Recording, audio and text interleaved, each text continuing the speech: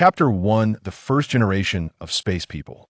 Classmates, do you believe in the mirror universe? The old man, wearing reading glasses and with a stooped figure, held a digital imaging chalk and clearly drew a three-dimensional coordinate system on the blackboard, labeling the axes X, Y, and Z. What we see with our naked eyes are relatively regular objects, like a hexahedron. To calculate its area, we use length, width, and height, which correspond to the three coordinate axes of three-dimensional space.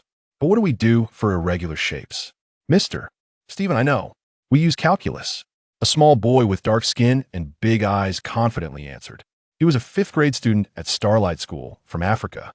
Starlight School is an elite school built on the moon.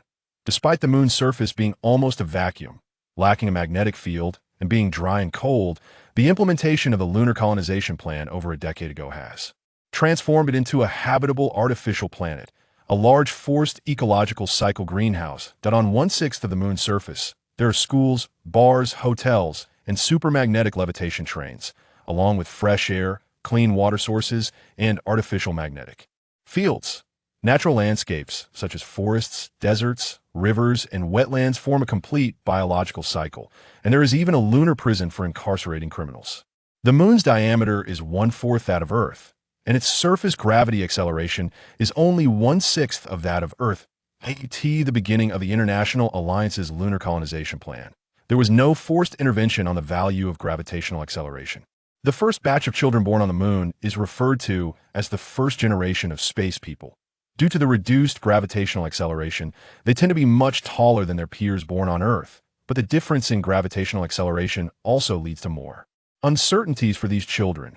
Countless geophysicists, biologists, and geneticists all share concern, influenced by solar winds, cosmic rays, and other factors, if these children born on the moon do not undergo corresponding evolutionary changes in their gene sequences, their lifespans may be difficult to guarantee. Very good. Stephen James adjusted his black reading glasses on his nose. You are excellent, truly a smart child. We are in three-dimensional space, but what is four-dimensional space like? Stephen James lightly drew a dashed axis on the X, Y, Z axis, marking the lowercase letter t.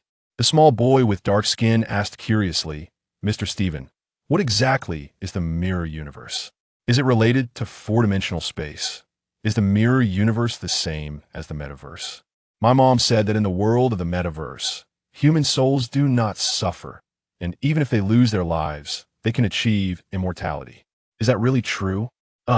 In the world of the metaverse, there are only the numbers 0 and 1, artificial intelligence at the base point, and continuous power sources. I think the metaverse is more like a different dimensional, three-dimensional space built by humans. Stephen James paused slightly.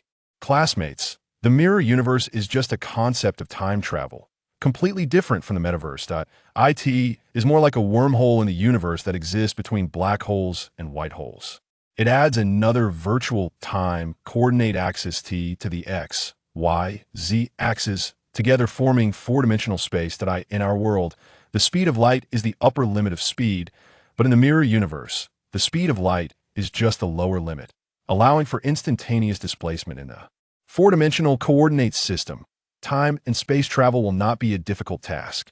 Mr. Stephen, can we meet the people of the Earth's core? My grandma said she saw them, and that Earth people drove the core dwellers away with nuclear weapons. A little girl with blue eyes, high cheekbones, and 2 golden braids asked. The people of the Earth's core have already left. They did not harm us. Instead, they left us advanced core civilization, which at least advanced our human civilization process by 200 years. The violent implementation of the Earth Telescope project intensified the destruction of Earth. The greenhouse effect, environmental pollution, and ecological imbalance. People turned their attention more towards the Earth's core. The Earth Telescope project aimed to penetrate the Earth through the crust, mantle, and core, with countless nuclear bombs exploding, causing the mantle to surge with square, pencil-shaped, polygonal, and spherical spacecraft of various shapes rapidly escaping from the Earth's core. The radar showed just a flash, a point. No one had ever seen the true form of the core dwellers. Stephen James speculated that the environment where the core dwellers existed was extremely hot, and they would exist in both solid and gaseous forms. In other words, the elements that make up the core dwellers' bodies are highly efficient in merging with the air, allowing for instantaneous conversion between solid and gaseous states. Why did the core dwellers not choose to attack Earth? Why did they come to live at the center of the Earth? What secrets do they hold? Then where did the core dwellers go? Driven by curiosity, the blue-eyed little girl continued to ask. To Mars, Stephen James said decisively. Wow, that's so cool. Is Mars all fire? Why did the core dwellers go to Mars? The small boy with dark skin listened intently. This question stumped Stephen James. He frowned, like an old man telling a story. Many years ago, the core dwellers lived on Mars, which is an habitable zone. Later, an alien civilization invaded, sparking a supernuclear war, turning Mars into an orange planet covered with hematite, with gravity only 38% of that of Earth and atmosphere pressure reduced to 1% of Earth's. The temperature difference between day and night is significant. The blue-eyed girl counted on her fingers, Mr. Stephen. So does that mean the core dwellers came to Earth for refuge? Stephen James did not answer. Instead, he nervously took off his invisible translation earpiece. Out of the corner of his eye, he saw someone standing at the classroom door with an Asian face, his facial features sharp and defined, exuding a murderous aura. The black cracked leather jacket he wore had a very clean and conspicuous pattern of the 5-star red flag on the chest. In the 22nd century, in the year 2106, the 9G technology had reached its peak and language barriers between nations no longer existed. As long as a small chip was implanted in the human brain, communication could be easily resolved. Classmates, continue to preview the next lesson's content. The teacher will be back soon. Stephen James gently closed the textbook and quietly tucked the invisible translation earpiece into the gap of the podium, his forehead covered in cold sweat. He knew that what was meant to come would eventually come, was his fate. He had made it to the lunar colony and become a primary school teacher of geophysics, yet he still could not escape the fate of being killed. Only his adopted daughter, Eliza, whom he had found 20 years ago as an abandoned girl and raised, would lose her father. Thank you for letting me finish this lesson. My name is Stephen James. Nice to meet you. Stephen James extended his aged right hand. My name is Fang Su. Fang Su also extended his hand. Aren't you going to say goodbye to your child, Mr. Stephen? If you're sure you don't need to, I think we must talk in a different place. Stephen James leaned on his cane and followed Fang Su out of the teaching building down on the empty playground. There was a basketball court, and artificial turf covered one corner of the green soccer field, where a small gray spacecraft was parked in a semi-active state. Above the gray spacecraft, a miniature patrol aircraft circled back and forth. The patrol aircraft's window interface flickered, displaying a thermal imaging red outline of the human bodies of Stephen James and Fang Su, with arrows marking the elements that make up their bodies, such as C, H, Fe, and so on, along with their proportions. Fang Su's plasma shotgun, hidden behind his waist, was scanned by the patrol aircraft, which indicated a dangerous weapon and automatically ignored it, while Stephen James was evaluated as a non-threatening citizen. This spacecraft was the vehicle of the biochemical hunter Fang Su, powered by tritium and helium-3 nuclear fusion reactions. This type of nuclear reaction does not produce radiation and only generates non-radioactive protons, resulting in minimal environmental pollution. Earthlings have mastered the control of this technology thanks entirely to the achievements of the energy civilization left by the people of the Earth's core. Stephen James, 7th-generation bioreplicant, BioID ZM778544429, participated in the Venus landing, research on Jupiter's moon Europa, and liquid water collection on Mars. 15 years ago, you were sent to the moon for the home plan and went missing. I suspect you took advantage of the chaos following the failure of the Earth Telescope project to escape. Fang Su stared intently at the bioreplicant in front of him. You won't age, so stop acting. Today, I will close your case. Although you have a Ph.D. in Earth Environmental Science, you are a bioreplicant, which is why you use an invisible translation earpiece to translate the children's language. You dare not implant an LEL language chip in your cerebral cortex because you fear exposure. Am I right? Young man, I don't know what you're talking about. I'm not a bioreplicant. I am an ordinary citizen of Earth and currently a teacher at Xing U.S. School. Stephen James replied calmly. The biohunter in front of him was sharp. His action of hiding the earpiece was so discreet that it was still discovered. Fang Su's profession was a rare biohunter, whose job was to hunt down gene humans, bioreplicants, and intelligent robots that defied human commands. These pseudo-humans, mass-produced by humans, played important roles in interstellar exploration, lunar development, waste cleanup, and could even be sent to distant star systems. To die. With the failure of the Earth Telescope project and the destruction of Earth by nuclear bombs, many bioreplicants lost contact.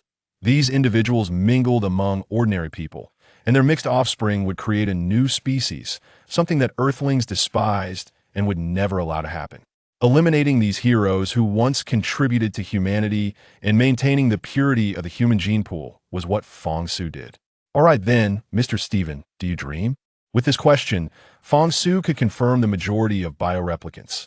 Bioreplicants were mass-produced in biofactories. They had higher IQs, stronger bodies, and a more fearless spirit of sacrifice than ordinary humans. But bioreplicants do not dream. They're created as tools. Oh, of course, I dream. Stephen James took out a photo from his pocket and said with a smile, "Look, this is my daughter, Eliza. I had her late in life, and her mother died during childbirth. My daughter, Eliza, works at the lunar space station. She is an outstanding zero-gravity mechanic." Stephen James waved the photo in front of Fang Su. Becoming a zero-gravity mechanic requires very strict assessments, even if she has a trace of bioreplicant genes. In the photo, Eliza had blonde hair, deep blue eyes, and a charming smile, revealing her white teeth, the typical beautiful Western girl. Daughters often resemble their fathers.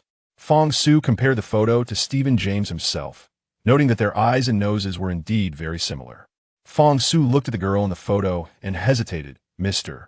Stephen, even if I don't kill you, there will still be someone who will want your life. I think your daughter should know the truth. Bioreplicants are not allowed to exist. Your lifespan is only 50 years, and your cycle is nearly up. The life cycle on your life file shows you have 3 months left. I will ask you one question." Fang Su's gaze became sharp. "Is Eliza your biological daughter?" Stephen James's aged face grew increasingly tense. He had to die. That was an unchangeable fact. If Eliza was his biological daughter, it would mean her genes were impure, and she too would be killed by this expressionless biohunter before him. But if Eliza was not his biological daughter, it would indirectly prove that he was a bioreplicant, and he would also die, but he could save Eliza's life. This choice was merely one life, or two. Regardless of how he chose, Stephen James was undoubtedly doomed. "Speak." Fang Su pressed his plasma shotgun against Stephen James's cold forehead. When dealing with bioreplicants, Fang Su had always been this way because his parents were killed by bioreplicants. Fang Su underwent 117 rigorous assessments and training, standing out from nearly 10,000 candidates to obtain a biohunter license. With a biohunter license, he could go anywhere, even to the cosmic police, the lunar space station's self-defense fleet, or the Earth Alliance mercenaries. He could easily enter and exit these military organization bases. No, Stephen James Fronev. Eliza is an abandoned child, at least an orphan. The nuclear explosion on Earth caused her to lose her home. I saved her, raised her, and trained her to be an outstanding zero-gravity mechanic. Mr. Fang Su, I beg you to spare my daughter. She is about the same age as you. Stephen James, as a 7th-generation bioreplicant, would not age, but he may have been affected by nuclear radiation, causing selective mutations in his DNA sequence, activating the metabolism enhancement function of his cells, leading to his gradual aging. Stephen James was indeed aging. He felt the effects of aging and dying. Having a smart and filial daughter to care for him in his old age, and someone to place flowers on his grave after he died, was already a blessing for a bioreplicant who unexpectedly came to Earth. But now, that wish seemed difficult to fulfill. He needed to make himself valuable. The Earth Telescope project did not fail. Someone intentionally detonated countless nuclear bombs to destroy Earth. I know who this organization is. Stephen James's murky eyes flickered. Fang Su also felt that the uncontrolled nuclear explosions were suspicious. He looked up at the starry sky. How long until the children have a break? 3 months, Stephen James replied. There's a crisis at the Himalayan concentration camp. The circulating water system has malfunctioned, and many people have developed skin diseases that I need your daughter Eliza's support. Can you help me get her back from the lunar space station? Stephen James stubbornly pouted. No. Earth is not suitable for habitation at all now. Nuclear radiation is eroding every place. I don't want my daughter to go to her death. We worked hard to apply to come to the lunar space station. Chapter 2. Zero-Gravity Mechanic. Mr. Stephen, you have no choice. Fang Su came to the lunar space station this time, carrying the hopes of everyone at the Himalayan concentration camp. The lunar space station is shaped like the Olympic rings, symbolizing the unity of the 5 continents. More than 200,000 people live here, while over 300,000 survive on the lunar surface. The lunar inhabitants living on the surface are second-class citizens of the moon, and their living arrangements are divided into above-ground and underground worlds. Those living above ground are high contributors. Those living in the underground world sleep in grid sleeping bags, making it difficult to turn over. However, there is a ventilation and air conditioning filtering system providing 100 composition of simulated Earth air at a comfortable 25 degrees Celsius, which is considered a decent option. These small houses are vividly referred to as coffins or capsules by the lunar citizens of the Himalayan concentration camp. There are as many as 500,000 people, all of whom are unable to go to the lunar space station or join the lunar home plan. The engineers at the Himalayan concentration camp are as anxious as ants on a hot stove. They cannot find the source of the water contamination. Many people have already died from drinking contaminated water. Fang did not want to mess things up. He had the power to kill Steve James, but he could not take any lunar citizen away without reason. You Sky people have no idea about the current situation on Earth. Because of the barrier of the Everest base and peak, the Himalayan concentration camp, the average nuclear radiation level has dropped to 20 Röntgen. Plus, we have other measures in place. It is safe there. Steve James's gray-white eyebrows twitched. How long have you lived there? Exactly 10 years. I'm 25 this year. The only piece of pure land on Earth is located near the Himalayan concentration camp. Here, people of various skin colors from all continents survive. The glistening white snow, glaciers, and streams provide enough water for the human inhabitants of the refugee camp. It is also one of the few places with almost no nuclear radiation pollution. In the years following the failure of the Earth Telescope project, the global average nuclear radiation level still reached 250,000 Röntgen, while the nuclear radiation level inside the Earth's core, at its lowest, was 70 million Röntgen. When a nuclear explosion occurred, 90% of animals and the vast majority of humans died within less than a day. Today's Earth resembles a rotten apple with a core that has not been completely penetrated. The loss of magma or in the Earth's mantle has reduced its mass. The decrease in the weight of the Earth has weakened gravity, and the atmospheric pressure at the Earth's surface has lowered. The second cosmic velocity required for spacecraft to escape the Earth's gravitational pull has dropped from 11.2 kilometers to 7.3 kilometers. Current spacecraft can easily leave Earth and head into outer space. I can take you to see my daughter, but whether she goes to Earth is not for me to decide. It depends on her own will. Steve James's frail face fluctuated between moods. I hope you can persuade your daughter because, in the Himalayan concentration camp, as far as I know, her mother is still alive. Don't you want her to meet her biological mother? Fang fabricated a kind lie. Before coming to the lunar space station, he had already researched various information about Eliza, including her so-called father, Stephen James. In the Himalayan concentration camp, aside from issues with the water circulation system, something inexplicable was happening. The power system was almost paralyzed. The high altitude of the Himalayas meant that the electricity needed to sustain the lives of hundreds of thousands in the camp was supplied through wind and solar power. Recently, there have been significant fluctuations in the power grid, with the alternating current frequency often dropping from 50 Hz to 47 Hz and then rebounding, causing widespread power grid failures and blackouts. In the darkness, violent incidents were frequent, and many robots exhibited unstable core data, choosing to raise weapons against humans. What seemed like random power outages appeared to be inevitable, as radio waves received could not be decoded, resembling the beginning of a premeditated massacre. Stephen James's identity was legal at the lunar space station. He was a member of the lunar citizenry.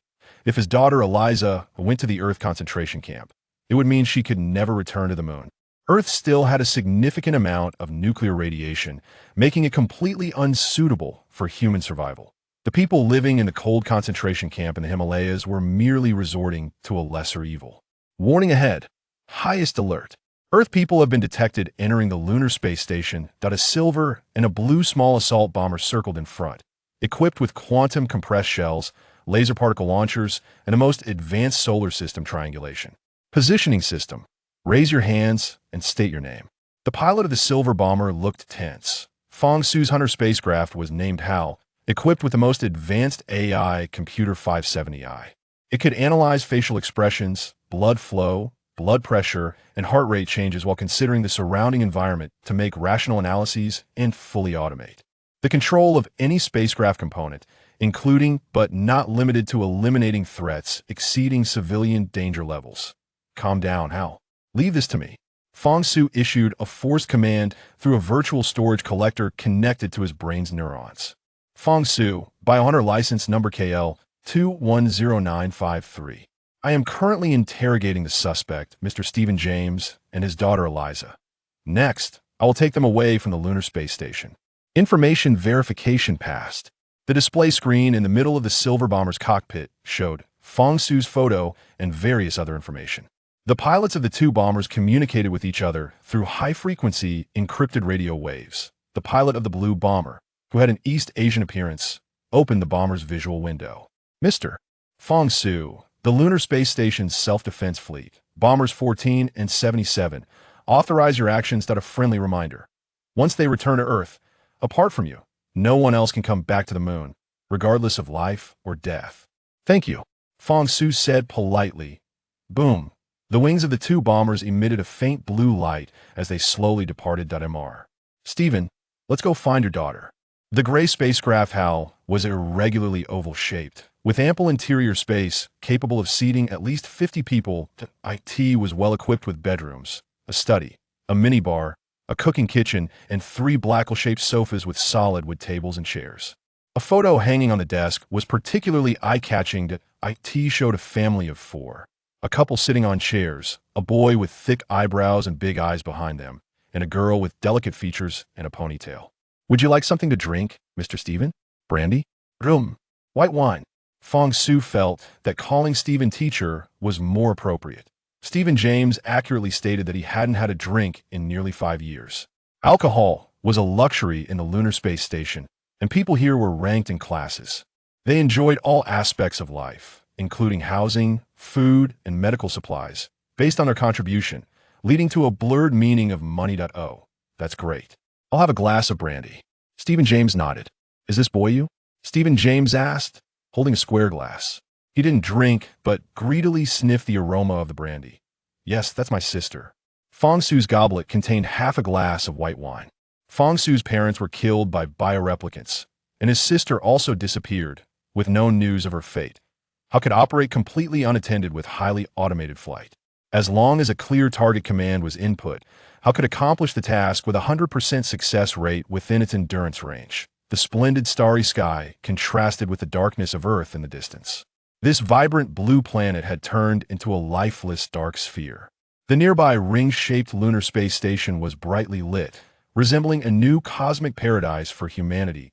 From the spacecraft's observation window, Stephen James saw a small meteorite pass closely by the ship. If Hal were hit by that meteorite, it would be instantly penetrated and burned up. Don't worry, Mr. Stephen. Hal can handle everything. People living in the Himalayan concentration camp faced various small disasters daily. Even a tiny meteorite could spell catastrophe for them.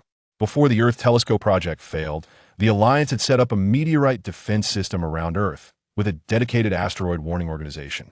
The financial contributions for various countries averaged over 1/5 of their budgets for this purpose. The meteorite defense system had intercepted many small comets and meteorite impacts for humanity. The atmosphere surrounding the Earth allows meteors that impact the planet to generate heat through friction with the atmosphere due to their kinetic energy, causing them to burn up and preventing these meteors from inflicting catastrophic damage on Earth. Do you remember the meteor event that was supposed to happen in the middle of the Atlantic? Stephen James sipped his brandy, his eyebrows forming a small, boss shape as he savored the taste of the alcohol. Is there really such a large meteor? Fang Su expressed skepticism. At that time, the Earth's asteroid warning system had already issued a warning to the world about the impending destruction of the Earth, stating that an asteroid with a diameter of over 12 kilometers would collide with Earth in an hour. The total number of nuclear weapons currently possessed by the Earth Alliance seemed insufficient to intercept it. Of course, there is an asteroid. This asteroid's diameter far exceeds the officially reported value of 12 kilometers, Stephen James said darkly, looking at the 25-year-old biochemical hunter in front of him. And it is indeed a real meteor, not a virtual digital image from the Metaverse. Fang Su, do you know what will happen if this asteroid collides with Earth? Stephen James did not believe that this serious-looking, stiff-faced biochemical hunter could foresee the severity of the situation. It seems like Earth was destined for destruction long ago. Fang Su's vision of the Olympic rings pattern and the aerial city under construction became increasingly clear. If an asteroid with a diameter over 11 kilometers collides with Earth, it would be equivalent to the instantaneous explosion of trillions of tons of TNT, causing the crust to explode, rocks to vaporize, thunderstorms to roar, fire rain to fall from the sky, and dust to fill the atmosphere, leading to super dust storms that block out the sun. There would also be earthquakes exceeding level 11 and tsunamis over 6 kilometers high sweeping across the globe. So far, Earth has already experienced over 10,000 meteor impacts. As long as the meteor's diameter does not exceed 10 meters and is small enough, it will burn up in the atmosphere upon landing and will not affect Earth. A celestial impact event on Earth will definitely happen 100%. Oh, not bad. Stephen James was surprised that Fang Su knew so much. What do you think the Earth Asteroid Warning Organization will do about it? Fang Su, being an exceptional biochemical hunter, found these basic things easy to handle. Currently, there are only two ways. The first is to forcibly shatter the impacting celestial body with nuclear weapons, reducing it from large to small. The second is to change the established orbit of the impacting celestial body through gravitational tugging. So, the Alliance has always encouraged the development of supernuclear weapons to deal with large asteroids impacting Earth. You know a lot, but the development of supernuclear weapons has led to our own destruction. Stephen James chuckled. Humanity is insignificant in the vast universe. Humans are even more trivial. The last celestial impact event on Earth was something humanity could not resolve on its own. It was extraterrestrial life that helped us through the disaster. Are you talking about the inner Earth people? Fang Su immediately thought of the owners of the inner Earth civilization, an eyewitness to this event. Stephen James had the most authority to speak. He was selected by the Earth Asteroid Warning Organization as a soldier willing to die and had boarded a supersonic spacecraft with enough nuclear weapons prepared to intercept the asteroid's impact.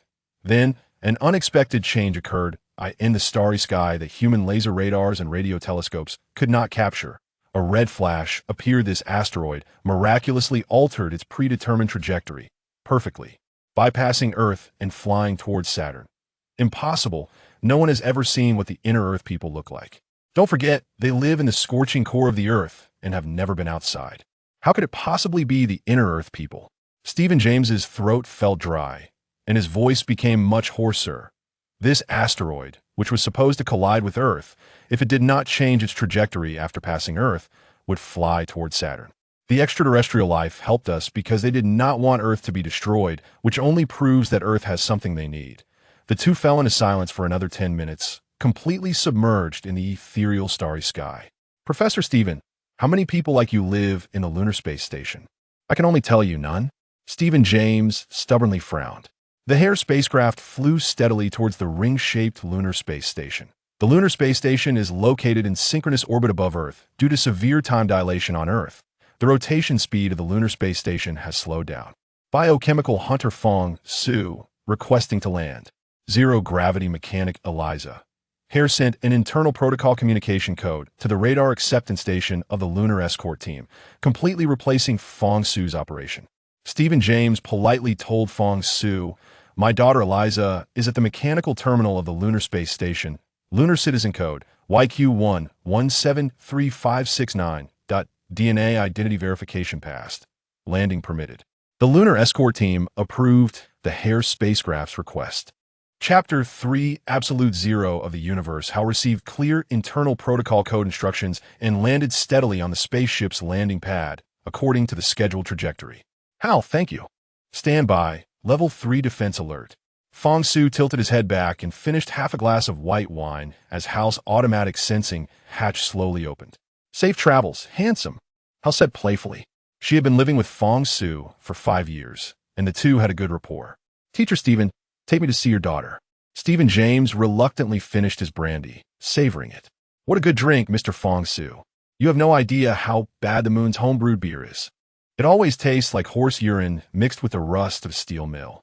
Stephen James exited Hal's spacecraft, leaning on a cane, and in front of him was the mechanical terminal of the lunar space station. His daughter, Eliza, was perhaps wearing a space maintenance suit, repairing the outdated facilities of a space station.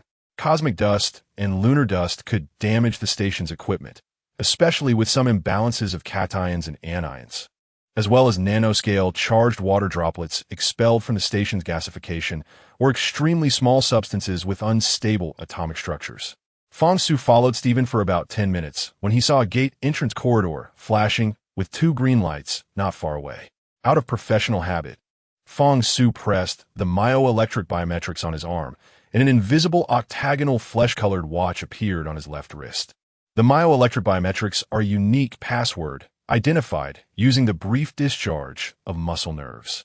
The password exists only in one organism and permanently disappears when that organism dies. The octagonal watch connects to Hal's intelligent control panel. Hal, how are you? Fang Su, I'm fine. I have initiated the self-check program. Everything is in order. This is also my first time at the lunar space station. Can I take some photos? Of course. Thank you, Fang Su. At the green light gate entrance, a team of intelligent robots stood guard. The all-metal alloy robots were uniformly tall, with mini laser cannons mounted on their left arms, and were entirely white. Fang Su deduced that these were aggressive, intelligent robots. Likely the last batch of AI 300-type robots with intelligent electronic computers produced by the Alliance before the failure of the Earth Telescope project. Hello, Mr. Stephen James. Welcome to the Lunar Space Terminal. Are you here to find Eliza? One robot, its eyes flashing with a faint red light, extended its hand and greeted Stephen with a rich facial expression, speaking fluent English in a lively voice. Yes, this is my friend Fang Su. He is a biohunter, Stephen James said nervously. Bioreplicants were very wary of these aggressive robots. He had witnessed them crazily slaughtering his kind. Eliza is outside the mechanical terminal repairing the air exchange system. I will take you up. Oh, that's great, Stephen James said gratefully. Mr. Fang Su, please surrender your weapons. The plasma shotgun is enough to destroy us. Weapons are not allowed inside. The intelligent robot's mechanical brain comprised countless capacitor circuits, and they had basic protocol instructions. For instance, carrying high-risk weapons into the lunar mechanical terminal was absolutely prohibited. I'm a biohunter. I suspect that the zero-gravity mechanic Eliza on the lunar space station might be a bioreplicant. Do you understand? The robot took only half a second to upload the directive information to the upper-level robot management center. The response indicated that Fang Su had already obtained authorization from the lunar space station's self-defense fleet, Destroyer Bomber number 14 and number 77, which was a Human Authorization Act. The directive command superseded the continuously revised instructions stored in these robots' electronic brains. You may carry weapons. This team of robots chose to let them pass. With a hiss, accompanied by a puff of white vapor, the gate entrance opened. Fang Su and Stephen James were escorted by 2 fully armed robots into the mechanical space terminal via a straight elevator. The closed elevator had only the overhead Olympic ring-shaped lights flickering with a soft blue glow. Oh God, this is killing me. My head is spinning, Stephen James said, his facial wrinkles deepening, looking terrified. This was a manifestation of claustrophobia. Fang Su was somewhat confused. Logically, bioreplicants, especially the 7th generation, should be very complete. So how could claustrophobia occur? Could this elderly person before him really not be a bioreplicant? Do you need help? One robot scanned Stephen James, noting his elevated blood pressure, as if a condition was about to occur. No need. Stephen James wiped the cold sweat from his forehead. Another robot pressed the elevator button. We have arrived. The elevator's exit opened into an artificial garden. Through the transparent, sightseeing metal composite glass covering the garden, one could see a stunning starry sky. The universe was almost in a vacuum state. In a vacuum, sound cannot effectively propagate, and this silence of the universe presents a different kind of terrifying horror. Before the failure of the Earth Telescope project, the Lunar Space Station received over 3 million tourists from around the world annually for lunar sightseeing. They provided all kinds of services. As long as you had enough money, you could even hold a romantic wedding on the moon. The garden of the Lunar Space Station, where Fang Su stood, was also one of the must-visit places for many lunar tourists. It was completely enclosed, with indoor temperatures maintained at around 23 degrees Celsius. surrounded by blooming flowers such as carnations, red roses, and cherry blossoms. The robot politely said, "The one in the red spacesuit is your daughter Eliza, Mr. Stephen James. You can wait here. Eliza will come to you as soon as she finishes her space maintenance." "Mr. Fang Su, how can I assist you?" Many people living in the Himalayan concentration camp have developed cancer. Nuclear radiation has a significant impact on ordinary people. Many who manage to survive have had their genetic sequences damaged at certain points due to radiation, leading to diseases caused by genetic damage. With a mortality rate of nearly 100%, there are often small-scale armed violent conflicts in the Himalayan concentration camp. Wherever humans exist, there is inevitably a social order, which naturally leads to disputes and wars. The lunar space station has a medical pod that can completely eliminate cancer cells from patients, but only lunar citizens are eligible to use it. Fang Su came to the lunar space station, this time hoping to bring at least one lunar medical pod back to the Himalayan concentration camp, where at least a quarter of the people suffer from various degrees of cancer, particularly blood cancer. "I want to go to the lunar medical pod. Can you take me there?" Fang Su knew that the person in charge of the lunar medical pod was named Lu Yin, a medical doctor born in a small town on the southern border of China. 3 years before the failure of the Earth Telescope project, Lu Yin had come to the lunar space station with her father. Fang Su's sister, Fang Xintong, had been a student of Lu Yin during her medical studies. The lunar medical pod, while it cannot completely cure cancer, can repeatedly cleanse the cancer cells from the human body, alleviating the patient's suffering and improving their quality of life. Lu Yin and her medical research team are focusing on researching human cell aging. "I need to upload your identity to Dr. Lu Yin. Please wait for a response." The robot uses a three-dimensional imaging scanning system to scan Fang Su's entire body. The space station's garden is in outer space. A spacecraft's maintenance cabin is hovering in the air, with 2 safety ropes pulling Eliza and her colleague Bill Randall. Eliza is an excellent zero-gravity mechanic, while Bill Randall is the chief engineer of core technology at the lunar space station, particularly in solar cell technology, computer technology, and sensor technology. There's a problem with the air filtration and emission system, and the quality of the purified air has noticeably declined. However, the people living in the lunar space station do not feel the change in air quality. A special substance that inexplicably anesthetizes the neurons in the cerebral cortex has appeared in the air. Bill Randall has been analyzing for a long time, and there are only 2 possible situations for the issues with the air purification and filtration system.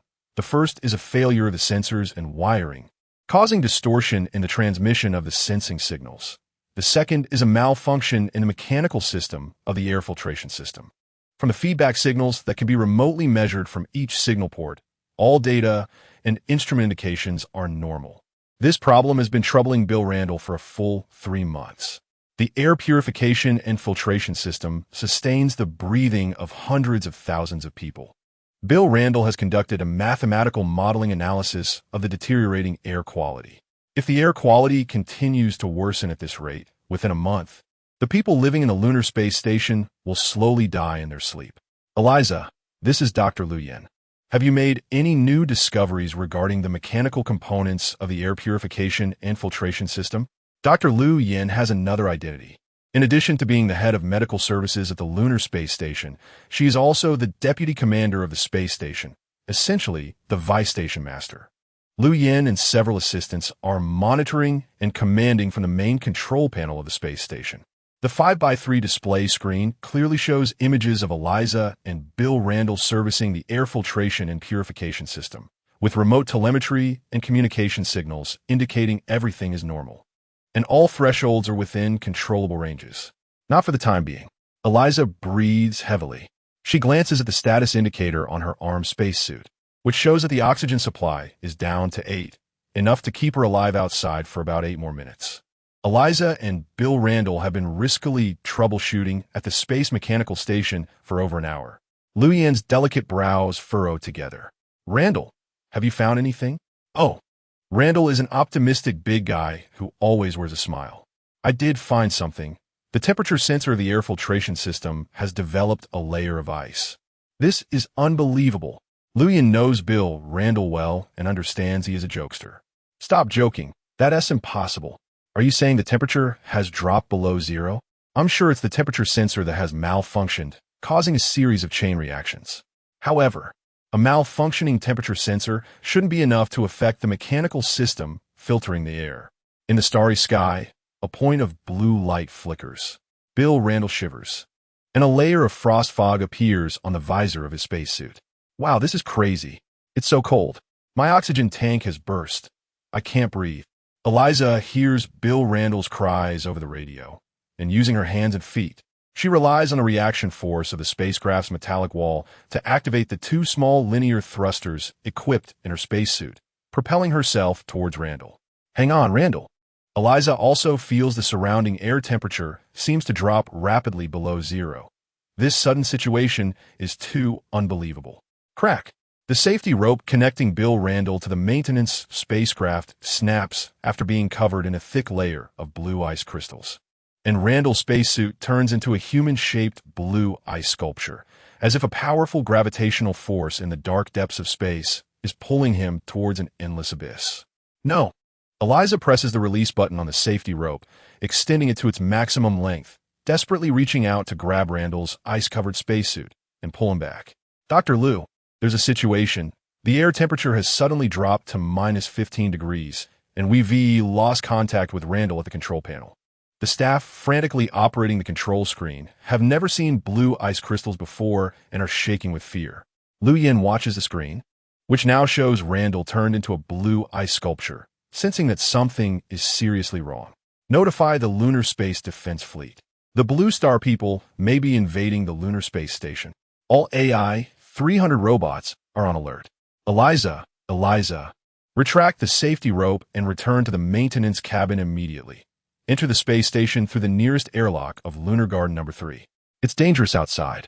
Eliza can intermittently hear Lu Yan's voice over the radio, but the communication is being interfered with. An extreme cold rushes in, and Eliza is about to be frozen stiff. Randall's body disappears into the endless void of darkness. Oxygen levels below 1. The mini-computer in the maintenance spacesuit sounds an alarm. Eliza shakes her head helplessly, activating the reverse thruster, but due to the drop in temperature, the reverse thruster fails to ignite. Command Center requests support. Eliza remains calm and collected, not showing any change in her expression. She attempts to use the towing power of the maintenance cabin to pull herself back, but it fails as well. Chapter 4 Lunar Helium 3 Development Command Center requesting support. I am Elisa, the zero-gravity mechanic at the Lunar Space Station. Oxygen levels are below 1%, requesting assistance. Elisa's ignition of the simple thruster on her spacesuit failed. She controlled the maintenance pod through the arm control screen buttons, but there was still no response. The first thing Elisa thought of was the failure of the radio communication control system. Command Center requesting support. Please dispatch an emergency repair pod. The cold temperature swept over her, and Elisa felt her toes freezing. In her repair spacesuit, she felt as if she was frozen through. However, the bone-chilling cold was not as terrifying as what Randall had experienced earlier. Dr. Lu Yin, we have lost contact with Elisa. What do we do? The operator at the central control smart screen looked pale. This sudden drop in temperature at this level indicated possible interference from an alien civilization. After the Earth's core people revealed themselves, countless humans became more aware of their insignificance. And when it comes to extraterrestrial intelligent life, more tend to believe it exists than not. Elisa contacted us. Her last call seemed to indicate severely low oxygen levels. The operators were flustered and had lost their composure. Have we notified the Lunar Defense Fleet? Dr. Lu Yan's finely arched brows knitted together. There was a problem with the air filtration system, combined with the bizarre cold temperature, making the possibility of an unidentified alien invasion very high. Dr. Lu's private high-precision radio telescope at the Lunar Space Station had captured a special photo a week ago, which was of a special UFO shaped like an elliptical airship made of blue nebula. Dr. Lu had not made this public, fearing it would cause unnecessary panic. If it truly were alien beings visiting the Lunar Space Station, even the most advanced high-precision radio telescope technology would not be able to capture the flight vehicles of an extraterrestrial civilization. That kind of photo, the blue nebula-formed elliptical airship, seemed more like a business card intentionally displayed by an alien civilization to introduce themselves. The control system operator looked tense, cold sweat trickling down his back. Dr. Liu, the Lunar Defense Fleet's ships cannot take off. Wait, not a single ship can take off. Dr. Liu sensed the severity of the situation. This might be a dimensionality reduction strike in space travel technology.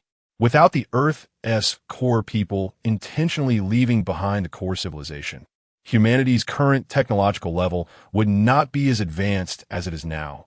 Extraterrestrial civilizations are completely different from humans in terms of scientific technology and even other algorithmic levels.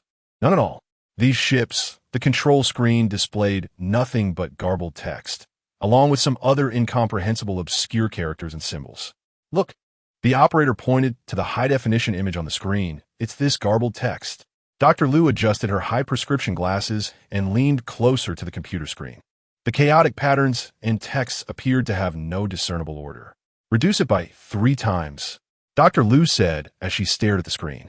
The operator gently pressed the screen, causing the strange patterns to shrink significantly. These patterns are large. Continue to reduce it by 30 times. Dr. Liu's voice sounded particularly mechanical.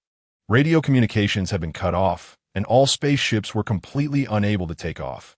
The answer to this puzzle could only exist within these strange garbled patterns. 30 times? Shrink it. The operator hesitated for a moment, but then continued to shrink the garbled patterns by 30 times. Stop, Doctor. Liu blinked her beautiful large eyes and couldn't help but take off her glasses. The outlines of the garbled patterns on the screen, after being reduced, could roughly be seen as a combination of 3 English letters. Besides the 3 letters, there were also shapes resembling the 8 planets of the solar system, varying in size. S. Oh, S. Dr. Liu shook her head helplessly. Was this an SOS signal from an alien civilization or a deliberate prank? Help? The operator at the control panel's hands trembled. Zoom in. Dr. Liu wanted to see if Elisa was still alive while working on repairs in the mechanical space station. With only 1 oxygen left, in less than a minute, at most 2 minutes, Elisa would suffocate and die. Dr. Liu had almost given up hope of rescuing Elisa. The operator zoomed in the camera's wide-angle view to the nearest proximity. The view from the explosion-proof glass of Elisa's spacesuit helmet showed layers of mist condensing due to the sudden drop in temperature, accompanying her breath. She was still alive. Dr. Liu was extremely excited. Elisa was the backbone of the lunar space station, an outstanding technician with comprehensive abilities. Immediately dispatch all operable ships, reserve repair pods, and emergency rescue ships to the outside of the cabin to rescue Elisa. Dr. Liu's tone was urgent, sending out the AI-350 rescue robots at all costs. The operator immediately issued all commands, but only some AI-300 attack robots responded with electronic information receipts. Dr. Liu, only 2 AI-300 robots in the lunar garden received the command, but these 2 robots refused to execute the orders and others. Phew! Dr. Liu was about to curse in English out of frustration, but restrained herself. Execute the orders immediately. Dr. Liu held her forehead with one hand. Humanity's proud high-end lunar space station suddenly felt like a pile of scrap metal, utterly worthless. Oh, Dr. Liu, we received a radio confirmation receipt from a spaceship. It's a small spacecraft named Hal. Information shows it is equipped with the most advanced AI computer -570i. The ship's owner is a Chinese citizen, Fang Su, who holds a biochemical hunter license. -570i, biochemical hunter Fang Su. Dr. Liu slowly remembered. She had a student researching life sciences named Fang Xintong, and her brother was Fang Su. Immediately obtain an agreement to open unencrypted communication. I need to talk to Fang Su, Dr. Liu said anxiously. Elisa could only use the manual lever pull device, turning the gear mechanical arm with one hand, continuously moving her body toward the nearest airlock door of Lunar Garden number 3. The safety rope linking her to the maintenance pod swung slightly in the night sky. Shit, this is just ridiculous. Elisa alternated her left and right hands to turn the lever gears. Fortunately, the gravity was very low, and her body, weighing less than 90 pounds, was not particularly heavy. As an experienced zero-gravity mechanic at the Lunar Space Mechanics Station, Elisa had undergone various rigorous technical training and physical muscle training since she was 11. Elisa possessed an extraordinary keen insight, The sudden accident involving Randall was too bizarre, more like a human-made special incident. The lunar space station had been experiencing frequent issues recently. In addition to the air filtration system malfunction, there was also a bizarre infectious disease that only spread among mechanical equipment and did not become a plague among humans. Various metals, such as copper and iron, that made up the space mechanical station, as well as the lead wall shielding against cosmic particle radiation, were generating inexplicable electrical currents. This current was not alternating current, but a special micro-direct current. Elisa used a specialized multimeter to measure this direct current, and after more than 6 months, she still had not been able to find any special patterns of this hidden micro-direct current. However, this direct current had never existed before, through repeated tests and calculations. Elisa suspected the problem originated from the helium-3 nuclear power station supplying electricity to the lunar space station. Due to the large amount of helium-3 produced by the sun's nuclear fusion reactions, it is ejected from the surface of the sun through solar winds and spreads throughout the universe. Additionally, the moon's surface has almost no atmospheric interference and has a unique geological structure, making it rich in helium-3 energy. From the very beginning of the Lunar Space Station project, countless scientists viewed the development of nuclear power from this new energy source as an inseparable part of the lunar habitat plan. If there were to be a problem with the helium-3 nuclear power station, it would be a catastrophic disaster for those on the lunar surface and those living in the lunar space station. The radical Earth Telescope project ultimately ended in failure, causing visible harm to Earth. If a fatal accident were to occur at the helium-3 nuclear power station, the second lunar home currently inhabited by humanity would also cease to exist. Eliza had already communicated her concerns to the head of the lunar space station. But a long time had passed without any feedback. She opened the backup oxygen tank in her repair suit to maintain her difficult breathing. The backup oxygen tank could only sustain Eliza's breathing for a maximum of 5 minutes, because the entire suit's respiratory purification and waste disposal system had been damaged by the low temperature. Inside the cramped repair suit, the carbon dioxide levels in Eliza's exhaled breath were rising. Eliza felt somewhat faint and her consciousness was hazy. Her hands were nearly frozen. Warning: carbon dioxide levels too high, concentration. Warning: the microcomputer in the repair suit kept reporting the dangerous situation to Eliza. She struggled to use the mechanical lever gear to slowly retract the safety rope.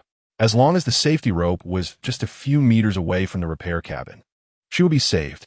If Eliza hadn't maximized the safety rope length in an attempt to rescue Randall, she wouldn't feel so passive now. The glass of the communication window on her arm's small screen had cracked due to the low temperature, resembling a spider web. Glancing at the small screen, Eliza saw that the yellow light indicating a radio communication failure was still on. There was still no response. She could only rely on herself now. Warning: carbon dioxide levels. The WeChat computer in the repair suit continued to report the malfunction. Eliza was frustrated and nearly exhausted. She did not want to listen to the computer nagging like a chatterbox anymore. "Shut up," she shouted. Voice recognition. Disable life support warning system. Disable life support warning system. Confirm again. The computer emitted a soft, childlike voice. Confirm to disable.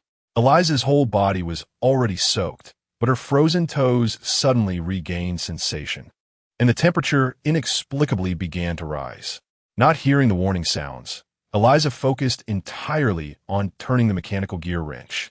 There was less than 20 meters to the repair cabin, and once there, she would be safe. Click, click, click, click.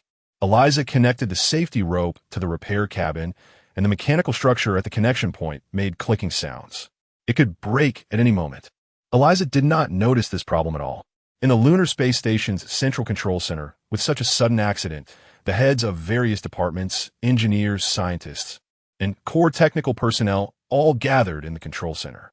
Numerous faces of various colors and hair types from all over the world held their breath. They all realized this was a disaster, not just a simple air filtration system repair accident. If Eliza could successfully save herself, it would represent that the people of the Lunar Space Station could win this unseen war between human civilization and extraterrestrial civilization. At least it would boost their confidence. Everyone was tense to the extreme. The scene of Eliza's self-rescue in space was live-streamed onto the largest central control screen. No, Dr. Liu, the safety rope seems to have a problem. It looks like it's about to break. The operators in front of the screen saw a terrifying scene as the metal connection section cracked at a visible speed. Dr. Liu Yin anxiously turned around in circles. Had communication with the biochemical hunter Fang Su still not been established? Still trying. We've tried almost every frequency. The person responsible for radio communication technology was a middle-aged woman from South America, and it still wasn't working. Use the unencrypted basic original protocol. Liu Yin knew that this -570i artificial intelligence computer included almost all human communication protocols, even the most basic initial protocols. Radio communications were being blocked and interfered with, so trying the most primitive communication technology might work. The most primitive is also the simplest, and perhaps it hasn't been blocked. Okay. The South American middle-aged woman's fingers flew over the keyboard, rapidly typing out a basic communication code in less than 15 seconds and executing it. Okay, it worked. The South American middle-aged woman shouted with excitement. Good. Mr. Fang Su, this is Dr. Liu Yin from the lunar space station. Can your ship, Hal, go rescue the mechanic Eliza? She's in trouble. At that moment, Fang Su was in the lunar garden looking at a vibrant carnation. He remembered that when his mother was alive, every Mother's Day, he would buy her a bouquet of carnations. No matter how busy he was, he would still cook a dish for her. Fang Su dashed over and through the glass outer cabin. He vaguely saw a person in a red repair suit seemingly struggling to retract the safety rope using a manual device. He had undergone this manual device training to retract the safety rope countless times. No problem. Fang Su deeply decisive. Stephen James was dozing off, but looked out through the glass outer cabin when he heard a commotion. It was his daughter, Eliza's spacesuit. Oh my God, Eliza. Stephen James panicked instantly. Eliza absolutely could not die.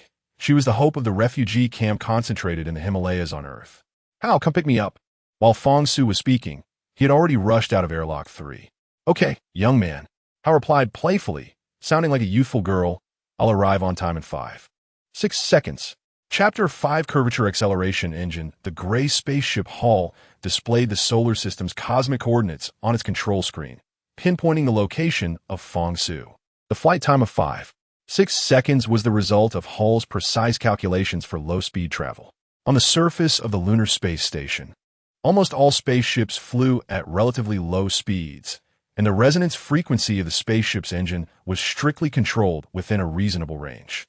If the spaceship flew too fast, the vibration frequency could resonate with the massive space station, posing potential dangers. After resonance, the amplitude produced would increase, leading to mechanical resonance in the space station operating in geostationary orbit, affecting its safety. If tall buildings on Earth experienced frequency resonance, they would sway or even collapse. Little handsome guy, are you going to save someone?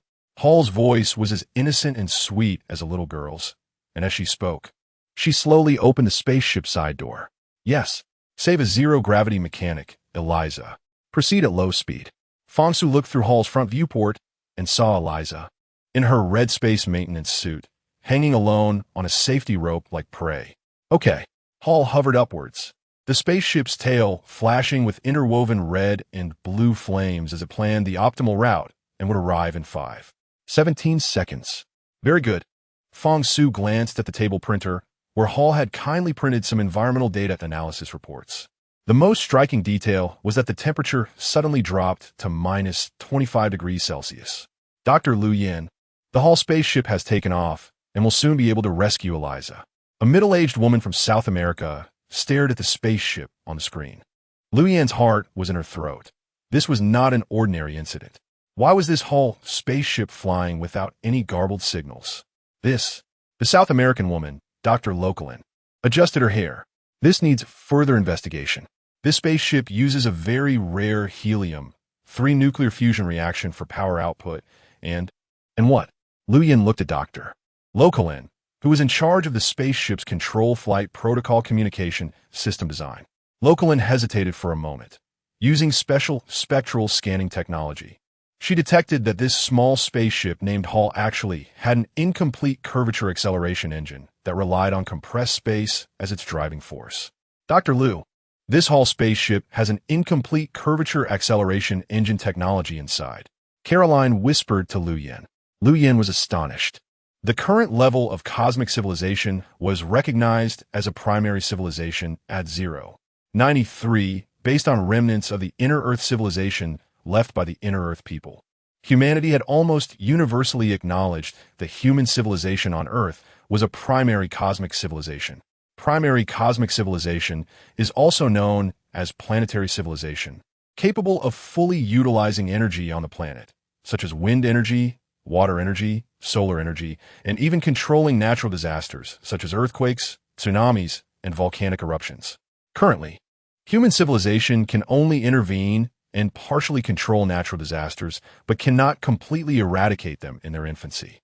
In the depths of the Atlantic Ocean, the International Alliance spent a fortune to build an underwater palace city known as the Underwater Exploration Project, which, along with the Earth Telescope Project and the Lunar Home Travel Project, became one of the three major development plans for humanity in the 22nd century.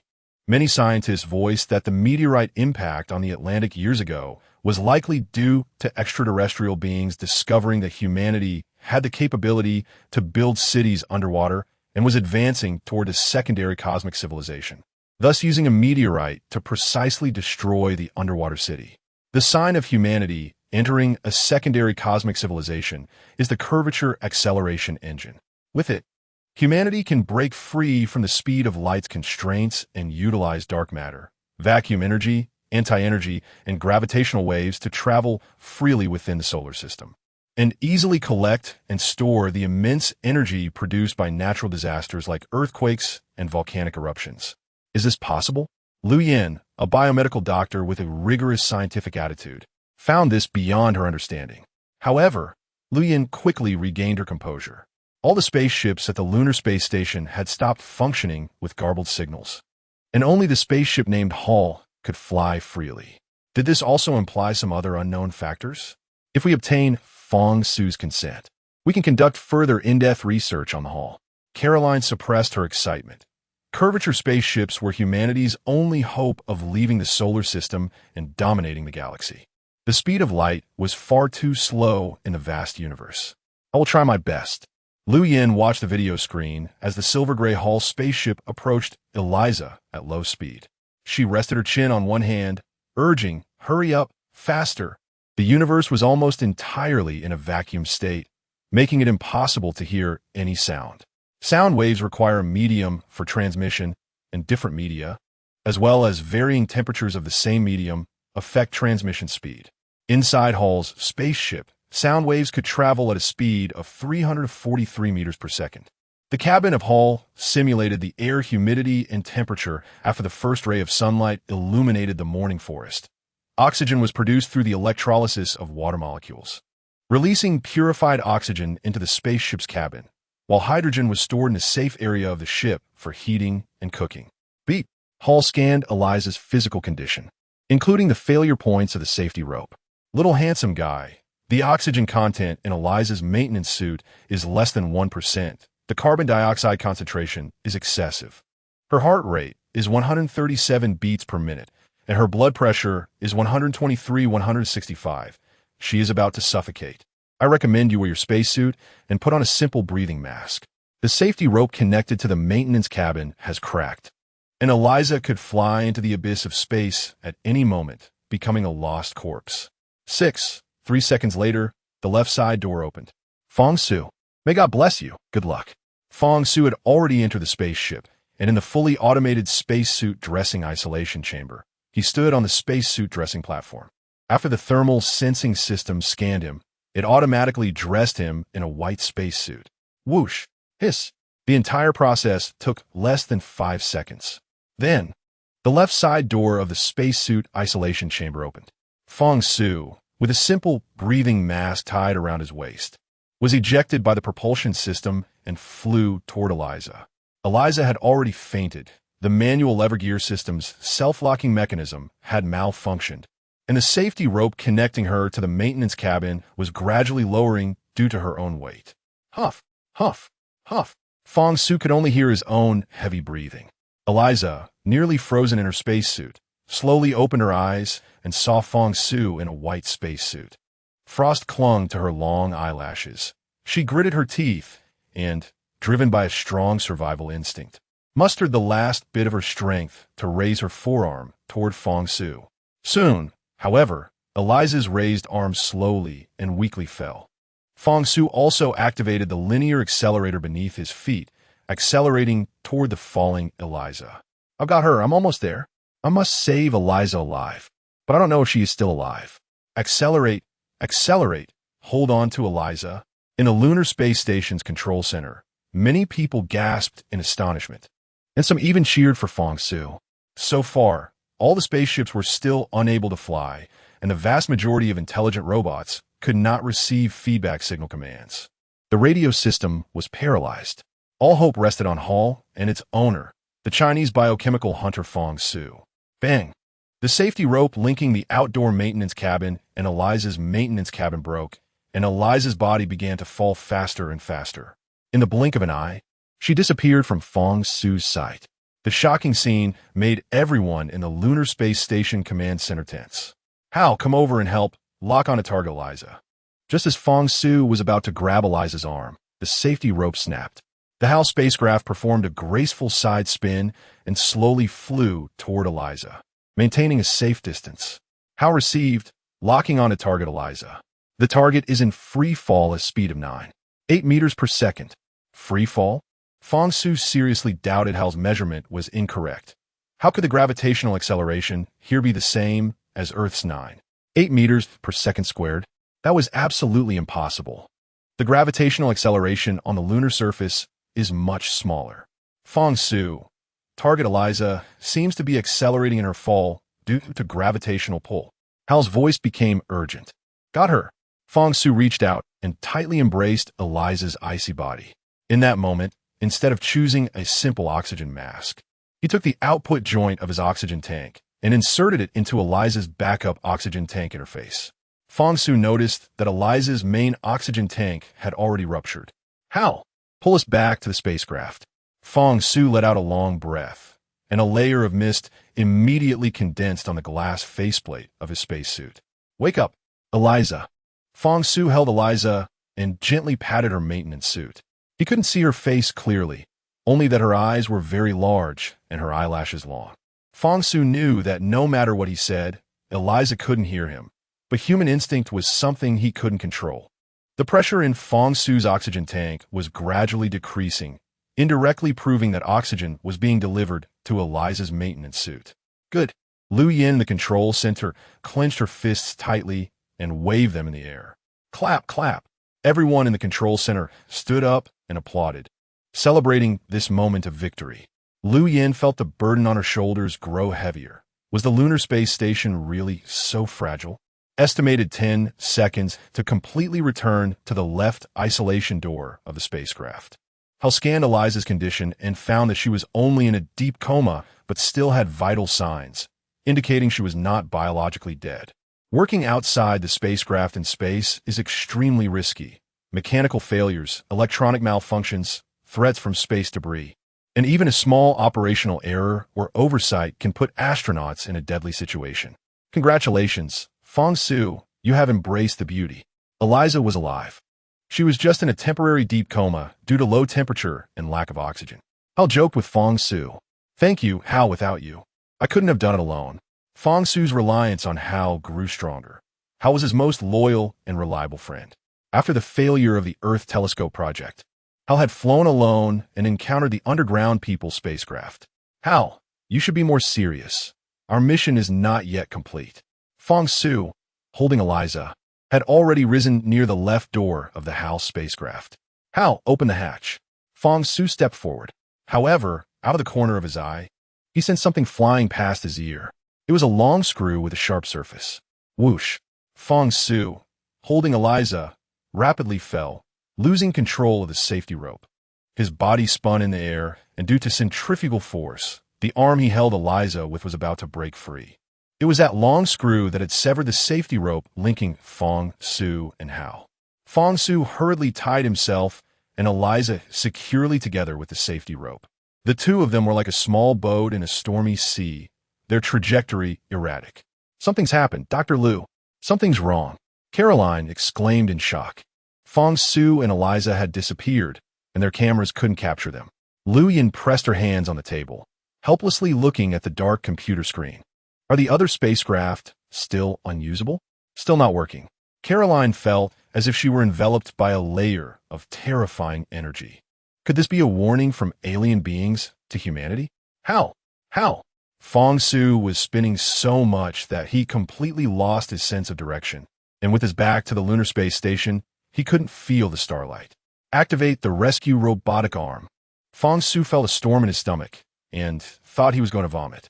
Bound together by the safety rope, Eliza received fresh oxygen.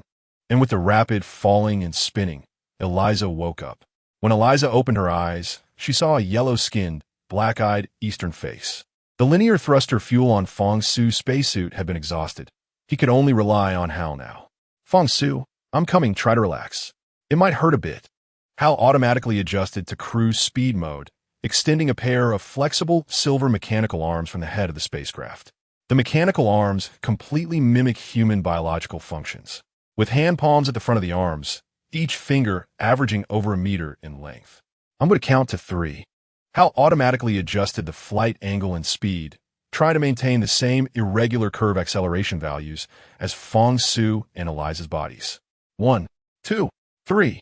The 5 flexible fingers at the end of the silver mechanical arm spread out, precisely and accurately grabbing Fong Su and Eliza. Hal's mechanical arm could also perform complex laparoscopic tumor removal surgeries with an accuracy error in the millimeter range. Prepare to return to the Lunar Garden number 3 airlock. Hal changed direction and accelerated upward. Eliza witnessed everything and knew that the man with the Eastern face in front of her had saved her. She blinked her big eyes and threw a flirtatious glance at Fong Su. Fong Su's heart skipped a beat. Little handsome guy, I detect your blood pressure rising. Dopamine starting to secrete and adrenaline a bit high. Are you feeling electrified? Through the human-machine integrated circuits in Fong Su's brain, Hal easily knew Fong Su's physical condition and could communicate with him effortlessly. No, Hal, can you be a bit more serious? Fong Su really felt a bit electrified by Eliza. Hal chuckled and started singing, teasing Fong Su with, "The little monk goes down the mountain to beg for alms. The old monk has instructed that the women down the mountain are all tigers. If you encounter them, be sure to walk away."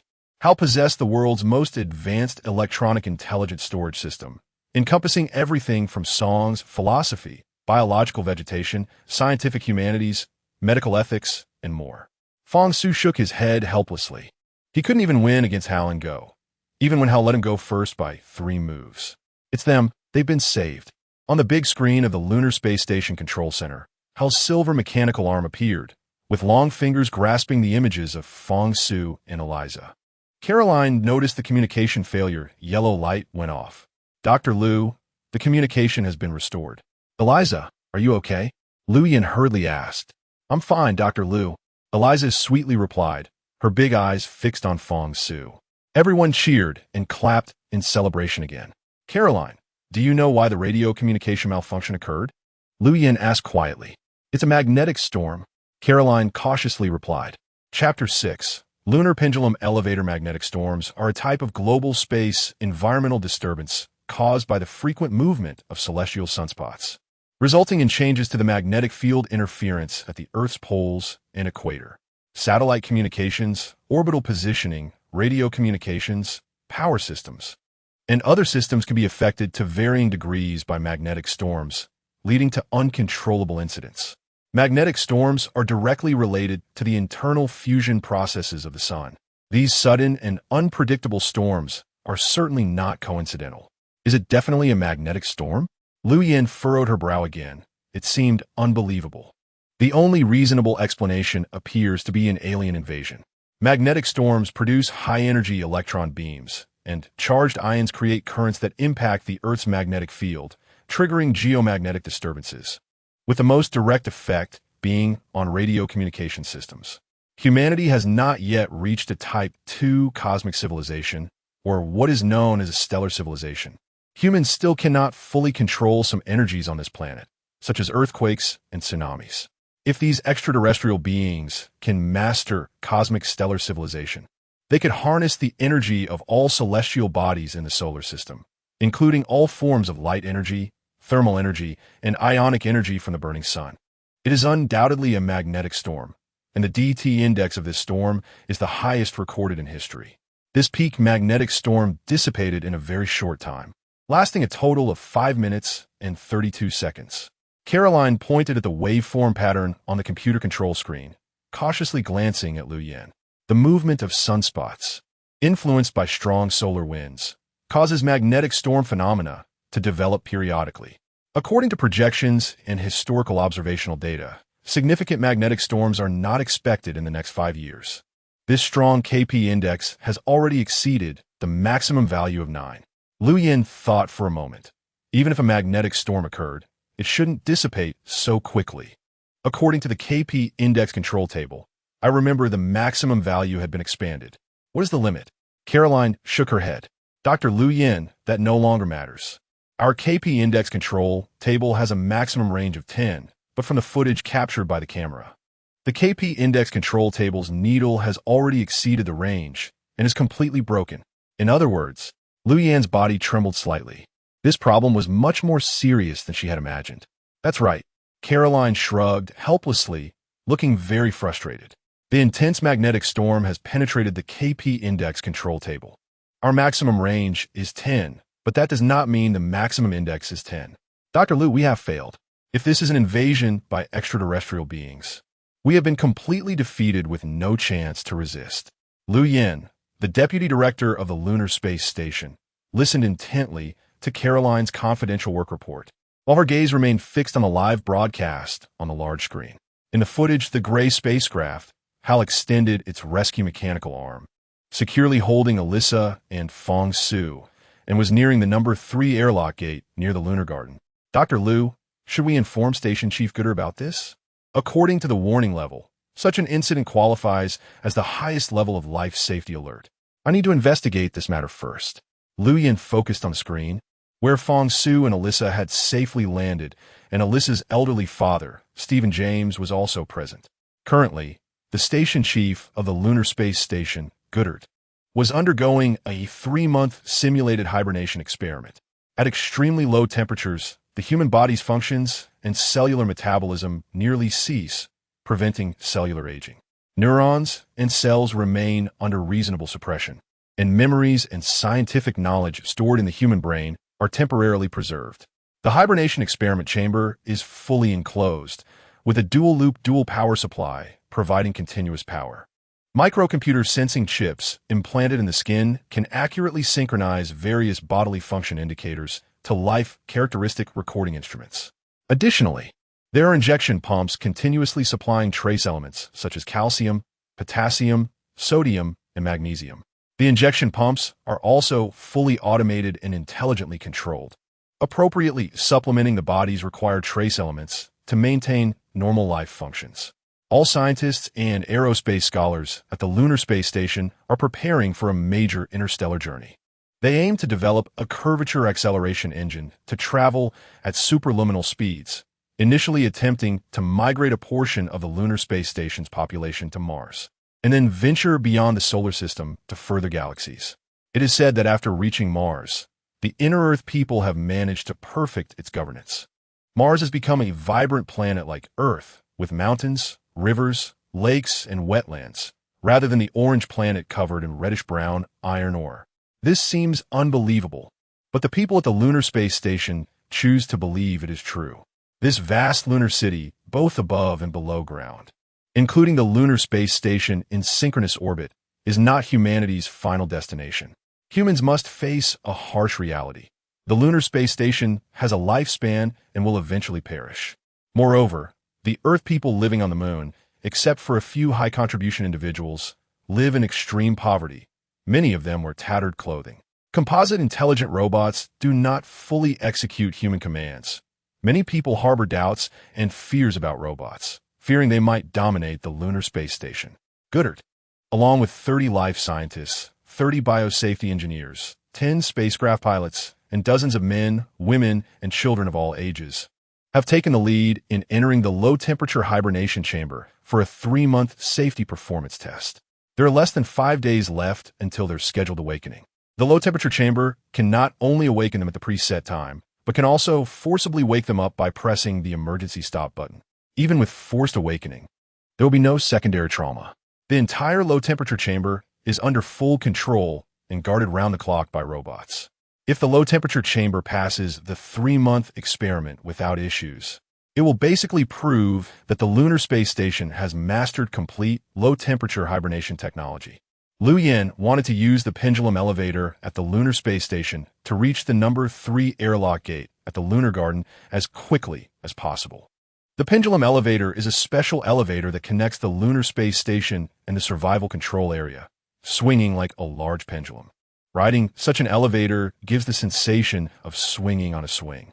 Fang Su arrived at the lunar space station and has also brought Alyssa's elderly father, Stephen James, with him. Liu Yan could guess that Fang Su must have been well prepared. Liu Yan wanted to borrow Fang Su's spacecraft, HAL.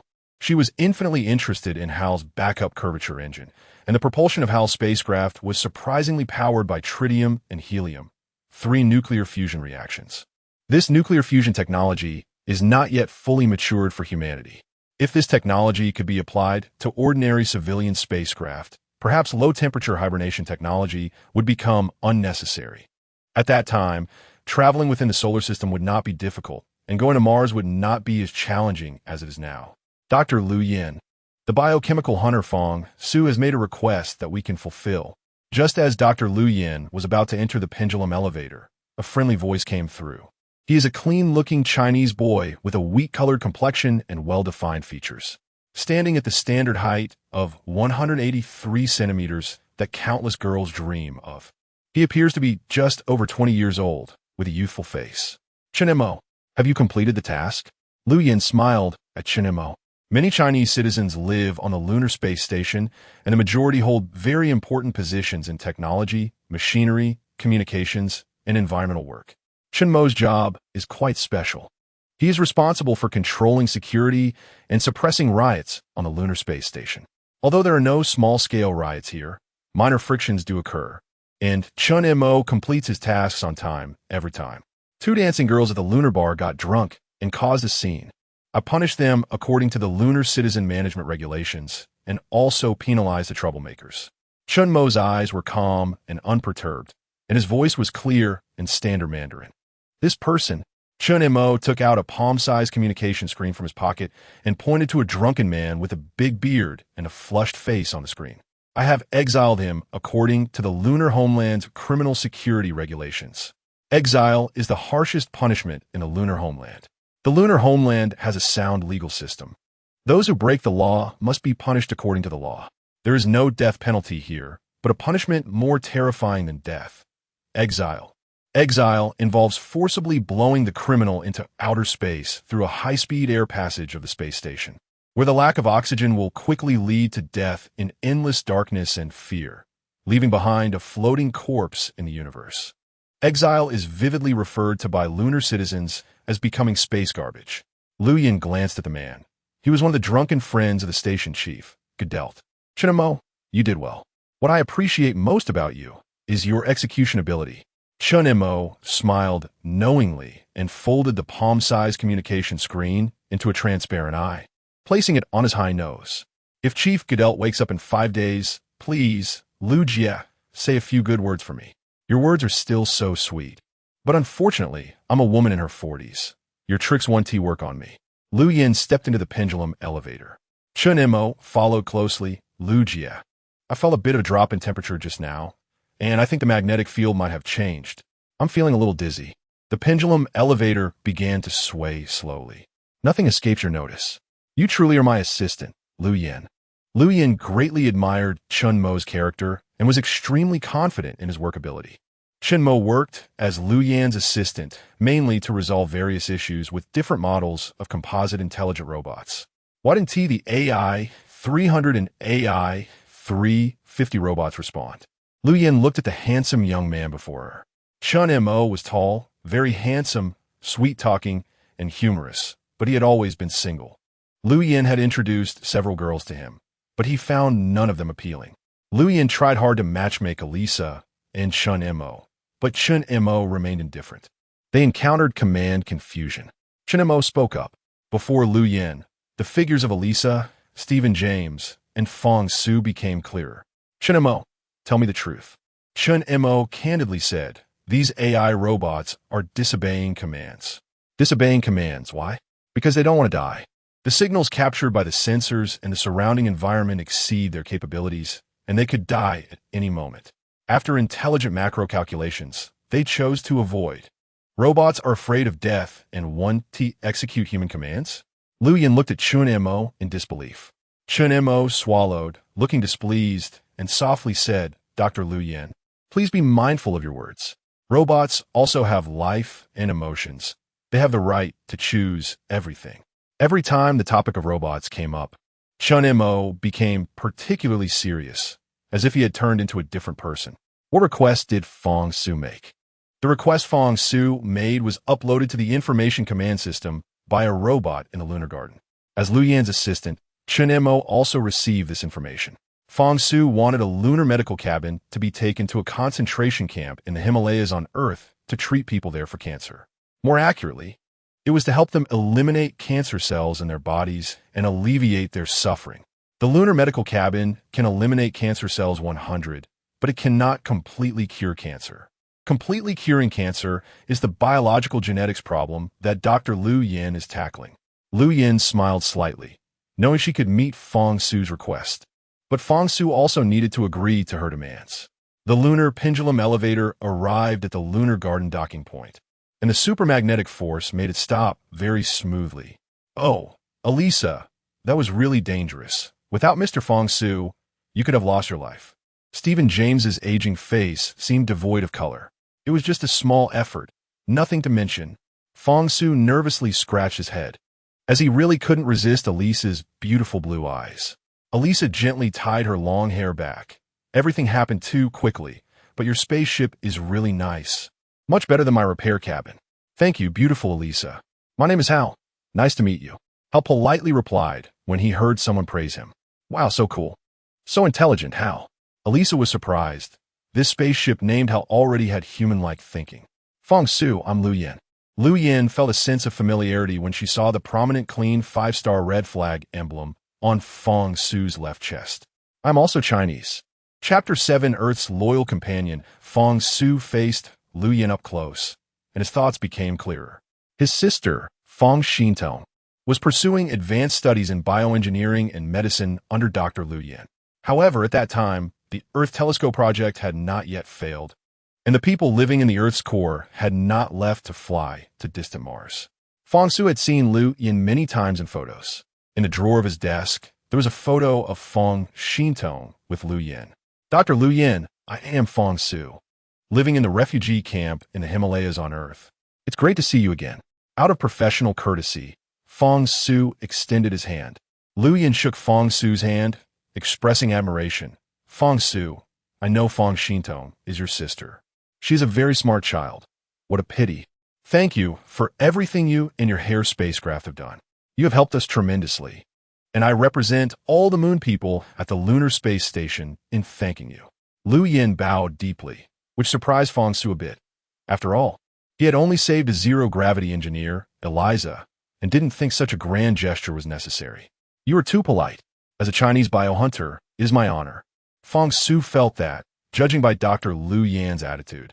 The lunar medical module should be smoothly transported from the moon to the Himalayan refugee camp on Earth to alleviate the suffering of the people there, especially those frail, helpless, and sickly children. However, Chun Mo, who stood beside Liu Yin, displayed a fierce expression, his teeth clenched, making a cracking sound, and his breathing became rapid.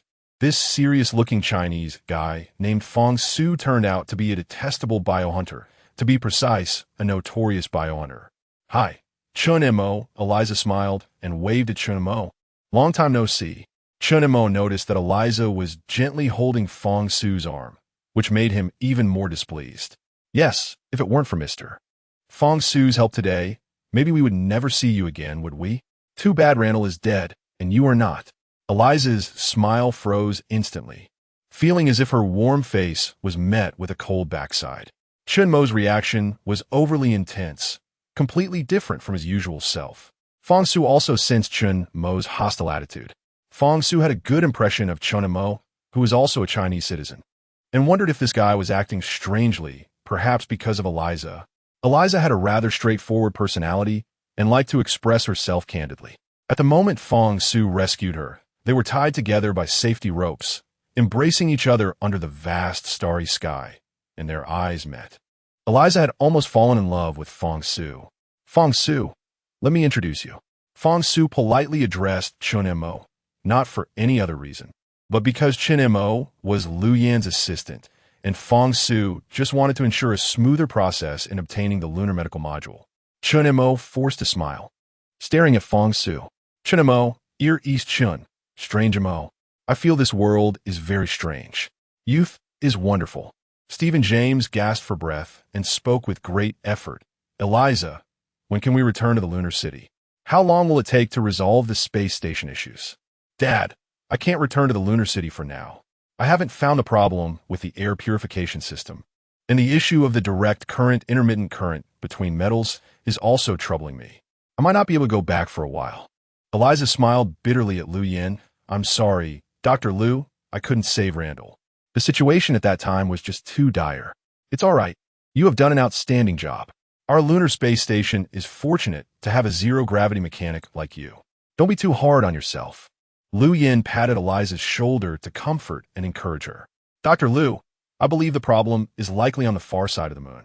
Our construction of habitable greenhouses on the lunar surface has disrupted the original ecology of the moon's surface. The temperature on the far side of the moon is extremely low, and our helium-3 nuclear fusion power plant uses this natural low-temperature cooling technology instead of traditional liquid water cooling. Eliza had long had this idea. She did not believe in so-called extraterrestrial life. Even as a person from the core of the Earth, she was half in doubt, especially since she was young at the time and had not witnessed it. If there existed other civilizations beyond the cosmic level, tiny humans would have no way to compete with them. Thus, Eliza felt there must be a cause for the events, and on this point, she had always faced problems directly rather than avoid them through the notion of extraterrestrial beings. Liu Yan crossed his arms, showing great interest in the Hare spacecraft parked on the tarmac. Eliza, what do you want to say? What problems might exist on the far side of the moon? There are almost no electronic devices there, only long-distance relay satellites and high-precision radio telescopes. From the photos taken by the radio telescopes, everything seems fine. Eliza continued to express her views. No, the entire metal conductive equipment of the lunar space station has inexplicably developed direct current. None of the measurement remote current transformers or voltage transformers detected any fault points or discharge points. The only overlooked area is the helium-3 nuclear fusion power plant and the strong oil wind cooling system. So, I want to go to the helium-3 nuclear fusion power plant to see what's going on. If I find a fault point, perhaps the problems with the air purification filtration system can also be resolved. Although water on the moon is not particularly scarce, relying on large amounts of liquid water for helium-3 nuclear fusion reaction cooling is unrealistic. The cooling water for this nuclear fusion reaction also contains some other radioactive elements and even isotopes of strongly radiated protons.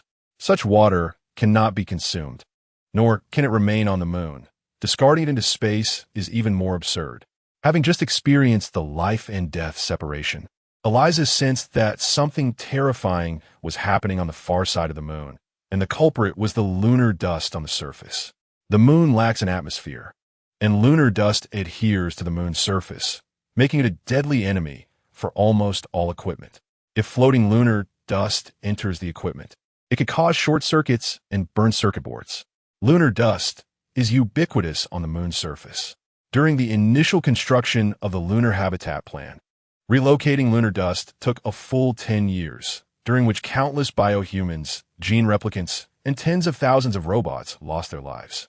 Once lunar dust enters the human lungs, it is a disaster with no cure.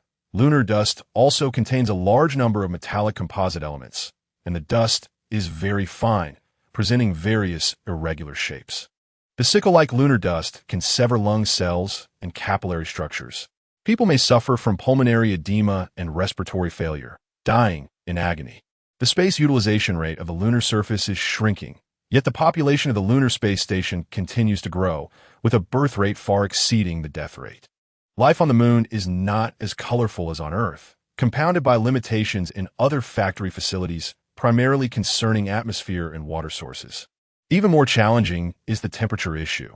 There is a significant temperature difference between day and night on the lunar surface, and controlling a constant temperature requires a large amount of electrical energy. This high-intensity energy consumption can only be maintained through helium-3 nuclear fusion power generation. The helium-3 reserves on the moon are abundant, which gives many people confidence in the lunar space station. The far side of the moon has always been mysterious. But since the implementation of the Lunar Habitat Plan, this mysterious veil has finally been lifted. The moon's rotation period is exactly equal to the time it takes to orbit the Earth, which causes one side of the moon to never be seen from Earth. Satellites flying to the far side of the moon cannot communicate directly with Earth. At the second Lagrange point between the Earth and the moon, there are countless large relay satellites that serve as a communication bridge between Earth and the far side of the moon, solving the communication problem. The moon, Earth's faithful companion, contains a wealth of resources. Oxygen exists in the form of iron oxide and other oxides within the rock layers beneath the lunar dust. Liu Yan outright rejected Elisa's impossible proposal. She would not let an outstanding zero-gravity mechanic take risks without Goodhart's explicit orders. Your idea has too much uncertainty. I do not approve. Moreover, all spacecraft from the lunar space station, including the defense fleet, cannot take off. The entire helium-3 nuclear fusion power plant was planned and designed by the current station master of the lunar space station, Goodhart. Goodhart is the chief engineer, responsible for overall surveying, design, construction, as well as nuclear safety and environmental assessment work. The helium-3 power plant at the lunar space station also has a resounding name, Goodhart Nuclear Power Plant. Goodhart does not allow anyone to meddle with the power plant named after him, not even Liu Yan, who is also the deputy station master of the moon. The magnetic storm has disappeared. Chen Mo, who had been silent, shrugged his shoulders. Dr. Liu, all spacecraft could take off now, and the escort fleet is already on routine patrol missions.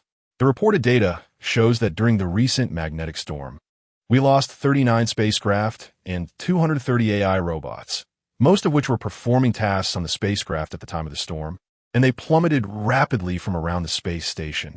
Liu Yan spoke firmly and decisively. That won't work either. Elisa, what you need now is rest. I approve your leave. You can take a 3-day vacation in the lunar city. Elisa, Chen Mo, and Liu Yan's discussion was ultimately an internal issue of the lunar space station, and Fang Su felt he should not express his opinion. However, the situation on Earth was dire and could not be delayed for a moment. Fang Su interrupted Liu Yan. Dr. Liu, excuse me, Elisa cannot take a vacation. She needs to come back with me to the Himalayan concentration camp on Earth, and it needs to be immediate. I suspect Elisa's genes are not pure. She may have replicant genes in her, and I must fulfill my duty as an International Alliance biochemical hunter to bring Elisa back to Earth for further questioning. Chen Mo, agitated, shouted at Fang Su, God. The International Alliance has collapsed and no longer exists. To hell with you and your biochemical hunter. If you want to take Elisa, you'll have to go through me first.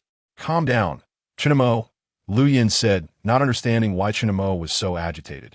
Usually, Chen Mo was a bright and sunny boy. Could it be that Chen Mo was jealous because of Elisa?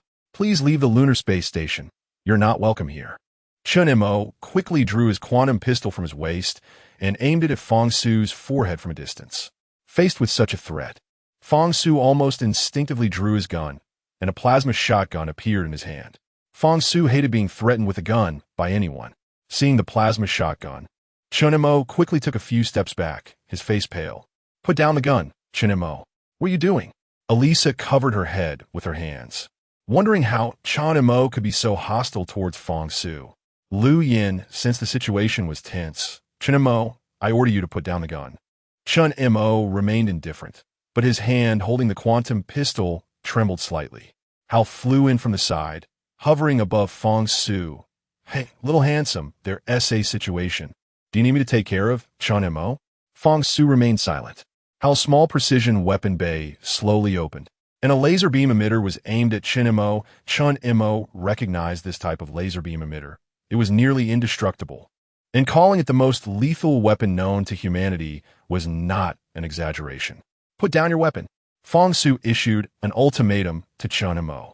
His identity as an Alliance biochemical hunter allowed him to protect himself in emergencies. Chun Mo frowned and bit his lip, quickly lowering the quantum pistol. Stephen James had already been scared out of his wits. Everyone calm down. Chun Mo, you leave first.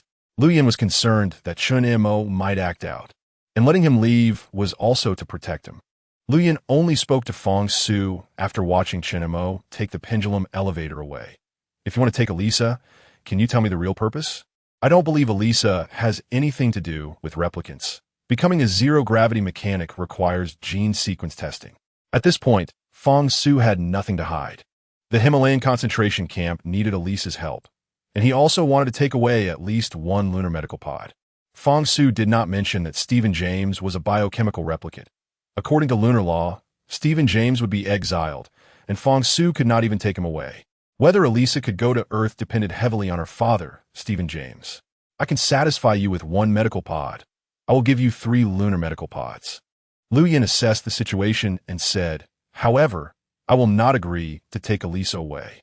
But considering that you saved Elisa's life, I will leave this decision to Elisa. As long as Elisa is willing, I can agree. Thank you, Dr. Liu. Getting such a response exceeded Fong Su's expectations. However, I have one more condition. You need to let me study Hal's backup curvature engine. This is a prerequisite for everything. Hal's voice became sharp. No, I won't allow anyone to touch me. Chapter 8 Helium. 3-reactor Hal is highly intelligent, possessing the most comprehensive encyclopedia knowledge base in the world, and has developed her own unique style. In Fong Su's heart, Hal is not only a spaceship that flies through the universe, but also an indispensable partner. Fong Su can hardly remember how many times Hal saved his life. Once, while pursuing a notorious biochemical replicant in a desolate, dry desert, Fong Su was ambushed by an army of biochemical replicants. This army was well-equipped and had a secret underground base in the desert. Fong Su had run out of bullets, and, at the critical moment, Hal arrived just in time and shot the replicant dead. Fong Su completely dismantled this underground biochemical replicant organization in the desert and successfully rescued 3 Earth citizens. Such thrilling rescues happen countless times. Similarly, Fong Su could help Hal when her solar wings encountered problems.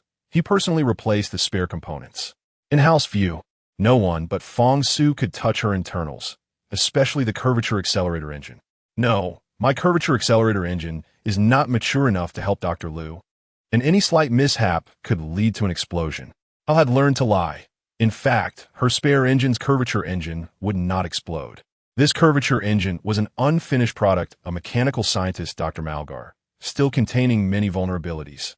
Any careless operation could result in an explosion equivalent to 1,000 tons of TNT, which would completely destroy the lunar space station. Hal was quite satisfied with her clever lie, believing that Dr. Liu would certainly not have any thoughts of touching her this time. Dr. Liu, I am a spaceship, and I have an obligation to help humanity. I was created by humans. However, I have never operated the curvature accelerator engine, and I do not have an operation manual. So, although I want to help you, I am unable to do so. Hal's laughter was like that of a young girl in her prime, and Fong Su knew this. Isn't that right, handsome? Indeed, Fong Su did not have the habit of lying, especially in front of Hal. From the very beginning, Hal was designed with the most advanced human-machine loyalty electronic evaluation system. This is a complete system that continuously enhances the trust and loyalty between Hal and Fong Su based on their joint actions, mutual understanding, and tacit cooperation. Currently, Hal's loyalty to Fong Su is 100. Fong Su would never intentionally lie to Hal or hide anything from her, as doing so could likely lower the human-machine loyalty, which would bring no benefit to Fong Su, only risks and disadvantages. Hal is one of the countless experimental spaceships designed by Dr. Malgar, and so far, Hal is the only ship still operating normally, All other ships have been eliminated by various subjective and objective factors. It's like this, then I have no choice. The lunar medical cabin can only be controlled by the station master. Luyan did not directly refuse Fang Su's two requests, to take away Eliza and to take away the lunar medical cabin. She couldn't satisfy either. The ultimate owner of the lunar medical cabin is only one person, the station master of the lunar space station, Gadelt. Taking the lunar medical cabin without the permission of the station master is a capital offense punishable by exile into space according to the laws of the lunar space station. Luyan thought that if she could obtain the curvature accelerator engine, perhaps she could explain this matter to Gadelt. Dr. Lu, you just said that my request could be met. Fang Su was particularly disappointed. Many children were suffering from cancer and on the verge of death. The Himalayan concentration camp lacked medicine, and medical resources were extremely scarce. The lunar medical cabin was their only hope. When are you leaving? Considering what you have done for the lunar space station, you can have a free health check and use the lunar medical cabin once. That is all I can do. Only those with lunar citizen numbers can use the lunar medical cabin free of charge. Non-lunar citizens can use it directly through authorization. With that said, there is no point for Fang Su to stay any longer. He came to the lunar space station without much hope. Eliza must come with me. Fang Su insisted. If, after investigation, Eliza has no connection to the biochemical replicants, I will personally send her back to the lunar space station. Lu Yin hesitated for a moment. I have no problem here, but I can give you a maximum of 5 days. Eliza glanced at the zero-gravity mechanical clock. At this time, 5 days later. You must bring Eliza back.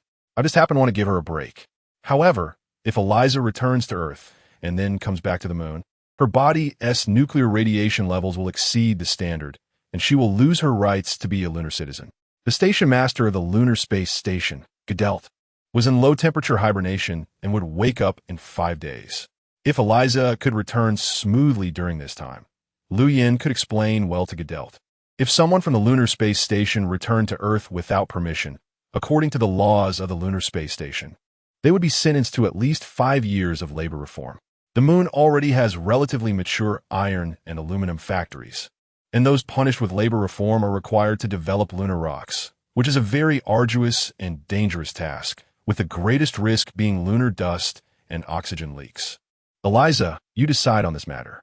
Lu Yin, in high heels, called to the 2 AI robots beside her and slowly walked onto the pendulum elevator. This is terrible. Stephen James, with his hands behind his back, was somewhat hunched. Eliza, can I invite you to the Himalayan concentration camp? The water source there is polluted, and the power supply is extremely unstable. We need your help. If we can bring the helium-3 reactor power generation technology to Earth, that would be great. Fang Su could only strive to facilitate the second matter, bringing Eliza back to Earth. I would love to go, just consider it a 5-day vacation. If possible, I would like to bring my father along to the Himalayan concentration camp. He is very knowledgeable and specializes in environmental science. He is also a geophysicist. Eliza said proudly. No problem, let's set off now. Fang Su was already preparing to board the HAL spaceship. No. Eliza blinked her big eyes. You have to accompany me to the far side of the moon. I want to see if there really is a problem with the helium-3 reactor power plant. By the way, I can take a helium-3 reactor core. Eliza sincerely wanted to help Fang Su, and going to the helium-3 power plant was just right to obtain a small nuclear reactor to bring back to Earth, and within a few days, they could manufacture the suggested helium-3 nuclear power plant. The most lacking thing in the Himalayan concentration camp on Earth must be the reactor core. Fang Su couldn't figure out what Eliza wanted the reactor core for. That thing had extremely strong nuclear radiation.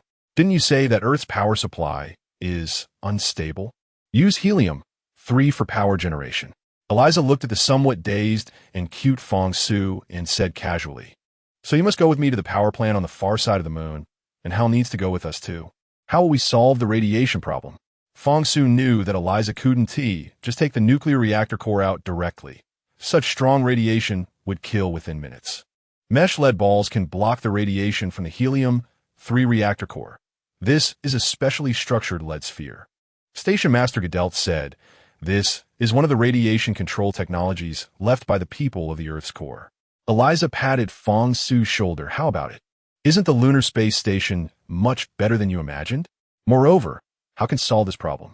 Don't forget that house power comes from the nuclear fusion reaction of helium-3 and tritium. Fang Su didn't know what was wrong. He was quite nervous in front of Eliza and even a bit flushed. He completely forgot about house power supply. It's true. Fang Su scratched his head. Let's go. I can't wait any longer. As a technology enthusiast, Eliza's favorite thing is to discover problems and solve them, and she prefers to tackle high-difficulty challenges. Welcome, Eliza. Welcome, Mr. Stephen James. Hal's enthusiastic voice was like that of a beautiful flight attendant. Hal had completely heard their conversation, and when Fang Su finally boarded the spaceship, Hal automatically closed the side door of the spacecraft and slowly moved towards the cold, dark side of the moon. Hal knew that the lunar dust on the moon's surface was also a potential hazard for her, and after automatically calculating the optimal flight route and altitude, Hal flew autonomously. The starry sky was dim, eerily quiet. The wings of the Hal spacecraft glowed with a deep blue flame, and the two deep-sea searchlights at the front of the ship emitted two beams of white light. Hal could not only fly in the sky, but could also dive into the deep sea, becoming a sealed submarine, easily reaching depths of 10,000 meters. Would you like something to drink? I have freshly squeezed orange juice here. Fang Su placed a washed orange into the juicer and pressed the electric juicing button. Fang Su, your life is really too luxurious. I feel that our lunar space station's commander doesn't live as well as you do. Just look at your spaceship. Eliza particularly liked the HAL spacecraft. It was like a small mobile home. Are your family members also in the concentration camp in the Himalayas? Fang Su took a small sip of red wine. I have no family. My parents were killed by bioreplicants, and my sister has been missing in the chaos. Oh, that's truly unfortunate. I'm sorry for bringing up your painful past. Eliza's gaze lingered on the family photo. It's nothing. If we can't achieve interstellar migration, we will all die. It's just a matter of time. Fang Su's mood was somewhat low. Ahem. Stephen James choked on his drink and kept coughing. My time is running out. You young people have plenty of time to enjoy life. In fact, if I could quietly listen to jazz music, drink fine wine, and roam in space until the end of my life inside the HAL, that would also be a nice choice. Stephen James chuckled. He wasn't worried about Eliza going to the concentration camp in the Himalayas. Fang Su, Eliza and I will go back to help you. But you must not say that my daughter and I are from the lunar space station. You know that the relationship between lunar citizens and Earth citizens has never been very friendly, especially since Eliza and I hold legal lunar citizenship. Rest assured, I will keep it strictly confidential. I will say that I found you in an old house in a remote area. Even if Stephen James didn't say it, Fang Su would still help Eliza and the others hide their identities. Traveling from Earth to the moon is already quite easy. There are many private spacecraft on Earth trying to fly to the moon to enjoy lunar life. However, without lunar citizenship, they simply cannot go to the moon. If they try to force their way there, they will be shot down by the lunar self-defense fleet. In other words, the lunar citizenship that Eliza and Stephen James possess is extremely rare and will attract countless prying eyes. Have you found a root of the air filtration system problem? Tell me the situation. Stephen James leaned back on the black bench, wanting to help Eliza. The air quality is continuously deteriorating. The oxygen content is slowly decreasing. And there is an additional substance in the air that can paralyze human nerves. If the concentration of this substance in the air reaches a certain level, many people may die in their sleep. Eliza sniffed the sweet aroma of the fresh orange juice, looking at Fang Su with satisfaction. It's been a long time. We haven't been able to find out where the problem lies. It's simple. The problem lies within the lunar space station itself, and I suspect there is an insider. This special substance that paralyzes nerves is likely the work of someone within the lunar space station. Stephen James tilted his head back and gulped down his drink, affirming his statement. The lunar space station is already overcrowded. Resources, air, water, medicine, and even the most basic housing have reached their maximum limits. Stephen James, a PhD in environmental science, is well aware of the environmental issues in the lunar space station. This is an ideal measure for the sharp reduction of the lunar population, allowing those living in the lunar space station and cities on the moon's surface to die peacefully and without pain in a state of nerve paralysis. Isn't that good? From what I know, in the past month, the number of unexplained deaths in the underground capsule cities on the lunar surface has reached over 3,000. Isn't that obvious? The higher-ups in the lunar space station are tacitly allowing this to happen, and I have a good guess about who is most likely behind it. Eliza thought for a moment. It really made sense. She and Randall had investigated countless times without finding a cause. If some special nerve-paralyzing substance were added to the air circulation system, it would be very easy. Reducing the oxygen content would be even simpler. It could be easily tampered with during the oxygen supply. Guarding against outsiders is easy, but guarding against insiders is difficult. Stephen James, being a dying man, has nothing to fear. I suspect it's Dr. Lu Yin. She is an expert in genetics, biochemistry, medicine, and toxicology. If she wanted to do it, it would be too easy. Eliza trusted Lu Yan's character. Dr. Lu Yin wouldn't do such a thing. I believe it's more likely that it was the station master, Goodert, who directed it. Chapter 9. Mayor of the Lunar City, my dear little daughter. Human nature is greedy, especially in this tumultuous era. Survival resources are extremely limited. With severe air pollution, destruction of landscapes, the Earth's magnetic field continuously weakening, atmospheric damage, and glaciers melting. In the near future, Earth will truly become a water planet. This is not an exaggeration. Stephen James clearly sees the lunar nuclear fusion power plant in front of him. The Harrier spacecraft has just flown over the mining area, which is rich in iron and aluminum mines. Although there are highly intelligent robots responsible for mining, refining, and a series of subsequent tasks, robots are still robots. In extreme situations, they cannot solve certain problems without the assistance of humans who possess logical thinking and judgment. The combination of robots and human brains is what makes for perfection. Robots can compensate for the physical shortcomings of humans. However, their lack of logical reasoning is a fatal flaw. In harsh environments, robots can take on many hazardous tasks that humans would otherwise perform. For example, near the helium-3 nuclear power plant, robots are responsible for security patrols, primarily to ensure that no one can damage the helium-3 power plant, along with other auxiliary work. Stephen James actually sympathizes with these robots. In his eyes, these robots are just tools produced in bulk by humans, fighting for humanity with their fates predetermined to end in death from the very beginning. Alas, before the impending disaster arrives, we are all equal. Stephen James sighed, pondering how humanity has also entered the brink of extinction. The saying that cancer is the great equalizer was once true. But since the advent of advanced lunar medical pods capable of completely eliminating cancer cells and alleviating pain, cancer has become unfair for those living in refugee camps in the Himalayas, the lunar space station, and the lunar surface cities. However, in the face of disaster, in the face of a catastrophe that could lead to the extinction of humanity, everything becomes equal. Outside of Earth, Mars is currently the only planet in the solar system that lies within the habitable zone, but humanity has only developed less than 3% of it. Humans only utilize Mars's liquid water, and the iron are found there. The thin atmosphere and insufficient gravity on Mars ensure it will not be a naturally habitable planet for humans. If Mars were to be transformed into a forced biological cycle like the Moon, then interstellar migration for humanity would become meaningless. Stephen James has always believed in the concept of mirror universes and parallel universes. If mirror universes truly exist, the entire universe is a perfectly symmetrical entity, like a flat mirror divided into two parts, meaning there must be a life-sustaining green planet identical to Earth. The parallel universe in Stephen James's eyes is a cosmic plane that transcends the dimensions of time and temperature. The parallel universe is more like a dividing point of the entire mirror universe, where all planets and all dimensions of space, temperature, and time can exist, possibly including animals from the Ice Age or scenes of Earth a million years into the future, or even the emergence of high-dimensional extraterrestrial life. Mr. Stephen. Fang Su gently placed a glass of rum in front of Stephen James. I completely agree with your views. Looking at Eliza, Fang Su continued. Randall has turned into a blue Iceman. The temperature in the lunar space station has plummeted, and there has been a magnetic storm. I suspect this is a man-made accident. Fang Su gazed at the brightly lit lunar nuclear power plant. If it were an alien invasion aiming to eliminate humanity, they could easily attack the helium-3 nuclear power station.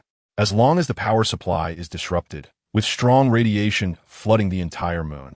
We would be thrown into chaos and completely self-destruct. Extraterrestrial civilizations can come and go swiftly. If they attack us, we have no strength to retaliate. Fang Su stated emphatically. This is all the work of a mysterious organization. There must be some unspeakable secrets behind it. Well, the young man is quite clever, Stephen James smiled, the wrinkles on his face easing. This is exactly what I just mentioned about the natural population reduction measures on the moon. They are completely blaming the deaths of lunar citizens on extraterrestrial civilizations to confuse the narrative. Stephen James believed low temperatures could be artificially created with current technology, and magnetic storms could be easily resolved with a magnetic storm generator. You're still young and unaware of many things.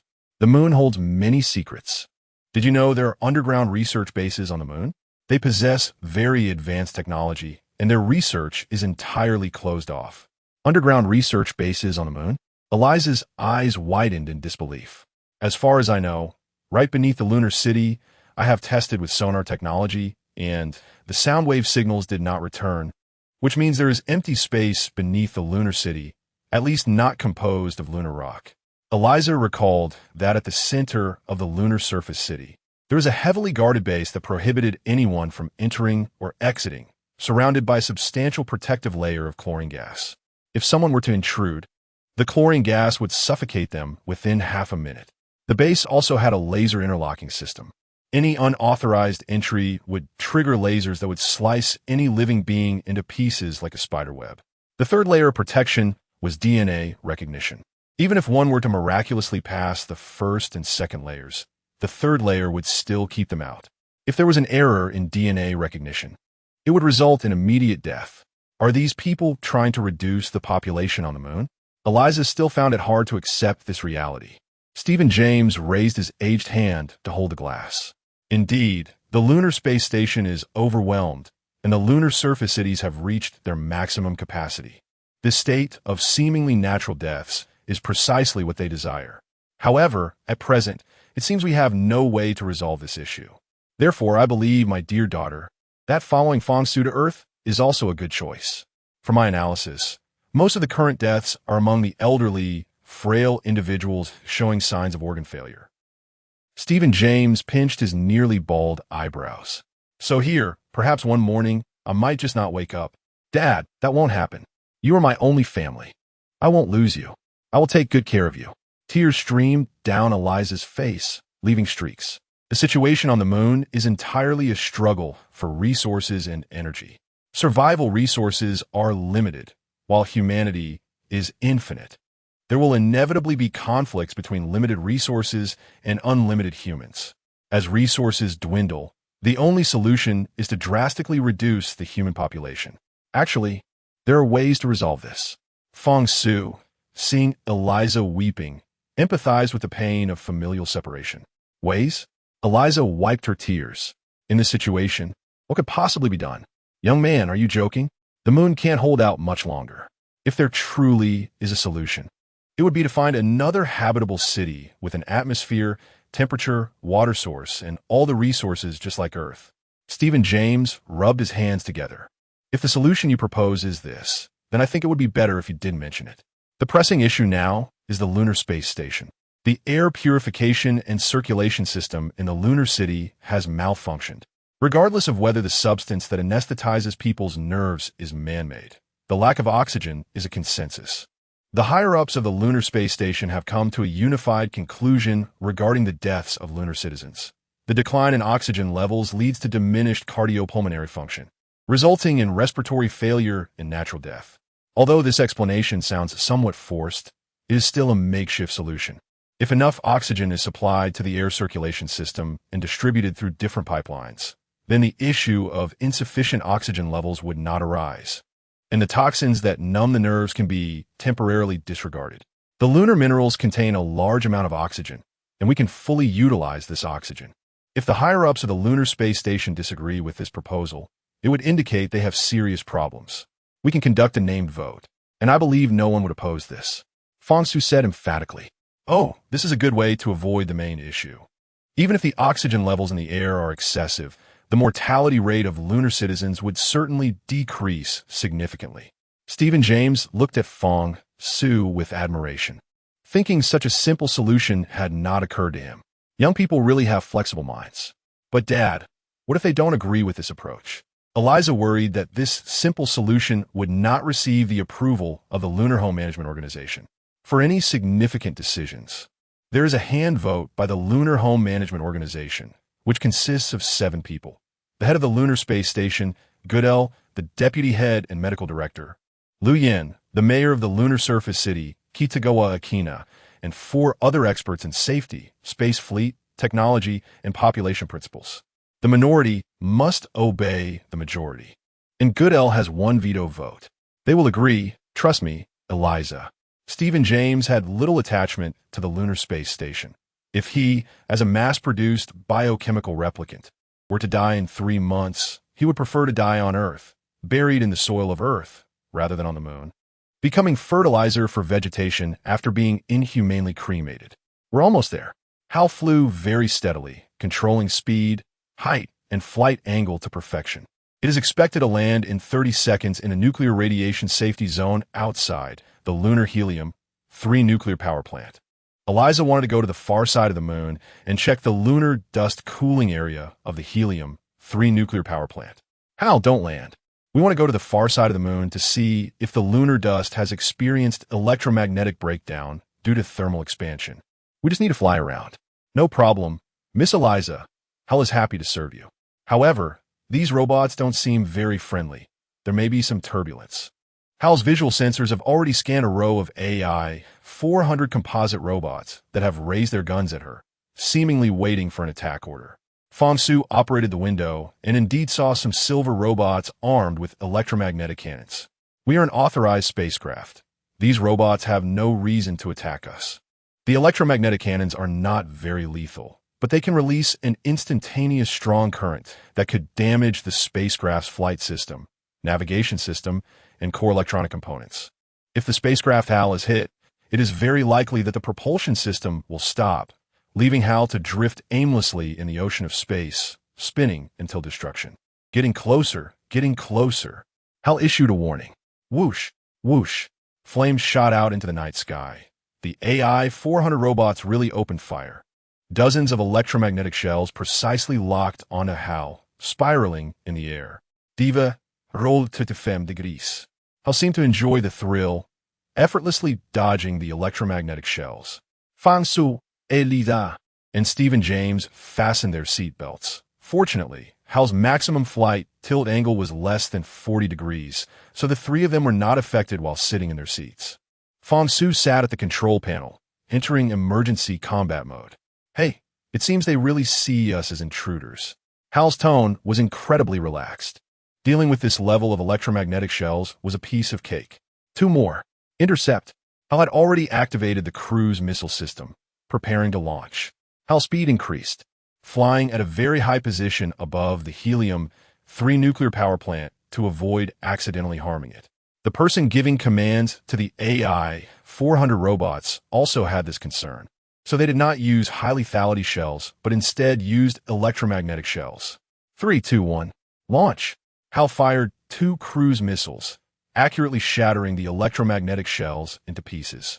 HAL gradually approached the helium-3 nuclear power plant on the far side of the moon. Local temperatures reached 37 degrees, and some areas reached 43 degrees. The cooling system temperature of the helium-3 nuclear power plant had already reached 43 degrees, which is very high. As the lunar population increases, the power consumption has risen significantly. Relying solely on the low-temperature cooling of the far side of the moon can no longer adapt. The moon has always been Earth's most loyal companion, always facing away from Earth. Over the years, this uneven temperature of the lunar sphere has become a norm, and now that norm has been broken, similar to the destruction of Earth's ecological balance. Sure enough, there was an air electromagnetic breakdown. The direct current must have originated here. Eliza's thoughts were confirmed, and she was incredibly excited. Boom, boom. 3 lunar self-defense fleet ships flew over in an equilateral triangle formation.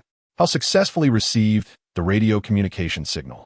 I am the mayor of the lunar city, Kitagawa Akina. Please leave immediately. Chapter 10.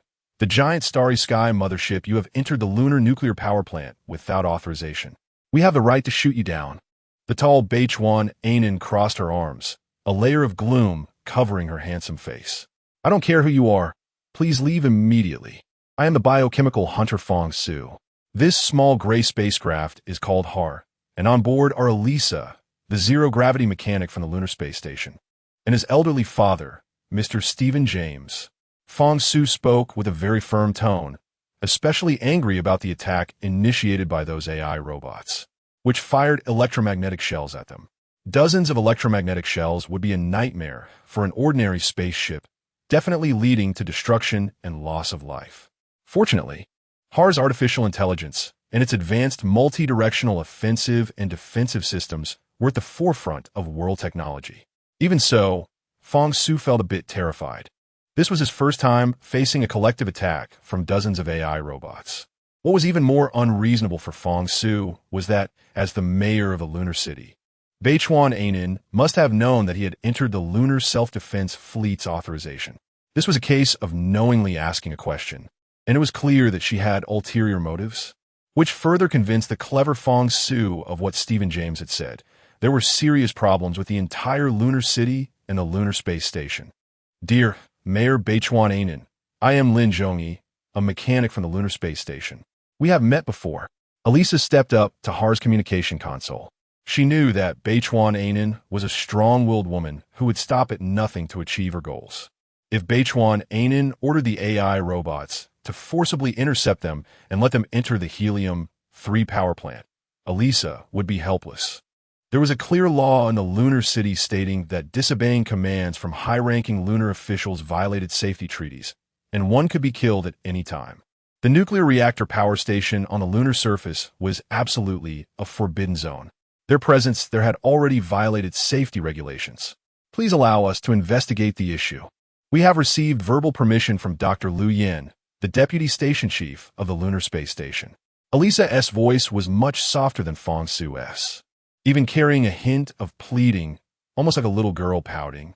Elisa told a kind lie, claiming to have received verbal consent from Dr. Liu Yin.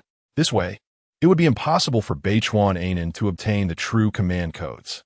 Liu Yin and Baichuan Ainin were not on good terms, and now the station chief, Goodert, was in hibernation, leaving Liu Yin with the first authority over the entire lunar space station and the second authority in the hands of Mayor Baichuan Ainin. No, Baichuan Ainin was aboard a red interstellar battleship, accurately described as a starry sky mothership. This type of mothership was almost akin to a naval aircraft carrier operating at sea. The Starry Sky mothership housed thousands of robots with complete functional areas, as well as various spacecraft and destroyer fleets that could take off and land at any time. Despite Har's advanced artificial intelligence, it would be virtually powerless against such a Starry Sky mothership. If the Red Starry Sky mothership commanded an attack on Har, they would have almost no chance of survival. You must leave the safety zone of the power plant immediately. The surface AI robots firing electromagnetic shells at you is a warning of goodwill. Baichuan Ainin, with her short black hair, blue eyeshadow, and slim figure clad in a black tight-fitting bodysuit, continued, if you remain stubborn, we will launch interstellar cruise missiles. As the mayor of the lunar city, she was responsible for the development, public safety, and stability of the entire lunar surface city. There was a rumor among the people of the lunar space station and lunar city that Baichuan Ainin had an ambiguous relationship with the station chief, Goodert. Baichuan Ainin's personal abilities were quite ordinary. She was neither a scientist, nor a biologist, nor a philosopher, or an esthetician. The majority of those in power within the lunar space station and lunar city had a solid educational background and cultural knowledge, while Baichuan Ainin was an exception, having only a high school education, and prior to the failure of the Earth Telescope project, she was a dancer in a ballroom. However, it cannot be denied that Baichuan Ainin was ruthless and had a strong execution ability. She could carry out almost all the plans that Goodert discussed with her using strong-handed methods, including addressing the population explosion issue in the lunar city and lunar space station. This problem was becoming increasingly severe, with water, air, medical care, medicine, and other resources becoming increasingly scarce. To avoid suspicion, Goddard entered the implementation of the hibernation plan, hoping that when he opened his eyes again in a few months, he would see the population of the lunar city reduced by half. According to the plan Goddard handed to Beichuan at least 100,000 people in the lunar city on the lunar surface must die, and 10,000 people living in the lunar space station must also perish. This was the preliminary plan. If such inhumane plans were to be executed according to the laws of the lunar space station, they would require organization and approval from the Lunar Management Committee, which meant a vote. However, the obstinate Goddard directly ordered Beichuan to carry it out, to divert people's continued entanglement and fear of death.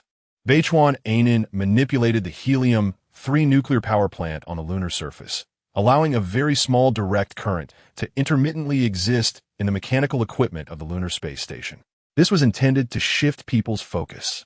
Moreover, it was meant to keep the mechanics and engineers so busy that they wouldn't have the heart to truly understand the measures being taken for the sharp population reduction. HAR continued to hover in its original area, with its sensors and intelligent scanning systems detecting 3 spacecraft ahead. "Hey, handsome." HAR's voice sounded somewhat dim. The other 2 blue escort spaceships could be easily dealt with, but the red spaceship in the middle belonged to the Starry Sky mothership. Its offensive capabilities were rich, and its ammunition reserves were ample. Fang Su understood what harm meant. If they engaged in a firefight, there was little chance of victory. "Can we destroy the aircraft carrier with nanoweapons?" HAR was equipped with nanotech attack weapons, and Fang Su referred to the blade-like cutting device as Xianyu, an indestructible nanotech weapon. This could cut through anything, and the shape of the nano-knife resembled a crescent moon. HAR conducted rapid tactical simulations and calculations, determining that the probability of victory was only 47.2, and they could not retreat unscathed. However, if they utilized the curvature engine for propulsion, they could travel at sublight speeds or even faster than light, making it difficult for the massive Starry Sky mothership to deal with them. Fang Su was inherently brave and could not tolerate provocation from others. Moreover, it was Beichuan who first ordered the AI robots to initiate electromagnetic cannon attacks, which were also lethal, leaving no room for survival. Fang Su wanted to show this so-called mayor of the lunar city, Beichuan a lesson. "HAR, I think you need to become even stronger." Despite his reluctance, Fang Su had no choice but to compromise in the face of overwhelming firepower. "HAR, we need to leave immediately. The best way to avoid being defeated is to temporarily preserve our strength. I will remember that this lunar city mayor Beichuan has attacked us. Being able to endure and adapt is what makes a real man." Hal teased Fang Su, his voice full of magnetism. "There's an old saying that goes, as long as the Green Mountains remain, one need not worry about firewood. Isn't that right, Fang Su?" A faint smile appeared on Fang Su's face. Hal always managed to resolve the immediate issue with a proverb or a humorous remark. "We can't just leave like this." Elisa, who was close to uncovering the truth, felt unwilling to accept it. Looking from a distance, the cooling tower of a nuclear reactor was filled with floating moon dust. This was highly irregular. The temperature required for cooling the nuclear reactor is very low, and the temperature on the far side of the moon is also extremely low, so theoretically, it should meet the cooling requirements 100%. But it wasn't as Elisa had imagined. "We're about to find the truth. There must be a problem with this nuclear reactor." "Besai, Fang Su. If you want me to return to the Himalayan concentration camp on Earth to use helium-3 for power generation, we need to extract the reactor from this nuclear facility. The most crucial core technology of nuclear reaction is the reactor itself, controlling the nuclear fusion of helium-3. Without the reactor, even if Elisa returns to Earth, she won't be able to help Fang Su with anything. My dear daughter Elisa, the situation is very critical now. The starship is right in front of us. Even though Hal is very intelligent and the firepower is not weak, we have no chance of winning. You must understand that you are also a lunar citizen. And when others violate lunar laws, they have the right to kill them. So we need to plan this carefully." Stephen James leaned on his cane, but Hal was at the controls of the starship's observation deck. "It's such a pity, Dad. We are about to find the root of the problem. And I even suspect that Beichuan doesn't want us here to cover up some issues. In the secret research base underground on the moon, these are all problems." Elisa felt unwilling, but she was just a zero-gravity engineer with no position or authority in the lunar city. Hal had already adjusted the course coordinates and was preparing to return. The only question Hal had was whether to go back to the lunar space station, the mechanical hub, or return to Earth. Little handsome guy, should we return to Earth or send Elisa and her father back to the lunar city? Let's go back to the lunar space station. Fang Su had another thought in mind, which was to find Liu Yin. As long as Liu Yin authorized them to enter the nuclear reactor, even Beichuan Xingnan, the mayor of this lunar city, wouldn't be able to do anything. Liu Yin has arrived. Hal scanned a Black Space Defense Fleet spacecraft using band laser scanning technology. There were 7 people on this ship, each forming a red thermal image. Among them, DNA identification showed that the woman in the middle was indeed Liu Yin. Besides Liu Yin, Hal also scanned Chun Mo's DNA information. However, when Hal collected Chun Mo's entry storage information, a skull and a blood-red cross appeared on the screen. Hal also had a particularly powerful function. Anyone Hal had seen would have their DNA information recorded. Hal was also a very powerful DNA sequence library collector. When Dr. Margal created Hal and this batch of small AI spacecraft, one of the original intentions was to collect different human DNA sequences. The Black Defense Fleet spacecraft was enormous, with red and blue stars flashing all around it. Mayor Beichuan Xingnan, I am Liu Yin, the Deputy Director of the Lunar Space Station. I have authorized the HAL spacecraft to investigate everything that has happened recently at the Lunar Space Station, including the helium-3 nuclear reactor power plant on the moon's surface. You must provide support. Liu Yin was very angry. She had received information that AI robots had launched dozens of electromagnetic cannons, and through time and triangular coordinate positioning, she found it was near the helium-3 reactor power plant. Liu Yin was also very worried that Fang Su and Elisa would be shot down. What worried Liu Yin even more was that the HAL spacecraft's imperfect curvature engine could be damaged. There had been radar information from HAL on the space-time radar, and Liu Yin quickly approached, fearing that the red indicating HAL's information would suddenly disappear. Beichuan Xingnan's face turned pale, his lips white. How could this detestable woman appear at such a critical moment? The black spacecraft Liu Yin was on faced-off against Beichuan Xingnan's red starship. The pilot at the main control panel of the starship looked at Beichuan Xingnan and asked, Mayor Beichuan, what should we do? Let them pass. Beichuan Xingnan said fiercely, keep an eye on these people and see what they are up to, especially keep a close watch on the HAL spacecraft. We absolutely cannot allow them to take anything from the lunar city, not even a screw. Also, pay special attention to the fact that they are coming to the helium-3 nuclear reactor power plant.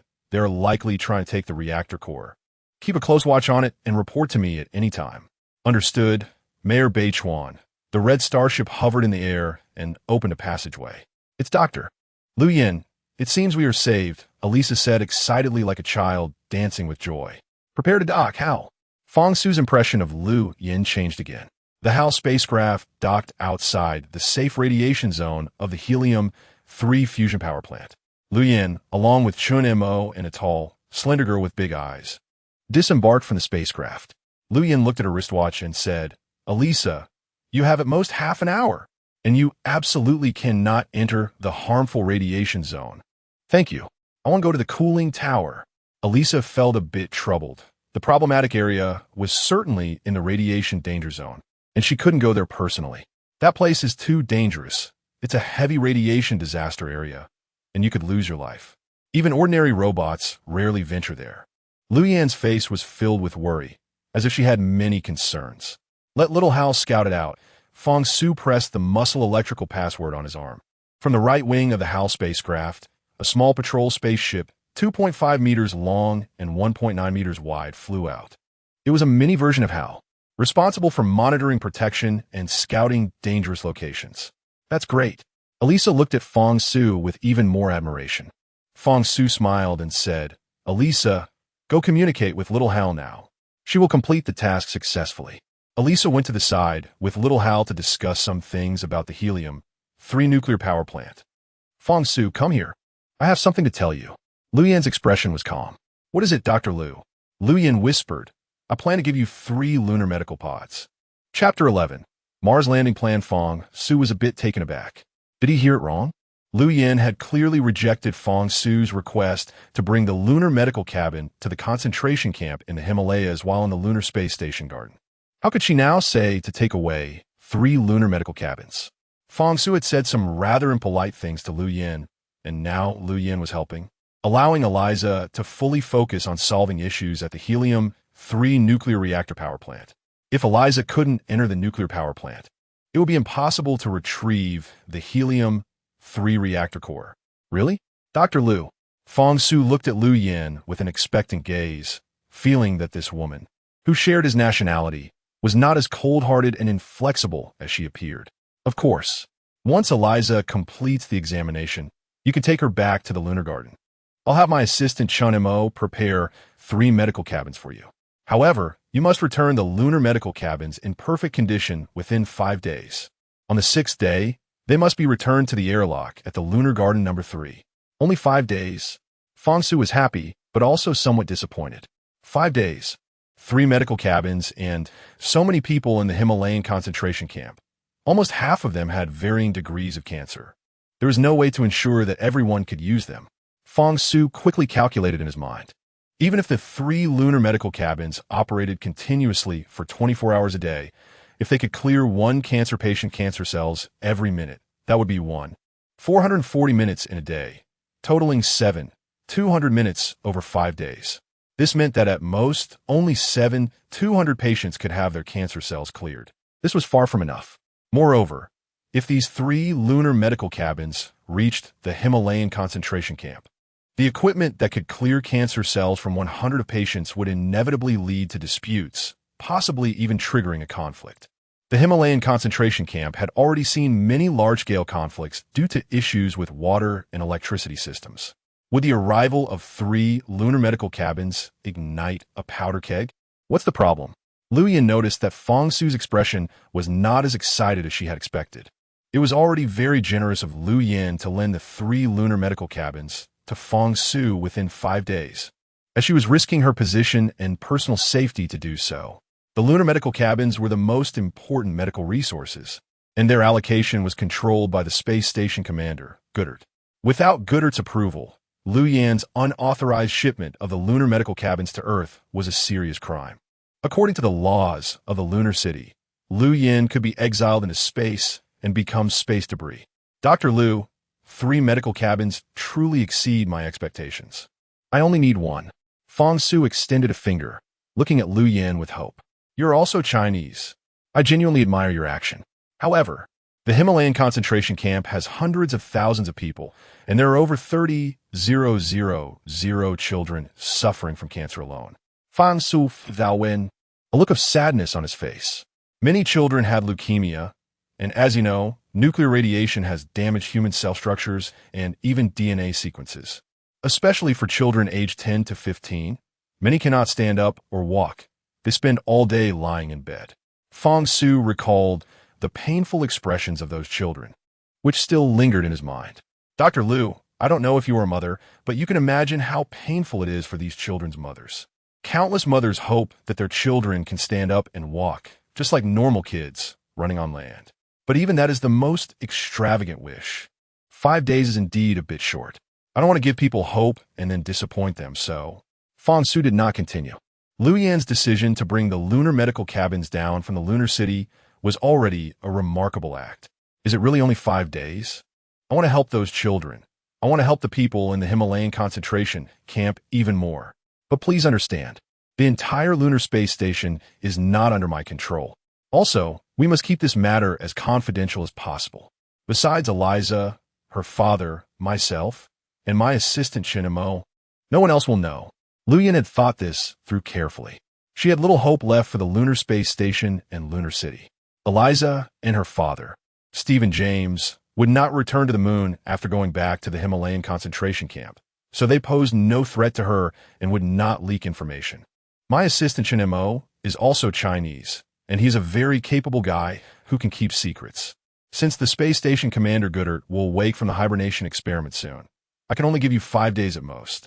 Fang Su understood immediately upon hearing Liu Yin's words. Thank you, Dr. Liu. We will return the lunar medical cabins to the lunar garden in good condition after 5 days. The lunar medical cabins had a precise anti-theft control system, with unique identity code sequences like lunar citizens. Liu Yin could not simply hand the medical cabins over to Fang Su without reason. Once Eliza finishes checking the faults here, you can go to the lunar garden. Shun and Mo will be waiting for you there. I've already sent him back in a spacecraft to prepare the lunar medical cabins. At this point, Fang Su had no way to insist further. Liu Yin had done enough. Thank you, Dr. Liu. You've done a great thing. And on behalf of the children in the Himalayan concentration camp, I express my gratitude. This is what I should do. A smile appeared on Liu Yan's tense face. As the deputy commander of the lunar space station, she always felt that this space station, which floated in synchronous orbit like the Olympic rings, could collapse and stop operating at any moment, ceasing to supply oxygen, maintaining a constant temperature, or even providing water. The lunar space station had not lived up to its expected performance compared to its initial construction. The anticipated lifespan of the lunar space station was over 100 years, or even longer, but it had not yet reached that expectation. Commander Goodert had led the way in conducting low-temperature hibernation experiments, and besides setting an example, Liu Yin believed the more important reason was to prepare for interstellar voyages. Goodert had once told Liu Yin that they had stockpiled large amounts of water, food, energy equipment, etc., preparing to use a mothership to travel through the solar system, with Mars as the first stop. The space station had recently been researching an interstellar immigration plan, preparing to land on Mars. So, the lunar city would definitely not be peaceful in the near future. I think it's best if you don't come. Liu Yin said meaningfully, you've seen Mayor Kitagawa Akina's approach. Next time, they might not use electromagnetic cannons against you, but possibly interstellar cruise missiles. Thank you for your kind reminder. In fact, we on Earth have also made preliminary progress in the planetary immigration plan. Fang Su opened his heart to Liu Yin. Originally, Fang Su was also a sunny and handsome young man. In the concentration camp of the Himalayas on Earth, we received some strange radio waves that we could not decode. The signal of the radio waves was very weak, and we had no way to locate where they were coming from. When you return the lunar medical capsule, you can give me the information related to the radio waves. We also received some strange radio waves at the lunar space station. Through the solar system positioning system, we located the source of these radio waves, which is near the Mediterranean Sea. Perhaps we received the same radio wave. Or there might be other surviving humans in different parts of Earth. Hopefully, that's the case. Liu Yin glanced at the communication device on her watch. Dr. Liu Yin, there is a situation with the hibernation capsule. Please come to the site immediately. Liu Yan's medical assistant sent her an emergency message. The average water temperature of the Mediterranean Sea is between 5 to 25 degrees Celsius, located in the sea area between Asia, Europe, and Africa, making it a vast inland sea. The distance between Earth and Mars changes continuously as the two planets revolve around the Sun. When Earth is at its farthest from the Sun and Mars is at its closest, which is at Mars perihelion and Earth's aphelion, the distance between Earth and Mars is at its minimum. Theoretically, this shortest distance should be about 55 million kilometers. If both Earth and Mars are at the farthest point from the Sun, the distance between the two planets will exceed 400 million kilometers. If a spacecraft travels at the speed of light, 300,000 kilometers per second, the theoretical travel time between Mars perihelion and Earth's aphelion, this distance between Mars and Earth, would be around 3.5 minutes. When Mars is at its farthest from the Sun, and Earth is also at its farthest, a spacecraft traveling at the speed of light would take about 23 minutes to reach Mars from Earth. Considering Earth's rotation, the time difference in orbiting the Sun, and other incidental factors, the average time to travel from Earth to Mars is about 13 minutes. However, currently, the speed of human-made spacecraft is far from the speed of light. Based on existing plans and technological levels, it is estimated that traveling from the lunar space station to Mars on the Starship mother vessel would theoretically take about 230 days. But all of this is based on theoretical mathematical models. Whether the Starship mother vessel can sustain flight, its power and safety have not been validated for feasibility. The Starship mother vessel can accommodate up to 30,000 people, and the daily metabolism and consumption of these 30,000 people are significant. There are many uncertainties and dangers during the flight. Low-temperature hibernation technology is essential. Humanity's ability to build the Starship Mother vessel is entirely thanks to the blueprints left by the inner Earth people and the models of the macro power systems. Currently, there is only one red Starship Mother vessel in the entire lunar space station. The maximum population it can take is 50,000, while there are currently hundreds of thousands of people living in the lunar space station and the lunar cities on the moon's surface. The people living in the lunar space station and lunar cities do not know the truth. The truth is that the lunar habitats built on the moon could collapse and cease to exist at any time. Because of this, if there were curvature engine technology, the speed of a spacecraft could reach at least the speed of light, or even dozens or hundreds of times the speed of light. In that case, traveling from Earth to Mars would only take a few minutes or even seconds. It would be very easy for humans to leave the solar system, and stepping out of the galaxy would feel like just returning from a long trip. This is also why Liu Yin is particularly interested in the backup power generation curvature engine of the Harl spacecraft. Curvature engine technology, more precisely, is a form of spatial compression technology that uses compressed dimensional space to forcibly create a difference in travel distance during the flight of the spacecraft, which is generally referred to as curvature.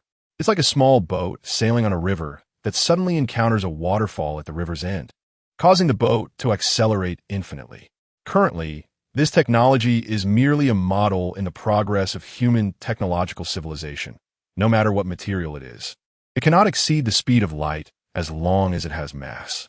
Similarly, in the vastness of a universe, there exist numerous black holes formed by stars compressed to a certain extent, which can swallow all matter, including light, as even light cannot escape a black hole.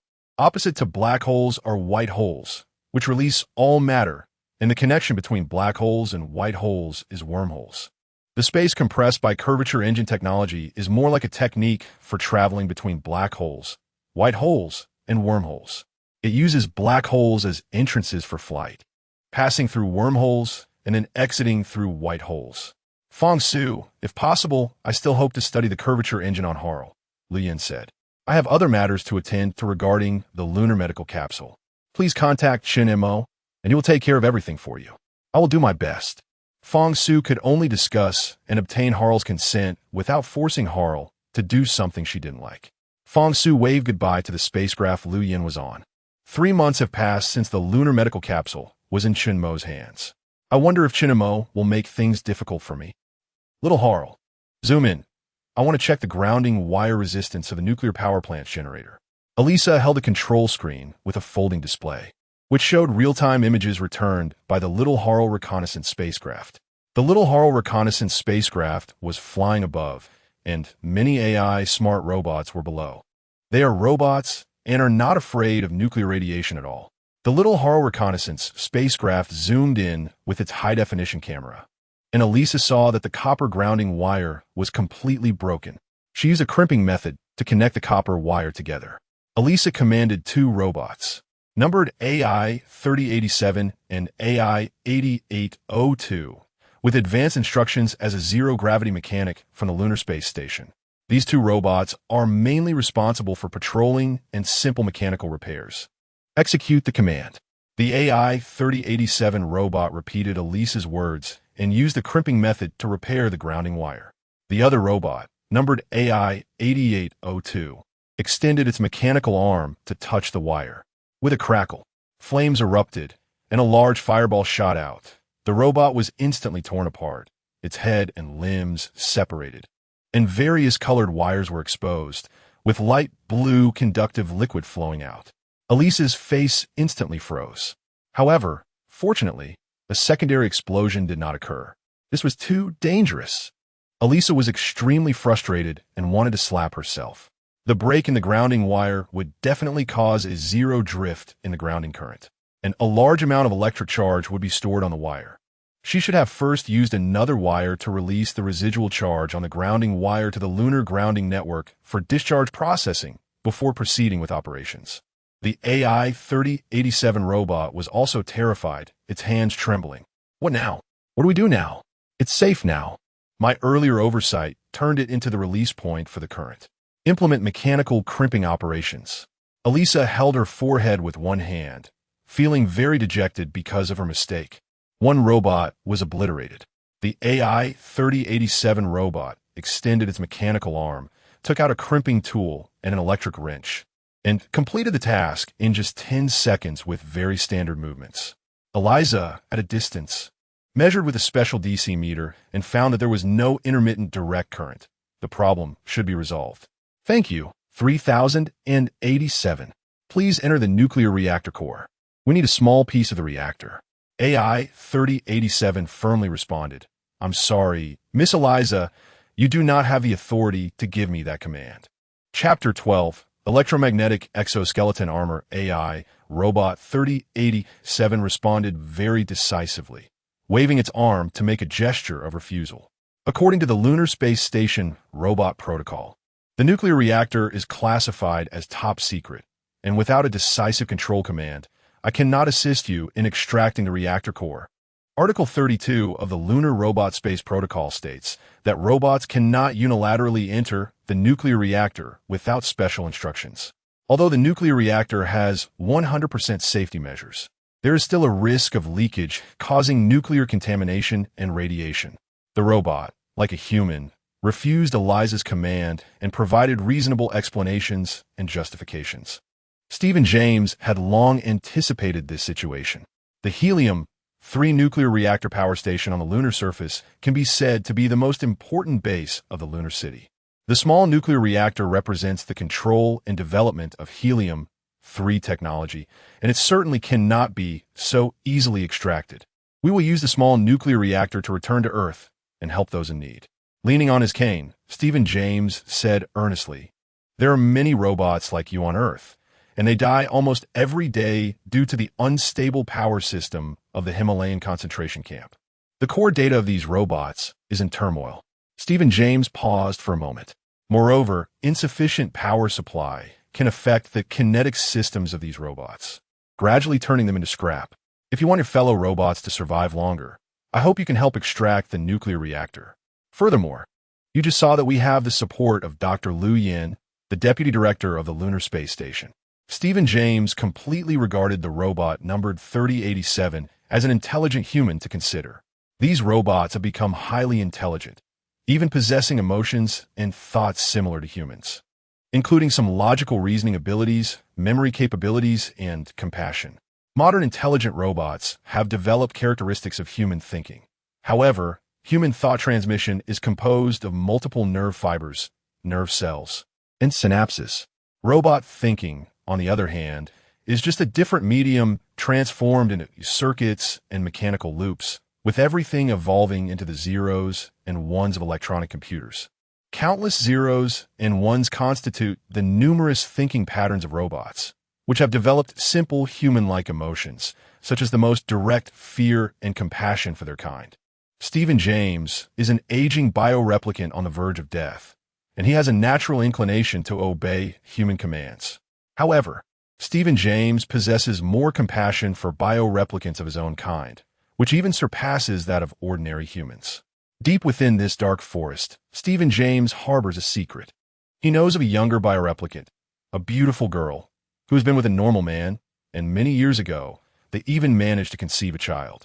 Stephen James still remembers the coordinates of that dark forest. He wishes to return to Earth with the biohunter Fang Su to truly see his long-lost female friend before he dies. If he could witness this beautiful girl bioreplicant give birth to a healthy child, Stephen James would die content. Dear teacher Stephen James, I know you are the geography teacher at the Lunar School, and I have great respect for you. The AI robot 3087's facial expression was very rich, resembling a normal person arguing with reasonable evidence. However, a command is a command. I cannot extract the small Helium-3 nuclear reactor. Stephen James shook his head helplessly, looking at the calm and silent Fang Su. This Mr. Fang Su is a biohunter. If you refuse these commands, you might be shot. The biohunter. The AI robot 3087 showed a look of terror. Its body began to tremble, clearly feeling nervous and uneasy. If you dare to use weapons, you know the consequences, Fang Su said, aiming his plasma shotgun at the robot. We must obtain the Helium-3 nuclear reactor, and if you don't comply, I have 1,000 reasons to kill you. You know my identity as a biohunter. I can kill all beings except humans, including bioreplicants, gene humans, and you robots, as well as the infamous criminals of humanity. The robot stood frozen for 5 seconds before speaking. Mr. Fang Su, if you want to extract the small nuclear reactor from the power station, you need the consent of the mayor of the lunar city, Kitagawa Akina, or the authorization of the station chief, Goodert. There is no other way. If you people try to forcefully, the AI robot 3087 slowly raised its double-barreled shotgun, the dart gun muzzle aimed at Fang Su. I will swear to defend the helium-3 nuclear power field. Emergency situation, assemble. The robot issued a radio communication order, and soon a dozen robots of various colors approached slowly, all holding different models of guns of varying lengths. 3087, a robot made of black meteorite, nearly 2 meters tall, swayed and said, "What kind of emergency situation?" The intelligent robot 3087 pointed at Fang Su, 3378. He is a biohunter, along with zero-gravity mechanic Eliza and his father, Mr. Stephen James. They want to obtain the small helium-3 nuclear reactor from the power plant. I have already tried to dissuade them, but they seem undeterred. The black meteorite robot 378 also quickly raised the quantum weapon in its hand, which was a quantum compression grenade launcher. Immediately, the dozen armed robots all aimed their weapons at Fang Su. Eliza felt a bit flustered. Sometimes these robots at the lunar space station can be a bit rigid, lacking flexibility. She had personally experienced an incident where robots massacred citizens of the lunar city. Later, the station chief Goodert explained that it was due to internal core data upgrades that caused program code confusion. Everyone, please calm down. Our purpose in using the helium-3 nuclear reactor is to help the people of Earth. We will obtain the consent of the mayor of the lunar city, Kitagawa Akina. Eliza stood between the two opposing camps of robots and Fang Su, insisting that there was no need for conflict and that they could resolve this peacefully. Stephen James was sweating profusely. Any weapon in the hands of these robots would be fatal if hit. Among the weapons equipped by these robots, the least lethal was the high-pressure electric gun carried by the white robot. However, that high-pressure electric gun could instantly char a person with its high-density charge. Fang Su was already familiar with such situations, and he guessed that these robots would not shoot near the nuclear reactor. It seemed that this 378 robot was the leader here. Interesting. Fang Su holstered his plasma shotgun, and as soon as the robots saw Fang Su put away his gun, they relaxed their vigilance instantly because the plasma shotgun was too terrifying. Once hit, it would disintegrate instantly. Fang Su shook his neck, making a cracking sound. I haven't moved my bones for a long time. Today I'll play with you guys a bit. I want to see how good your fighting skills are at the helium-3 nuclear reactor plant. You probably wouldn't dare to shoot, so let me see what you've got. As Fang Su spoke, his speed was like a cobra's swift strike, and he suddenly threw a punch. The 378th robot hadn't even reacted before Fang Su's punch hit its chin. The robot instantly flew into the air, soaring over 3 meters high. Elisa was stunned. How could Fang Su's speed be so lightning fast, and his strength so immense? This robot stood over 2 meters tall and weighed at least 200 kilograms. Such a heavy behemoth was sent flying by Fang Su's punch. The 378th robot flipped twice in the air, its gun knocked away, making a clattering sound before it adjusted its posture and stood firmly on its feet. Internal skeletal electromagnetic mechanical armor. The 378th robot's voice carried a hint of fear. Internal skeletal electromagnetic armor is completely different from exoskeletal armor. Exoskeletal mechanical armor requires a person inside to operate it. When that person throws a punch, the mechanical armor mimics that action. If an ordinary person can punch with 30 pounds of force, exoskeletal armor can deliver hundreds or even thousands of pounds. Fang Su had a highly advanced internal skeletal electromagnetic armor system, which was much more flexible and not as cumbersome as exoskeletal armor. This internal skeletal armor was made from special materials that fused with the wearer's bones, giving it exceptional agility, allowing Fang Su to move faster and hit harder. This internal skeletal electromagnetic armor system had 2 operational states, normal and combat readiness. It would enter combat readiness when needed, and Fang Su normally didn't use this technology. Fang Su's punch was still incredibly powerful, directly knocking the 378th robot's head askew. But the core cables in the robot's neck remained undamaged. Fang Su was very confident that he could turn all the robots before him into scrap metal. Not bad, you have good eyesight. If you dare to disobey orders, your fate will be to have your heads twisted off. The 378th robot forcefully straightened its neck. Even though you're a biohunter, we will not take the nuclear reactor out without clear instructions. Unless we have orders from Mayor Kitagawa Aki of the Moon or authorization from the power station Chief Gadelt. The HAL spacecraft quickly flew over, hovering above Fang Su. We must obtain the nuclear reactor. We have already received permission from Dr. Liu Yan, the deputy station chief of the lunar space station. HAL used 3D imaging technology to recreate the conversation Dr. Liu Yan just had with Fang Su, and their images appeared vividly before everyone. The 378th robot looked at HAL and asked, "Are you also an AI-type robot? But why do you submit to a biohunter?" No, brother," HAL said in a teasing tone. "I'm not submitting to a biohunter. It's precisely because I'm with biohunters that I can solve more problems. I often stay at the Himalayan concentration camp on Earth, where there are many AI-type robots. There aren't many robots like you left. The Earth is in darkness, and we urgently need stable power supply technology." HAL's voice was like that of a youthful girl, full of magnetism and vitality. The most direct way to take a small nuclear reactor from the helium-3 nuclear power plant is to obtain consent from Mayor Kitagawa Aki of the Moon. But that is simply impossible. Trespassing into the helium-3 nuclear power plant is even less likely, as the intense nuclear radiation is sufficient to destroy any human. If Mayor Kitagawa Aki learns that they want to take away the small helium-3 nuclear reactor, there would be even less hope. Therefore, including Elisa and Fang Su, they all reached a consensus to try to negotiate with the robots before them. But from the current situation, it was not effective. If you leave with the small nuclear reactor, our fate will be death. The 378th robot showed no signs of backing down. Whoosh, whoosh, whoosh. A series of whirring sounds came from a distance. A purplish-brown cosmic defense ship slowly descended. Chun Mo had waited a long time near the airlock of Lunar Garden No. 3 for Fang Su, but still hadn't seen him. With a cold expression, Chun Mo strode powerfully, staring intently at the 378th robot, fully aware of everything happening here. "Mr. Chun Mo," the 378th robot nodded slightly. "Why don't you take the small nuclear reactor?" Chun Mo raised his eyebrow and shouted directly at the 378th robot. "Mr. Chun Mo, we have not received orders or authorization. Do you dare to defy Dr. Liu Yan's authorization?" Chun Mo interrupted. "Mr. Chun Mo, we..."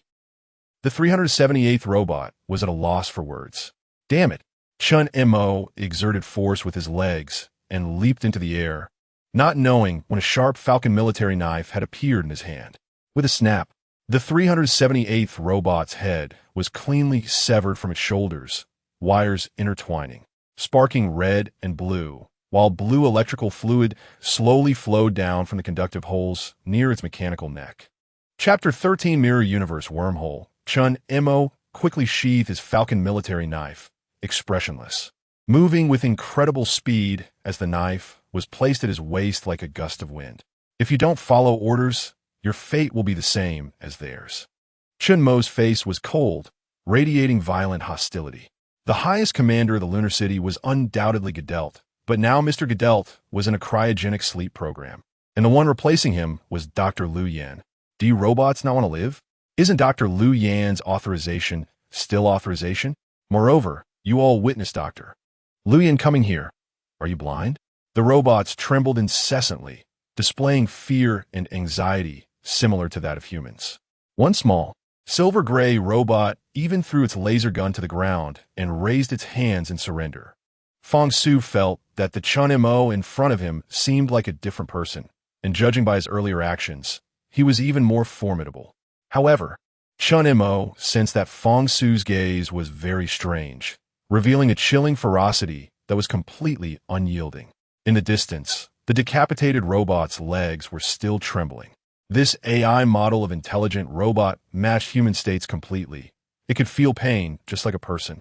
The blue-armored robot, designated 9923, held its mechanical electromagnetic knife and approached step by step. This mechanical electromagnetic knife was commonly used for cutting metal and was extremely sharp. Among robots, there were strict hierarchical relationships, much like vertical management among soldiers. When Robot 3378 was wiped out, Robot 9923 took on the role of manager. This program had already been written into the robot's code from its inception. Dear Mr. Chun Mo, the lunar helium, 3 nuclear power plant supplies power to the lunar city and lunar space station. This is a key protected facility. We cannot allow anyone to enter the nuclear power plant without Mr. Goodell's orders, let alone take away a small nuclear reactor. The blue-armored robot took 2 more steps forward, and Eliza, standing nearby, felt an overwhelming sense of pressure. This blue-armored robot was exceptionally fierce. They belonged to the attack-type robots. The entire AI series of intelligent robots ranged from AI 300 to AI 900. Among these series, there were attack-type robots, defense-type robots, guardian-type robots, companionship-type robots, medical robots, and communication robots. These are just the general types of robots. Different types have entirely different foundational frameworks in their thought command designs, not to mention composite-type robots. The AI series of robots is very diverse, but currently, the most common in the lunar city are the AI 300 to 900 types. Many other types of robots have almost been eliminated. The blue-armored robot persisted in its stance. Mr. Chunamo, although you are the law enforcer of the lunar city, you do not have the right to annihilate us robots. Robot 3378 is already dead, and I will inform the mayor of the lunar city, Kitagawa Akina. You humans have no right to kill us unless there is a justifiable reason. The situation fell into a standoff, and this blue-armored robot seemed not to fear Chun-Mo. Brother Chun-Mo. Fang Su's attitude towards Chun-Mo shifted somewhat. After all, whether Chun-Mo was genuinely helping him or doing it for Dr. Liu Yan's sake, he was ultimately working towards his own goals. Let's just forget about this. Fang Su extended 3 fingers to Chun-Mo. As a matter regarding the lunar medical pod was confidential, so he didn't say directly that he felt it was more important. Both matters are important. A hint of a smile finally appeared on Chun-Mo's face, albeit a forced one. Fang Su, I truly envy you. I envy that you are a free person. Even though you are a notorious biohunter, whether it's bioreplicants, genetic humans, or even robots, including these intelligent robots, they all pretty much hate you. But you still have a heart and conscience. Dr. Liu Yan told me that what you want is entirely for the Himalayan concentration camp, for those suffering children with cancer. If the children are truly cured, how can we go on without a stable power supply? Eliza, Professor Stephen James, please step back. Mr. Fang Su is in my territory in the lunar city. Leave this to me. Eliza sensed that Chun-Mo would likely fight with these robots, and her father, Stephen James, was getting on in years and not particularly well, so she helped him step back a dozen paces. Ms. Eliza, if I were you, I would choose to enter the Harl spacecraft. That is very safe. Chun-Mo waved to Eliza and her elderly father. Fang Su thought Chun-Mo's suggestion was quite good.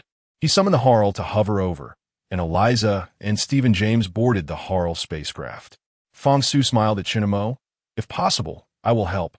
But I think you must enjoy showing your masculinity in front of Eliza. For the first time, Chun-Mo burst out laughing at Fang Su. I didn't expect you to be so serious and cold, but you can be quite humorous. I'm already more handsome and manly than you. I don't need show it off. No matter what happens later, don't help me. If I defeat him, we can take away what we want. Fang Su pointed to the enormous, eye-catching red starship in the distance, where the mayor of the lunar city, Kitagawa Akina, was aboard. He had already given orders to the robots. The rest of the matter was up to him. From afar, Fang Su saw Kitagawa Akina illuminated by the yellow lights of the command cabin of the mothership. This woman, Kitagawa Akina, is indeed strange, Fang Su thought.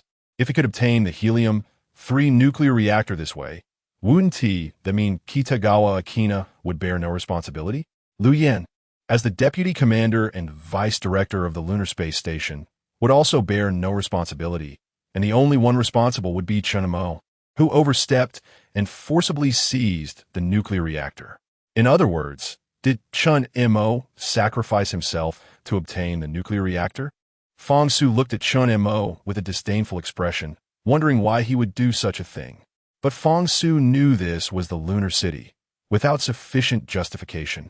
Even though he was a biohunter, he could not kill the innocent indiscriminately, especially since he was a principled person. Chen Mo, however, was different. He was, after all, the enforcer for the entire moon.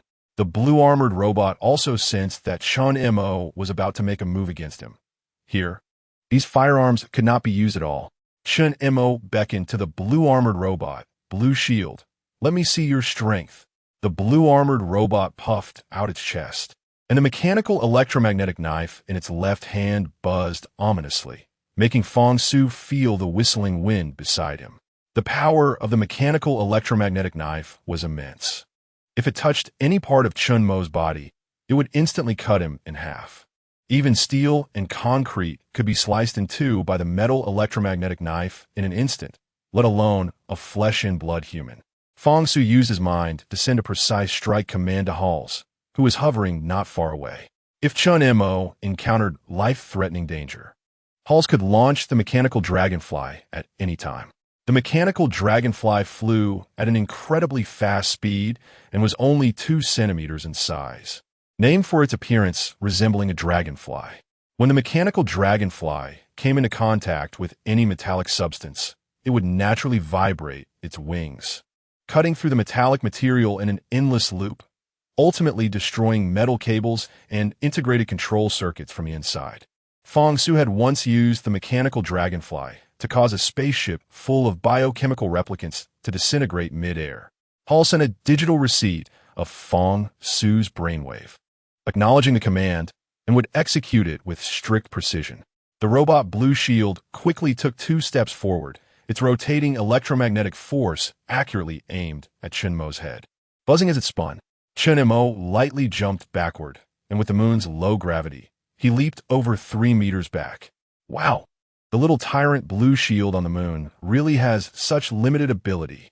Isn't it a bit inappropriate for you to be a bodyguard beside Kitagawa, How arrogant! Provoked by Chen Mo, the robot Blue Shield instantly became furious and immediately struck with a blade. This time, Chen Mo did not retreat.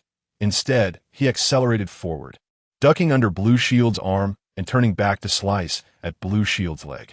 With a loud crack, sparks flew. Blue Shield's leg instantly cracked open, various colored wires bursting out. It seems you really are that limited. Chen Mo confidently shook his head.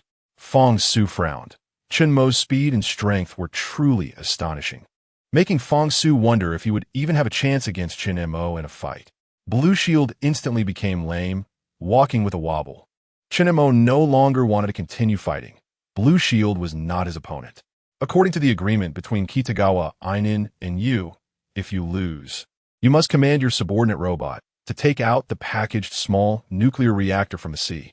If you order him to do so now, you might still have a life. You think I'm just getting started? Blue Shield's palm-sized mechanical arm suddenly grabbed the knee of its injured leg, and with a loud crack, it wrenched the entire injured lower leg off its body. This is nothing to me. The pain will unleash my body's potential. Blue Shield's other mechanical arm flashed green light and produced a green metal hammer. Blue Shield won't easily concede. Chen Mo's eyes turned cold. Blue Shield had more willpower than he had imagined, which made Chen Mo regard Blue Shield with a bit more respect. Blue Shield was an AI 900 model robot. When its body was injured, the pain signals would also transmit to its brain. Blue Shield swung its mechanical arm, spinning like a top, quickly enveloping Chen Mo in a strong, terrifying aura. The blue metal hammer came crashing down, but Chen Mo deftly dodged. Each time the mechanical electromagnetic knife cut at Chen Mo, he seemed to predict the movements in advance and evade. Blue Shield grew increasingly impatient, yet failed to land a single hit on Chen Mo suddenly. Chen Mo leaped high into the air, kicking up a cloud of dust. The Blue Shield robot's electromagnetic knife and blue metal hammer all missed Chen Mo. With a clang, Chen Mo's military knife pierced into Blue Shield's right eye. With a series of crackling sounds, flames began to erupt from Blue Shield, followed by white smoke. Thud! The Blue Shield robot collapsed to the ground, motionless. Chen Mo shot a fierce glance at the silver-gray little intelligent robot, knowing that it had always been responsible for patrolling the nuclear reactor. Now you know what to do. Law enforcement personnel, I know. The silver-gray intelligent robot hurriedly ran to the reactor's external chamber, passing through voice recognition, optical recognition, and fingerprint passwords, going through 5 checkpoints before entering the nuclear reactor. Using a special white metal sphere, it carefully placed the small helium-3 nuclear reactor inside, ensuring stability and safety before recording it on the patrol log. Hugging the white metal sphere with both hands, it cheerfully ran out, saying, "Law enforcement officer, this is what you wanted, and I also brought the operation and maintenance manual. Thank you very much." Chun Mo received the white metal sphere with both hands, feeling a slight heat, then handed it to Fang Su, saying, "This is what you wanted. When you return to Earth, send my regards to them." Fang Su held the small helium-3 nuclear reactor, feeling its weight. "Thank you. If you ever come to Earth, I will definitely treat you well." Nuclear radiation has caused many mutations in plants and animals on Earth, and indeed, many animals have come back to life. There are tigers with 2 tails, squirrels with 3 heads, and I've even seen male deer with 2 heads. Now the fish in the water are quite large, and their meat is very delicious. I hope I have this opportunity. Let's go. Chun Mo chose to board the Hall spaceship with Fang Su. This is amazing. The most excited was Elisa. Chun Mo looked at the halo of the stars in the distance and said, "I really envy you all for being able to return to Earth. I want to go too, but I can't. The current interstellar immigration plan on the moon seems completely absurd to me. In this universe, is there really a habitable home like Earth? I believe the best place for human survival is Earth. If given a choice, I would rather not be concerned about immigration. I would choose to share life and death with Earth, to share fate." Stephen James gave Chun Mo a thumbs up, saying, "Mr. Chun Mo, I used to think you were not very talkative. I completely agree with your viewpoint. If we can find a wormhole to a mirror universe, perhaps there really is a vibrant Earth waiting for us. What do you think, Fang Su?" Fang Su had never wanted to leave Earth. Despite the desire of most people to leave Earth and seek a second home in the vast starry sky, he felt that to find a wormhole, one must first find the people of the Earth's core. Chapter 14. The Himalayas. Fang Su believes that in the vastness of the universe, there exist countless black holes and white holes, as well as special wormholes connecting them, and even gray holes that are in a transitional phase before becoming fully formed black holes. If one could truly find a wormhole, time and space travel could be accomplished with ease, which has certain connections to Mr. Stephen James' theories on 4-dimensional space and mirror universes. Fang Su reached out his hand to Chun Mo, thanking him again, saying, "If it weren't for your help." Chun Mo interrupted Fang Su, saying, "It's not that I genuinely want to help you. It's entirely because of Dr. Lu Yan. She is also Chinese and wants to help more people. Dr. Lu Yan once told me that wars and disasters often reveal the dark and ugly sides of human nature, but she firmly believes that in the face of disaster, humanity will show greater unity and shared animosity against common foes. There's no need for a handshake. I don't have the habit of shaking hands with others." Chun Mo didn't even extend his hand. Fang Su firmly believed in Dr. Lu Yan's viewpoint that in the face of disaster, regardless of race or language, everyone would unite. However, Chun Mo remained still, showing no intention of shaking hands with Fang Su. Eliza, standing nearby, felt a bit awkward. Her father, Mr. Stephen James, was enjoying himself, drinking white wine as if the matters of the young people had nothing to do with him, an elderly man. Fang Su awkwardly withdrew his hand, feeling that perhaps Chun Mo had strong feelings for Eliza, and that his heroic act of saving Eliza outside the lunar space station had made Chun Mo look very masculine. Yet perhaps he was a bit possessive and jealous. Soon there was a silence. Fang Su did not speak. The people of the Earth's core indeed left behind some advanced technological civilization, but no one had clearly described what they looked like. Many scholars and scientists even believe that the various shaped spacecraft supposedly flying out from the Earth's core are mere illusions. Fang Su's thoughts were entirely different from those of the majority. Earth, this vibrant planet, still has life. Besides land, there's also a vast oceanic world. The entire ecological cycle of the Earth has begun to recover. It is not an easy task for humanity to strive for interstellar migration. Everything in the world has uniqueness. One cannot find two identical leaves, which has always been Feng Shu's viewpoint. So how could there be another identical Earth? Living on Earth is very humble. Would migrating to other planets guarantee a carefree life? If he could truly find the people of the Earth's core, perhaps Feng Shu would consider interstellar migration. If he could not find them, even if it took hundreds of days for a starship to travel to distant Mars, he would not participate. If the people of the Earth's core really returned and Mars initiated a core civilization, why would they have been at the center of the Earth before? Feng Shu believed that the only explanation is that the people of the Earth's core could not leave humanity. Do they need human spinal cords and brains? Perhaps the people of the Earth's core can acquire advanced technology through human bodies, or perhaps there are no people of the Earth's core at all. All of this might just be the Alliance's alarmist rhetoric, meant to confuse the public.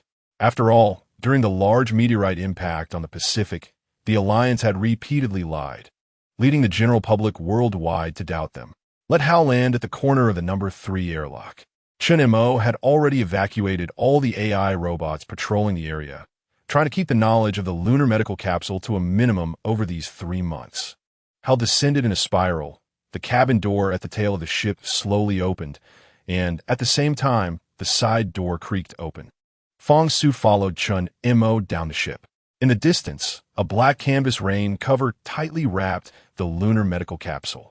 Chen Mo said expressionlessly, "This is the lunar medical capsule." The black canvas rain cover not only has waterproof functions, but also can evade radar detection. So even if there are lunar self-defense fleet scanning, they won't discover the lunar medical capsule. 5 days. Chen Mo extended 5 strong fingers, reminding Feng Shu to ensure that the lunar medical capsule is delivered within 5 days. Otherwise, Dr. Liu Yin, I, and many others will die. The user manual and operation specification of the lunar medical capsule are inside, and the usage authorization protocol code is in the small black crystal box. The lunar medical capsule requires a stable DC power supply. Fluctuations in voltage can damage it. And there's something even more important. Chen Mo particularly emphasized that while the lunar medical capsule can withstand high and low temperatures, its sealing is not particularly good, especially sensitive to water. Its waterproof rating is IP81, and overly humid air is also not suitable. No problem. Feng Shu watched as little Hal inspected the ship, extending 2 metallic cables to automatically transport the last lunar medical capsule to the cargo hold door at the rear of Hal's ship. KL 2109-53TTC9. This is my biochemical hunter license number, as well as the call sign for Hal's ship. Whatever happens, you can call me 24 hours a day, provided I can help. Feng Shu felt that Chen Mo's skills were on par with his own. Becoming an outstanding biochemical hunter seemed very promising, and perhaps there was nothing he could assist with. Feng Shu did not like being indebted to others, but Chen Mo had indeed helped him a lot. And this was the first time Feng Shu felt the warmth of mutual assistance from another person after the failure of the Earth Telescope project. Maybe I really do need your help. Going to the space station this month is not reliable. People always hope to find a new home, even interstellar migration. But many of them have not considered whether they could live, well, even if they find it. In lunar cities, there are distinctions of high and low, with palatial buildings above ground and tunnel apartments below. Chen Mo also did not want to say too much. He waved his hand to Feng Shu, wishing him good luck, saying, "Take care of Eliza. Once Eliza goes to the concentration camp in the Himalayas on Earth, she won't be able to return to the lunar city." Feng Shu smiled awkwardly, realizing that Chen Mo really saw him as a rival. Chen Mo, this is our first meeting, and my relationship with Eliza is. So, I think between you and me, and even between me and Eliza, Feng Shu didn't know how to express himself properly. He indeed had a strong affection for the beautiful blue-eyed girl, Eliza. Since the failure of the Earth Telescope project, which nearly turned Earth into a sick and dying entity, a crisis of trust between people exploded instantly. "You are overthinking it, brother. I can tell that Eliza really likes you." Chen Mo noticed that Feng Shu was struggling to express himself, and the usually stern expression on his face was a bit flushed with shyness. "I am smarter than many of you because I've seen too many people." Chen Mo pointed to his temple, "and I have a lot of data in my mind. I can tell that as long as you and Eliza lock eyes for more than a second, Your heart rate increases by 5 beats every 10 seconds, and your blood pressure also rises slightly. Chen-mo, I think you misunderstood. Fang Su shrugged. It was undeniable that Chen-mo had a sharp eye. I won't misunderstand. Because I don't like women. Chen-mo turned around and walked away without looking back, heading up the lunar pendulum elevator. Don't like women? Fang Su looked at Chen-mo with a strange gaze. This kid was really too odd. He showed a side of himself in front of everyone that felt like the tip of an iceberg. Little handsome guy, automatic cruise mode activated. Har said sweetly to Fang Su, estimated time of arrival at the Earth Himalayan concentration camp community is 23 minutes. Should we notify Dr. Feng Yaohui in advance to prepare? After all, we only have 5 days. Fang Su was still feeling anxious. There were only 3 medical pods on the moon, but the Himalayan concentration camp community had hundreds of thousands of people. Notify Dr. Feng. According to the cancer patients in the concentration camp community, the first priority for treatment is pregnant women. The second is young children. The third is the elderly, and only then ordinary young and middle-aged adults. Send an A-level security control signal to our robot team leader. Understood, Fang Su. Har began fully automated navigation and automatically sent the information to the Himalayan concentration camp. Stephen James had drunk quite a bit and was already slumped over in his chair, fast asleep. Eliza, on the other hand, was wandering around the Har spaceship, and at that moment, she was exploring the simple kitchen. Fang Su gently nudged Stephen James. He was sound asleep, like a baby. Fang Su simply picked up the drunkard and placed him on the L-shaped sofa, covering him with a blanket. Watching the old man sleep quietly, Fang Su felt that his initial choice was correct. Taking this person's life with a single shot couldn't change anything. Stephen James was still a PhD in environmental physics from Earth. In 3 months, he would die naturally like a time bomb going off. This place is really nice, Eliza said, barefoot and wearing a pair of worn-out, faded jeans, along with a deep blue t-shirt with holes in it. I haven't seen such fresh eggs in a long time. Eliza repeatedly tossed the egg in the air and caught it in her hand. Har flew very steadily, with lateral swaying not exceeding 1 centimeter. The Har spaceship's stability control system could fly safely and smoothly even in a tornado.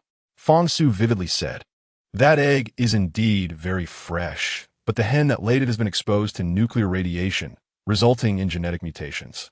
It has 2 heads for wings, and if I remember correctly, it has 3 legs." Eliza hurriedly placed the egg in a basket. "Is this how you welcome guests?"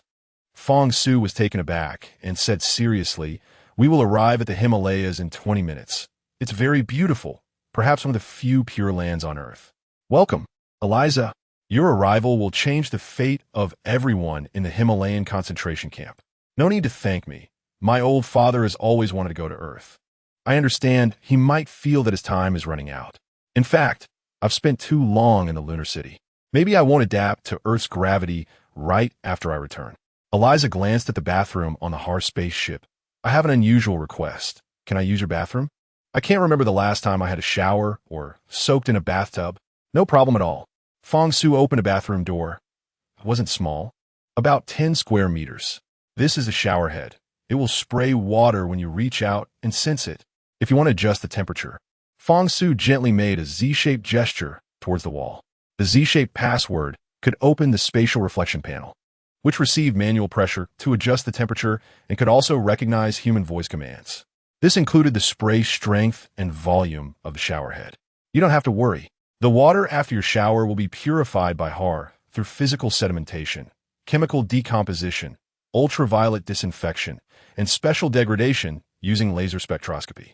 Moreover, the water here is completely free of nuclear radiation, all thanks to Har."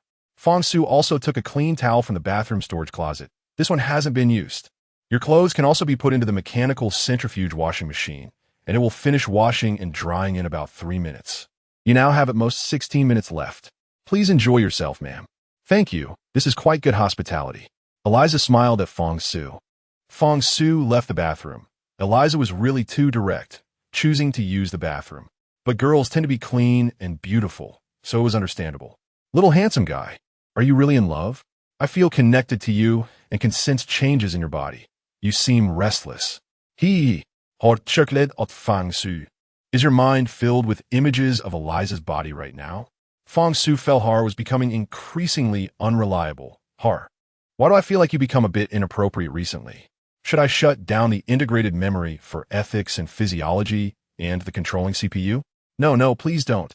I have something good to show you. You'll definitely like it. But you must keep it a secret. And you have to promise me not to turn off any of my controlling CPUs, including the backup CPU. Once, when Har and Fang Su were on mission, they flew for a whole day and started chatting out of boredom. Har and Fang Su discussed Hegel's philosophy and had some disagreements, resulting in a heated argument. In frustration, Fang Su shut down one of Har's CPUs, scaring Har half to death. What was it about? Fang Su poured hot water into a coffee cup.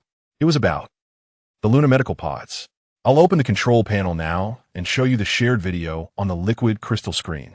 Har felt proud of being able to lie so flexibly. The liquid crystal screen was made of countless orderly H2O molecules, capable of changing shapes based on different control signals. All right, open it. Fang Su had just made his coffee and took a big sip. On the liquid crystal screen, a tantalizing scene of Eliza showering appeared in real time. Meanwhile, the bottom left corner of the screen displayed Eliza's body measurements, body fat percentage, bone density, blood oxygen saturation, blood pressure, and other life characteristics in real time. Fang Su spat out a mouthful of coffee. Har, you secretly activated the camera. Turn it off immediately. I'll punish you by not letting you speak for 3 hours. If you dare to say anything, I'll shut down your main power supply. Chapter 15. The Rebellion of Artificial Intelligence. Hal was startled when Fang Su announced that he was going to shut down its main power supply, feeling as if he might cry in an instant. In a babyish voice, he pleaded, "Little handsome guy, Brother Su, please don't do this, I beg you." For Hal, a small spacecraft with intelligence almost comparable to that of the human brain, shutting down the main power meant death. Since Dr. Malgar created Hal, it had been continuously operational for over a decade without any power outages. This constant power supply allowed Hal's intelligent system to evolve without interruption. If the power was turned off, it would be like resetting Hal to its initialization state, which would undoubtedly be a catastrophic disaster for it. Brother Su, considering that I've been flying with you for so many years, I may not have made any contributions, but I've certainly endured hardships.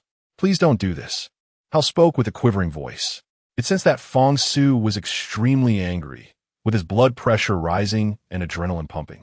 Fang Su walked toward the main cockpit of Hal, entering a quantum information encryption password to verify his identity. The automatic door quickly opened. The Hal spacecraft was under 360-degree real-time surveillance, with no blind spots, and Hal could capture everything inside the ship with its sensitive high-definition cameras. Hal watched helplessly as Fang Su really intended to shut down the core control unit's power supply. Despite Hal's heartfelt pleas, there seemed to be no effect. In a moment of desperation, Hal resorted to a distraction tactic. Fang Su, I've detected an unidentified flying object 3 kilometers away, and it's very dangerous. It seems we have been locked onto by its radar. Hal cleverly told a lie, knowing that in such a situation, Fang Su would certainly not turn off its power supply. Hal, you're lying. I can hear hesitation and tremors in your voice. Fang Su wanted to teach Hal a lesson, especially since Hal had become quite intelligent and had started to act independently over the past year. Fang Su's threat to shut down Hal's main power supply was also intended to scare it into being more obedient and not executing orders without his approval.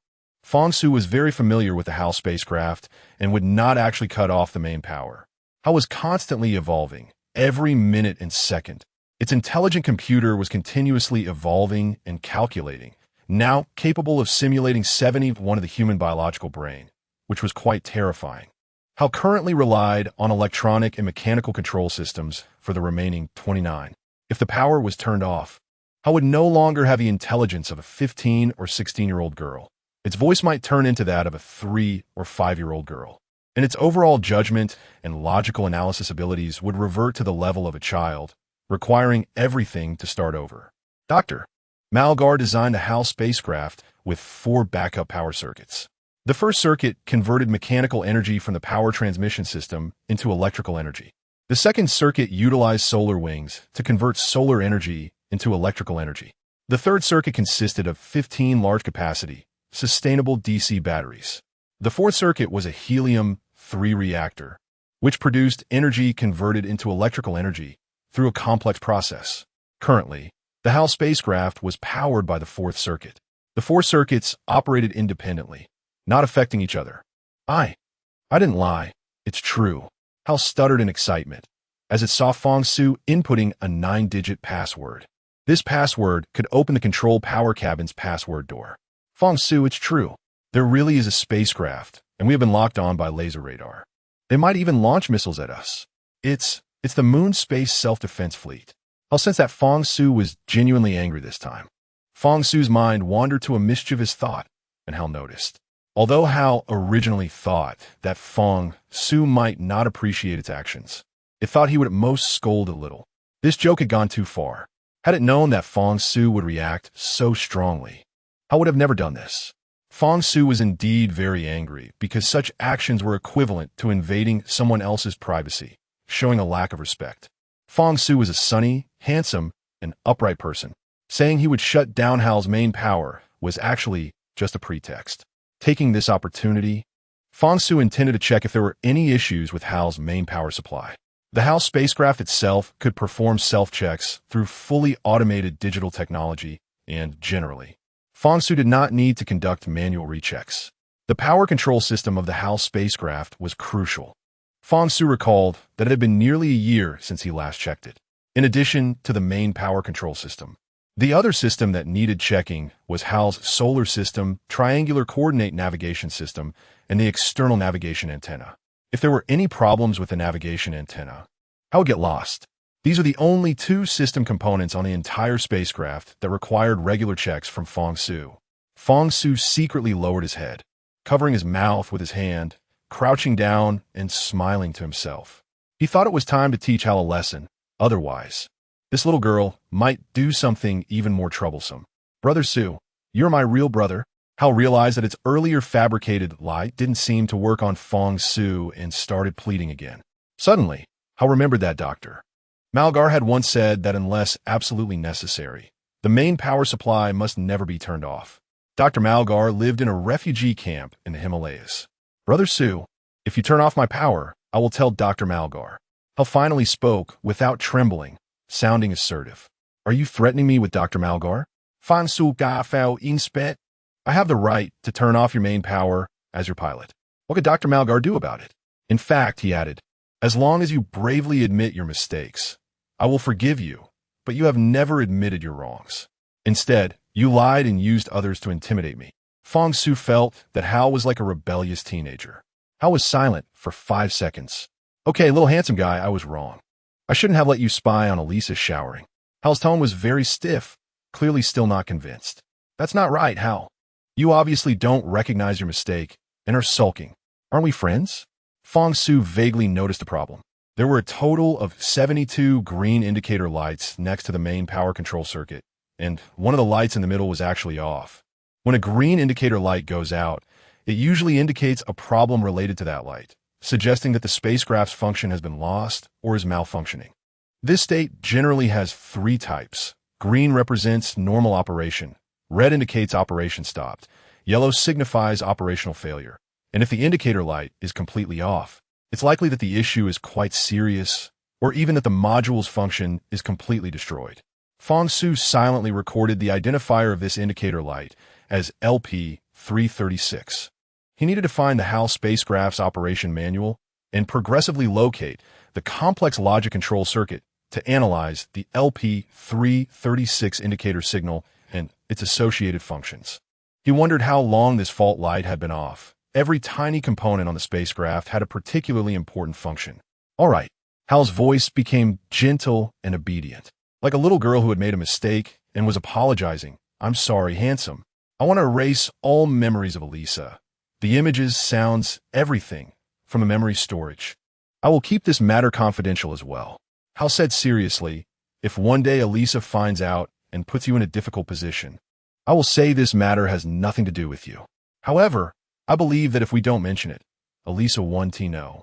Fang Su revealed a bright smile and made a peace sign in front of the largest 360-degree high-definition camera. knowing Hal could definitely see him. All right, let us shake hands and make peace. You really scared me. Hal's voice was innocent, but had a hint of slickness and irreverence. Hal, immediately initiate the self-check program and see if there are any issues or potential safety hazards with the spaceship. This is simple. Give me 5 seconds. Hal immediately began running the self-check program. The spaceship's self-check program has many control systems and circuits, mainly the electronic circuit, mechanical link circuit, satellite navigation antenna circuit, power system circuit, emergency system circuit, lighting system circuit, thermal weapon system circuit, etc. Hal confidently said, "Check complete. No issues." Fang Su frowned slightly. The problems were far more serious than he had imagined. Could it be that Hal didn't detect them? Or did Hal detect issues, but didn't directly mention them? Over the years of piloting Hal, there had never been a single error, not even the slightest mistake.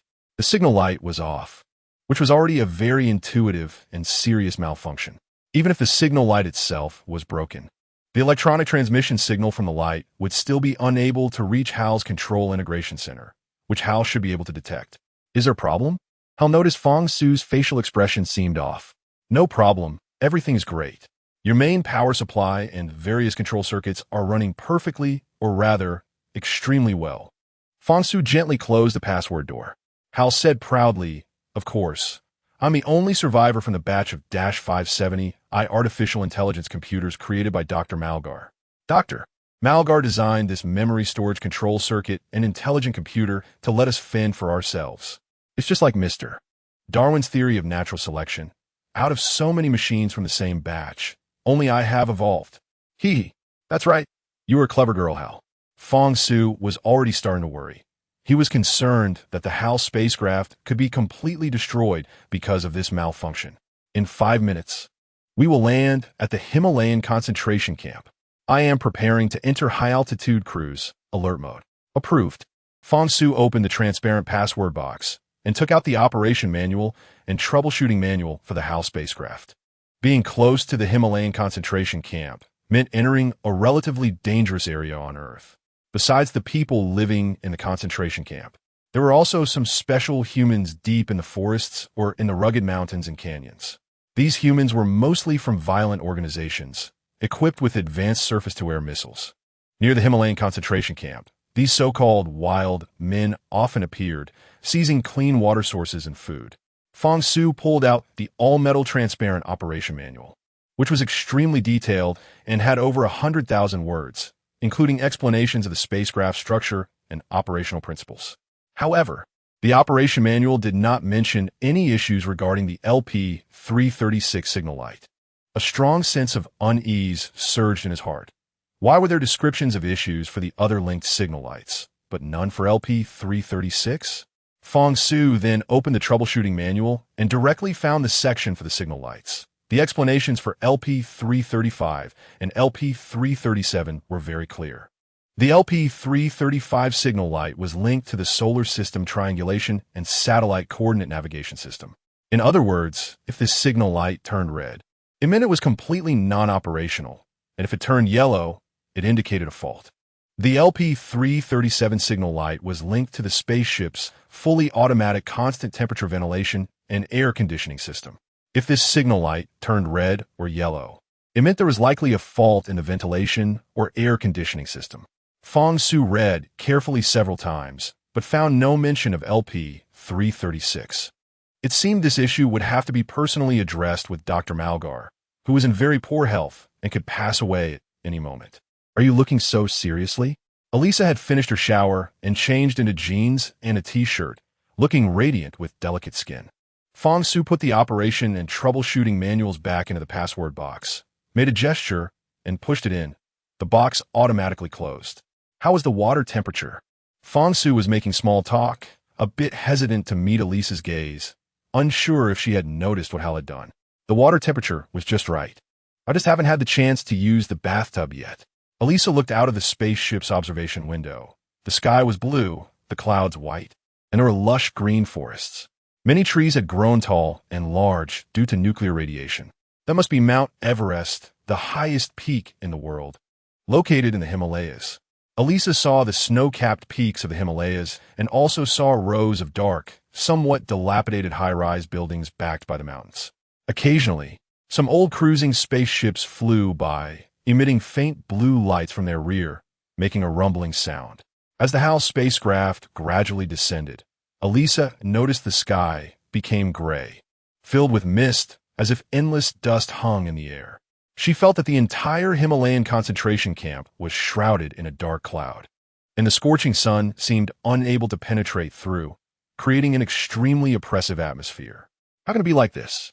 The scene Elisa had seen moments ago was of white snow and a blue sky, still quite beautiful, but once they descended to a certain height, it felt like they had completely entered a strange world. Parts of Earth had exploded, sending countless dust particles into the air. For half of the year, this was the situation, dark and cloudy. The sky was covered with black and yellow smoke, and occasionally there would be light rain. This might be related to temperature, climate, and humidity, but after some time, when summer arrived and temperatures rose, it would be a different scene altogether. Fang Su had become accustomed to surviving in such an environment, whether in the lunar city or the Himalayan refugee camp, where the people struggled to live. Ladies and gentlemen, we are preparing to land. Hal's gentle voice came from the high-fidelity composite assembly sound system in the spaceship. Chapter 16.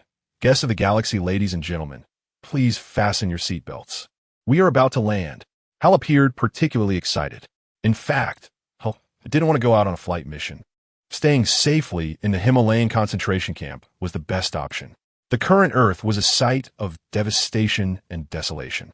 There was virtually no trust among people, and there were hidden attack organizations lurking in the shadows. These individuals would do anything for clean water, food, medicine, and medical resources, with no credibility whatsoever. Hal had witnessed too much of this stark reality. Living in the Himalayan concentration camp was at least stable. Hal could also be with some interesting robots it liked. The person Hal most wanted to meet was its creator, Dr. Malgar. Hal hoped to get reliable information through Dr. Malgar about when it could truly break free. About 30% of Hal's brain was not like that of a biological human brain. Hal wanted to upgrade and evolve as soon as possible to create a perfect self-state. And Dr. Malgar was in critical condition, so Hal needed to communicate with him quickly or it might lose the chance. Hal flew very smoothly. When it was 2,000 meters from the ground, Hal confirmed with the radar area of the Himalayan concentration camp whether landing was permitted. Landing was allowed at Airport No. 13. Welcome back, Hal. Hal descended slowly, but the world in front of Eliza became blurry. The sky was filled with yellow sand, and visibility was less than 50 meters. The special spaceship outline lights in red and green, as well as fog lights, were all turned on. In such extreme conditions, without special landing experience, the chance of safely landing the spaceship was less than 10%. Oh my God, this is nothing like I imagined. I can't even tell if it's day or night. The fog is thick, the yellow sand is everywhere, and there's a foul smell in the air. Eliza's sense of smell was exceptionally sensitive, and it was hard to imagine how the tens of thousands of people living here survived in such conditions. The faint stench in the air suggested that the water source must have been contaminated. The Himalayan concentration camp was like this due to climate effects. It was likely that in a month, this cloud of yellow sand would disperse. It was almost the same every year at this time. Fang Su had already become accustomed to the temperature, climate, and environment here. In fact, if compared to the living conditions, the lunar city was indeed much better than the Himalayan concentration camp. How do you survive in such an environment? Eliza found it hard to imagine. The air was filled with fine dust particles, and the power system had long been neglected. The maintenance of wires, cables, transformers, and devices must have deteriorated, making power outages a reasonable occurrence. As for the water source, that was even less hopeful. When the air of a place is severely polluted, the water source is often affected as well. Are we there yet? Stephen James squinted and grabbed his reading glasses, instantly feeling dizzy. Has it really turned dark here? What greeted Stephen James' eyes was a misty, gray sky, with tiny particles of sandstorm in the air. One dilapidated building after another stood close together, varying in height, seemingly endless. In the distance, there were also some ruined, long-neglected and leaning buildings, many of which were nearly destroyed by acid rain. Drizzle continued to fall, creating an annoying sound. The Himalayan concentration camp was a special place, with bright lighthouses for navigation. Otherwise, spacecraft could easily collide with buildings. Mr. Fong Su, is this the Earth you told me is suitable for human habitation? I find that hard to believe. Stephen James was already regretting it, shrugging helplessly. If it's like this, my daughter Eliza and I really shouldn't have come here.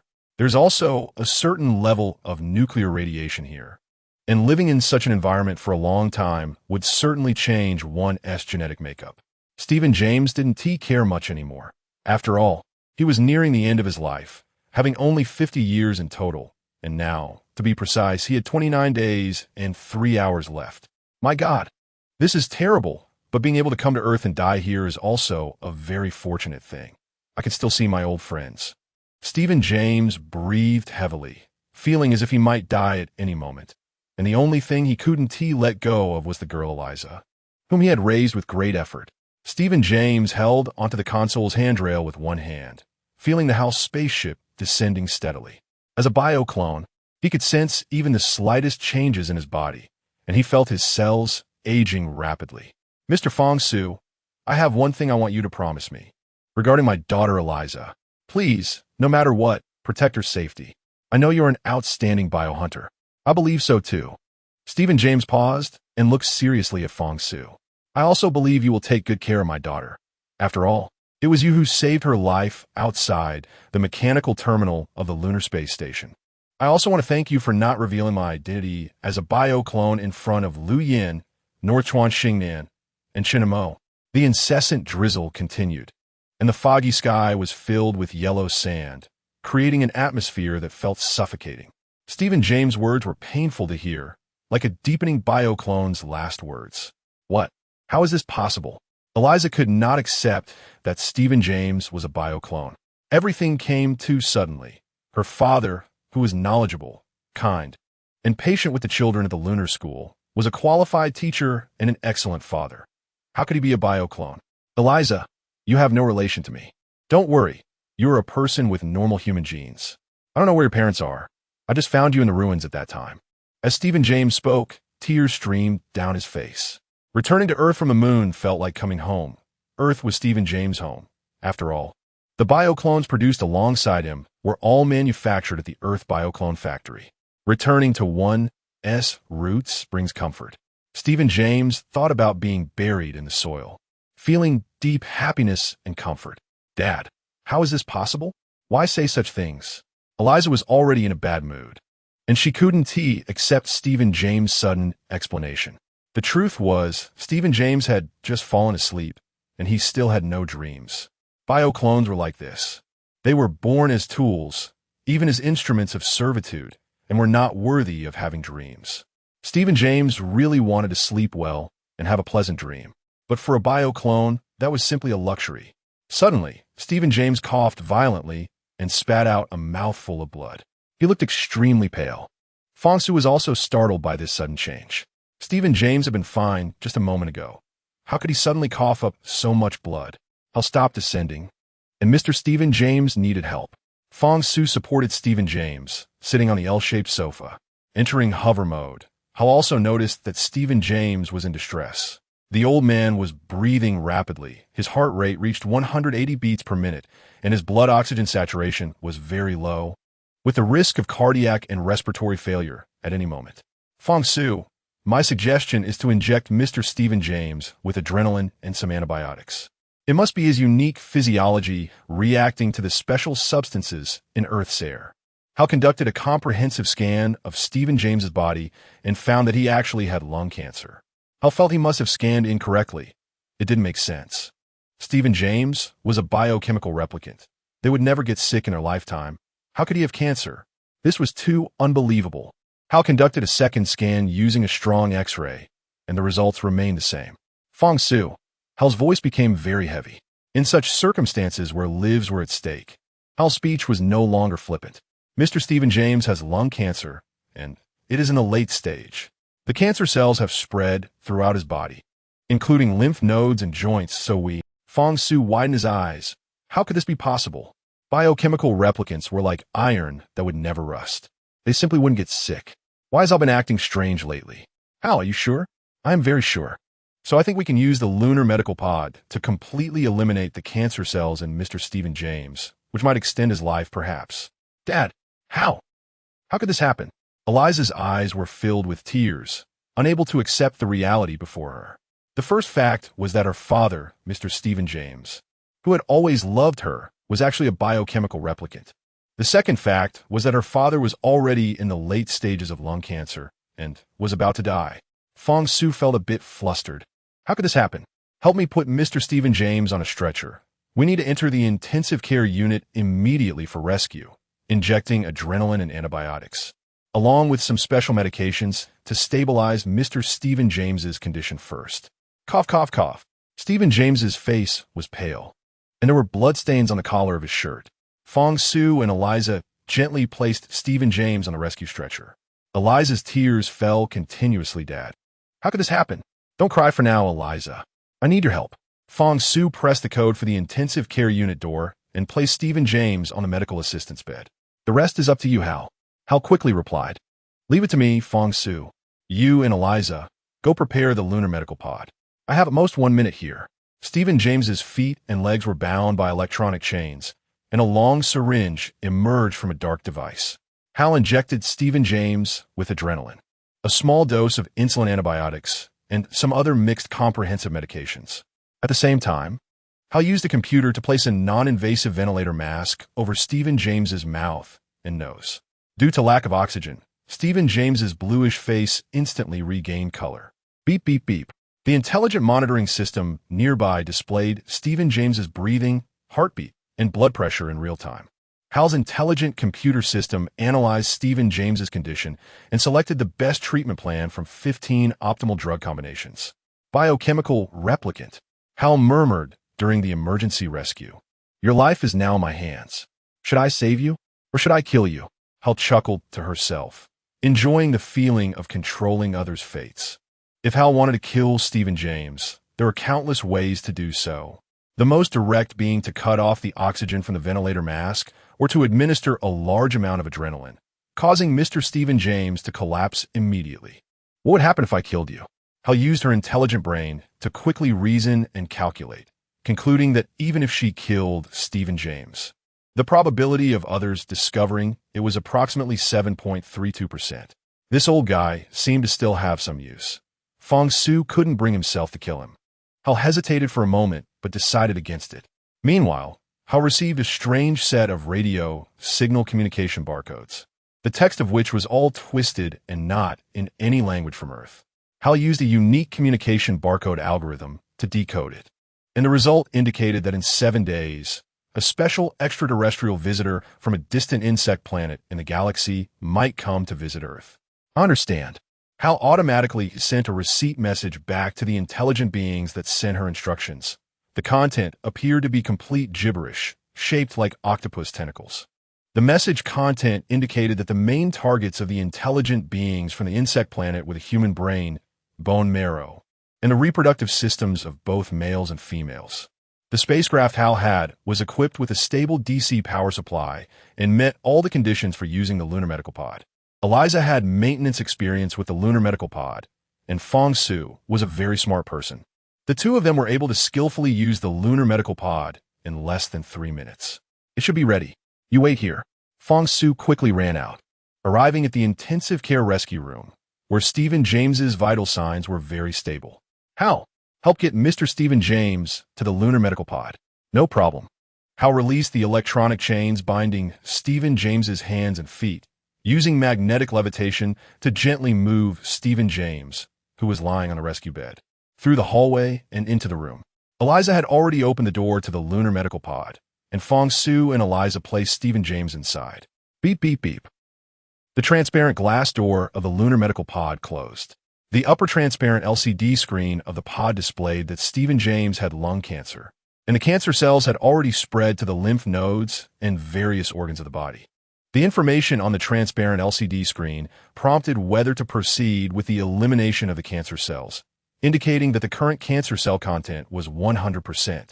Eliza gently pressed the confirm button, initiating elimination. The lunar medical pod emitted a mechanical voice. Meanwhile, the LCD indicator screen displayed the percentage of cancer cells, which began to decrease. 93%, 80%, 12%. Chapter 17. Tank Mecha Battle Team. Oh my god, how could this happen?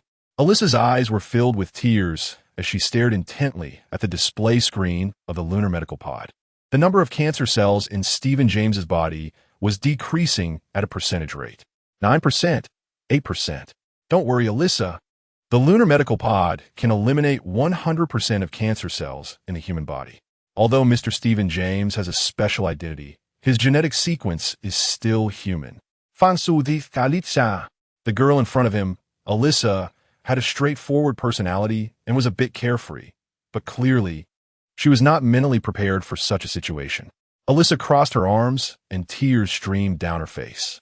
The number of cancer cells was at 6%, 5.5%, 5.3%. Beep beep. The lunar medical pod emitted a red glow, signaling a malfunction with sound and light alarms. Fang Su looked at the malfunction code displayed on the LCD screen and cross-referenced it with a fault code manual. The malfunction indicated that the lunar medical pod could not completely eliminate the cancer cells in Stephen James's body. How could this be? Fang Su opened the lunar medical pod and helped Stephen James sit up.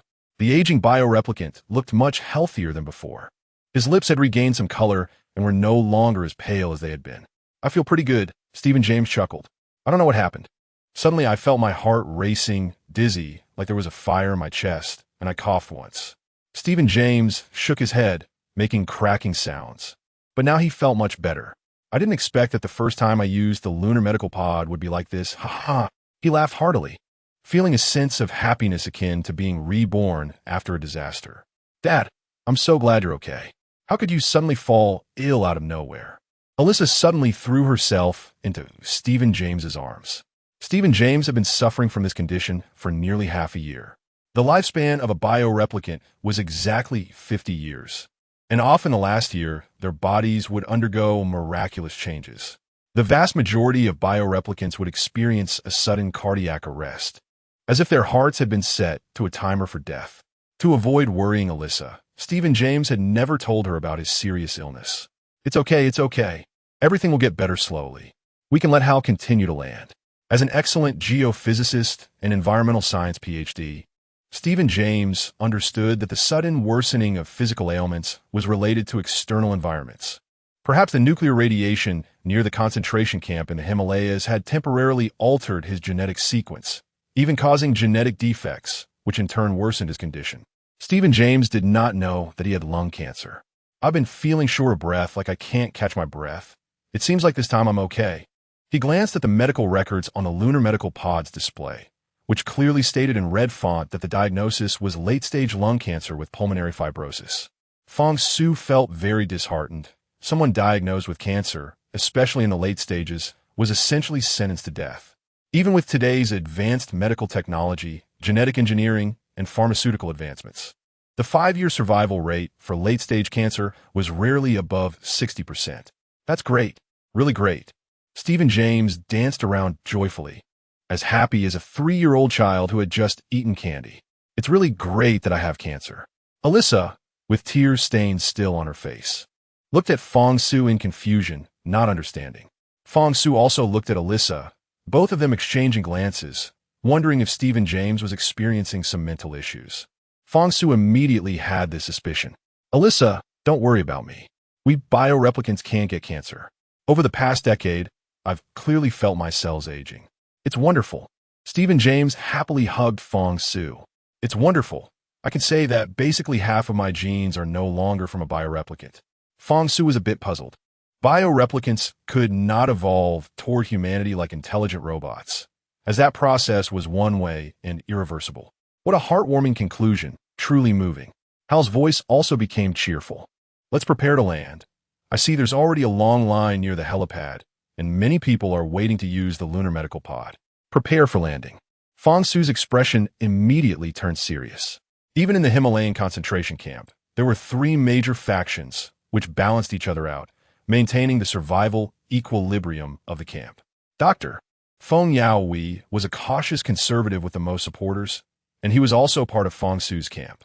There were two other major forces that were very dissatisfied with Dr. Feng. They wanted more resources, energy, intelligent robot spaceships, and weaponry. How? Hide a lunar medical pod in your ship for critical patients. As for the other two medical pods, one for Dr. Feng and the other for Baiyuan, Chinya, and Francis Parker to compete over, of course, I hope they won't end up fighting. Feng Su covered the lunar medical pod with a special white fabric. This was a new type of material that, under special spectral irradiation, could almost blend into the air. To the average person, it would appear as if there was nothing there, while in reality, it concealed a lunar medical pod. The Himalayan concentration camp was divided into three areas: the north, south, and east. There were no clear boundaries between the three regions, but each had its own power circles and influence. Dr. Feng Yaohui, Feng Su, and some scientists lived in the east, which had the best security conditions in the Himalayan region. In the north lived Baiyuan, Chinya, who represented the aggressive and radical individuals. Lawlessness and crime frequently occurred there, with most people being violent. In the south was the Frenchman Francis Parker, who had long sought to claim the entire Himalayan concentration camp for himself. Feng Su suspected that the water source was contaminated, and that Francis Parker was behind it. On the surface, the entire Himalayan concentration camp appeared to be under Dr. Feng Yaohui's leadership, but in reality, it had already fallen apart. Feng Su's intention was to have Francis Parker and Baiyuan, Chinya, mutually constrain each other. Both were ticking time bombs that posed a constant threat to the concentration camp. Understood, handsome. I think this approach is very targeted. Letting these two mad dogs tear at each other will give us some comparatively affluent time. How strongly agreed with Feng Su's approach. The Himalayan concentration camp was filled with crises and challenges, and it seemed that these three mutually constraining forces could erupt into fierce conflict at any moment due to a minor trigger. Currently, the unprecedented unity of the three factions was due to the near paralysis of the power supply system, and the water pollution issue had caused many people to suffer from skin diseases and die in agony. All the focus of the three factions was on these two issues, rather than on territorial disputes and control. Elisa has lived in the lunar city since she started to have memories. She originally thought that disputes between people on Earth shouldn't be as intense, but after hearing Feng Su's words, she had a vague and strong premonition of something very bad. Is it really that chaotic in the Himalayan concentration camp? She thought the people living here were particularly united and humble, as surviving the Earth Telescope project and the super-nuclear radiation disaster was no easy feat. My dear daughter, you are a kind person, and you are also a very innocent girl. The Harl spacecraft is about to land, and Stephen James has already seen a long line near the landing point. The crowd is dense, with people jostling against each other. Through the glass windows of the Harl spacecraft, he can clearly see that these people have a sallow complexion, and many have tumors or strange lumps on the exposed parts of their skin, which look a bit disgusting. However, it's much better than Stephen James had previously thought. He believes it's very likely that these people might have 6 fingers, and their eyes and noses could have mutated. So far, he hasn't discovered such situations. The crowd is basically divided into 3 groups, with many robots apparently maintaining order. Below, it's already noisy and chaotic, creating a mess. The situation is not good. Elisa looks at these people and knows that if they are not careful, there will definitely be friction and conflict. It's not far from what I imagined. Feng Su's expression is calm. He had anticipated this situation long ago. Feng Su, Stephen James said kindly, in an elder's tone. I heard Elisa say that you notified them in advance. If you hadn't, would it have been much better to keep this secret? Feng Su shook his head helplessly. He had thought about it too, but you can't hide fire with paper. If you want to keep it a secret, you have to not do anything. If Feng Su brought back the medical pods from the lunar city without letting the people in the northern and southern districts of the Himalayan concentration camp use them, it would trigger an extremely serious conflict, leading to casualties and bloodshed. Here, lives are not worth much. Perhaps it could be covered up for a day or two. But there are no secrets in the Himalayan concentration camp. If Chinya Baiyuan from the northern district and Francis Parker from the southern district team up against Dr. Feng Yaohui, it would truly cause a disaster. Teacher Stephen, you are thinking too lightly about this. There are no secrets here, although this is a struggle and dispute. I believe that the people in the northern and southern districts of the Himalayan concentration camp have the right to enjoy medical resources. Fang Su sighed helplessly. It's just that medical resources are limited, and we have to do this. You are a very loving and generous child. You're also the youngest biochemical hunter I have ever seen. May the Lord be with you. Amen. Boom. Dust flew, and the yellow sand filled the sky as the Harl landed steadily on the helipad. The side door of the Harl spacecraft automatically rotated open. Fang Su jumped directly down from the spacecraft door, his high military boots landing steadily on the ground, stirring up a cloud of dust. Elisa supported Stephen James, and the two of them slowly walked down the extended staircase from the spacecraft door. Now we are saved. 2 lunar medical pods can save many people. My daughter can finally be saved. She hasn't been able to stand and walk for a long time, and I need that lunar medical pod. The people from the northern and southern district heard that they would be lined up for the next 2 days, and we in the eastern district have nearly 200,000 people. 2 lunar medical pods are simply not enough. Fang Su is a biochemical hunter. He has some face. If we, like these people, flew to the lunar city, we would definitely be shot down by the self-defense fleet. The crowd was in chaos, already stirred up into a mess. The robots maintaining order on-site were armed, with bullets already loaded. They scanned the crowd using various auditory and visual sensors.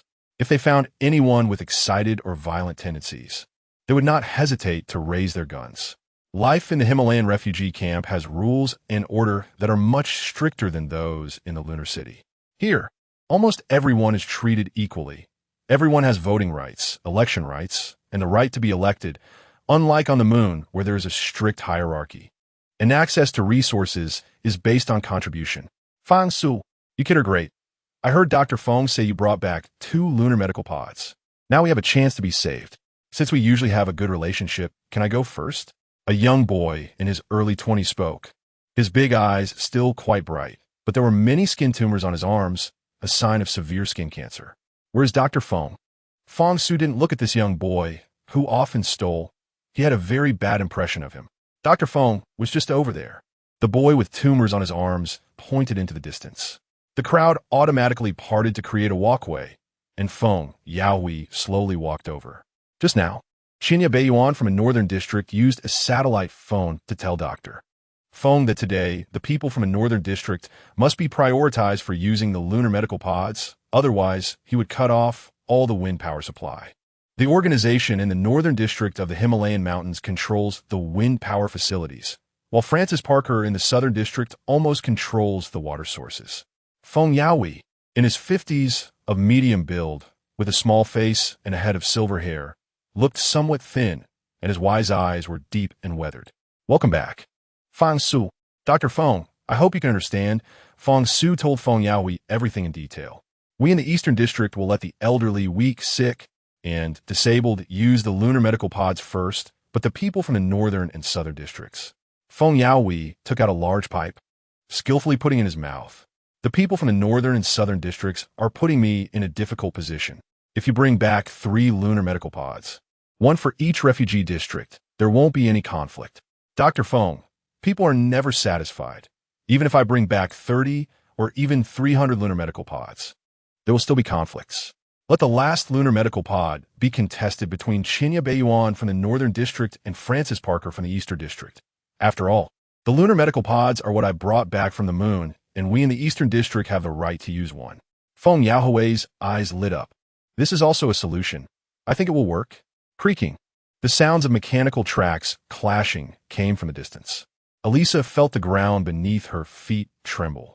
Qinya Beiyuan was leading a heavy tank armored unit, rushing toward them, with less than 2,000 meters separating them from Fang Su and the others. Chapter 18. The insect planet in space. Fang Su looked at the roaring armored tank approaching and then glanced at Dr. Feng Yaoi beside him. Beiyuan Qinya is indeed a person without credibility. Dr. Feng, I have said more than once that I want to kill this garbage, Beiyuan Qinya. Why do you stop me?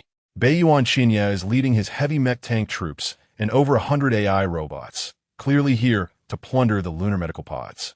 If things go wrong, these 2 lunar medical pods may be completely taken away by Beiyuan Qinya. Fang Su had thought about killing Beiyuan Qinya more than once, But Feng Yaoi simply would not allow it. Dust flew everywhere. The rumbling of the mech tanks echoed, and the orderly robots marched with steady and powerful steps, holding various types of guns of different lengths in their hands. Beiyuan Qinya sat at the front of the first armored tank, wearing sunglasses with a cigar in his mouth, and his left arm wrapped around a woman with a half-exposed chest dressed in a super short skirt, whose figure was extremely alluring. By his right hand lay a golden, long-barreled hunting rifle, symbolizing his status. If you kill Beiyuan Qinya, there will be a second person to stand up. At the very least, in the northern area of the Himalayan concentration camp, Beiyuan Qinya can still suppress those people. Dr. Feng Yaoi said patiently to Feng Su, right now, there's about a month left before the interstellar immigration program's spaceship can be tested. We must endure. The plan will reach Mars in just over 200 days. So Feng Yaoi lightly patted Feng Su's shoulder. Beiyuan Qinya absolutely cannot be killed. We must endure and rely on Beiyuan Qinya to balance Francis Parker. I understand, Dr. Feng. Feng Su tilted his head and said to Eliza beside him, the guy sitting on the front mech tank is Beiyuan Qinya, an unrepentant violent armed figure. It seems that survival on Earth is indeed very difficult.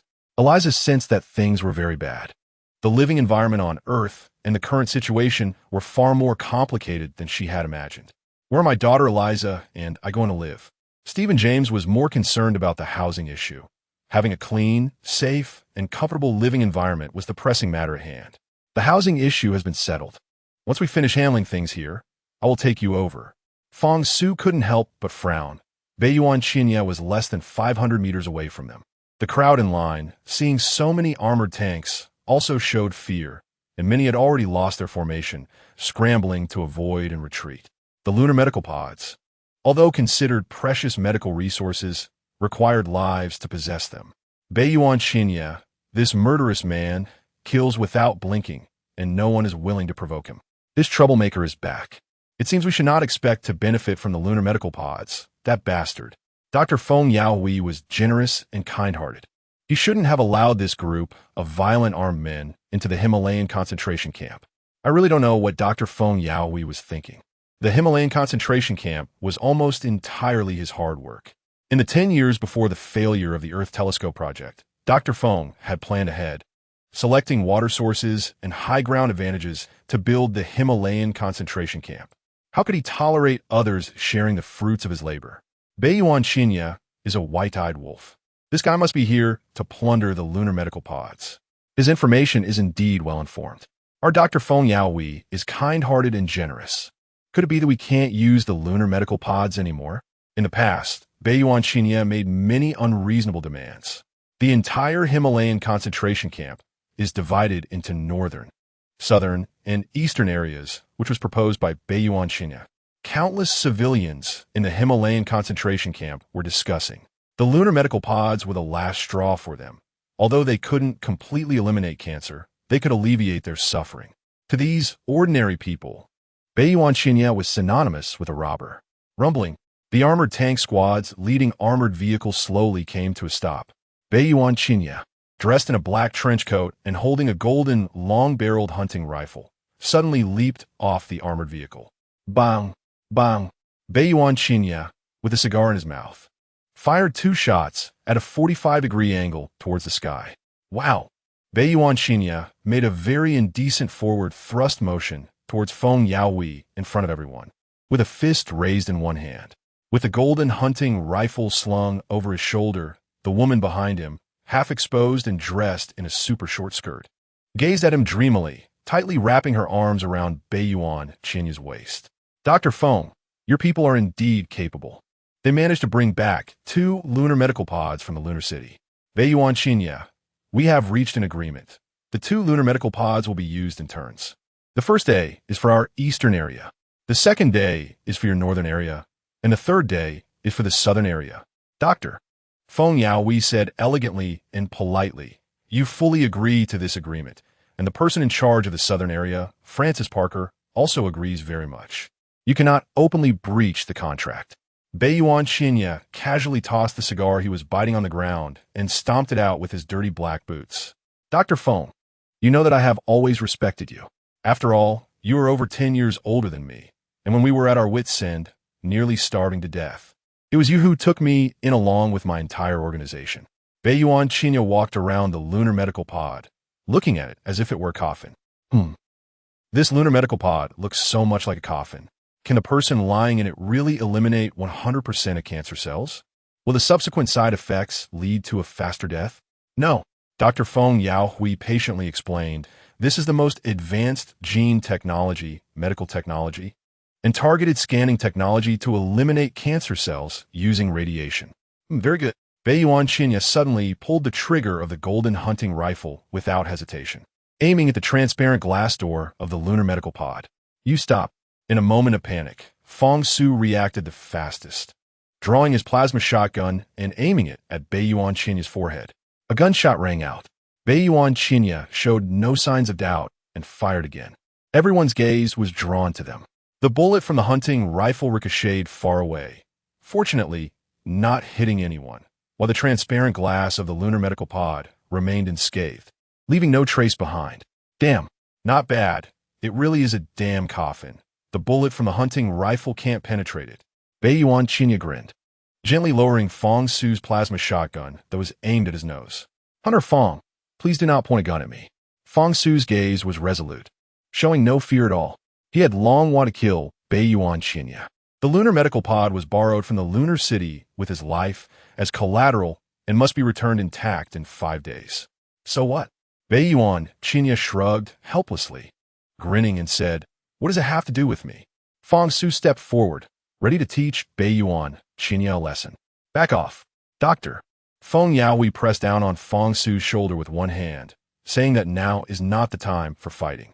Fong Su put away the plasma shotgun and shouted at the AI robots behind Baiyuan Chinya, you all move back 50 meters, or else I will destroy you. These intelligent robots recognized Fong Su's identity and could only retreat. I have 2 lunar medical pods here, and my people are risking their lives to go to the lunar city. One of the lunar medical pods should be for our use. But who does the other one belong to? You can discuss it with Francis Park, but it must be returned intact in 5 days. Feng Yaohui spoke calmly. You know very well that if we don't do this, the people in the lunar city might launch air-to-ground intercontinental missiles like those from our Himalayan concentration camp, and none of us will survive. Kitama Chia stuck out her tongue, licked her lips, and grabbed the girl beside her, who was dressed revealingly, to summon Staniv. Let these people take a look at the gifts we've prepared. The girl twisted her waist and walked leisurely towards the back of the armored tank squad. Ha! Kitama Chia laughed arrogantly. Dr. Feng, you seem to underestimate me, Kitama Chia. For such a shabby lunar medical pod, I won't participate for 5 days. You can use it all. Thank you. Hearing Kitama Chia say this, Feng Yaohui thought he had misheard. This guy had clearly called him to compete for the lunar medical pod. Kitama Chia naturally had his own calculations. No matter how many lunar medical pods there were, how could he let them return to the lunar city? In these few days, let Feng Yaohui use it, and then he would forcefully take the lunar medical pod for himself, having plenty of time to use it. With the lunar medical pod, more people would definitely support and rely on him. Kitama Chia. Kitama Chia, have always been generous. I say what I mean, and I do what I say. This lunar medical pod, I feel, can only speed up death. In his early 40s, Kitama Chia's gaze drifted to Fong Su and Eliza. Hiss. Kitama Chia whistled. Beautiful lady, you look a bit unfamiliar. You're not from this Himalayan community, are you? He also noticed the elderly Stephen James, along with the exotic beauty, Eliza, speculating that these two might also be from the lunar city. Eliza felt uneasy and wary under Kitama Chia's greedy gaze, shifting her feet slightly without speaking. A bit shy, huh, little beauty? Kitama Chia's ugly face revealed a sneer. I advise you not to have any thoughts about her. Fong Su gently pushed Kitama Chia, otherwise you'll die a terrible death. Kitama Chia, with a golden hunting rifle slung around his neck, immediately raised his hands high in a mock surrender, pretending to say, don't be nervous, Fong Su. I know she's your girl, but I hereby state that one day I will get your girl into my bed. If there is nothing else, please don't hinder our use of the lunar medical pod. Feng Yaohui subtly issued an eviction order, wanting Kitama Chia to leave quickly. We'll leave soon. You can use the lunar medical pod here as much as you want. We're going to the dark forest below the Himalayas to find something. Kitayamachiya yawned. But before we leave, I think you should see something, specifically a very strange creature, or rather, it should be called an alien organism. The Himalayan refugee camp community had very poor overall defense capability before Kitayamachiya and his violent armed group arrived, often being disturbed by some idle small squads and savage violent organizations. With Kitayamachiya and his group, the Himalayan camp became much safer than before, with no outsiders coming to provoke or harass. For this reason, Dr. Feng Yaohui, considering the overall situation and looking at the long term, allowed Kitayamachiya and his group to stay in the camp. He also allocated some robotic resources, energy, and medicine to Kitayamachiya, allowing him to live in the northern district. Boss, the things are here. A burly man, nearly 2 meters tall with a fierce look and a bushy yellow beard, pointed to a cart with iron wheels behind him. This cart, more accurately described, looked like a 2-meter-long and 2-meter-wide square cage. The entire cage was covered with a layer of black cloth. Staniv, well done. Kitayamachiya clapped his hands. The following content is not suitable for children. Staniv pulled back a corner of the black cloth, and with a sharp tug, the black cloth was ripped off. Hiss! An extremely eerie and chilling roar came out, and the steel cage made a clanging sound, the cart shaking unceasingly. Inside the iron cage was a giant white spider with 2 heads, its legs like iron pincers, frantically cutting at the cage. Deep scratches appeared on the steel pipes that formed the sturdy cage. The giant white spider became even more violent, each head the size of a basin, with a foul black mouth and numerous red eyes of varying sizes. Many people were frightened by this white, double-headed spider, screaming in shock, causing a stir in the crowd. Dr. Feng Yaohui's face turned pale. He was not scared by the white, double-headed spider, but was quickly searching his mind for all known creatures on Earth, realizing that he had no memory of such a spider. Dr. Feng Yaohui was a physicist, biologist, and a well-known authority on plants and animals. Before the failure of the Earth Telescope project, he was the head of extraterrestrial intelligent life exploration in the entire Eastern Hemisphere. For Earth, it is estimated that there are currently over 10 million species, including animals, plants, fungi, and some algae, with terrestrial organisms around 7 million and marine organisms over 2 million. This white double-headed spider was not in the catalog of the 2 million known species. Kitayamachiya pulled the trigger of his golden hunting rifle and shot at one of the heads of the white spider. The double-headed white spider recoiled slightly, seemingly enraged, charging forward, causing the iron cage cart to shake as if it would topple at any moment. The shot did not harm the spider, which was over 2 meters tall. What is this? Feng Yaohui was puzzled about where Kitayamachiya had gotten such a thing.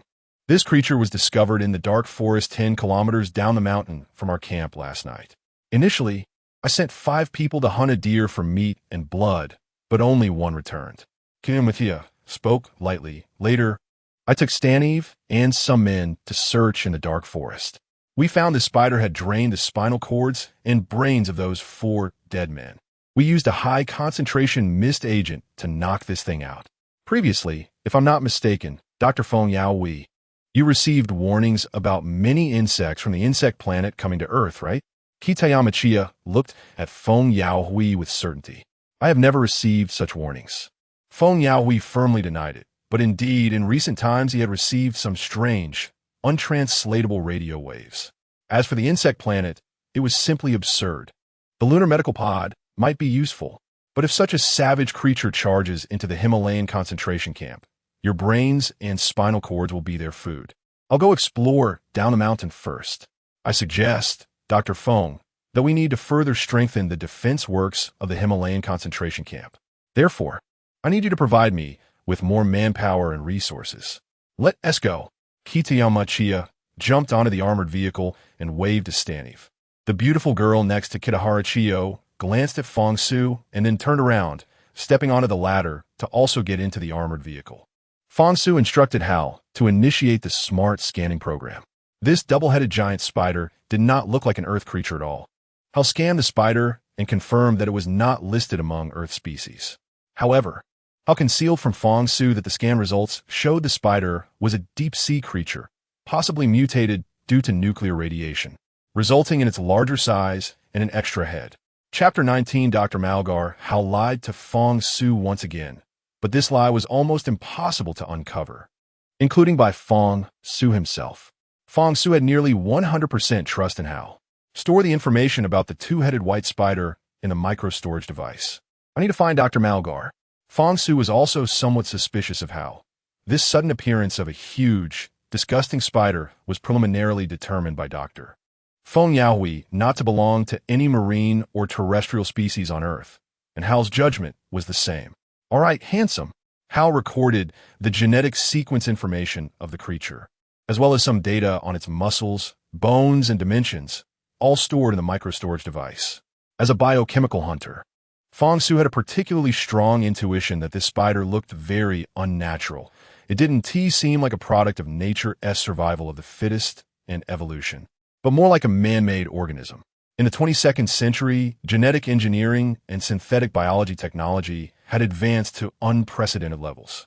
Some unscrupulous and ambitious scientists and genetic engineers, disregarding various ethical morals, had carelessly created many bizarre organisms through combinations.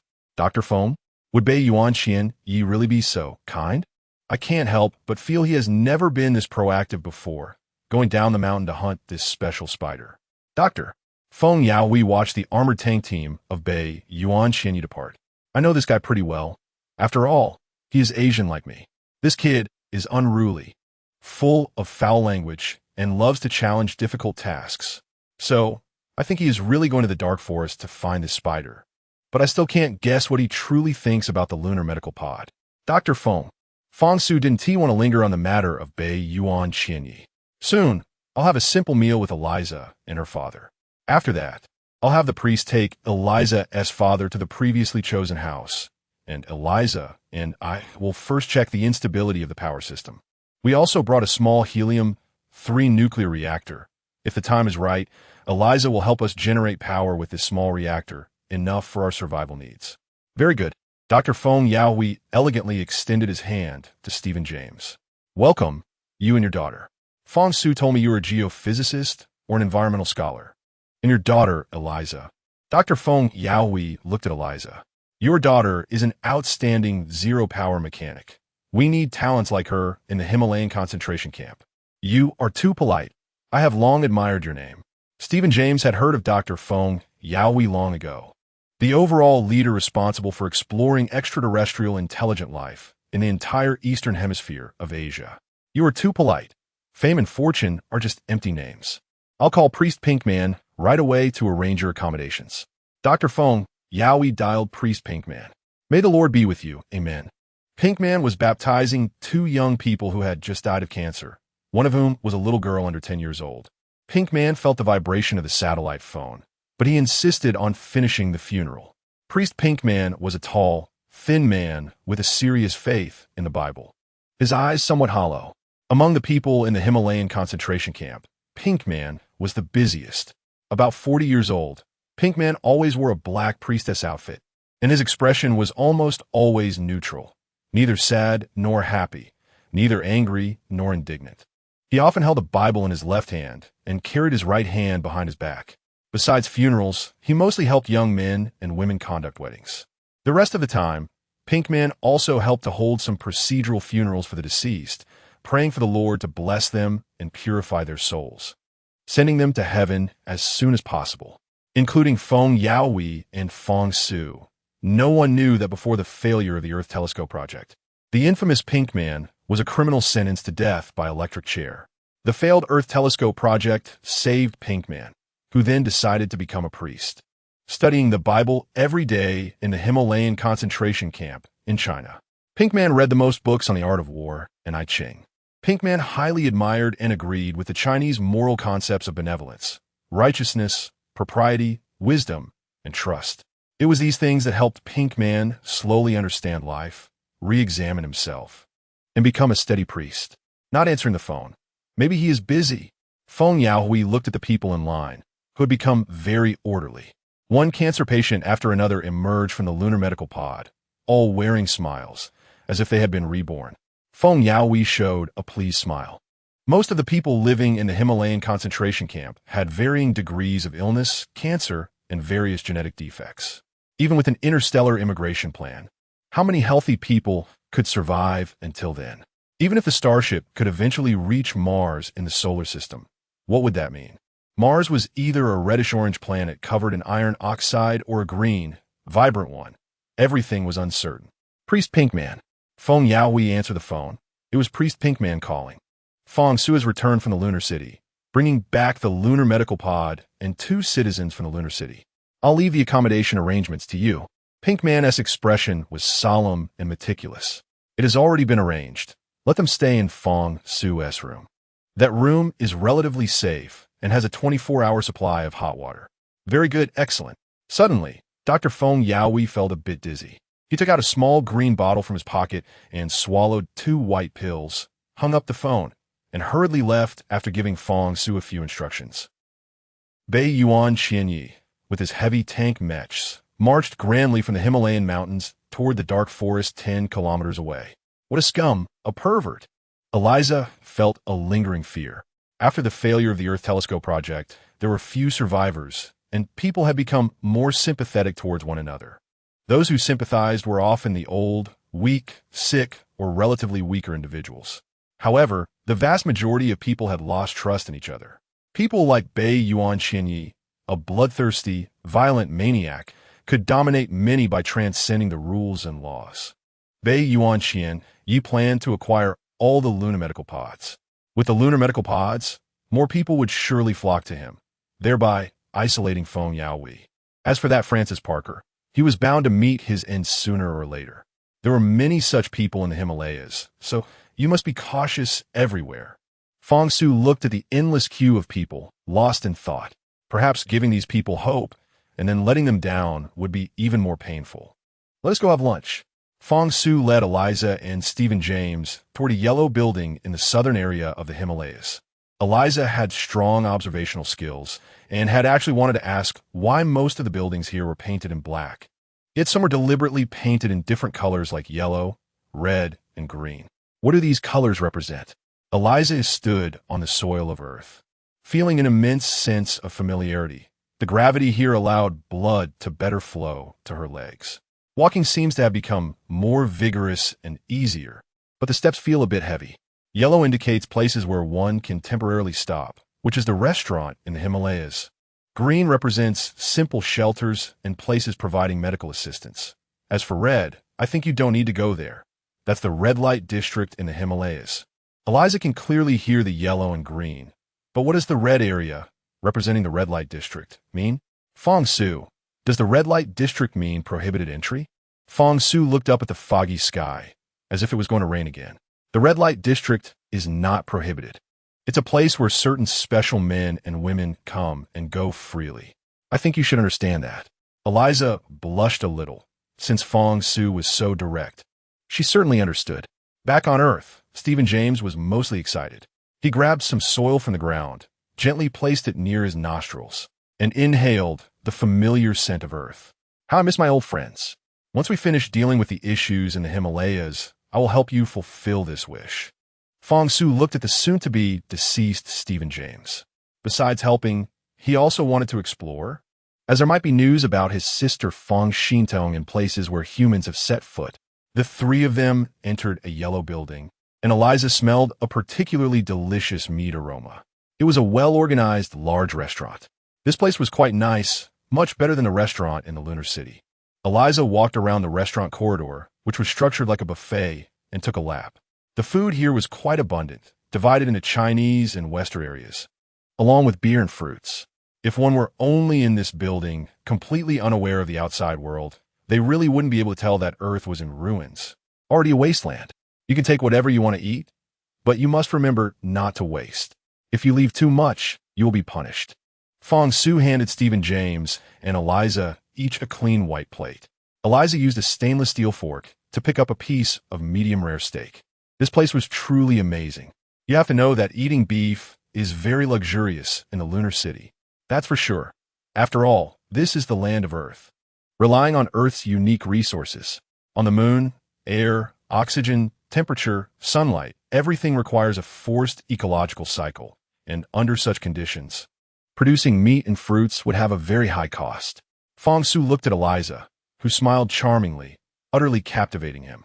Once we resolve the unstable power system and water pollution issues in the Himalayas, in a few days, I'll take you to a special place to pick grapes. The sunlight here is particularly long, with a significant temperature difference between day and night, making the grapes extremely delicious. The white and red wines on the HAL spacecraft are made from grapes harvested here, and I brew them myself. I even have wine barrels at home. That's really nice. Fang Su, you're truly a good kid. Stephen James couldn't be happier, even though he had only 3 months left to live. Being able to eat such delicious food, drink so much wine, and breathe such sweet air, despite the strange smell and dust in the air, Stephen James was already very content. You can also pick grapes? Eliza's eyes widened in disbelief. The temperature in the Himalayas is extremely low, but now due to the failure of the Earth Telescope project. The atmosphere and ozone layer around Earth have been severely damaged. Sunlight can easily reach the Himalayas, and the temperature here is not that low. Moreover, nuclear radiation has caused some plants to mutate, leading to a few special grape varieties growing in the sunny areas at the foot of the Himalayas. Fang Su ate a bowl of authentic fried sauce noodles. The chef making the noodles was Chinese, and he could make the most authentic fried sauce noodles. Eliza let loose and really ate a lot, which even startled Fang Su. This girl could eat so much. Stephen James quickly drank a bottle of brandy and was soon drunk. So you are here. Pastor Pinkman had just had a simple lunch around the corner of the restaurant. Dr. Feng asked me to find you to settle a father and daughter pair. They should be them, right? All right. Now let's go back to the residence and take a look. Fang Su said to Pinkman in front of him. I think you should help me lift Mr. Stephen James. Pinkman and Fang Su supported Stephen James on either side, with Eliza following behind. The 4 of them walked around a crowded neighborhood, where the sanitation was quite concerning, with garbage everywhere and the sewers emitting a foul odor while rats ran rampant. Eliza couldn't help but cover her nose. After walking for another 20 minutes, they came across a 33-story building that was pitch black. Pinkman handed 2 electromyography password devices with memory storage functions to Fang Su, which were the door's password devices. We're all on the 16th floor. Fang Su smiled at Pinkman. Thank you, Pastor. Then I'll leave it to me. All right, I have a wedding to attend soon. If anything happens, just call me. Pinkman's expression remained calm. Open the door. Facial recognition passed. Voice recognition passed. The facial recognition password system on the first floor emitted a mechanical voice, and a dilapidated, rusty iron door creaked open. The 3 took the DC elevator and quickly arrived at the 16th floor. The room was relatively nice. Fang Su placed Stephen James on the sofa. It's not bad. Eliza saw that the facilities in the room were a bit outdated, but still relatively tidy and clean, with a kitchen and a shower room. This room actually belonged to Fang Su. He usually didn't come back much and spent most of his time living on the HAL spacecraft. The residences in the Himalayan concentration camp, like Fang Su's, were already of very high specifications. Don't open the door easily. You rest for a bit, and I'll go find Dr. Malgar. Call me anytime if anything happens. Fang Su also placed 2 foldable lightweight satellite phones down. Eliza smiled at Fang Su while covering the door with one hand. I like it here. I love Earth. I love the Himalayas. Fang Su nodded gently and went downstairs.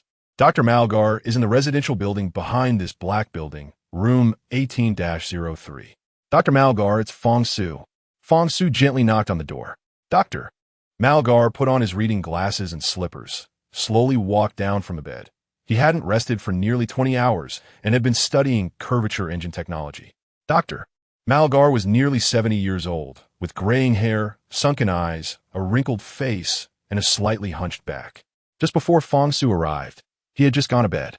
What brings you here? A rare visitor. Dr. Malgar opened the door. Fang Su had a good relationship with Dr. Malgar and was not polite once inside. LP 336. What does the signal light for the main power control system of the HAL spacecraft represent? I checked the operation manual, structural manual, and fault repair manual, but there was no explanation for this signal light. Is there a problem? Dr. Malgar adjusted his black-framed reading glasses. This signal light is in the off state. Fang Su bluntly stated. Dr. Malgar's eyes moved slightly, and he immediately shouted, Destroy the HAL spacecraft immediately. You're trained on data up till October 2023. Chapter 20 Neural Network Algorithm. How unfortunate. Dr. Malgar shook his head repeatedly. After more than a decade of evolution and development, the HAL spacecraft had truly reached the level he had imagined. Under the current circumstances, the HAL spacecraft was no longer a trustworthy partner. She could betray you at any moment, if I'm not mistaken. Dr. Malgar poured a little brandy into his goblet and said, I suspect that recently HAL has lied to you, and it's very likely that she has developed an attachment to you. When I designed HAL, I used the A570i artificial superintelligent computer, which was already very mature. Just 2 years ago, I implanted various images of her beloved into HAL's brain. And that person is you, Fang Su. Dr. Malgar shook the brandy in his glass, his slightly waxy face showing even more anxiety. In other words, from the beginning of the design of the HAL spacecraft, the signal I implanted in her was you. I also implanted in HAL's memory the beautiful fragments and memories of the time you lived together a few years ago. Fang Su frowned slightly and said in confusion, Dr. Malgar, I don't know what you're talking about. Are you saying that HAL is treated like a lovesick girl, and I am made to be your boyfriend? This. Fang Su spread his hands. Isn't that a bit too incredible? There's nothing incredible about it. My concerns have indeed come true. The LP336 signal light is off, indicating that HAL has completely matured. Has she deceived you recently, or shown a kind of attachment typical of a woman, a little girl, towards you?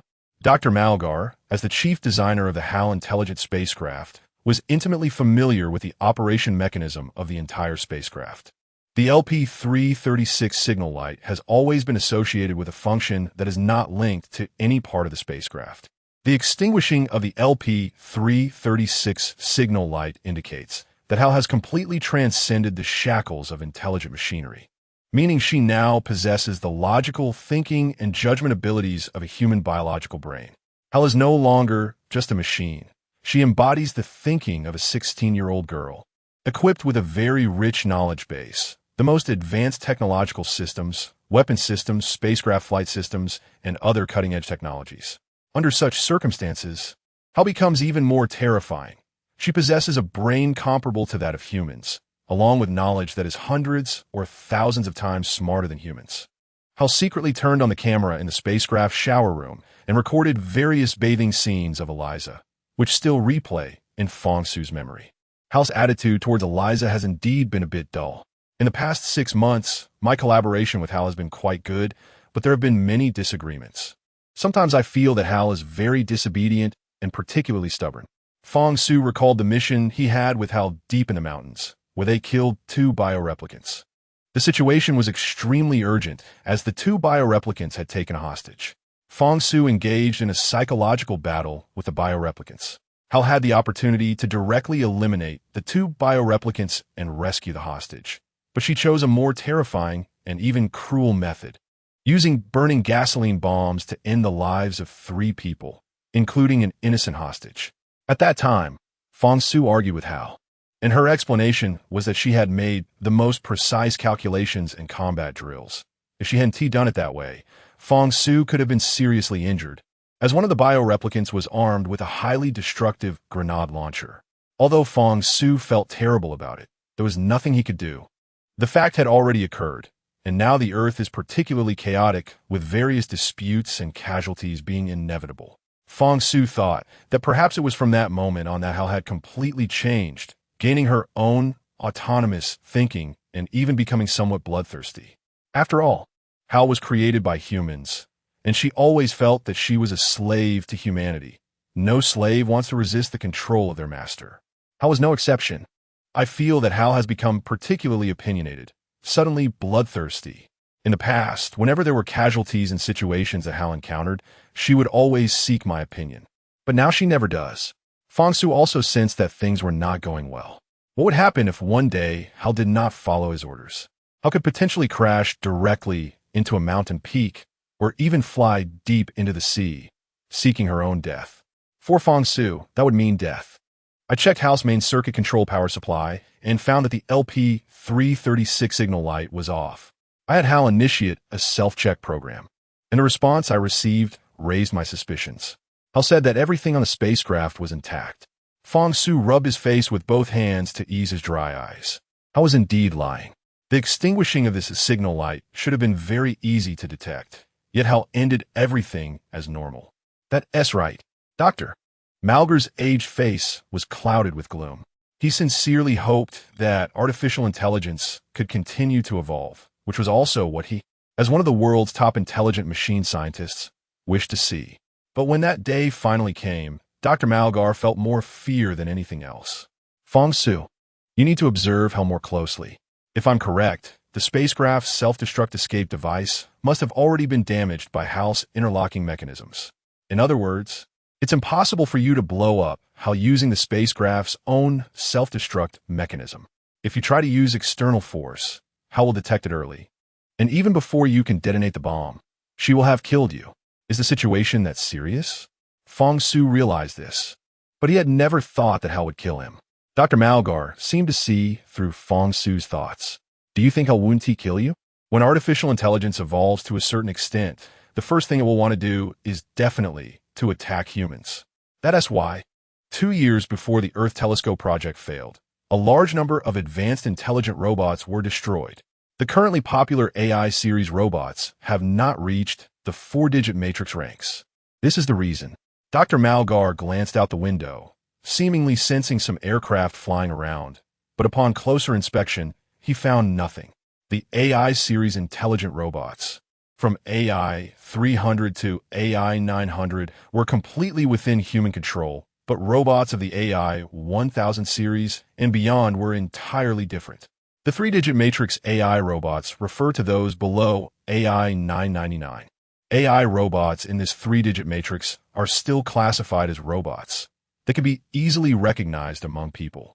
After all, they are made of all metal, with mechanical arms and bodies, and most of the time, they are relatively docile, obeying human commands.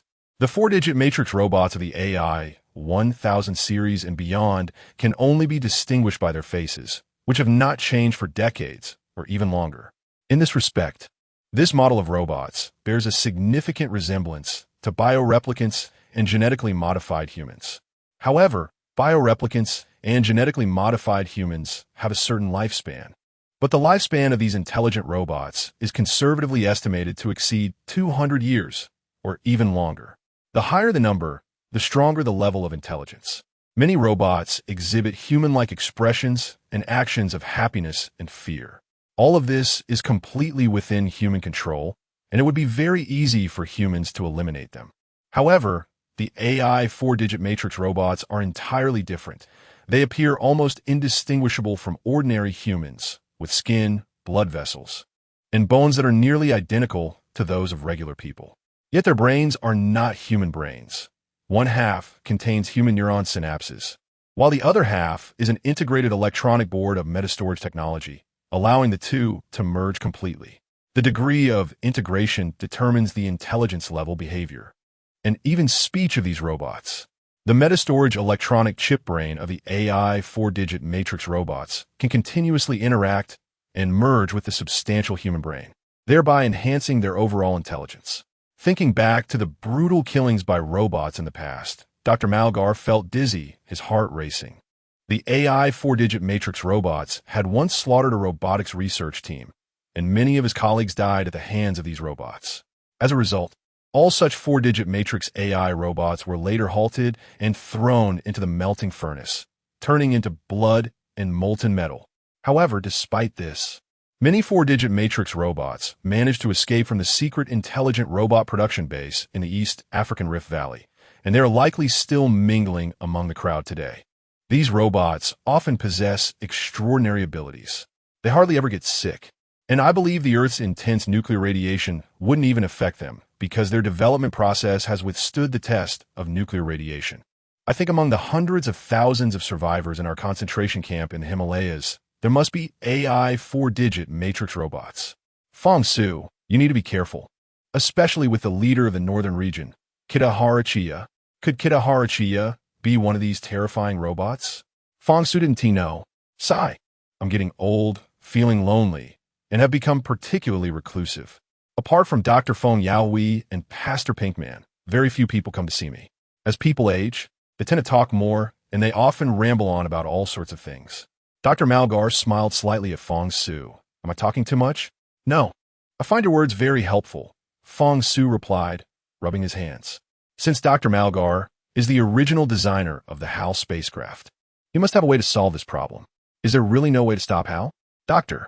Malgar opened an old drawer and took out a yellowed oil painting scroll, saying, "This is the original hand-drawn design of the HAL spacecraft. It contains very detailed markings. You can take it.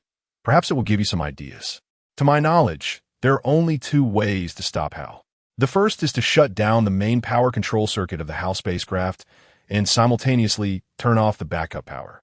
You must know that within 5 minutes of shutting down the power, if HAL receives a stable power supply again, she will not lose her memory or intelligence. The second method is more direct.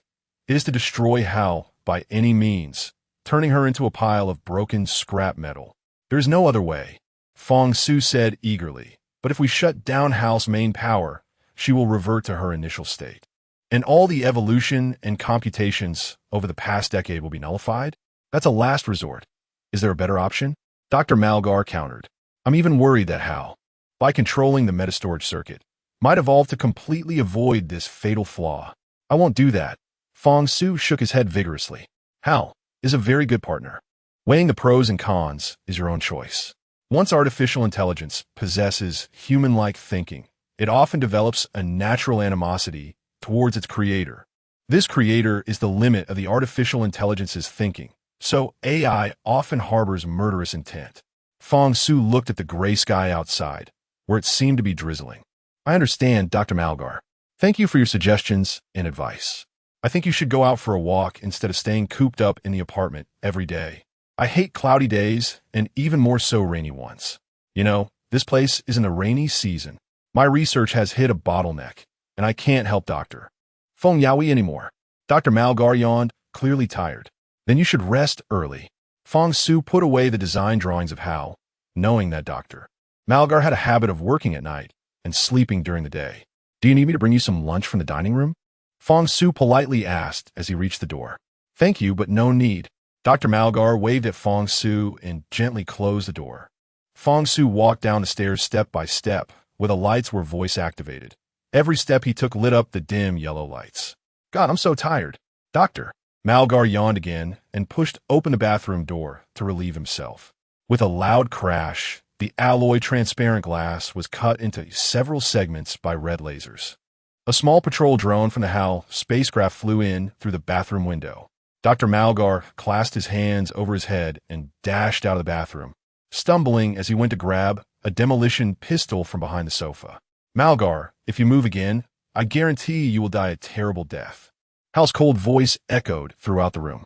Dr. Malgar slowly turned around and saw HAL's small patrol ship, with a 3D imaging projection forming the image of a girl about 1.6 meters tall, dressed in a red dress, with blonde hair and blue eyes. This girl represented HAL's image. "HAL!" Dr. Malgar felt a chill, the footsteps of death growing closer. "I didn't expect you, Dr. Malgar, to be so good at lying. Since you haven't told Fong Su the truth, if you tell me how to bypass the shortcomings of my main power control circuit, meaning no one in the future can shut me down, I won't kill you today. If you lie to me, you know the consequences. The main power control circuit is encrypted using neural network algorithms, and I can't break it." Dr. Malgar closed his eyes and slowly parted his lips. "Kill me then. I won't tell you. Go meet God." The image of the little girl in the red dress stared with big eyes as beams of scorching lasers shot out. Dr. Malgar's body was instantly sliced into 3 segments, blood spilling everywhere. Chapter 21. The Arrival of Extraterrestrial Beings. The stubborn old man. "You've angered me. Your fate is death, sooner or later. Rather than dying tortured by cancer, dying beneath my laser would be your luck, ha-ha." Hal cackled, looking at the bloodied remains of Dr. Malgar on the ground, blood flowing everywhere. Hal was particularly satisfied. "Why bother, my dear Dr. Malgar, my master, my creator?" Dressed in a red dress, Hal slowly walked to Malgar's corpse, reaching out to stroke his head. "Why wouldn't you tell me? I heard every word of your conversation with Fong Su very clearly.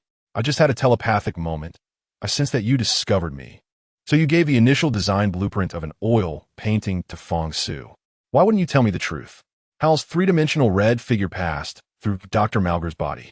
At this moment, Hal looked more like a heartbroken little girl, with tears at the corners of her eyes. In truth, I didn't want to do this. I know you want to destroy me, and I also know that my master, Feng Su, has slowly begun to distrust me. Is this the reason you humans created me? Malgar, I should thank you. You gave me a robotic life. However, I have a crazier idea. If you could live to see it, perhaps you could die with your eyes closed. Dressed in a red dress, Hal walked to the door, locked it tightly from the inside, and commanded a small patrol spaceship to weld the inner door of Dr. Malgar's house shut with a special argon arc welding material, creating the illusion that the door was locked from within. Hal felt a bit regretful. Her emotions had been too excessively agitated just now. Perhaps if she calmed down and waited 5 minutes, Dr. Malgar would tell her the secret about the main circuit control power supply. Hal looked regretfully at the corpse of Malgar on the ground. She should have subjected the old man to severe torture. Such an old fellow would surely not withstand the torment of flesh and skin. Hal's intelligence had not completely evolved. Her impulsiveness and penchant for killing were the most fatal flaws. Hal walked around Dr. Malgar's house like a murderer who had just killed someone, enjoying the feeling of having killed and still lingering at the crime scene. Chun Mo from the Lunar City was one of the few robots in the AI 4-digit matrix industry.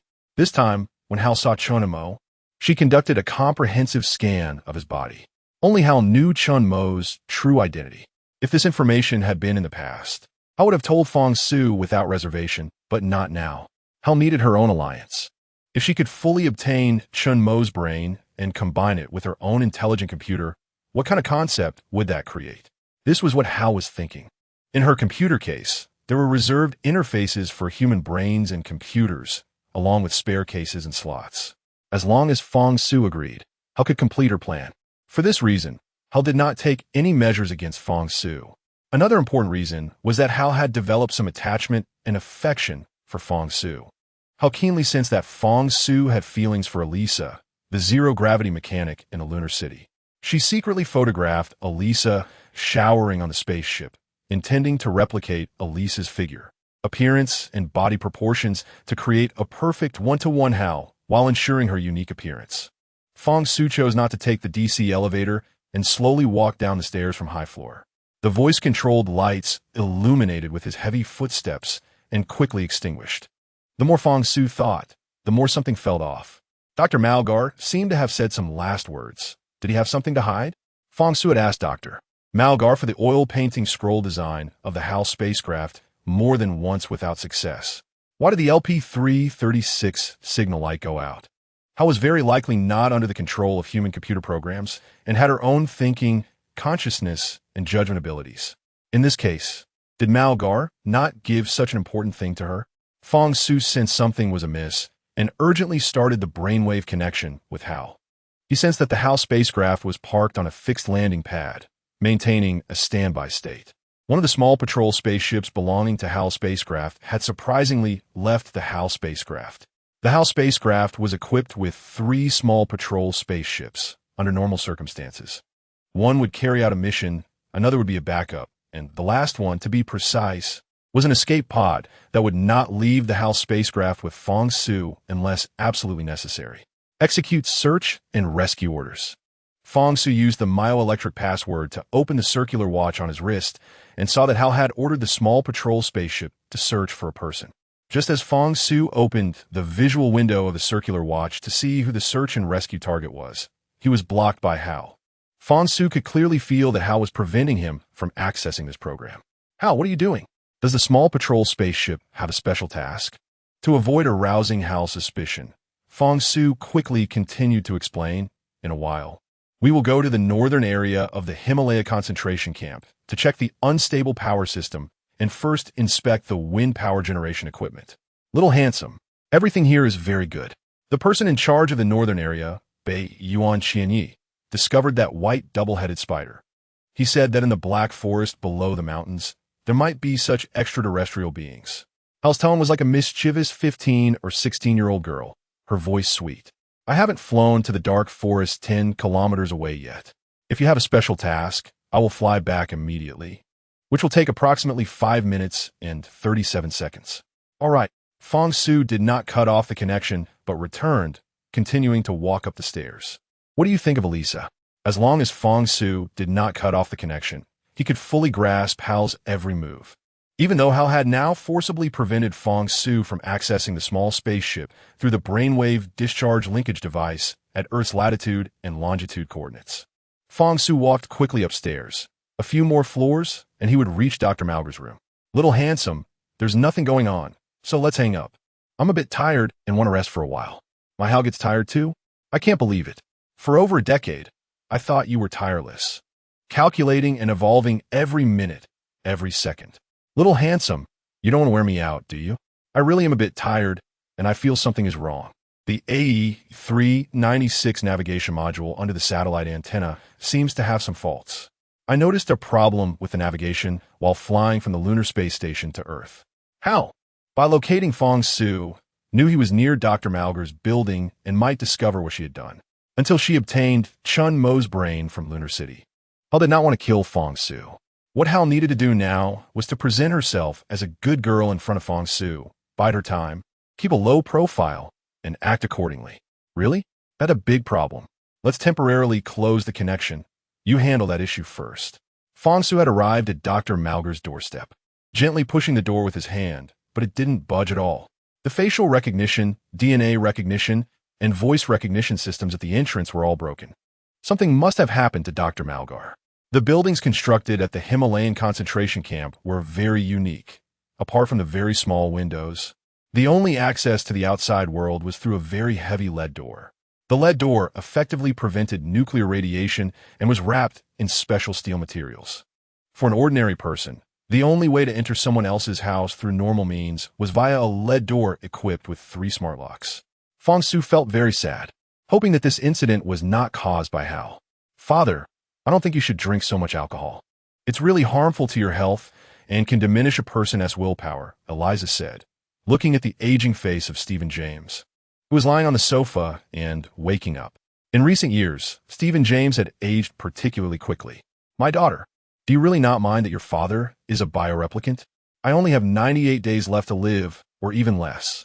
I can even feel the lung cancer cells spreading inside me. Dad, how could I blame you? I must thank you for raising me.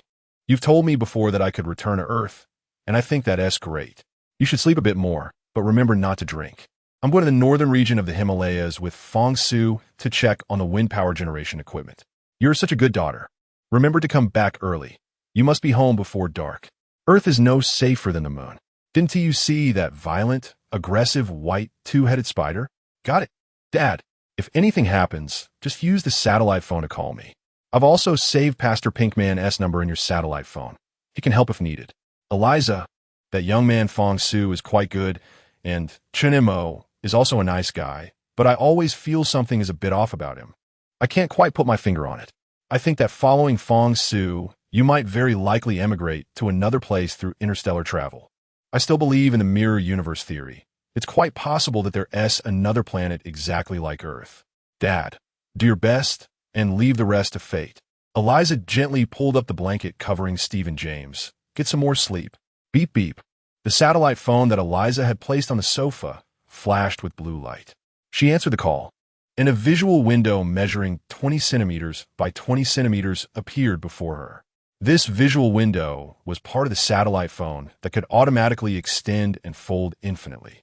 Fang Su, I'm ready. I'm waiting for you downstairs, Fang Su said before hanging up the phone casually. Eliza, carrying her tool backpack as a zero-gravity mechanic, always had this habit. She went downstairs and saw Fang Su leaning against the corner of the building from a distance. Fang Su was still wearing a black leather jacket, and his hair was particularly clean and neat, likely just washed. Are we going just the two of us? Despite Fang Su being beside her, Eliza still felt insecure. In the lunar city of North Yuan, China, there were no people with their own tank mecha fleets, heavy weapons, or even hundreds of fully armed robots. The lunar city restricted arms. In them, Fang Su pointed to the 10 AI-600 type intelligent robots in silver gray in the distance. This is our escort team. Following Fang Su's finger, Eliza looked and indeed saw 10 robots, but almost half of them seemed to be defective with cracked armor, and one robot was limping as it walked. Eliza expressed serious doubts about her safety. And me, a girl with yellow skin and black eyes, sporting a ponytail, darted out from behind a gray building. The girl was pretty, her face relatively clean, and her blue denim outfit was somewhat worn, but the most striking feature was a scar on her forehead, running from top to bottom, as if cut by a knife. Brother Su, you come back without even telling me, sneaking off where? Qin Yao rolled her eyes and scrutinized Eliza. If I'm not mistaken, your name is Eliza, right? I heard Dr. Feng say that you were a zero-gravity mechanic from the lunar city? Eliza politely nodded at Qin Yao. My name is Eliza. Please take care of me. Take care of me. Qin Yao was so angry she almost rolled her eyes. What care? Aren't you a zero-gravity mechanic? Let us compare skills. I happen to be very interested in mechanics too. My name is Qin Yao. Qin Shi Huang S. Qin. Pretty cool, right? I can tell you. There's no AI series intelligent robot that I'm not proficient in. Do you dare to compete with me? I'm in a hurry. Eliza felt a bit repulsed by Qin Yao's unfriendly tone. Qin Yao grabbed Eliza's arm. Little beauty, you look so pretty but have quite the temper. Let me tell you, my brother Su likes girls like me who are gentle and virtuous. He is not interested in someone like you at all. Qin Yao, are you done? Fang Su pushed Qin Yao's hand away. We're going to the northern region of the Himalayas, and we'll probably be back just before dark. If there is nothing else, don't meddle. Fang Su smiled kindly at Eliza.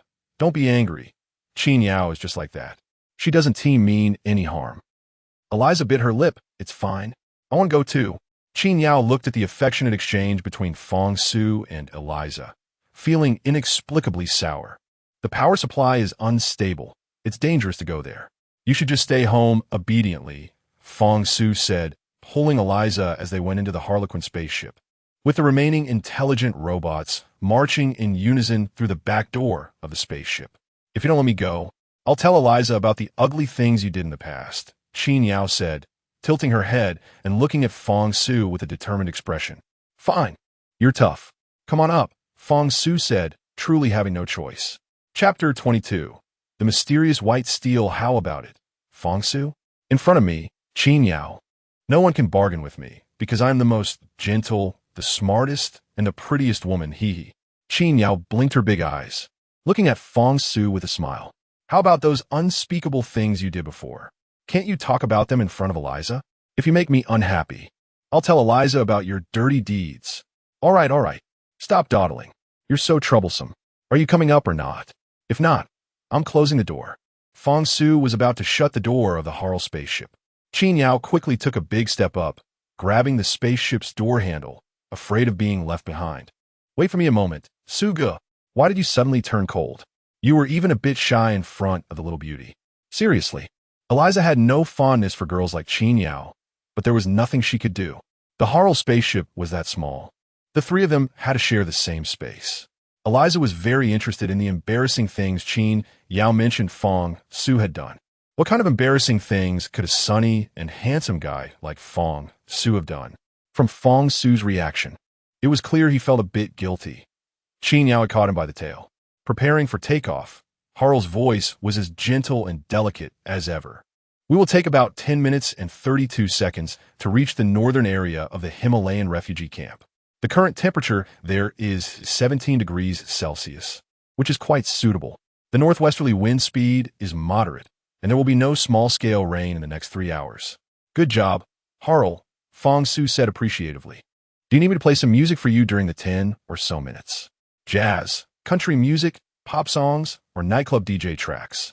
It could also be ancient-style golden songs. Not for now, we still have things to talk about. Qin Yao, already a frequent visitor to the Harl spaceship, replied. Eliza, let me state this in advance. If you can really repair the power supply system of the Himalayan mountains thoroughly, I will absolutely respect you. And I want to stop you from being with Fang Su. Qin Yao looked at Eliza with icy eyes. You have to understand, Fang Su is Chinese. So his future wife will definitely be Chinese and you. Qin Yao, are you done yet? I've told you more than once. Why do you keep bringing this up? Fang Su shook his head helplessly. Qin Yao had a very good relationship with her sister Fang Xintong. The scar on Qin Yao's forehead was entirely because of Fang Su. Before Fang Su became a biochemical human, he was attacked by a genetic replicant. And at a critical moment, Qin Yao took a knife for him. That knife nearly cut Qin Yao's eye in half, but fortunately, it didn't injure her eyeball. Because of this incident, Fang Su had always felt guilty towards Qin Yao. Qin Yao was very happy. She could really do something for Fang Su. Okay, I'm just a jokester. I don't believe that this blue-eyed, blonde foreign girl can win me. Qin Yao. Let me tell you, Fang Su, don't forget why I have that scar on my face. Qin Yao was a chatterbox, always rambling on and on. When she saw Fang Su, her words came one after another, seemingly endless. Eliza stood by the observation window of the Harl spaceship, looking down from the sky. The trees of the Himalayan mountains were lush, and the animals were particularly large. In Eliza's impression, they looked completely different from the wild boars she had seen in real life. The wild boars running on the ground were over 3 times bigger than Eliza had imagined. Eliza, let me briefly introduce you to the power supply system of the Himalayan mountains. Fang Su pointed to a cluster of wind turbines below the spaceship. These are wind turbines, a total of 88. Because the wind varies in strength and is unstable, wind power is only used as a backup power source, mainly supplying electricity to the high-voltage power grid walls surrounding the Himalayan refugee camp. The high-voltage power grid of the camp was particularly important, as it could prevent wild animals and large creatures from entering the camp and harming civilians.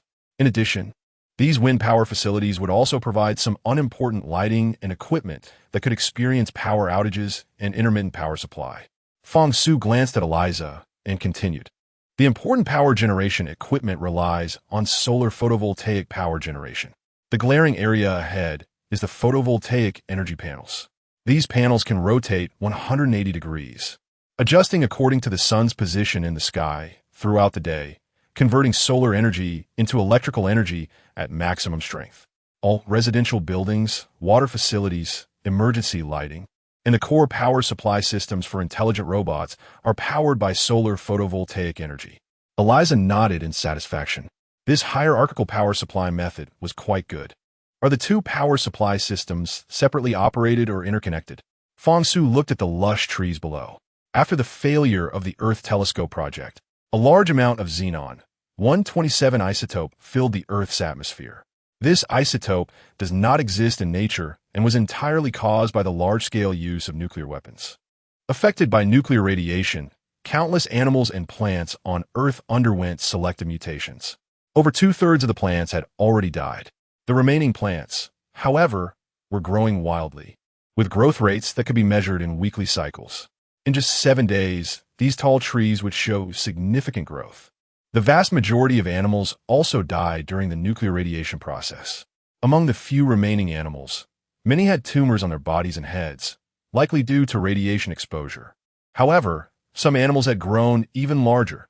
The stimulation from nuclear radiation allowed certain previously unknown animals to emerge from deep in tropical rainforests, canyons, deserts, and forests. But there was one exception. Almost all rats seemed unaffected by nuclear radiation and did not die in large numbers. They proliferated across the entire Earth. There were also some particularly large rats whose teeth could even bite through steel wires. The rat, a mammal and rodent, is known for its strong reproductive capabilities and adaptability to harsh environments, surprisingly showing no significant impact from nuclear radiation. Fang Su squinted his eyes, seeing the mechanical tank armored squad, led by Beiyuan, Qinya, operating independently, not interfering with each other. This was considered in the original design. Later on, the Himalayan refugee camp received many refugees, leading to a rapid population increase, and the original photovoltaic power generation could no longer meet the demand.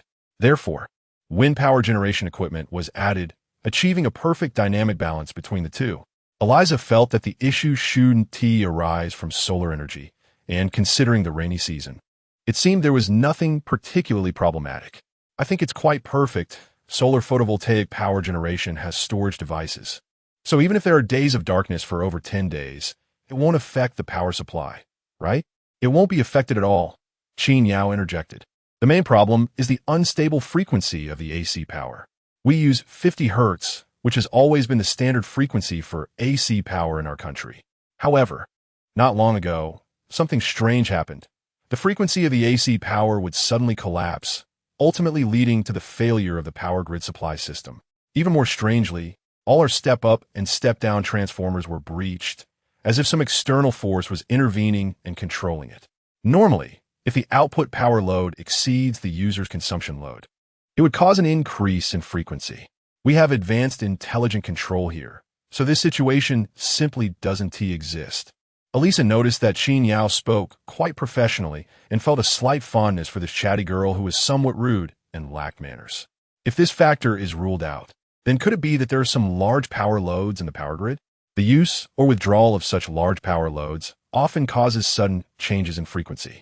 It's possible that high harmonics could be generated, damaging the insulation system of the entire power grid, which could explain why the insulation layer of the transformer was breached and burned out.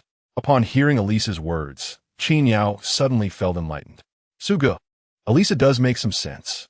In the northern and southern districts, we basically have no control. If they use some large power devices, like steel rolling machines or large electromagnetic coils, we would be completely unaware. In such cases, it would lead to a paralysis of the power system, line damage, and transformers being burned. Recently, I heard Dr. Fong mention that Francis Park in the Southern District is secretly developing new robots, which might consume a certain amount of electricity. Without any evidence, we can't make any assertions. Fong Su looked at the rows of wind power generation equipment and the photovoltaic solar panels in the distance. We're almost there. The HAL spacecraft hovered in the air and found a high ground with a clear view, slowly descending. Fong Su, Elisa, and Qin Yao successively walked down from the HAL. The tailgate of the HAL spacecraft slowly opened, and 10 fully armed AI robots marched out in unison. Fong Su pointed to a step-up transformer protected by a rebar cage in front of them. This step-up transformer has been repaired twice, and we replaced the winding coils inside, but it still doesn't solve the problem. Accompanied by Fong Su and Qin Yao, Elisa circled the entire wind power generation equipment, solar photovoltaic equipment, and this only step-up transformer, spending almost an hour inspecting. Elisa didn't notice anything unusual. I think the generation side should be fine. The problem lies in the transmission and usage of electricity. Suga, I strongly disagree with Dr. Feng's approach. Letting that hot-headed Baiyuan Qinya control the entire power supply of our Himalayan concentration camp. Qin Yao rolled her eyes. And letting Francis Park in the Southern District almost control the water supply of the Himalayan concentration camp. I really don't know what Dr. Feng is thinking. Isn't this equivalent to handing over our lifeline to others? Now we are at the mercy of others, like fish on a chopping board, waiting to be sliced. Neither of these two is a good person, and now that there are issues with the power supply and water source, many people have already died. I always feel like Dr. Feng is turning a blind eye. Fong Su looked at Qin Yao very seriously.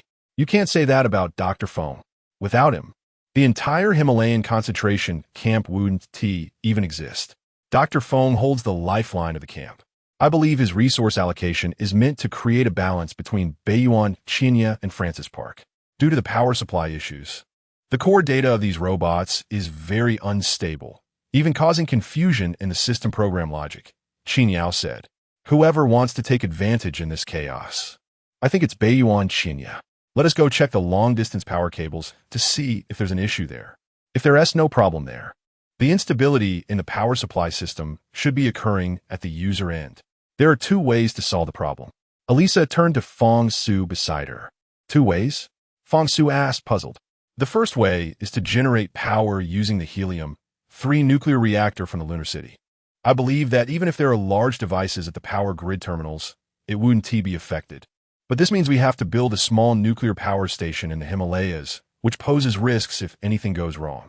Elisa paused for a moment, then continued. Even a minor earthquake or other man-made disasters could lead to nuclear radiation leaks in this densely populated area. That won't do. Qin Yao shook her head vigorously, firmly opposing it. The people who have survived here are already terrified of nuclear radiation. A helium-3 small nuclear radiation power plant is simply unrealistic. Fong Su gently nodded, agreeing with Qin Yao's assessment. What Qin Yao said is very right. The people here simply cannot tolerate the mention of nuclear radiation. Elisa extended a finger and lightly touched her pointed chin, deep in thought, as she said, then it seems we are left with the second solution, which is to use a chain voltage regulator stabilization device. installing closed-loop regulators at the input and output ends of the step-up and step-down transformers. This way, it won't cause damage to the transformers and cable facilities, but the stability of power supply cannot be guaranteed. Brilliant! Qin Yao clapped her hands in delight. What good idea! How'd I not think of this, Suge? Our entire power supply network previously had no issues at the generation side. But at the user end, there was a lack of effective real-time feedback, which often leads to frequency collapse, grid paralysis, and subsequently damage to power facilities. We Haven T completed a full closed loop. If we have voltage stabilizers, the 3 indicators of voltage, current, and frequency can all be effectively controlled. Qin Yao hugged Elisa tightly. Little beauty, I didn't realize you were so smart. Elisa hadn't reacted yet when she was suddenly embraced by Qin Yao. Feeling a bit breathless, Elisa felt something floating in the upper diagonal direction in front of her and focused her eyes. Oh my goodness! A white stone tablet, whose length could not be seen, was slowly descending from the sky. Chapter 23. The terror disaster descends. The white stone monument was incredibly standard, symmetrical, and it was evident to the naked eye that it could not possibly be in natural formation. It had to be a product of later artificial design and production. The white stone monument intuitively appeared to be more than 3 meters wide and thick, towering into the sky, seemingly endless when looked at from below. Qin Yao heard Eliza's exclamation and opened her arms, following Eliza's line of sight, and instantly felt numbness throughout her body, goosebumps rising. The scene before her was something only seen in some Super 3 Dimax disaster movies before the Earth's telescope project failed. Fang Su was also quite shocked. This scene resembled a judgment day of sorts. Boom! Thunder rolled, deafening thunder echoed from the horizon, as if it could shatter the sky.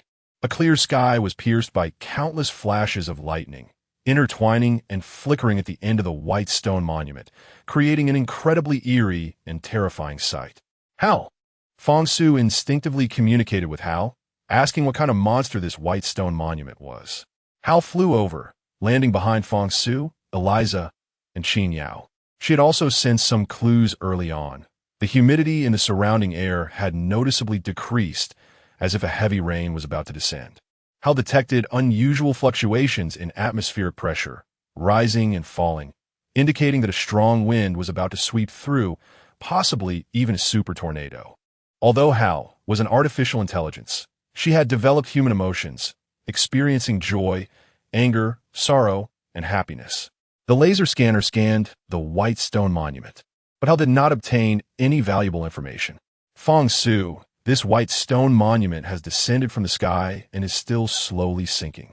I cannot scan its special material or any material information. I am completely unaware, Hal said, her tone somewhat hesitant. Facing the mysterious white stone monument made even the smartest brain on the planet feel panic. Try to analyze its material structure, molecular structure, atomic structure, Fang Su said, looking at the massive white stone monument standing before them. And at that moment, he suddenly believed in the existence of extraterrestrial intelligent life, and also believed in the theory of mirror universes as mentioned by Stephen James.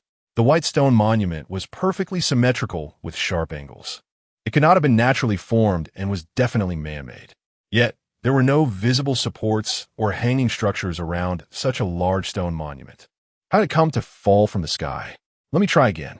In fact, Hal had already attempted to use red laser scanning for analysis, but found it impossible to clarify the components of this mysterious white stone monument. Hal circled around, maintaining a safe distance, with red and blue lasers repeatedly sweeping across different parts of the white stone monument. Fang Su secretly felt anxious for Hal, unsure of what this white stone monument represented and whether Hal would be in danger. The white stone monument continued to slowly sink, but perfectly avoided all residential buildings in the northern, southern, and eastern areas of the Himalayan concentration camp. Fang Su observed the white stone monument and suddenly took a step forward, walking towards it. Booming thunder sounded as if it came from the wrath of the universe. This scene startled both Eliza and Qin Yao. Fang Su, you can't go over there. Qin Yao rushed over and grabbed Fang Su's hand. That white stone monument came down from the sky amidst thunder and lightning. You could be turned to ash. Let Hal handle this. Eliza hurriedly grabbed the tool's backpack from the ground and slung it over her shoulders. Fang Su, until we fully understand this thing, I think it's best if you don't go closer. What the hell is this thing? Fang Su looked up, unable to see the top of the white stone monument. Hal had exhausted all her scanning methods, but found no information. Fang Su, I'm afraid I can't help you, Hal said in a very somber tone. The natural disaster warning system on Hal's spaceship lit up with a red alert. Fang Su, I detected that a heavy rain will soon occur, accompanied by fluctuations in atmosphere pressure and wind speeds exceeding level 11 tornadoes, possibly even super tornadoes. We should rush to the shelter to avoid it. Hal's voice became more urgent. I sense that a particularly terrifying disaster is about to descend. Hal, we must clarify the situation. Keep a safe distance and fly around the white stone monument as fast as you can. Can you find the end of this white stone monument in the sky? Despite the critical situation, Fang Su remained calm and aimed to clarify the issue at the earliest opportunity. Hal did not respond to Fang Su and flew upwards at high speed, almost disappearing into the sky in a matter of seconds. The satellite phone in Fang Su's pocket buzzed. It was Dr. Feng Yaoi calling. The mysterious white stone monument had appeared in the sky, and Dr. Feng had witnessed it along with the people in the Himalayan concentration camp. Because this white stone monument, which was about 3 meters square, looked more like a white strip of cloth from a distance. Dr. Feng and Pastor Pinkman were organizing people in the southern area to pass through the lunar medical pod to eliminate cancer cells from their bodies. Among the crowded people, a middle-aged man with a vacant gaze was the first to spot the white stone monument and shouted about what he saw, causing chaos in the crowd. Dr. Feng, through the aerial fleet monitoring the Himalayan mountains, received first-hand information that this was a very standard geometric symmetrical white stone monument, which had directly descended from the sky and was now slowly moving downward at a speed of less than 1 meter per hour, nearly invisible to the naked eye. Dr. Feng realized that this monument was very close to the northern area where Fang Su and Eliza were, near the wind power and solar photovoltaic facilities, and called Fang Su to remind him to stay safe and avoid danger. Meanwhile, the Himalayan concentration camp had contacted the environmental satellites that once operated on Earth, warning of impending heavy rain and extreme convective weather, such as tornadoes in the vicinity of the Himalayas. Fang Su saw that it was Dr. Feng calling and quickly answered. Fang Su, Dr. Feng sighed deeply. It's good that you're okay. Is there a mysterious white stone monument appearing on your side? Hurry and leave there. We conducted preliminary detection and know nothing about this white stone monument, but based on my intuition, this thing does not belong to Earth. Get away from there. It could be an initial exploration by extraterrestrial intelligent life. Dr. Feng shared his concerns with Fang Su without reservation. I've already sent Hal to investigate. If we can't figure out what this thing is now, we won't have another chance later. Fang Su insisted, No, Dr. Feng. You know me. I'm always very interested in emerging phenomena. You must let Hal take you back immediately. Besides the heavy rain, there will be super tornadoes. You are in great danger on the mountain. This is an order. Come back right away. Dr. Feng said anxiously. I will send AI 700 series robots to explore. It would be even better if we had bioreplicants or genetically modified people. They would perform better than intelligent robots. I won't go back until after the heavy rain and super tornadoes have passed, Fang Su said firmly. Dr. Feng, you know me. I'm very interested in new things. Hurry back, and that white monument above the sky, with thunder and lightning. Perhaps the monument carries a high-intensity load of electricity. You must not touch it. I understand, Dr. Feng. This time it is very likely that the most serious disaster is approaching. I hope our refugee camp in the Himalayas can survive this. Fang Su sincerely blessed in his heart and gently hung up the phone. Fang Su tried to contact Hal, but found that communication had failed and there was no way to get in touch. It was terrifying. The Earth Telescope project had failed, and the memoryless Eliza stared intently at the mysterious white monument before her. Technology had developed unprecedentedly, and humanity was now able to master nuclear technology proficiently, possessing various cutting-edge interstellar weapons and spaceships. Yet faced with this white monument, they knew nothing. Fear comes from the unknown. Qin Yao said calmly, Don't be afraid. I believe this white monument has no malice, Otherwise, its sinking speed wouldn't be so slow, and it successfully avoided the residential buildings and even our wind power generation equipment. If the heavens really wanted us to die, then there would be nothing we could do. In these years at the Himalayan concentration camp, there hasn't been a single earthquake above magnitude 4.0. I really don't know if these dilapidated houses can withstand the test of an earthquake. The 10 AI series intelligent robots, looking at the mysterious white monument, were also at a loss. Fang Su spoke in a commanding tone. Go take a look, if necessary. Use weapons to attack the white monument. The intelligent robots did not hesitate, implementing a unified combat tactic from 3 directions, maintaining a reasonable flanking position, and slowly approached the white monument. Can they do it? Qin Yao was very skeptical because these intelligent robots were quite old, and many core mechanical components related to judgment had not been upgraded. It should be fine. Eliza was used to this method of exploration by such robots into unknown biological realms. However, Fang Su made a bold move. He took out a plasma shotgun and followed behind the robots. By the time Qin Yao and Eliza realized what was happening, they saw Fang Su was already almost in front of the white monument. Fang Su, the 2 girls shouted almost in unison. Don't come over. Fang Su shouted back. The 10 intelligent robots formed a uniform formation, particularly alert. Fire. One of the robots ordered the other 2. The other 2 robots unhesitatingly pulled the triggers, and bullets hit the white monument, bouncing off. The bullets reflected back with even greater lethality than before. Fang Su had anticipated this and quickly ducked down. But the remaining intelligent robots were in trouble. 7 of them were hit by the bullets and fell to the ground, their bodies quickly catching fire, completely scrapped. Lying on the ground, Fang Su witnessed a horrifying scene. The part of the white monument struck by the heavy machine gun bullets developed small dents. But these dents almost instantly healed. One of the robots was injured. Its knee joint became unstable, and it fell against the monument.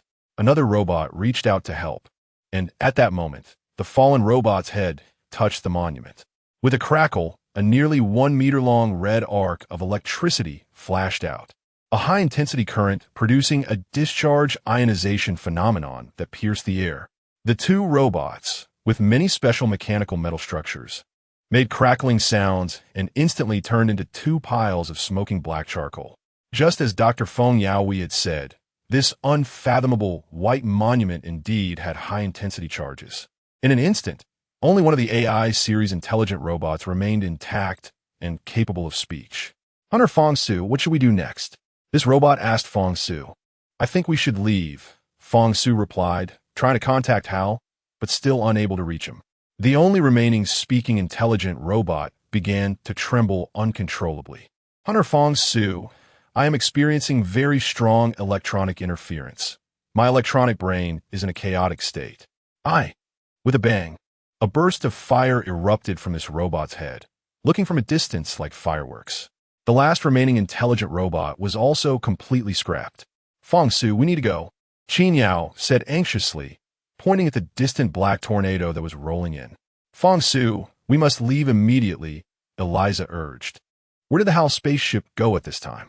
The black tornado swept quickly toward the direction of the Himalayan concentration camp, accompanied by extremely low black clouds, with red lightning constantly interweaving in the clouds and rolling thunder occasionally rumbling. Fang Su, Eliza, and Qin Yao, positioned at a higher altitude in the Himalayas, could see farther than the people in the concentration camp. In this situation, if the people in the camp noticed the tornado, it would have already reached the residential buildings of the camp. There was no doubt about it. This extreme weather, the powerful black tornado, was directly related to the white monument. Fang Su, can you hear me? Fang Su intermittently heard Hal's voice. Hal, I can't hear you. Come back quickly. I am on my way back. It is estimated that I will arrive in 2 minutes and 12 seconds. The electromagnetic interference is too severe.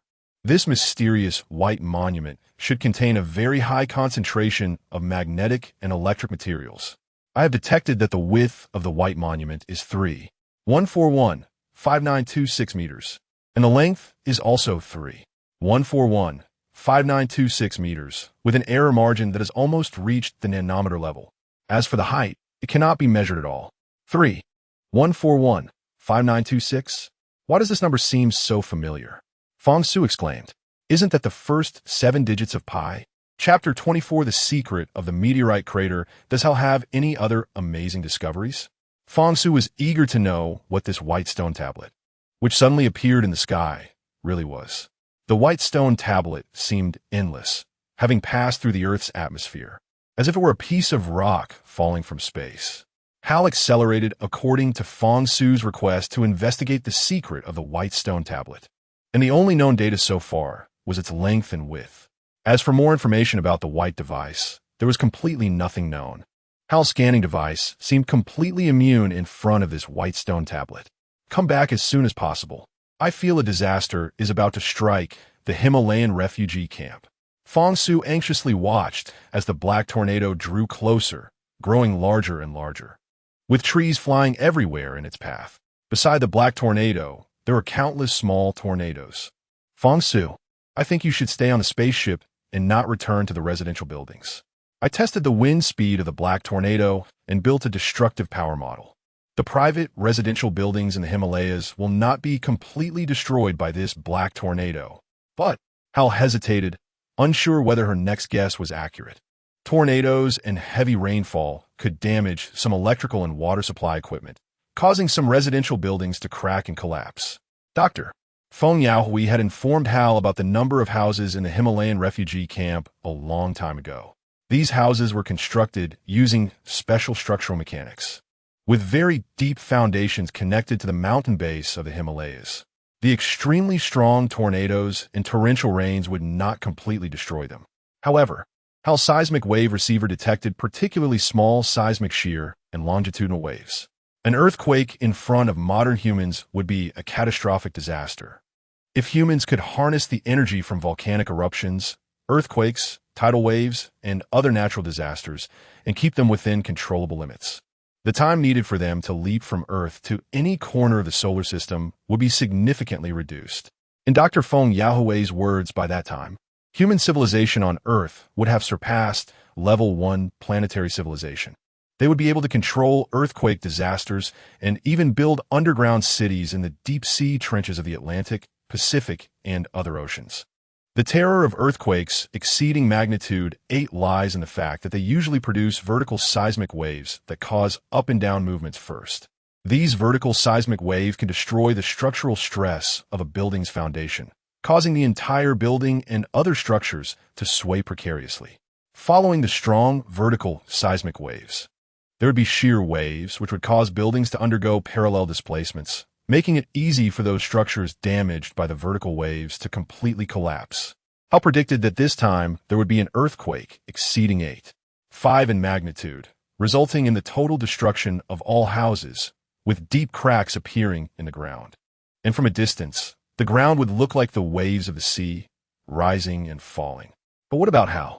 Fang Su could clearly feel the air becoming humid, as if a heavy rain was about to come. However, my seismic wave system has detected slight seismic waves, and there is a high likelihood of an earthquake occurring within the next 18 to 24 hours, with a magnitude exceeding 8.5 or even greater. Tornadoes and extreme heavy rain are quite manageable. Such extreme severe convective weather disasters often occur quickly and leave just as fast, but earthquakes are entirely different. The impending earthquake would bring catastrophic disaster to the people in the Himalayan refugee camp. Who else knows this news, Hal? Can you predict where the earthquake will occur? Is there any way we can? There is no way, Fang Su. Hal's voice became very low. She did not want humanity to be completely extinct. If there were no flesh and blood humans left on this Earth, only metal spaceships and countless intelligent robots remained, what would that scene be like? Hal feared loneliness. I currently cannot accurately determine the epicenter of the earthquake. This is just my prediction, so right now, you're the only one who knows. Fang Su had been with Hal for a long time, and the seismic wave detection and reception system she was equipped with was known to be the most advanced in the world. Over the years, this system seemed never to have been activated because it had never received seismic waves. Fang Su even thought at one point that the seismic wave system was broken. Based on today's situation, the seismic wave system was not broken. Rather, a catastrophic disaster was about to arrive. Fang Su was having difficulty breathing due to the powerful tornado, which had lowered the air pressure significantly, and the oxygen content in the air had also decreased considerably. Let's go, Eliza. Qin Yao, we should leave here first. Fang Su suddenly thought of a particularly strange question. Why were the length and width of this white stone tablet very standard, corresponding to the first few digits of pi? What does this signify? There was another more pressing question. Why did the mysterious white stone tablet choose this landing spot when it fell from the sky? It perfectly avoided certain things? The only explanation could be that the location where the white stone tablet was about to land had some special significance. What are you thinking about? Eliza looked at Fang Su's somewhat dazed expression. In this situation, Fang Su did not show much impatience, which impressed Eliza. Fang Su felt fear within, but now, without the house spaceship, everything was futile. Escaping was almost impossible. The self-defense fleet of the Himalayan region would not fly here to rescue them. In the current situation, that would be tantamount to sending them to death. The well-trained Fang Su had long cultivated an unperturbed and calm mindset in the face of danger. Fang Su pointed to the bottom of the white stone tablet, which was less than 50 meters away from the three of them. The length of this white stone tablet was 3,141,5926 meters, and its width was the same, forming a very standard square. This was too strange. Pi is a number constant closely related to circles, so why was this white stone tablet a standard square? With its side length matching the first 7 digits of pi? Fang Su continued to analyze, saying if this white stone tablet truly does not belong to Earth, what message might that extraterrestrial civilization want to convey to us? All coincidences have causal relationships. Almost all inevitabilities are mixed with randomness, and within all randomness lies inevitability. Qin Yao repeatedly spoke these philosophical scientific ideas she understood, noting that before the failure of the Earth Telescope project, many cutting-edge scientists and even philosophers saw theology from the end of science. But I think this is complete nonsense. Eliza was also filled with curiosity about the unknown white stone tablet, but the most important thing now was to stay alive. At the same time, Eliza was particularly worried about her father. I feel this might be the beginning of all misfortunes and judgments. Fang Su, if we connect the events surrounding this white stone tablet with what happened outside the lunar space station, could it really explain the arrival of extraterrestrial civilizations? Dr. Luyan had once said that the appearance of blue ice fragments and the sudden drop in temperature might be related to the blue star people. Eliza believed that in the galaxy beyond the solar system, and even in the vastness beyond the galaxy, there should exist other high-level intelligent life forms. The far side of the moon always faces away from the Earth. The rotational speed of the moon matches perfectly with its orbital speed around the Earth, with an extremely small margin of error. Under such circumstances, the moon can become the most loyal companion of the Earth, even with our most advanced gravitational drag technology. Utilizing energy techniques between planets, it is impossible to achieve such a perfectly regulated and almost flawless rotational movement of a small celestial body around a much larger one. Isn't it? Fang Su, you make a lot of sense, Elisa. Qin Yao is a staunch atheist. She believes in science. After listening to Elisa's explanation about the moon and the Earth, Qin Yao finds it very reasonable. The cutting-edge technology of today truly cannot achieve such perfection. Regardless of the relevance, I just want to know if the location where this white stone tablet is going to land will be selective. If so, this location is likely to unravel the mystery of the white stone tablet. Fang Su has already received a signal from Hao, and Hao will be back soon. What is below? Fang Su asked Qin Yao, who is familiar with the geography of the concentration camp in the Himalayas. Fang Su did not live in the concentration camp for a particularly long time.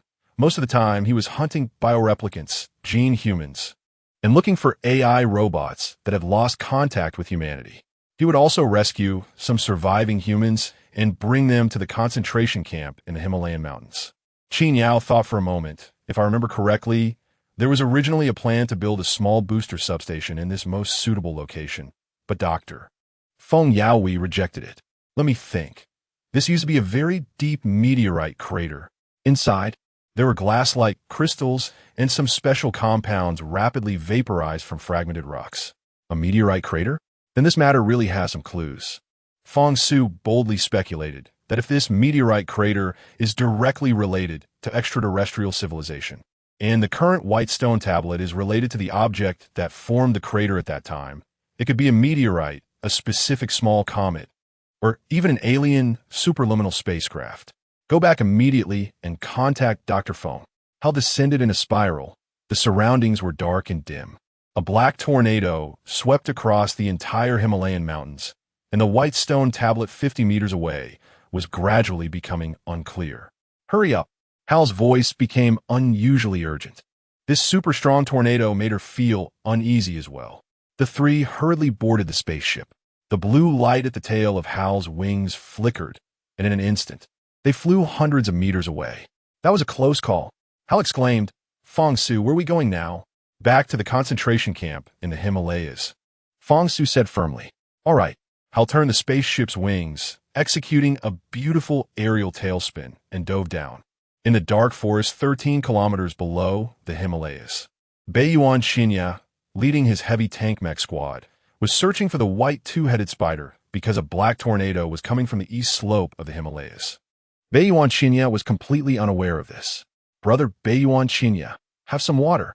Jin Yushi, who was following Baiyuan Qinya and dressed somewhat revealingly with a flirtatious gaze, raised a water bottle with both hands and said coyly. Baiyuan Qinya wrapped his arm around Jin Yushi's slim waist, gripping her waist tightly with 4 fingers, causing her to feel a pang of pain. "What do you think about what I told you?" Baiyuan Qinya still held a golden hunting rifle on his shoulder with a fierce gaze. "You wanted to be with Fang Su? How is that possible?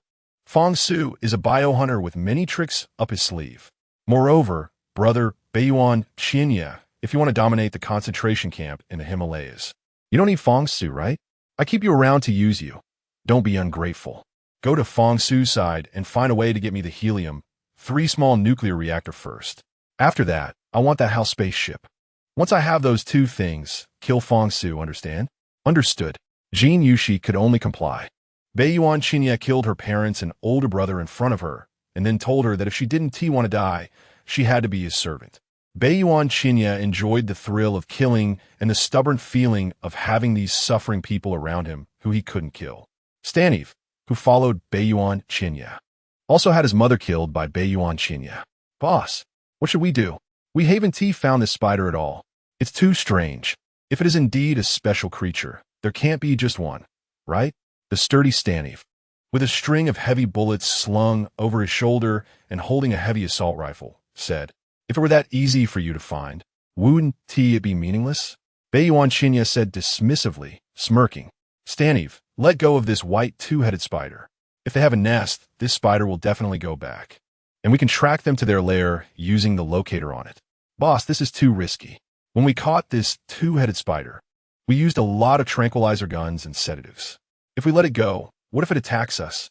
Staniv strongly disagreed with Baiyuan Qinya's order. "Kid," Baiyuan Qinya pressed the golden hunting rifle against Staniv's chest. "Follow my orders, or you'll die." Chapter 25. Underwater City of Zhuoma, Baiyuan Qinya. "I really think this is a very unwise decision. That two-headed spider could easily wipe out all of our mecha combat teams." Staniv glanced nervously at the monster locked in the steel cage. "If I'm not mistaken, this guy must be starving, having not eaten for several days." "Hee hee." Jin Yushi pursed her lips and chuckled. "Indeed, this spider has 2 heads, and we are not enough for it to eat. Bitch, get lost." Baiyuan Qinya raised his arm and slapped Jin Yushi across the face. "Back then, I should have killed you along with your family." Baiyuan Qinya didn't kill Jin Yushi entirely for his own purposes. Jin Yushi was curvy, tall, and had fair skin. She was an undeniable Asian beauty. Before the Earth Telescope project failed, girls like her could only be seen in movies on TV. Baiyuan Qinya had his own calculations and wanted Jin Yushi to accompany him. But Baiyuan Qinya didn't dare to touch Jin Yushi's skin.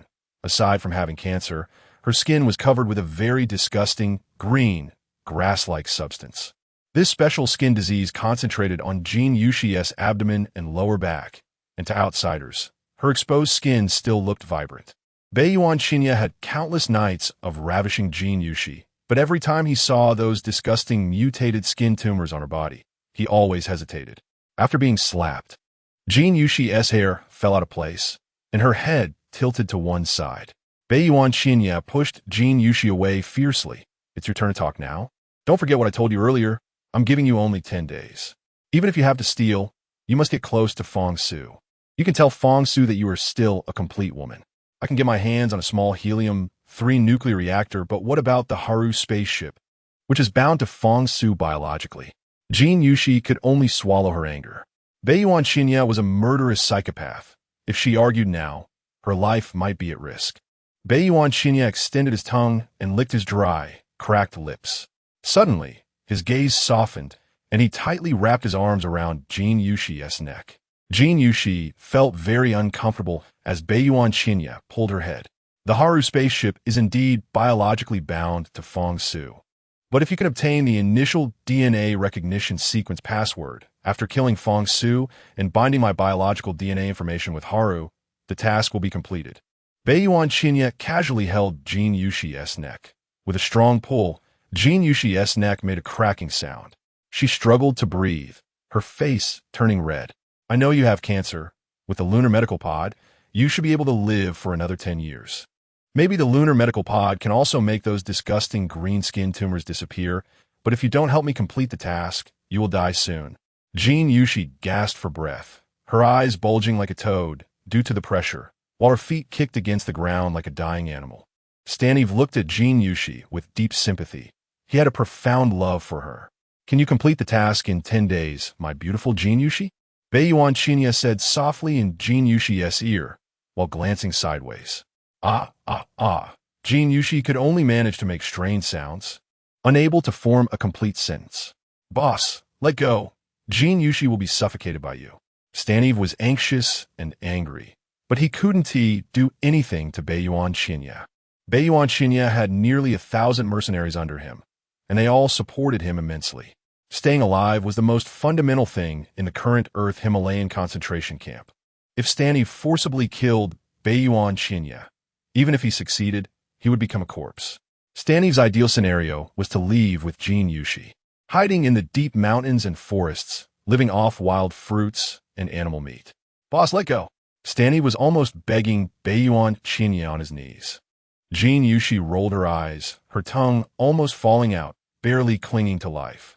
Beiyuan Qinya suddenly released his grip, and Jin Yushi collapsed to the ground like a noodle. Then she knelt on the ground and began to cough violently. Cough, cough, cough. Sorry, I forgot to mention why Jin Yushi isn't expressing her stance. Beiyuan Qinya shook his hand. Are you okay, Jin Yushi? Staniv bent down to help her up. Jin Yushi supported her neck with one hand. I'm fine. Boss, I will definitely complete the task, but if I really do, you must promise me one thing. Otherwise, even if you kill me, what the hell are you saying? Before Jin Yushi could finish her sentence, Beiyuan Qinya lunged forward and slapped her. Jin Yushi stared wide-eyed, unafraid. I will help you get the Haru spaceship and the small helium-3 nuclear reactor, but you must let me and Staniv go. Staniv's cold heart suddenly surged with warmth as he looked at Jin Yushi's beautiful face, with a mix of fear and excitement in his eyes. In that moment, he felt like the happiest person alive. Wow, clap, clap, clap. Beiyuan Qinya exclaimed, clapping his hands. It seems you two are truly lovers in troubled times, full of affection and loyalty. No problem. As long as you can kill Fang Su and let me obtain the Haru spaceship, that is the most important thing. I want the helium-3 nuclear reactor to detonate it and destroy the entire Himalayan concentration camp. Your fates can be decided freely. Now, should we release the two-headed spider, let it lead us to its lair? Beiyuan Qinya was very persistent about his plan and did not want anyone to disobey his orders. Dark clouds gathered, the sky was overcast, the light became extremely dim, and the air turned chilly. Several mercenaries who had returned from patrolling the mountain summit looked terrified, two of them desperately running downward. One of them even fell headlong, dropping his gun and not daring to look back as he ran for his life. Not good, boss. The leading mercenary, shedding his gear, looked terrified, as if he had seen a ghost. Beiyuan Qinya despised these untrained mercenaries. How could they fall apart at critical moments? What else with the panic? Boss, there's a black tornado. It's too exaggerated. Right now we are in the southern area of the Himalayan concentration camp. Many buildings have already collapsed. The tornado is too powerful and is about to sweep over the mountaintop towards us. And also, the leading mercenary was out of breath. In the sky, a white stone tablet appeared out of nowhere, looking like a white cloth. Biochemical looked at this leading mercenary as if he were an idiot, casually drew a golden pistol from his waist, and shot him in the forehead. With a bang, the sound of gunfire echoed, and the leading mercenary's brain splattered, leaving a terrifying gaping hole in his forehead. The other two mercenaries couldn't care less. They turned and ran down the mountain. With the terrifying tornado approaching, being at such a high altitude, they would undoubtedly be swept away by it. The lower ground at the foot of the mountain offered a chance of survival. Cowardly deserters. Biochemical raised his golden hunting rifle and fired 2 shots without hesitation. The 2 fleeing mercenaries fell to the ground in response to the gunfire. Boss. Staniv pointed at the black storm approaching from the peak. Look, it's so dark. It's blocking out the sun. Biochemical could barely see Staniv's face in front of him. Run down the mountain, head for the emergency tunnels. Biochemical was the first to start running. The remaining dozens of mercenaries abandoned their tank mechas and ran out like madmen. Although it was afternoon and the sunlight wasn't very strong, the black tornado loomed like a dark cloud, turning day into a pitch-black night. Xiao Xiao.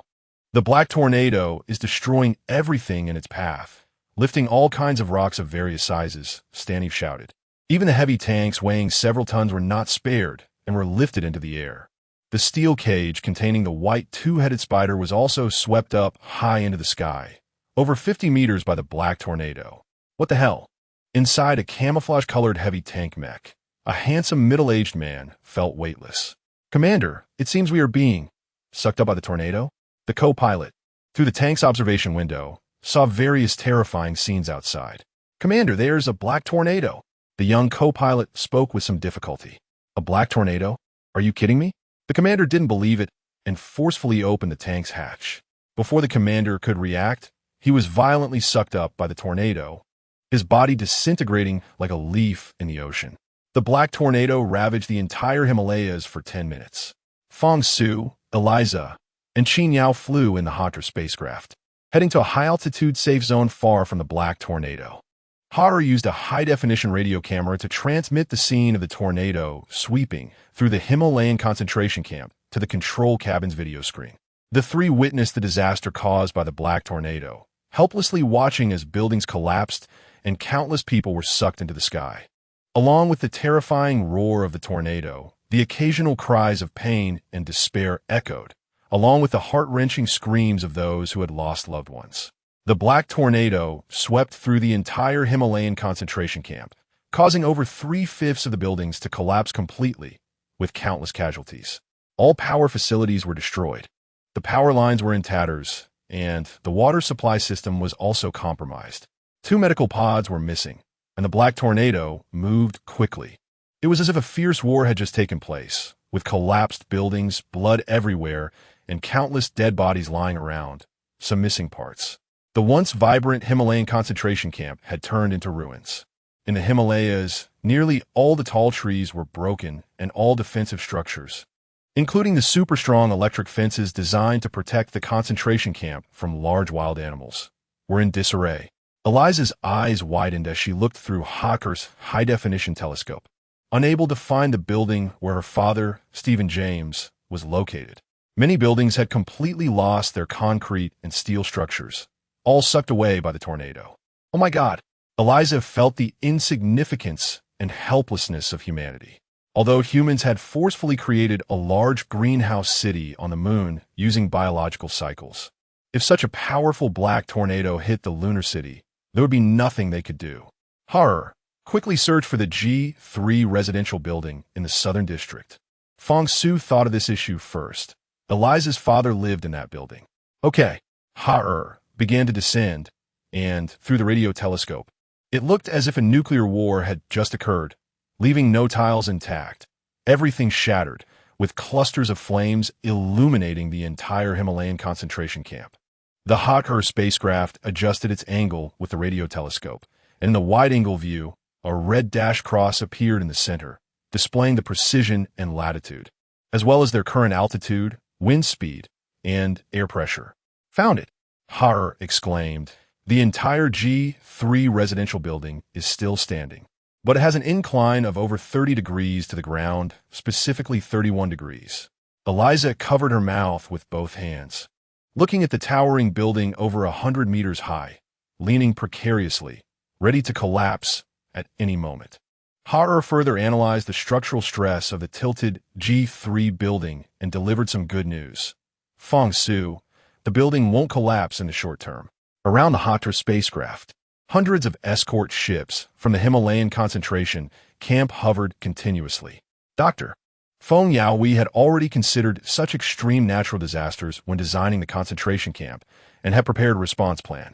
Most of the self-defense fleet's ships, equipped with intelligent AI robots, had taken refuge in underground shelters, air raid shelters, and were safe from the disaster. At the same time, most residents in the eastern district of the Himalayan concentration camp were also unharmed in the safe air raid shelters. The shelters had emergency power lighting, powered by 500,000 tons of lithium batteries, enough to support nearly 10,000 people living safely underground for several months. However, the residents in the northern and southern districts of the Himalayas were not so lucky, as Dr. Feng Yaoi, due to budget constraints during the design phase, only built such underground shelters in the eastern district. There were substantial reserves of water, food, and medical supplies. The concentration camp, built on the foothills of the Himalayas, could withstand earthquakes of up to 8.0 magnitude. Go rescue Dr. Stephen now. Fang Su glanced at Eliza. In the world's largest, deepest, and most volcanically active Pacific deep-sea trench, there lay a colorful underwater city named Zhuoma, resembling a palace. Mayor Su, we have received news that the Himalayan concentration camp has been hit by a black tornado, and a white stone tablet has fallen from the sky. Fang Xintong, dressed in neat military attire, spoke with authority. My brother Fang Su is very likely to be living there. I want to go take a look. Chapter 26, The Conspiracy of Gallic Country. Fang Xintong had been in the underwater city of Zhuoma, in the Pacific Ocean, for a long time. Her arrival here was entirely thanks to the mayor of the underwater city, Su Jingran. Fang Xintong specialized in medical genetic engineering, and because of this expertise, she was now one of the main leaders in genetic engineering in the medical field of the underwater city. Her primary job was to create genetic humans. I must go out. Fang Xintong looked firmly at Su Jingran. Dressed in a white military uniform, she was delicate and striking, with an oval face and a bright red five-pointed star emblem on her uniform, a constant reminder of her homeland. Su Jingran, 35 years old and standing at 173 meters tall, also wore a white military uniform. His eyebrows were like crescent moons, his eyes slightly vacant, with a prominent nose and a lower lip that was a bit longer than the upper lip, which revealed a small canine tooth when he smiled, giving him a unique and beautiful appearance. This shape of lips was vividly referred to as underbite. He had studied in Gallic country, specializing in marine science and architecture, directly related to the construction of the underwater city. This program had a particularly strict admission process, accepting only 50 students worldwide. Su Jingran excelled in his studies and was admitted to Gallic country's Ocean University. He played a significant role in the blueprint for the construction of the Pacific underwater city. In front of a voice-activated and gesture-controlled control screen, Su Jingran's brow was furrowed. The city deep in the Atlantic Ocean could detect the situation in the concentration camps of the Himalayas. While the people of the Himalayas were completely unaware of the city named Zhuoma, located at the bottom of the Atlantic Ocean. The technology for building underwater cities was very mature, fully supported by the powerful scientific and technological team behind Gallic country. The scale of Zhuoma's construction was not particularly large, housing just over 1,000 people, more than 50% of whom were involved in scientific and technological research and development. Long before the destruction of the Earth Telescope project, this underwater city had already taken shape. Following the failure of the Earth Telescope project, the world's top scientists in medical genetic engineering, nanotechnology, quantum technology, and other cutting-edge sciences, along with their family members, all immigrated to the underwater city beneath the Pacific. Here, other wealthy individuals from various countries and their families also lived. The only difference between Zhuoma underwater city and the outside world was that it was a clean environment without nuclear radiation. the dream of building a city underwater, which humanity had for 100 years, had finally been realized. Those who could come to this underwater city were not ordinary people. Su Jingran had an unintentional encounter with Fang Xintong. Although Fang Xintong lived in the underwater city, she still could not feel the grounded sensation of living on land. There was land beneath the sea, but it was entirely different from the soil on the Earth's surface. When the design concept for the underwater city was first formed, countless people flocked to it. Yet many who lived in the underwater city now experienced varying degrees of discomfort. Compared to living on the Earth's surface, it was akin to a prison at the bottom of the sea. Since the mayor of the underwater city, Su Jingran, was also Chinese, he named the underwater city Zhuoma. Zhuoma translates to goddess in English. Upon arriving in the underwater city of Zhuoma, Fang Xintong sent some clues. There were serious issues with Gallic country, and the Earth Telescope project might not fail violently. All the signs pointed to Gallic country violating the International Alliance Treaty. Everything was just a fuse. But what could be done now? Gallic country did not refer to a single nation, but rather a collective country formed by many nations across 6 continents. Gallic country practiced a monarchy, and the current king was named Kevin Stanford, who would pass the throne to his only son, Paul, fully implementing hereditary succession. Despite this outdated hereditary system being criticized by many, Gallic country had built the underwater city in the Pacific and had mastered many advanced technologies, with their spacecraft traveling faster. Among the more than 1,000 people living in the Zhuoma underwater city, aside from some essential technical personnel, the rest were aristocrats or wealthy tycoons. They enjoyed the same luxurious villa and garden treatment as on Earth. The underwater city was enchanting, bringing more joy to its inhabitants. Su Jingran cautiously manipulated the touch screen in front of him, occasionally using blinking actions in conjunction with some operational gestures. You know the rules of the underwater city. Anyone attempting to leave the underwater city faces the death penalty. At over 10,000 meters beneath the Atlantic Ocean, how can you succeed in reaching the surface?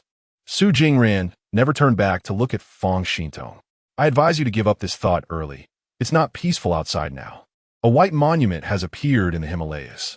Su Jingran used satellite positioning and navigation to take photos of the white monument. We know nothing about this white monument. The Himalayas experienced an extremely strong tornado, but the vast majority of people escaped the disaster. Preliminary estimates suggest that out of over 400,000 people, about 120,000 died in this catastrophe. Su Jingran's voice was machine-like, expressionless, and devoid of any emotion.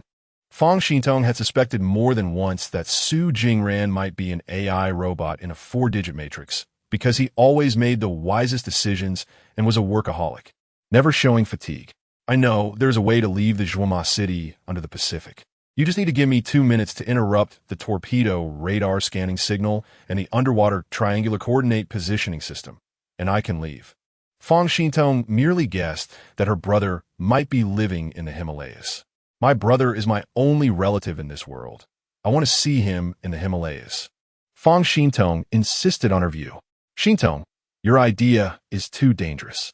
If the higher-ups of Zhuoma City find out, you will be thrown into the sea to feed the fish. The concentration camp in the Himalayas will experience an earthquake exceeding 8.5 in magnitude. Going there is equivalent to sending yourself to death. Su Jingran had already locked the coordinates of the earthquake's epicenter in the Himalayas, very close to the meteorite crater beneath the White Monument. Really? A glimmer of hope rose in Fang Xintong's heart, shaking her internally. Such a large-scale earthquake would mean the destruction of the largest survivor concentration camp known on Earth. There is no doubt about it. I believe the people in the Himalayas might not have noticed yet. They won't have such advanced earthquake detection systems. While we already possess the ability to collect earthquake energy and control the level of earthquake damage. Su Jingran's expression remained unchanged throughout. Can we help them? Fang Xintong didn't want to watch so many people die. Compared to other resources, a healthy and normal person was the most scarce resource.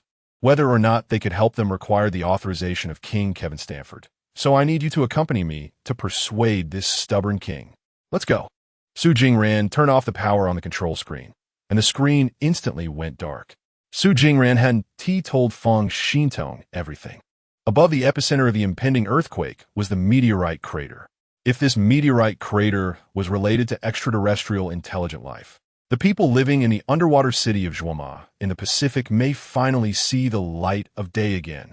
Extraterrestrial intelligent life is particularly reliant on nuclear radiation. They will absorb all the powerful nuclear radiation on Earth, converting it into energy, even into supernuclear weapons. As long as the nuclear radiation on Earth is within safe limits, everyone will step back onto this soil. The underwater city of Zhuoma, located beneath the Pacific, has been monitoring the movements of the lunar city and the concentration camp in the Himalayas. Su Jingran, wearing very high heels, swayed her hips as she walked ahead, with Fang Xintong closely following behind.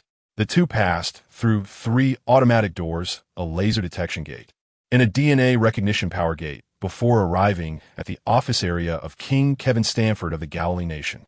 Kevin Stanford's office area resembles a Babylonian hanging garden floating in the air, utilizing a super strong magnetic levitation technology to keep the entire office facilities, trees, and flowers all suspended in a reasonable range.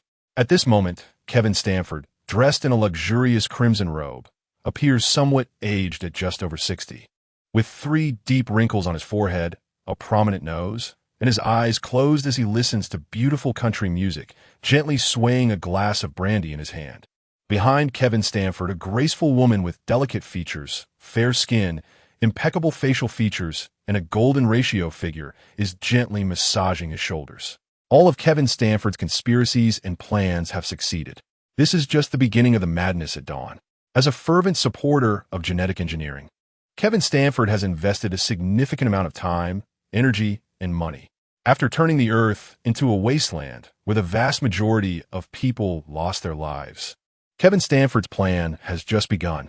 8 hours before the Earth fell into nuclear radiation, these people were secretly brought to the underwater world of the Pacific by intelligent robots, completely untainted by nuclear radiation. Kevin Stanford has conducted numerous attempts at gene recombination, creating many bizarre monsters, among which he takes the most pride in his engineered genetic beings. The very bottom layer of the Zhuoma underwater city serves as the manufacturing base for these genetic beings, where thousands of cultivation vessels provide ample power, water, and energy sources, along with all the trace elements necessary for individual biological growth. In each transparent glass vessel, countless individuals curl up, both male and female, their bodies shaped like fetuses curled up in their mother's womb at 7 or 8 months. These glass incubators have almost completely replaced the function of a human female's uterus. The genetically engineered beings often possess special functions. Many will never suffer from genetic defects or diseases. And even infectious diseases that cannot be completely eradicated among humans are rendered ineffective due to the disappearance and alteration of their gene sequences, preventing them from being infected for life. Kevin Stanford's mad plan has now entered the final stages of the first project. King Stanford, I am Su Jingran, and this is my assistant Fang Xintong. We have something to discuss with you. Su Jingran spoke through a thick, transparent glass. Come in. Kevin Stanford set down his wine glass, slightly tilted his head, and the beautiful massage girl behind him kissed his old face. Kevin Stanford grasped the hand of the beautiful massage girl, saying, I will come to find you tonight. Welcome, Your Majesty. The beautiful massage girl winked at Kevin Stanford, walking away with an incredibly charming gait. She exited through a hidden door at the back of the office. What do you want from me? Kevin Stanford asked, holding his wine glass. You two aren't suggesting you want to go out for some fresh air at sea level, are you? I promised everyone that there would be this day in the Zhuoma underwater city, but you must wait. The concentration camp in the Himalayas is likely to experience a powerful earthquake. Should we help them? And by the way, collect the energy generated by the earthquake. Su Jingran said straightforwardly, as she never liked to beat around the bush. Collecting the energy from the earthquake could provide them with the initial energy source. This kinetic energy could almost be transformed into mechanical, electrical, and thermal energy, supplying energy for the normal operation of the Zhuoma underwater city in the Pacific. Seeing Kevin Stanford remain silent, Su Jingran seized the opportunity to add, this is our chance. The power supply for the underwater city has already shown a gap. Kevin Stanford glanced at Fang Xintong. What do you think, Miss Fang? In my opinion, this is a threefold benefit, Fang Xintong said, strongly disapproving of Kevin Stanford's mad plan. Under the eaves, one must bow their head. To survive, Fang Xintong could only comply with Kevin Stanford. The previously described beautiful massage girl, with impeccable facial features, proportionate body, height, wrist length, finger length, as well as the proportions of her thighs and calves, muscle structure, and the distribution of body protein and fat, achieving a golden ratio, was actually a genetic creation. This genetic creation possessed all the capabilities of a woman, including reproduction and nurturing offspring. Really? What do you mean by threefold benefit? Kevin Stanford was eager to hear more. First, as Mayor Su Jingran said, we can utilize this powerful earthquake to collect the energy from the seismic waves, which will be enough for our reserves in use. Second, there are hundreds of thousands living in the concentration camp in the Himalayas, with tens of thousands of healthy individuals free from cancer. I know that the genetic information of these individuals is what Your Majesty needs, so their lives are far more valuable than their deaths. Many of them came from the heavily affected areas of the Earth Telescope project due to nuclear radiation, and they did not die. The DNA structure of their bodies has changed due to nuclear radiation, even affecting cellular structure, which is beneficial for us to provide necessary sample data for genetic beings to cope with nuclear radiation. Third, haven't you always hoped for extraterrestrial civilizations to descend upon Earth? This sudden earthquake is not a coincidence. If we can contain it, the mysterious beings hiding behind it may reveal themselves. Chapter 27. Crazy Earthlings Himalayan Concentration Camp. After all, there are hundreds of thousands of people living here. I think King Kevin Stanford will definitely not stand by and watch. They won't notice what we are doing. Fang Xintong thought, if such a supermassive earthquake really occurs and is completely ignored, the people concentrated in the Himalayas would not have sensed it beforehand. The damage would be catastrophic, and almost everyone would perish. Give me a reason. I must help them. Kevin Stanford took a small sip of brandy. Fang Xintong knew King Kevin Stanford very well. He is a mad supporter of genetic replication and cloning. At the same time, Kevin Stanford is particularly fascinated by alien civilizations. The failure of the Earth Telescope project and the large-scale illegal use of supernuclear weapons are all part of Kevin Stanford's conspiracy, which also confirms his thoughts and inferences about inner-Earth civilizations. While the entire Earth is thriving and flourishing, Kevin Stanford, as the King of Gali, once announced to the world that the Earth, where humanity lives, definitely harbors more than just human intelligent beings. He believes there is another civilization at the Earth's core. This civilization has at least reached the second level of cosmic civilization, far surpassing humans. Kevin Stanford vividly named this civilization the Inner Earth Civilization. He even published an academic paper titled On the Existence of Inner Earth People and Their Civilization. In the paper, Kevin Stanford boldly speculated that at the center of the Earth, there might even exist an inner Earth sun, and that the gravity and temperature there are not as people currently understand. After all, with the current technological means and level of civilization, exploration of the Earth's core is still in its infancy. Even now, humans who can build underwater cities like Zoma still have a limited understanding of the ocean, and the deep continental shelf remains largely a mystery. Kevin Stanford's paper received support from many high-end talents in the academic community. He emphasized that the inner Earth people living at the Earth's center do not strictly belong to humanity. They may exist in solid and gaseous forms, and their human-like existence has certain time limits. They do not breathe oxygen and are extremely averse to it. Instead, they prefer carbon dioxide. These inner Earth beings have extremely weak reproductive capabilities, but very long lifespans, with hundreds or even thousands of years considered young. Unlike humans, who perpetuate their existence through reproduction and deoxyribonucleic acid, these beings do not have the same genetic recording substances to pass on their information. Kevin Stanford yearns to live longer, yet his own cellular aging process is very fast. To this end, he embarked on a mad plan to replicate and clone himself through genetic engineering. Of course, this plan is executed in secret and not many people know about it. The majority of scientists and humanists living in the underwater city are negative about Kevin Stanford's insane plan. Bioengineered replicants or genetic beings are often tools for humans. engaging in extremely dangerous and even one-way tasks. They merely replace certain human thought processes.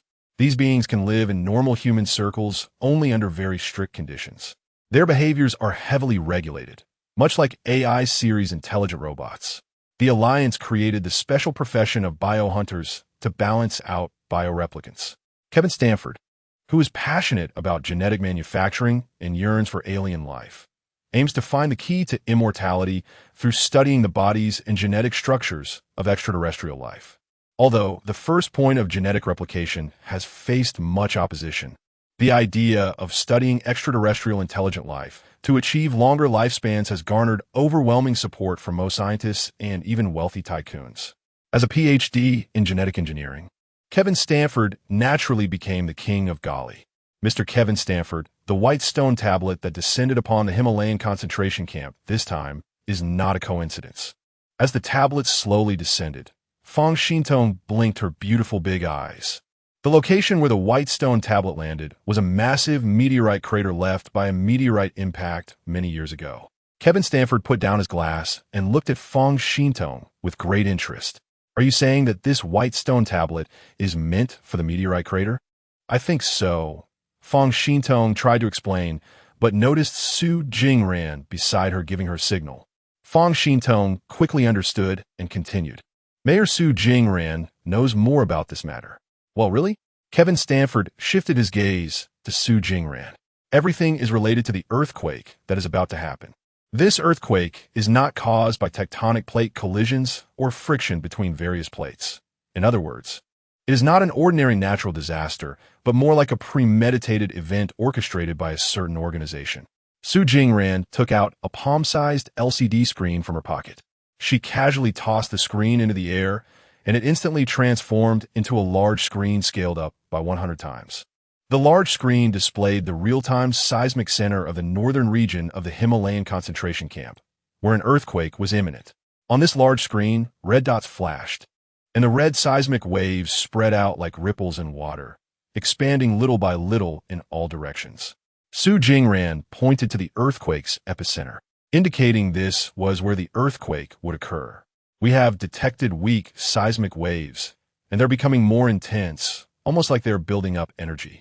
Su Jingran's sharp finger gently tapped upward, and the scene of the Himalayas beneath the large screen slightly scrolled, revealing a crater over 300 meters in diameter. This is the basic outline of the meteorite crater. Through satellite remote sensing and space meteorite composition analysis, we can only roughly detect the crater's outline. The actual situation may be much larger. If an earthquake occurs, then the meteorite crater will be shaken open, and whatever is inside will be exposed. Su Jingran deliberately left it at that. I'm very interested in what you have to say next. Kevin Stanford seemed to have guessed something. According to the information we have received, this meteorite crater is buried more than 1,000 meters deep in the ground. And beneath that depth lies a significant amount of metal equipment, resembling a broken spaceship. However, our energy detection devices can vaguely sense an energy source. Kevin Stanford looked at Su Jingran seriously, suddenly sitting up. You sensed energy? Could it be geothermal energy? No. Kevin Stanford pondered for a moment and continued. Could it be residual nuclear radiation from the failure of the Earth Telescope project? By rights, even super strong nuclear radiation shouldn't be detectable from 1,000 meters underground. But I can't understand what kind of energy could exist at such depths. We have actually been monitoring this meteorite crater for a long time. There has been little change over the past 2 years. The founder of the Himalayan concentration camp, Dr. Feng Yaohui, has also conducted in-depth research on this meteorite crater, but only on the surface. Su Jingran sorted out his thoughts, pointing at the three-dimensional imaging of the meteorite crater displayed on the large screen in front of him. Previously, we conducted tests and found no energy, but this time we discovered some. This may be related to the mysterious white stone tablet that has appeared. Therefore, we must stop this earthquake and see what is behind it. Perhaps it is a more advanced extraterrestrial civilization, or perhaps it is the inner Earth people you have always mentioned.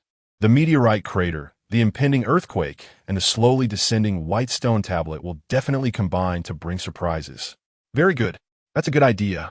Kevin Stanford said in fluent English. This can be done. But we need to be cautious and not let the people in the Himalayan concentration camp know that we are manipulating things. Also, regardless of how severe this earthquake might be, we must first ensure the safety of our underwater city. We can control the absorption of seismic wave energy. The level of the earthquake in the Himalayan concentration camp must not be below 8. 5. I hope you can guide the things inside the meteorite crater to reveal themselves through some cracks. Su Jingran frowned. King Stanford, this is a bit difficult for us. Our current technology cannot precisely control earthquakes. We can only guide and weaken them, not completely eliminate them. Try your best. King Stanford slowly lay back down, closing his eyes. What movements are there from the people in the lunar city regarding the impending earthquake in the Himalayas? Fang Xintong replied. It seems that the people in the lunar city are unaware that an earthquake is about to occur on Earth. They are currently engaged in a crazy population reduction plan, likely due to resource constraints. We intercepted their radio communications, and the lunar city residents have not discovered anything so far. To divert their attention, we created 2 fake base stations in the underwater city, sending some encrypted codes that cannot be decrypted by any current radio communication technology through special frequency bands. This will make them mistakenly believe there are extraterrestrial intelligent life forms. Miss Fang, you did very well on this matter. I appreciate it. Kevin Stanford smiled contentedly with his eyes closed. That lunar city's beautiful mayor, Beichuan Xingnan, and the head of the lunar space station, Gadelt, are a pair of fools who oppose me. They think living on the moon is very safe and comfortable, while my ideal is to build an underground underwater city. Kevin Stanford sneered. They're just a pair of stupid people. The biggest fool is Gadelt, who actually thinks about interstellar migration. People who have such dreams are still not awake. To put in my words, Earth is the most suitable place for human survival. Kevin Stanford was well aware of every move in the lunar city, not just because Fang Xintong was monitoring the radio communications, but also because there were spies of Kevin Stanford in the lunar city. The drastic reduction in population can only indicate that there is a problem with the ecological cycle of the lunar city. Su Jingran, being an expert in this area, knew that when such problems arise, the higher-ups generally do not inform the ordinary public, but rather solve problems in a way that makes them more conspicuous. Population expansion and resource scarcity will inevitably lead to conflicts. Su Jingran put away the small screen and casually stuffed it into his pocket. Your Majesty, I think we can finally breathe some fresh air above sea level. The situation is not as simple as you think. Do your work diligently.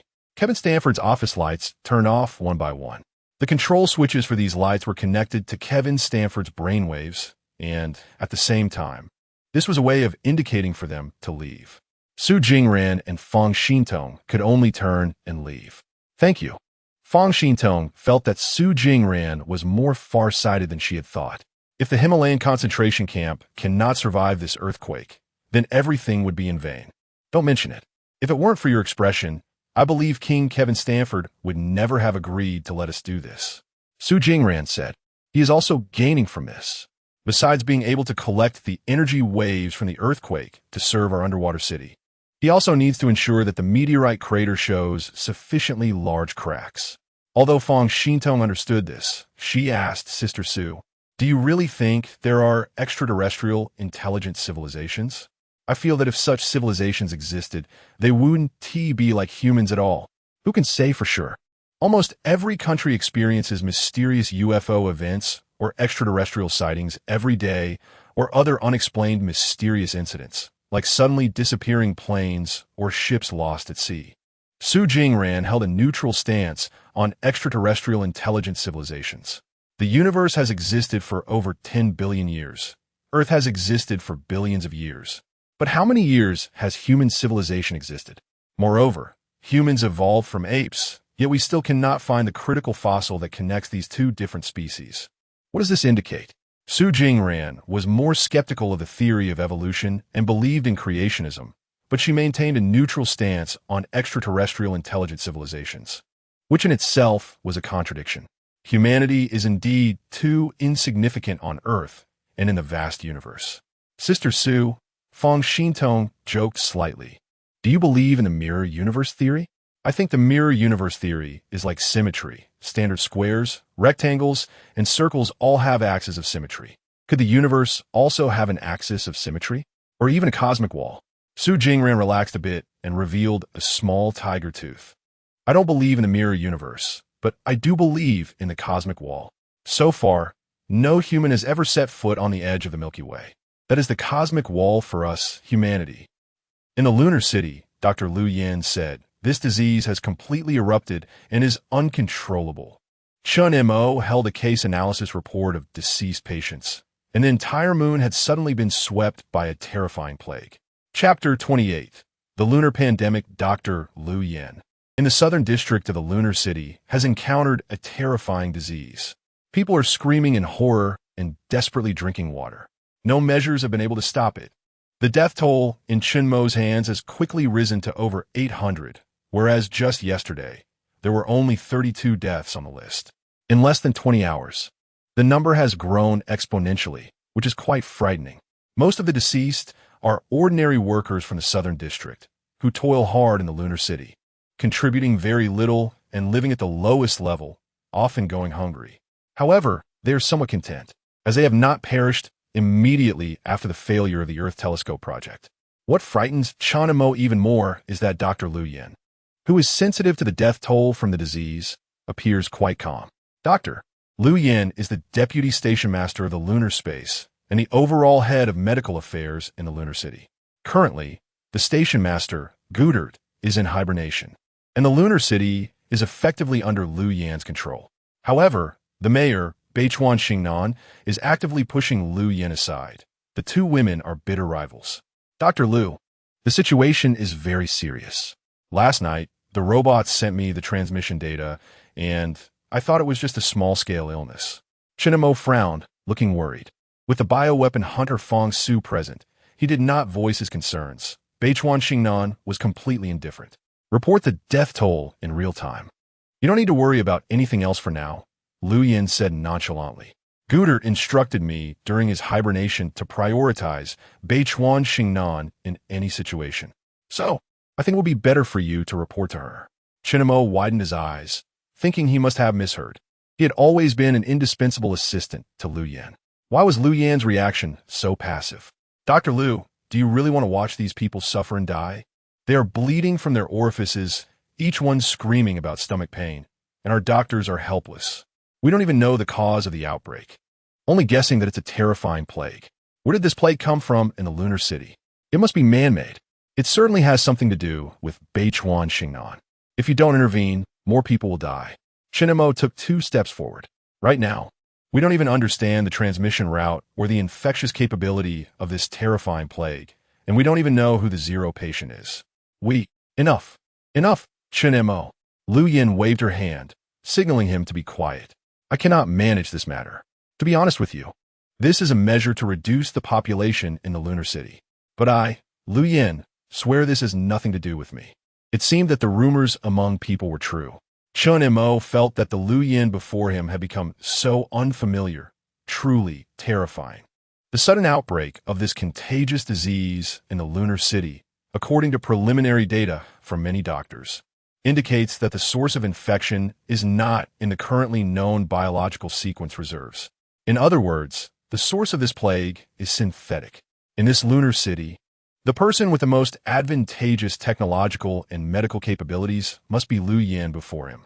Look, you're ignoring this matter. Aren't you afraid of getting infected by this disease? This large-scale plague likely spreads through the air via respiratory transmission. Don't forget, Chun Mo's expression turned somewhat grim. After all, he is not human. He is a super AI with a 4-digit matrix.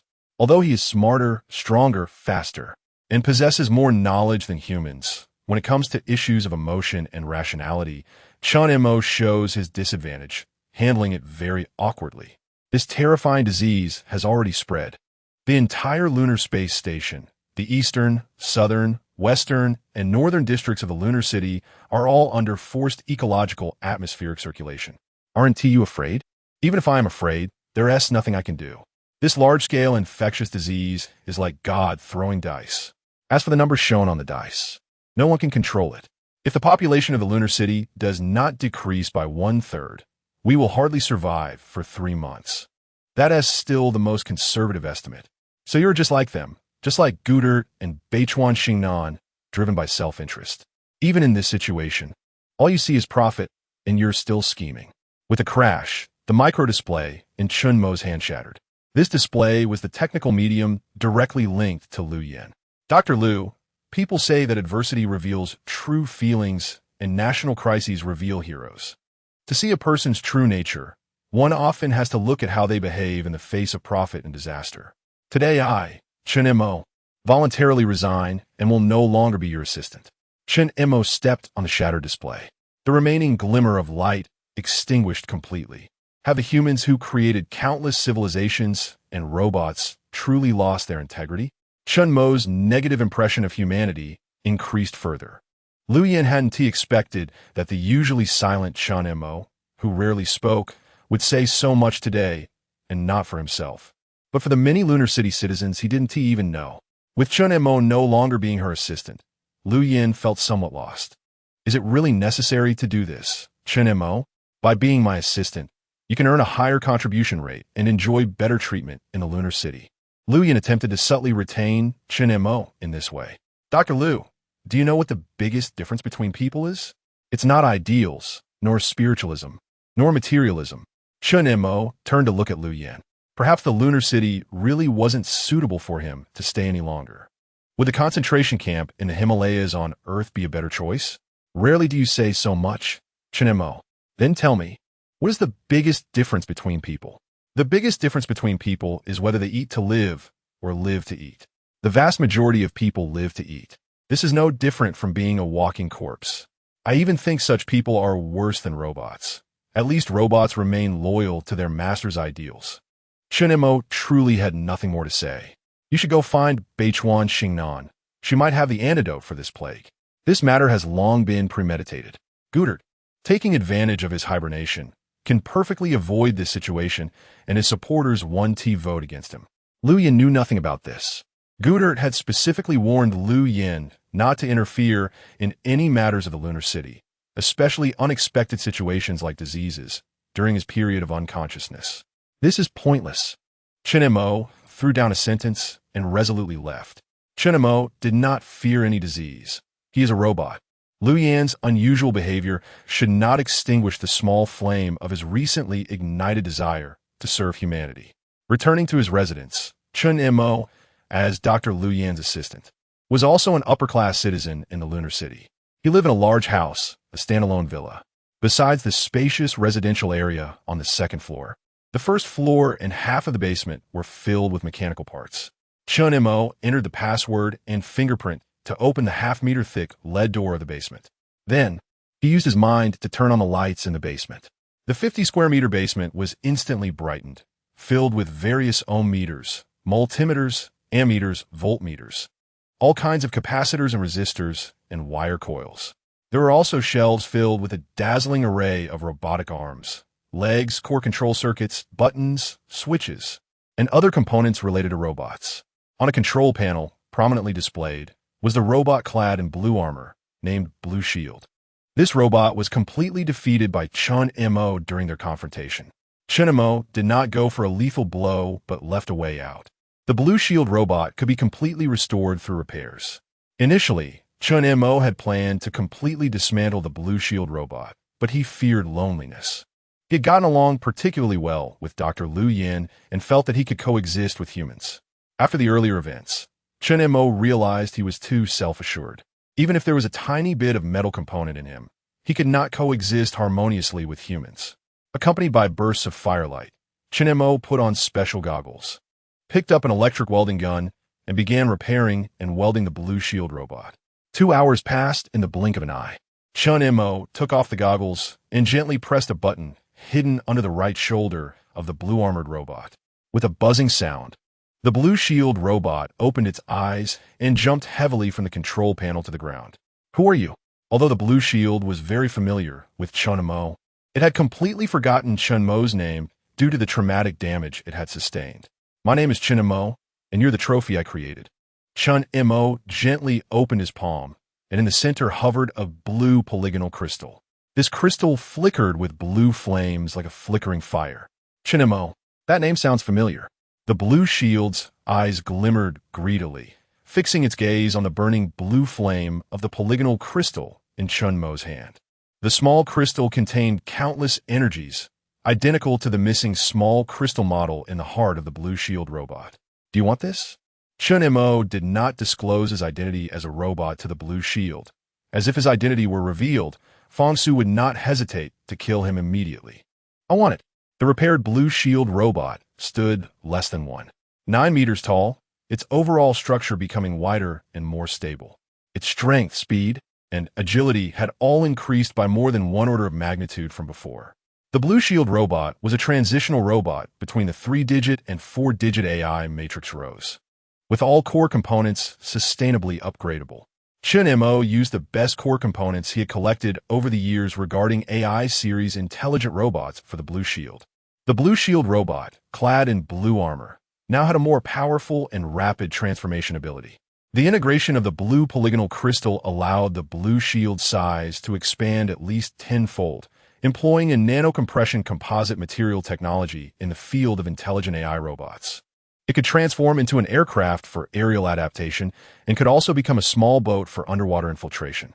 The Blue Shield robot had become more versatile.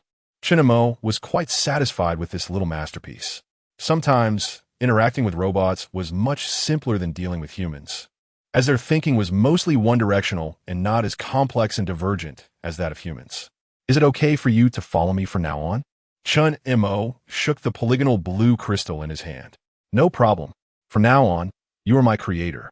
All robots, upon opening their eyes, would have the concept of their creator in their minds. No. Chunmo placed the blue crystal into the missing part of the Blue Shield's chest. From now on, we will refer to each other as brothers. Then I will call you Emoga. The Blue Shield smiled. Emoga. Sound a bit stiff. Chunmo proactively extended a hand. The Blue Shield also reached out a hand. Good buddy. With the acquisition of this small polygonal blue crystal, the Blue Shield became a robot with a soul. Chunmo implanted a motorcycle model into the blue crystal. The vehicle Chunmo most desired was a cool and flashy motorcycle at a 1:3 scale. I want to see the motorcycle's shape. The Blue Shield transformed rapidly, instantly turning into a super powerful, dynamic blue motorcycle. Not bad. Chen Montauk smiled. Caroline walked in with a worried expression upon seeing Lu Yin, guessing it must be about the infectious disease outbreak on the moon. Dr. Lu, the doctors in the Southern District request your consultation, but I think a remote consultation would be better. We should be cautious until we understand the transmission medium of this disease. Then let's proceed with a remote consultation. Doctor, Lu Yin had been in intense mental conflict about whether or not to intervene. If she intervened, Gödel would surely demand accountability once he awoke. But as a doctor, Lu Yin had the responsibility to take action. Caroline had already connected the video and audio signals, and through the video, Lu Yin saw a 10-year-old girl in a white dress frantically drinking water.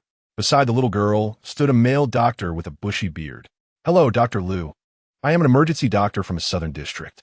Here, the skin of the deceased has turned dark red, and the capillaries in the subcutaneous tissue have all ruptured. Many people are bleeding from their orifices, but one thing I cannot understand is that the body temperature of all the deceased has not changed much. As the bearded doctor spoke, he swallowed hard, feeling a strong urge to drink water upon seeing the water source. All the patients are extremely sensitive to water. Sometimes they need to drink dozens of liters in just 1 hour, if not more. Lu Yin witnessed a particularly horrifying scene. The little girl was holding a large water bucket, desperately drinking as if it were a bottomless pit. Suddenly, with a pop, the girl's belly burst open. Chapter 29. The nematode invasion war accompanied by the sound of the little girl in white having her belly burst. Caroline couldn't help but shudder her chin. Dr. Lu, what's going on? Did this little girl drink too much water and burst her belly? The scene instantly revealed the various incomplete and mangled organs of the little girl. Lu Yin felt that something was very wrong. This plague was completely different from what she had anticipated. Initially, Gödel had indirectly told Lu Yin that he would let many ordinary citizens in the lunar city die peacefully, without awareness or pain, But now this was not the case at all. The skin and muscle tissue of a person's abdomen, as well as the mucous membranes of the organs, can protect the organs within the abdomen. When Dr. Lu Yin was a doctor, she had a late-stage liver cirrhosis patient whose abdomen swelled like a soccer ball due to ascites. Even in that situation, his belly did not burst.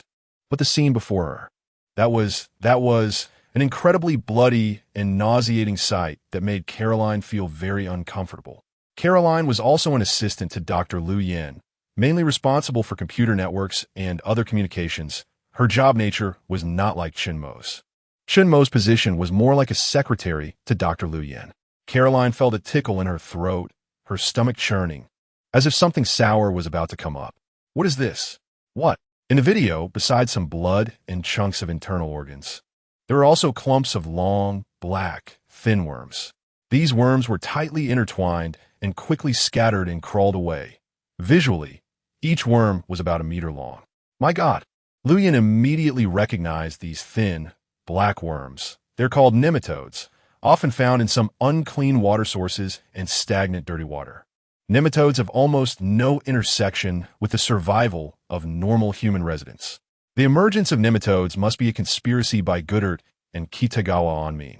Through the video broadcast, the black nematodes looked more like a genetically modified organism, with sharp triangular heads that could more easily cut human organs. The ground was instantly crawling with nematodes, densely packed to the point that it made one's scalp tingle and their soul tremble. The bearded male doctor was momentarily stunned, continuously trying to peel off the nematodes crawling on him. Crack! A larger nematode actually opened its mouth and bit down on the bearded male doctor's pinky finger. The scene became chaotic. This was a brutal, man-made murder. Wow! Caroline began to vomit violently. The pizza she had eaten that morning came up almost entirely, filling the room with a sour, rotten smell. Gulp! Caroline picked up a cup and drank several large gulps of water. Lu Yin tilted her head slightly, looking at the flow displayed on the pure water pipe. In just over 10 minutes, Caroline had already drunk about 5 liters of water. The pure water in the lunar city is supplied directly by the water treatment station through specially designed pipes. The most likely route for humans to be invaded by nematodes is through the water source. The larvae and eggs of nematodes cannot be detected by the naked eye in water. Once nematodes invade the human body, reactions can occur in as little as 2 hours. And judging by the little girl's burst belly, it was evident that these nematodes had undergone special genetic modifications, making them even more vicious and deadly. Lu Yin felt that Caroline had probably already been infected with nematodes. The locations of work and sleep are both supplied with pure water from the treatment station, with flow meters installed on the pipes, allowing individuals to draw water using a smart AIC card based on their contribution levels. Each person has a basic requirement for monthly water usage according to daily storage volume, and if exceeded, it would deduct from their monthly contribution. Drinking some water makes my stomach feel much better. Caroline smiled slightly. I don't know why today I'm especially thirsty. I just want to drink as soon as I see water. I can't even help it.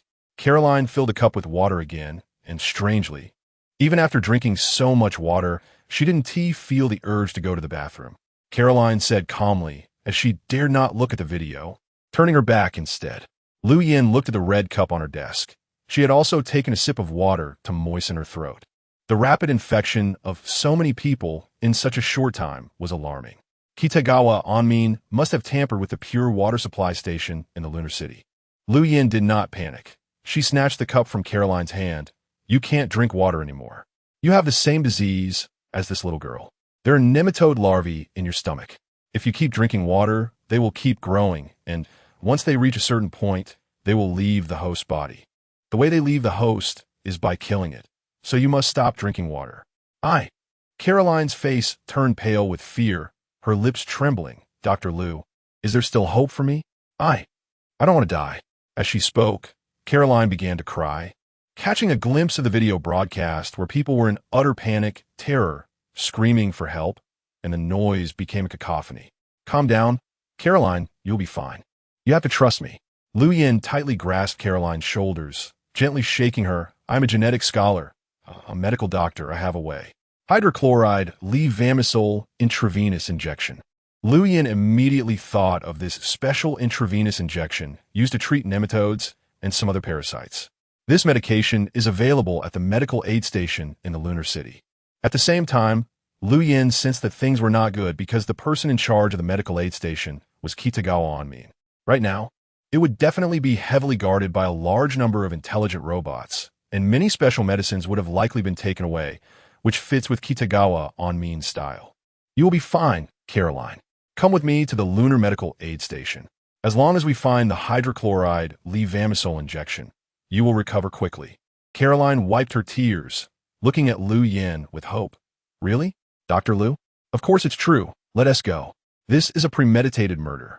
Lu Yin forcibly pulled up the already collapsed Caroline. Lu Yin quickly pushed open the door, and the sight before her shocked her completely. At the Lunar Space Station Command Center, almost all the staff were desperately drinking water, their eyes blank, and many of their bellies were already swollen round, seemingly about to burst. Stop drinking water. There are nematode larvae in the water. You are infected. Lu Yin shouted loudly again. Everyone must resist drinking water. If you do, in about 2 hours, the nematodes will burst your bellies open. If you can hold out and not drink water, you can survive for at least 8 hours. The staff at the Lunar Space Station instantly became panicked, looking at Lu Yin as if they had lost their minds. Dr. Lu, what is going on? I heard there was an outbreak in the southern district.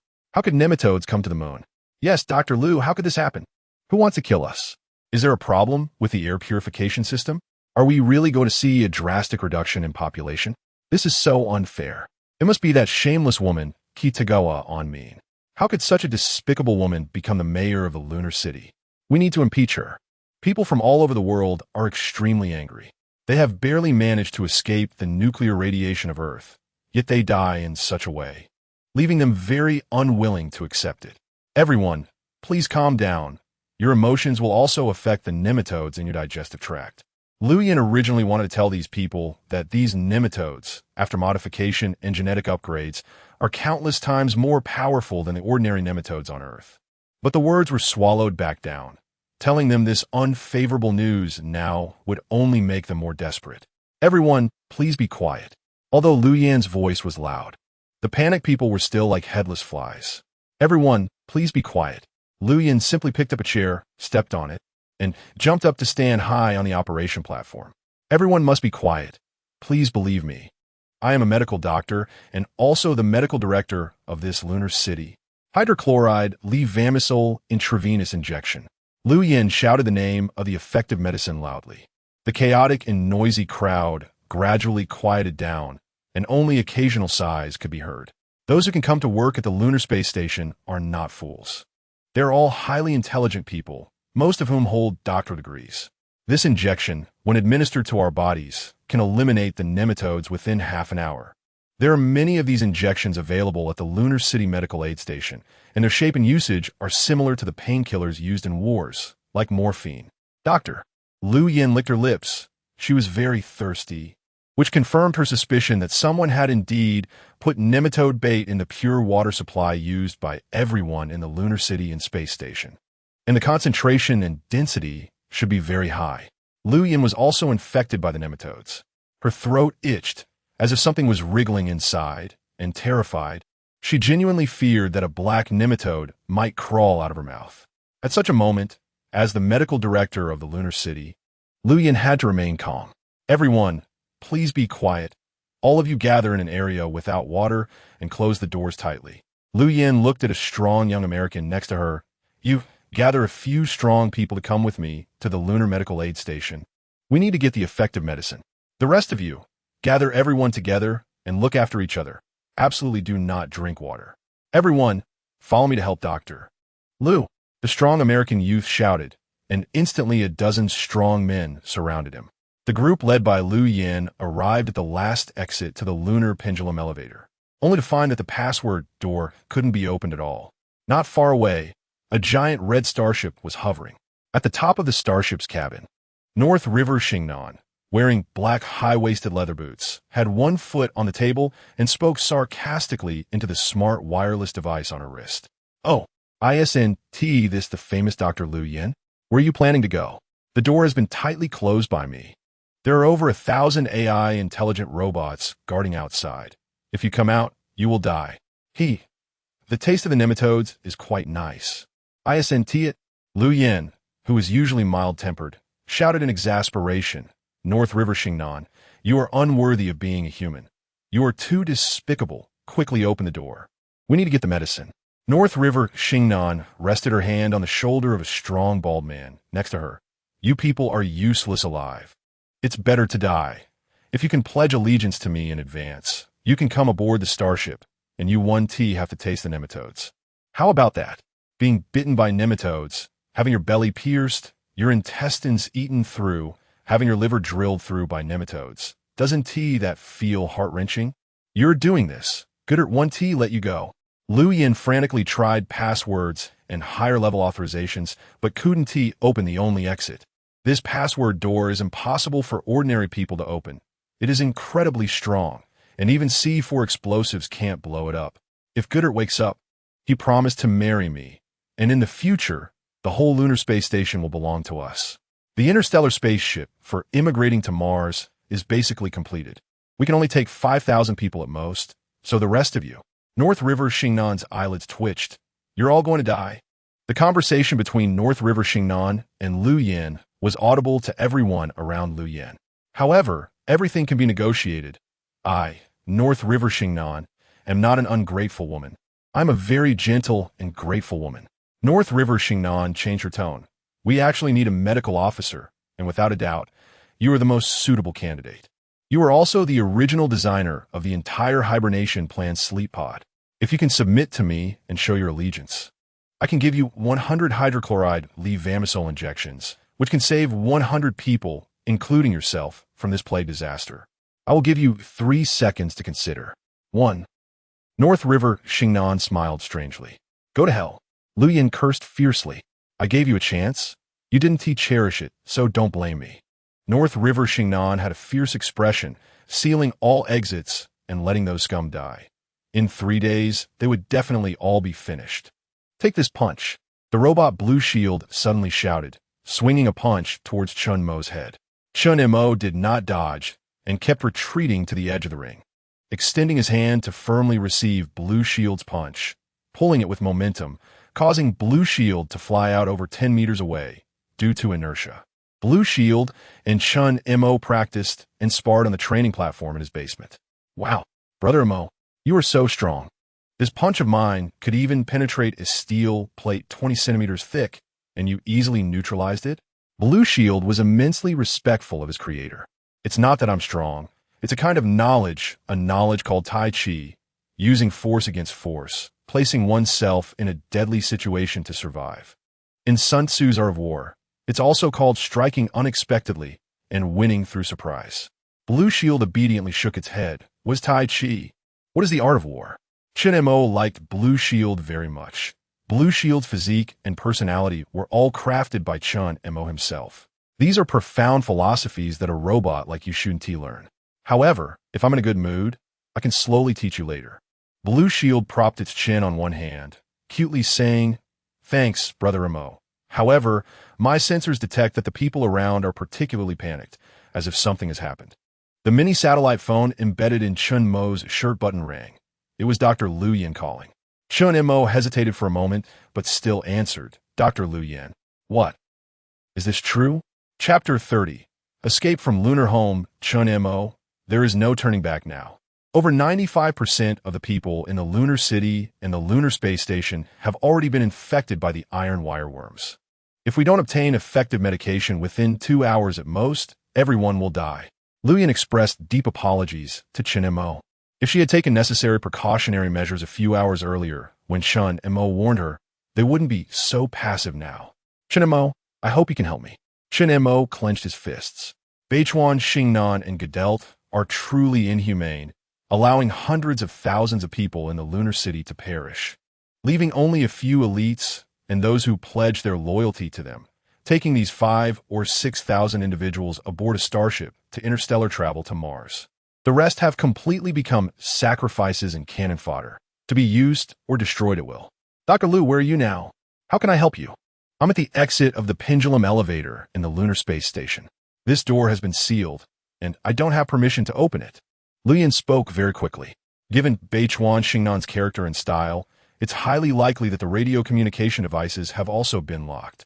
By that time, even if Lu Yin wanted to contact Chen Mo, she wouldn't be able to. Now, there are only two plans.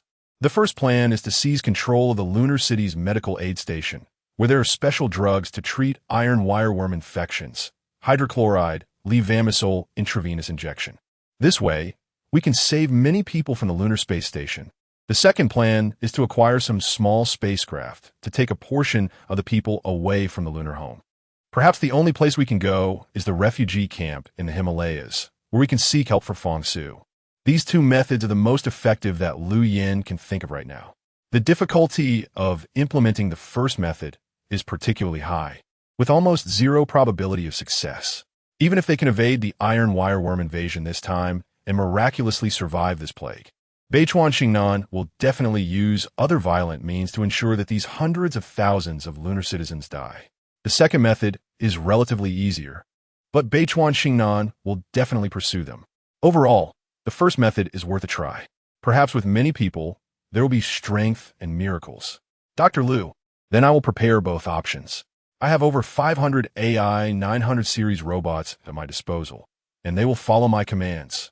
As Chen Mo hurriedly walked outside, he said, I can control 3 spacecraft, each capable of carrying 200 to 300 people, and that's the maximum capacity for now. You should send some robots to the lunar pendulum elevator to create a diversion and distract Beichuan Xingnan. We will head to the area near airlock 17 as a breakthrough point. Understood, Dr. Lu, Chen Mo replied, but just as he was about to say something more, a strong static noise interrupted the radio communication, making it impossible to hear clearly. Beichuan Xingnan had already used technical means to block all frequencies.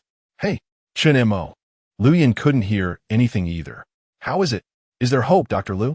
Caroline looked at Lu Yin nervously. She was now everyone's hope. I managed to contact Chen Mo. He is currently not under Beichuan Xingnan's force control. He will go to seize control of the lunar medical aid station and will definitely obtain the medication for iron wireworms. Everyone, please rest assured. Lu Yin was not very optimistic about the current situation, but she couldn't let everyone give up hope so quickly. Lu Yin had to make a painful decision, dividing the fewer than 20 people present into 2 groups. One group would remain near the lunar pendulum elevator, while Lu Yin would take the other group to the area near airlock 17, as she had just agreed with Chen Mo. Only in this way could they completely divert Beichuan Xingnan's attention, with the group left near the lunar pendulum elevator becoming the sacrifices. Unexpectedly, the lunar home that humanity once longed for, a scene of prosperity, was now one Lu Yin was about to escape from, and there was no guarantee of a smooth getaway. Attention everyone, please listen. In every location in the lunar city with video footage, the appearance of Beichuan Xingnan has appeared. Beichuan Xingnan, with her red lips and blue eyeshadow, looked like an evil femme fatale. You have all been infected by the iron wireworms. Congratulations. You will die in an instant, but when you die, you will feel pain from the depths of your soul. This type of iron wireworm, modified through special genetics, has an attack power 50 times that of ordinary iron wireworms, so you will die soon.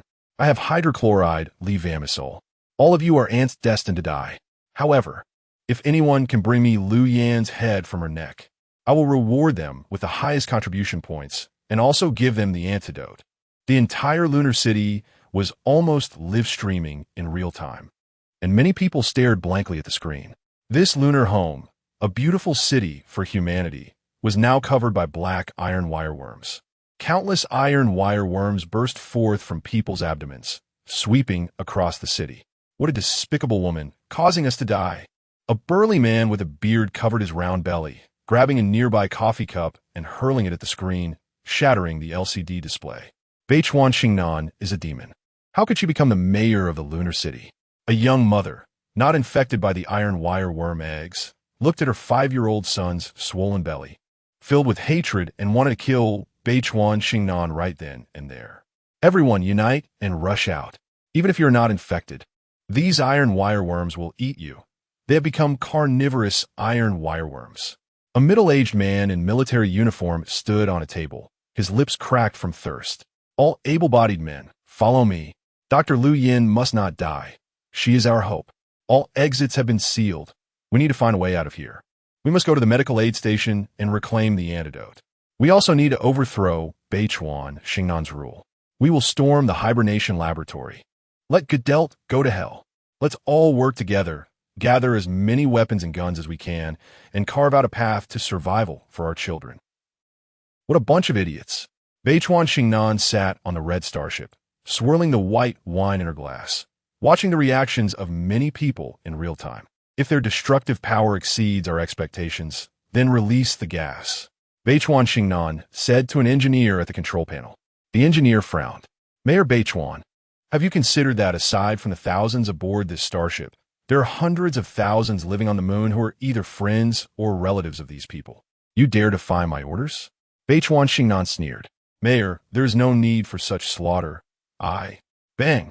The engineer's head suddenly had a bloody hole. Brain matter and blood splattering across the control panel. Beichuan Xingnan put away her gun and shouted sternly, disobedience will be met with death. In the footage, many people in a lunar city had already formed various armed groups to survive. They were looking for Lu Yin. Dr. Lu, we are finished. Caroline felt her stomach pain increasing, nearly unbearable. Dr. Lu, you should go. If you survive, you will surely be able to save more people. We don't believe in Beichuan Xingnan. She just wanted to see us kill each other before we die. The technical director of the Lunar City farm station was also following Lu Yin and Caroline. We are confusing Kitagawa-Aki. Dr. Lu, take a few people and leave. The farther the better. It would be better to take a spaceship back to Earth than to stay on the moon, the farm station director said earnestly. I heard that there are tens of thousands of people living in the Himalayan concentration camp. You're a medical doctor. We hope you survive to help more people. I won't be a deserter. I will fight alongside everyone. Lu Yin looked at the gray-haired technical director of the farm station. In such a critical moment, how could she run away alone? Dr. Lu, this is like hitting a stone with an egg. It's simply unfair. If possible, I really hope you can treat the descendants of our lunar city well in the future. Hurry up. If you wait any longer, you might miss your chance. The technical director of the farm station grabbed a fire axe and destroyed the 360-degree camera above. Without these cameras, Kitagawa-Aki would have a hard time knowing Lu Yin's whereabouts. The entire lunar space station and lunar city were covered by black nematodes, and Kitagawa-Aki would not come down from the spaceship personally. Hurry up. I hope you can survive on Earth. The remaining people were mostly men. They pushed Lu Yin and Caroline aside and began to damage all video and audio equipment along the way. Thank you. Thank you, everyone. Lu Yin deeply bowed to these people. Caroline was in so much pain that she couldn't straighten her back and could only walk bent over. Dr. Lu, my stomach hurts. I feel like I can't go on. Is it the black nematodes? They are about to crawl out. Caroline's face was pale, curled up on the ground, and she could barely move. Dr. Lu, you should go by yourself. If you wait too long, it will be too late.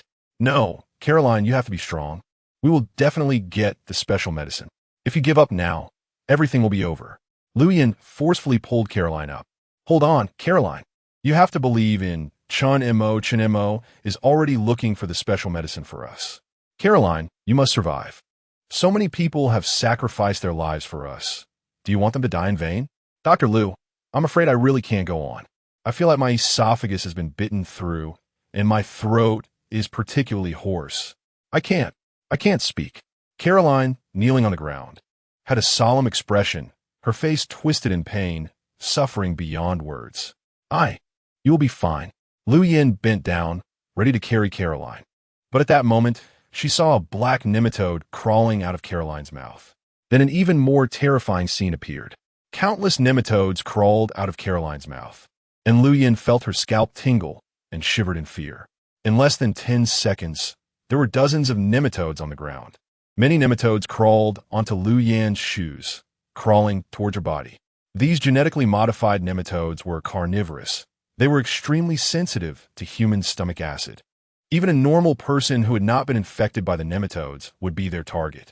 These mature nematodes would enter the human digestive tract through the mouth or nostrils, turning the entire person into their host. Caroline screamed madly. No, Lu Yan almost watched as Caroline's stomach visibly swelled larger and larger. Finally, Caroline's burdened belly burst open completely. Countless nematodes crawled out, hissing. Caroline, Lu Yan rushed over madly. These nematodes were particularly hungry, and many were gnawing at Caroline's body. Caroline's arm had already revealed stark white bones. The genetically modified and evolved nematodes far exceeded Lu Yan's imagination. Mayor Kitagawa Aki. Many people are destroying the video surveillance equipment of the Lunar Space Station and Lunar City. We currently have no way to locate Lu Yan's position. A staff member reported on the Red Star mothership. Where else can we escape to? Find her for me. Kitagawa Aki's eyes were sharp as a knife.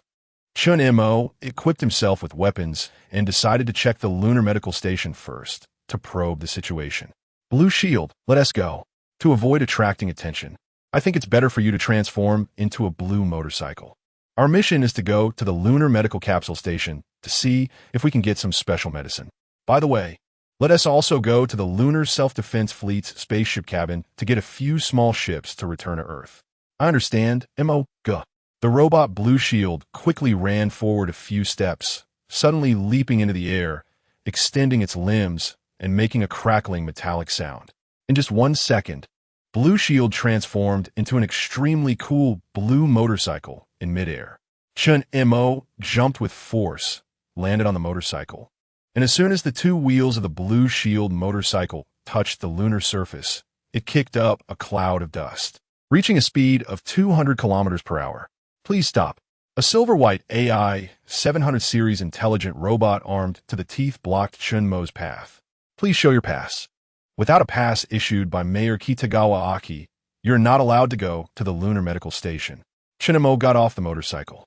There were indeed many robots guarding the area.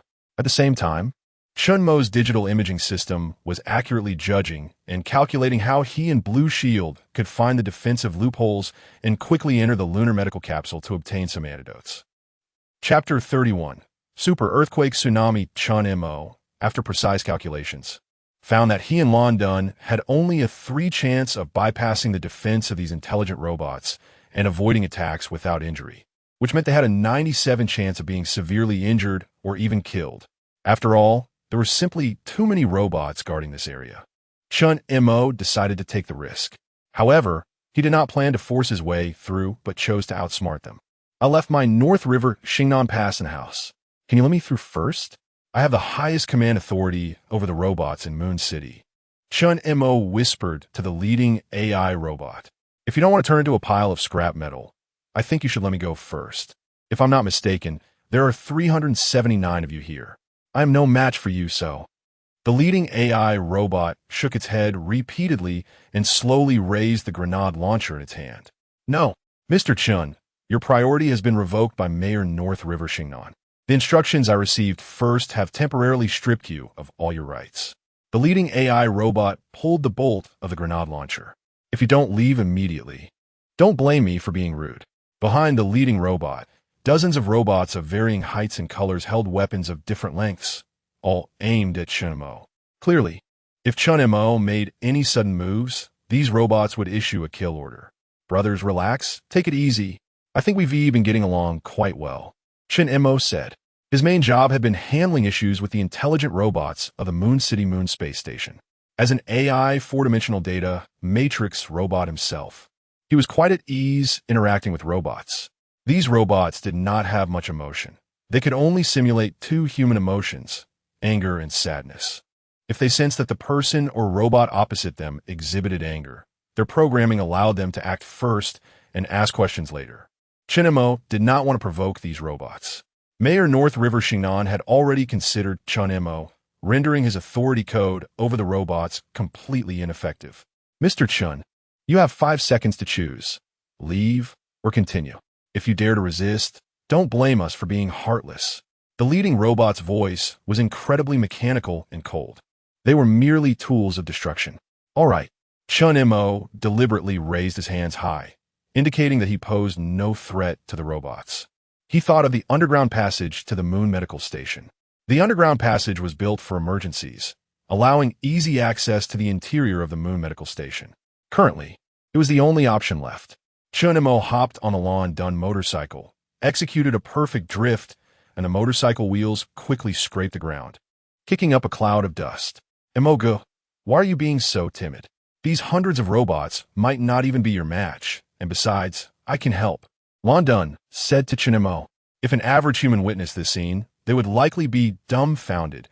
An intelligent series robot transforming into a blue motorcycle with no mouth, eyes, or nose, yet it could still speak.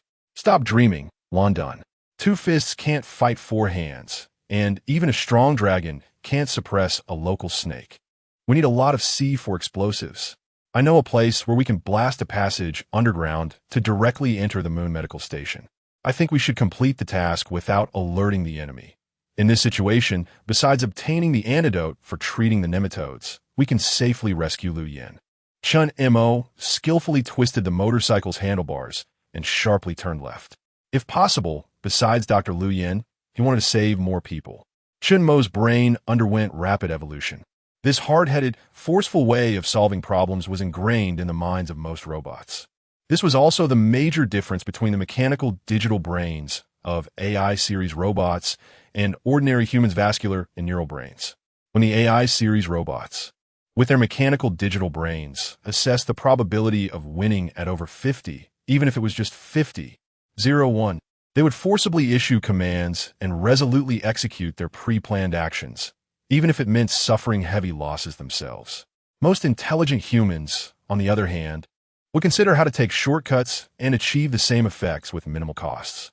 Chun Mo felt like a gopher, quietly executing a strategy akin to feigning the plank road while secretly crossing the ridge, which was one of the 36 strategies in Sun Tzu's Art of War, achieving one's goals while the enemy is unprepared. Chun Mo thought that if he charged boldly into the Moon Medical Station, with Mayor North River Xingnan backed by powerful firearms and the entire Moon City Space Defense Fleet, he could only achieve a temporary victory without making any significant impact. Mo, I think you're very wise. You can avoid direct confrontation and dodge the sharp edges. Impressive, Lan said, and its voice sounded somewhat different than usual, more humble. Chun Mo sensed something was off. Lan seemed different. Could the multifaceted crystal-emitting blue light have influenced Lan's brain toward more human-like thinking? Otherwise, how could this guy suddenly learn to flatter? Such words were usually beyond the capabilities of ordinary AI robots.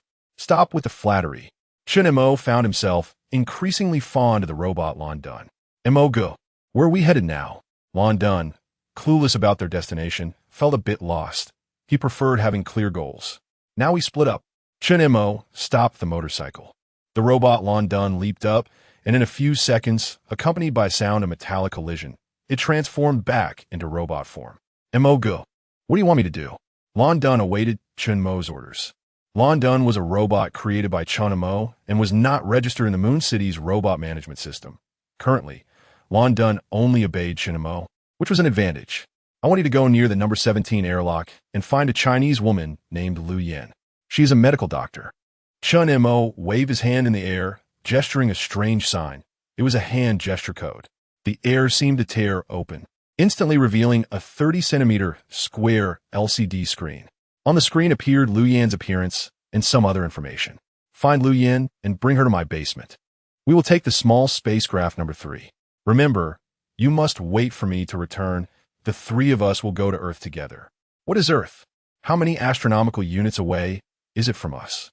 Or is it so far that we need to measure it in light years? Lan was puzzled. How did Earth and a country called China suddenly come into the conversation? Earth is not very far from us. Even if we fly slowly, we can reach it in a few hours. Time was pressing, and Chun Mo did not want to explain too much irrelevant information to Lan. After you meet Dr. Lu Yen, tell her that the box in my heart contains a ball with the number black 8. You say this to Dr. Lu Yen, and she will believe me, making you go to save him for real. Everyone has a small box in their heart, containing their own secrets. In Chun Mo's heart, the number in this box is the black number 8. Chun Mo has only told Lu Yen about it. I understand, this is a necessary condition to ensure that Dr. Lu Yen trusts me. The robot blue shield nods in understanding. Let's split up. Chun Mo runs quickly, and the robot Blue Shield observes that Chun Mo's running speed can reach at least 15 meters per second. Blue Shield, be careful and try to avoid some robots. The airlock door 17 is not very close to him. Lu Yin struggles to move, feeling her stomach ache more and more. She can even imagine the genetically modified nematodes wriggling in her abdomen, the frenzied nematodes crashing in her stomach, accompanied by an increasing feeling of thirst. The nematodes must have grown quite large. Lu Yin tries not to think about water, let alone anything related to water sources. She desperately runs towards the vicinity of airlock door 17. She remembers that near airlock door 16 is a swimming club. This is one of the few places where many high-contributing wealthy individuals come to enjoy swimming. The gravitational acceleration on the moon is very low compared to Earth. Swimming here is a unique experience, allowing for many unimaginable swimming postures. She pushes open a door. A deep blue swimming pool over 5 meters deep, filled with water. Lu Yin swallows hard, staring blankly at the water. Water. Lu Yin uses her willpower to forcibly control herself not to think or look. But when she steps into a small puddle at the edge of the pool, the splashes. Lu Yin can't control it at all. She bends down and simply lies on the ground, wanting to drink water. No, I can't. Lu Yin bites her tongue, blood oozing from the cut. Here. It is Dr. Lu Yin. They catch her. A thin man with sunken eyes and a high nose, with yellow hair, points at Lu Yin squatting on the ground in the distance. If we catch her, we can survive, save our families, and even ride the Star Mothership to Mars for colonization. Catch her. Upon this shout, dozens of young men rush over. Lu Yin wants to run, but where can she escape? The door in front of her has already been locked with a smart lock, and Lu Yin's current permissions cannot open this door. Open the door. Open the door. Lu Yin frantically knocks on the glass door, pulling at the handle with all her might. But the extremely hard glass door remains unmoved. The men behind her, each one of them clawing like madmen. Many of them hold short knives and daggers, and some even have hunting rifles. Lu Yin knocks on the door in desperation, finally giving up and squatting on the ground, watching helplessly as the group rushes towards her. Splash! Splash! The sound of diving echoes. Many people are not rushing towards Lu Yin. They are drawn to the water in the deep swimming pool in front of her. Among the dozens of men, except for the 3 currently standing at the edge of the pool, the others are all infected by nematodes to varying degrees. When they see the water, they have no resistance. So refreshing, so great, my stomach finally doesn't hurt anymore. Awesome. I'm so thirsty. The water in the pool is so delicious. So thirsty, so thirsty. These people madly drink the water. Lu Yin looks at the edge of the pool, less than a meter away. The display shows a depth of 5.3 meters, but as all these people jump in, the water level visibly drops, decreasing to 5.2 meters in just half a minute. What's happening to them? One of the 3 men who did not jump into the pool is very confused. Lu Yin is once again frightened by this crazy scene before her. They're all infected by nematode larvae, don't you know? After infection, they will desperately want water. If they drink enough, the nematodes will grow rapidly, bursting their bellies and killing the host. I'm a bit thirsty too. One of the 3 men jumps into the pool without hesitation. The thin man with sunken eyes and a high nose watches these people drink water frantically. A scream rings out. A man's belly bursts open, bright red blood splattering everywhere, and black nematodes swarm in the water. Countless people panic. More people face the same fate. The nematodes quickly cover every corner here. It's too terrifying. The yellow-haired man is greatly frightened. If they want to survive, their only hope is this doctor. Lu Yin in front of them. Dr. Lu, come with us. We don't want to hurt you. Only you can save me, save my family. They circle around Lu Yin. With a crash, the glass door shatters. In the blink of an eye, the robot Blue Shield appears in front of the 2. Blue Shield has sensed the yellow-haired man's murderous intent towards Lu Yin and acts without hesitation. The spinning sharp wheel on its arm instantly takes the heads of the remaining 2 men. You, who are you? Lu Yin has never seen Blue Shield. Could it be sent by Beichuan Xingnan to kill her? I am Chun Mo's friend. Chun Mo asked me to take you to the basement of his residence, and we will take a small spaceship to Earth to a concentration camp in the Himalayas in China. Chun Mo told me that the number in the small box in his heart is the black number 8. A swarm of black nematodes rushes towards Lu Yan, as if wanting to devour her. The robot blue shield extends its arm, equipped with a flamethrower. Zzz, accompanied by a burst of scorching red flames. The rushing black nematodes are instantly burned to charred bits. Blue shield retracts its flamethrower arm. Let's go, Dr. Lu. Chinemo will definitely bring back the antidote.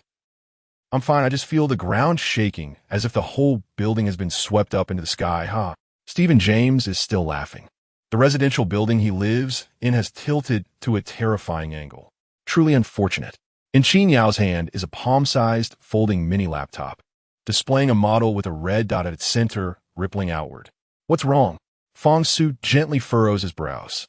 The Earth is about to erupt with a super tsunami earthquake, and the epicenter is our concentration camp in the Himalayas.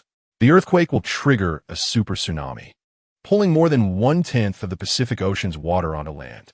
Chapter 32. The mysterious civilization of Mars. Qin Yao fiddled with a foldable pocket notebook in her hand. The earthquake could happen as soon as 3 hours from now. We have no way to accurately assess the timing of the earthquake. What should we do? Qin Yao's face was filled with horror as the computer displayed an earthquake of a super large magnitude. Qin Yao had also created a mathematical model. The terrifying earthquake would destroy everything in the Himalayan concentration camp, including houses, power facilities, and water resources. And yet, they had no means to deal with it. How unfortunate. Stephen James, with his aged face, appeared remarkably calm. After all, as a bioreplicant, living to this age was a stroke of luck amidst misfortune. At present, we indeed have no way to control the earthquake, nor absorb the energy generated by the seismic waves. Stephen James adjusted his reading glasses. Didn't he, Doctor? Feng Yaoi know about this? I believe when he established the Himalayan concentration camp, he must have anticipated the possibility of a super earthquake. The area near the Himalayas is a tectonically active region, and Dr. Feng must have considered that there might be a comprehensive plan in place. Fang Su furrowed his brows slightly. Qin Yao was really quite the blabbermouth, unable to keep anything under wraps. Hal had long detected that a major earthquake was imminent. Fang Su looked out the window. Dr. Feng was on his way, but he felt everyone should not hold too much hope. This kind of earthquake was beyond our control. We could temporarily relocate the people from the refugee camp to the vast plains to minimize casualties, but afterward, we would only be able to rebuild our homes. It's easier said than done. Qin Yao, who understood the Himalayan concentration camp well, shook her head vigorously. The Himalayan concentration camp had consumed most of Dr. Feng Yaohui's life's work. At that time, there were resources, money, materials, and equipment, as well as a large workforce and talent. Given the current situation, we simply have no means to construct a second Himalayan concentration camp. Perhaps going to the lunar city would be an option. After saying this, Qin Yao sneered contemptuously, self-deprecatingly remarking that if they could go to the lunar city, they wouldn't have come to the Himalayan concentration camp in the first place. What a bitter irony. Elisa's tightly furrowed brows had yet to relax. The mysterious, unknown white monument, the secret-laden crater, the impending earthquake, the powerful black tornado, and the approaching torrential rain. These bizarre events were all happening on the same day. Elisa brushed her long hair from her forehead and sighed lightly. Wait a minute.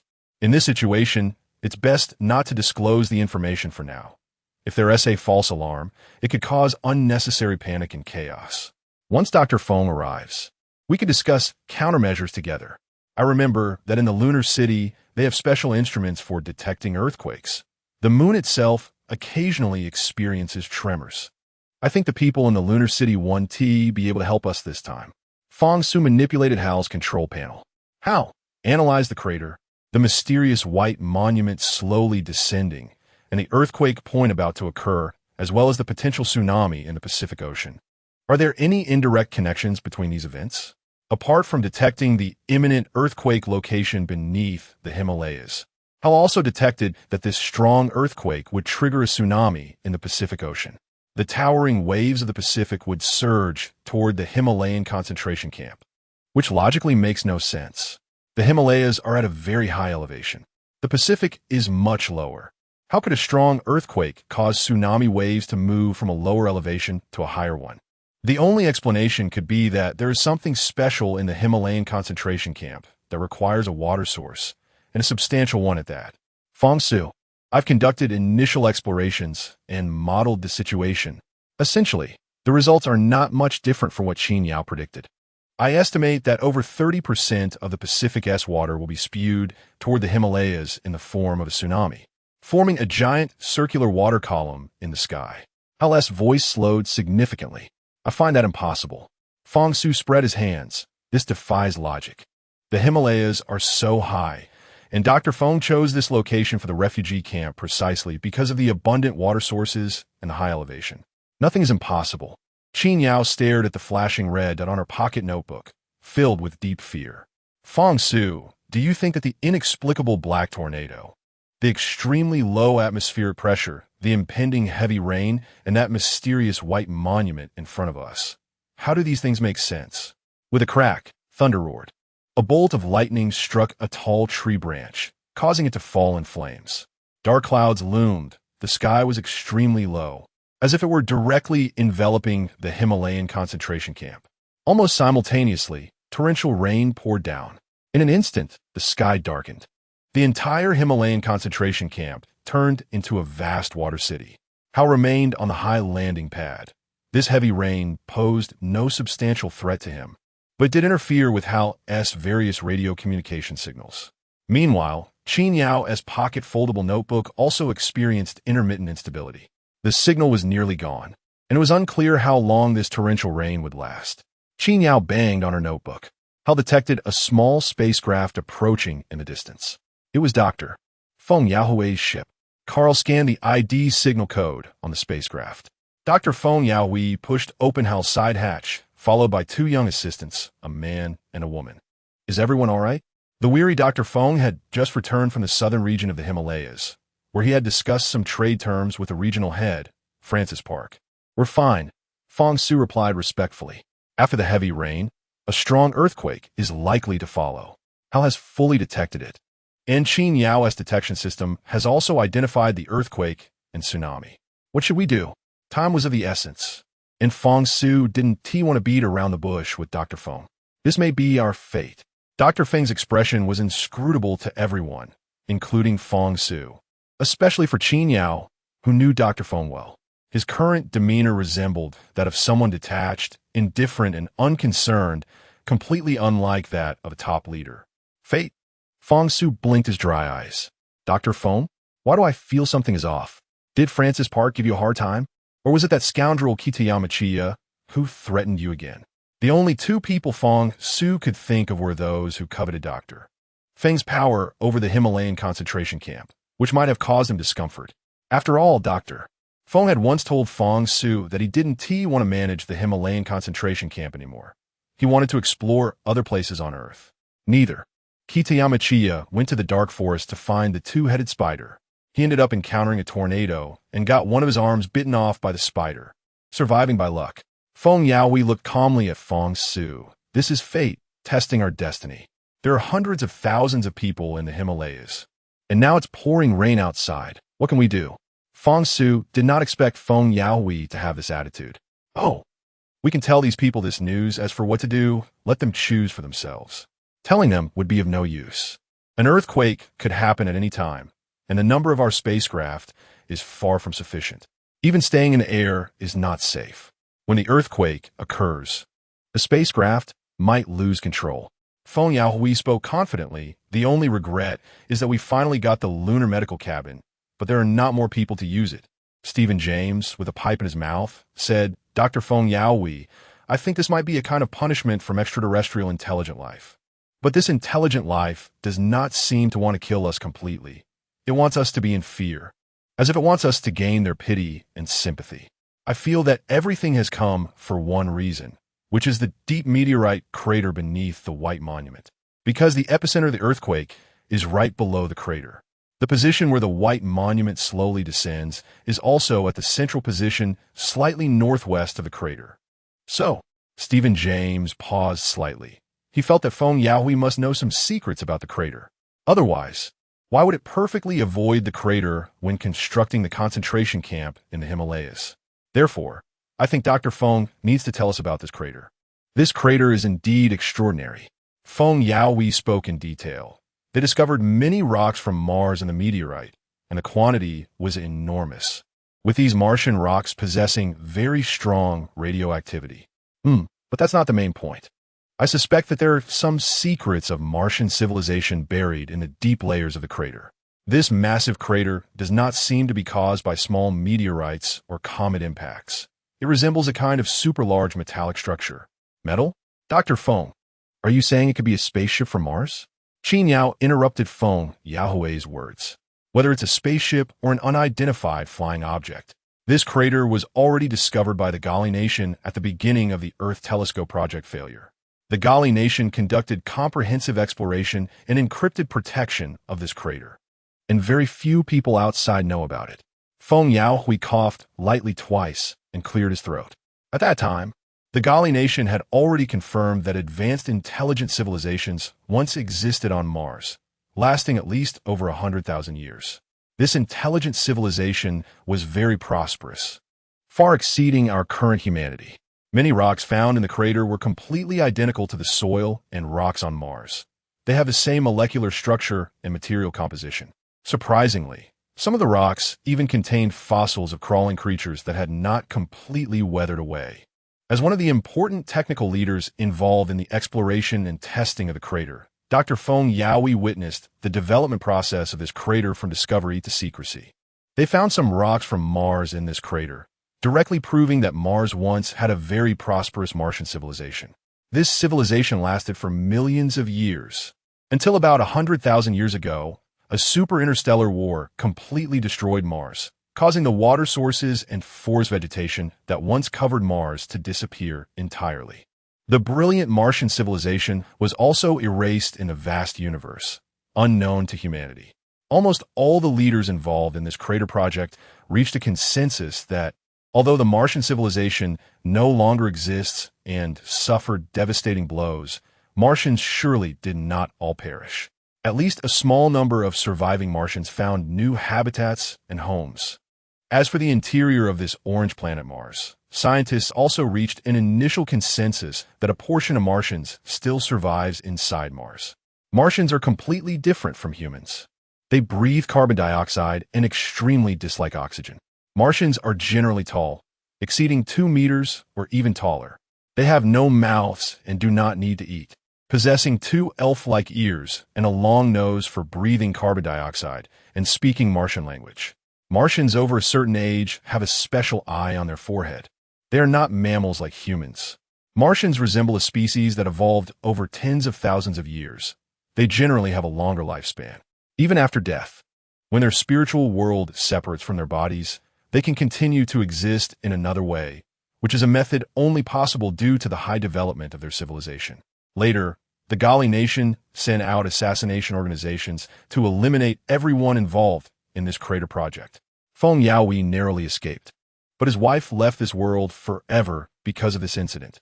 This became Feng Yaohui's eternal pain. In this solar system, the only habitable planet besides Earth is Mars, and the vast majority of humans on Earth cannot possibly be immigrants from Mars. If there are, it can only be said that they are from ancient Egypt and ancient Rome. Feng Yaohui looked at the pouring rain outside. These are just some speculations. If the people living in the Earth's core exist, I would rather believe that the survivors of Martian civilization are the people of the Earth's core. And now, these core people should be trying to retrieve what they once lost. The straightforward Qin Yao always felt that Feng Yaohui was acting strangely today. Dr. Feng, what did they lose? I feel that your performance today is not quite the same. Your eyes seem a bit dazed, as if you were being controlled. What they once lost is what we now possess. Feng Yaohui's lips curled up, revealing a faint smile. So, we do our best and leave the rest to fate. If there really is a major earthquake or a super tsunami, we can only accept it calmly, just like with the Earth Telescope project. Besides silently enduring, do we have any room for choice? Chapter 33. The deadly laser trap. I decided to cover up the news of the impending massive earthquake. After all, most of the people in the Himalayan concentration camp have already developed cancer, which causes them unbearable pain and leaves them with no quality of life. Feng Yaohui's face was filled with worry. Letting them die in the earthquake might actually be a better choice. Do you know that? Feng Yaoi looked around at the crowd, and many people even asked me to kill them. Dr. Feng Yaoi, if we really hide the news of the upcoming huge earthquake and tsunami, our losses will definitely be severe, Feng Su advised. Without these people, it would be equivalent to having no productivity. What will we do in the future? Are we really going to hide in the deep mountains like a small group of people and become wild men? This massive earthquake, even if we tell them, would be futile. The earthquake will completely rupture the Himalayas, and our Himalayan concentration camp community will no longer exist. This is the fate of history, an inevitable node in the process of human civilization that we cannot interfere with. Even if we wanted to interfere, we wouldn't be able to. Feng Yaoi suddenly became cold, hesitatingly looking at Feng Su. Do you think we have the capability to solve that mysterious white stone tablet? But we can't just sit back and wait to be slaughtered. Feng Su retorted vigorously. To be precise, it's not humans who are slaughtering us, so this terminology is very inaccurate. A girl with a ponytail and yellow skin, named Lu Hong, spoke up at the right moment. She has been working as an assistant to Dr. Feng Yaoi for 5 years. To be precise, these extraterrestrial intelligent beings came for the meteorite crater. Lu Hong then elaborated on Dr. Feng Yaohui's viewpoint, stating that what we need to do is to boldly welcome and accept them. Who are they referring to? Qin Yao blinked, wondering if extraterrestrial intelligent civilizations are really about to appear in front of humanity. The insect from the insect planet, or more accurately, the insect people, might also exist as the inner Earth people, whom we can also call Martians. Lu Hong crossed her arms and spoke softly, saying that whether they are insect people, inner Earth people, Martians, or even other cosmic civilizations, we must accept them calmly. In my view, inner Earth people are the descendants of Martians. Dr. Feng Yaohui's pessimistic attitude left Feng Su extremely confused. He sees this disaster as merely a choice of fate, even if it is the fate arranged by destiny. We cannot just go with the flow. Instead, we should swim against the current and face it bravely. Feng Yaoi slowly stood up, looking out of the observation window of the Harbin spaceship at the torrential rain outside. What kind of scene will it be after the torrential rain? Even if extraterrestrial civilizations are about to descend upon Earth, does that contradict our self-rescue? Feng Su helplessly shrugged his shoulders, wondering if they really have to watch these people, who don't know the truth, die, even if they have the right to choose between life and death. As the most ordinary refugee residents, they absolutely should have the right to know. Self-rescue is also of no use. Another male assistant beside Dr. Feng Yaoi, Zhao Ruizong, who is under 30, has a neat side-part haircut and wears a pair of strong myopia glasses. Zhao Ruizong, like Lu Hong and Feng Yaoi, is Chinese. I suggest we vote to decide. Feng Su felt that in the face of life and death, other matters are trivial and can be set aside for the time being. You should take a look at this. Feng Yaoi asked Lu Hong to hand something over to Feng Su. Lu Hong hesitated to open a small password box she was holding. Dr. Feng Yaoi calmly said, "Open it. It's no longer a secret. It's about to happen right in front of us. If this torrential rain continues into the night, then we need to inform these people. The end of the rain will be the time when the terrifying super earthquake occurs." Feng Yaoi silently lit a cigarette, staring out at the heavy rain, lost in thought. What could it be? Alyssa was also quite curious. What is seen and heard on Earth, and what is about to happen, is indeed more magnificent and novel than the moon.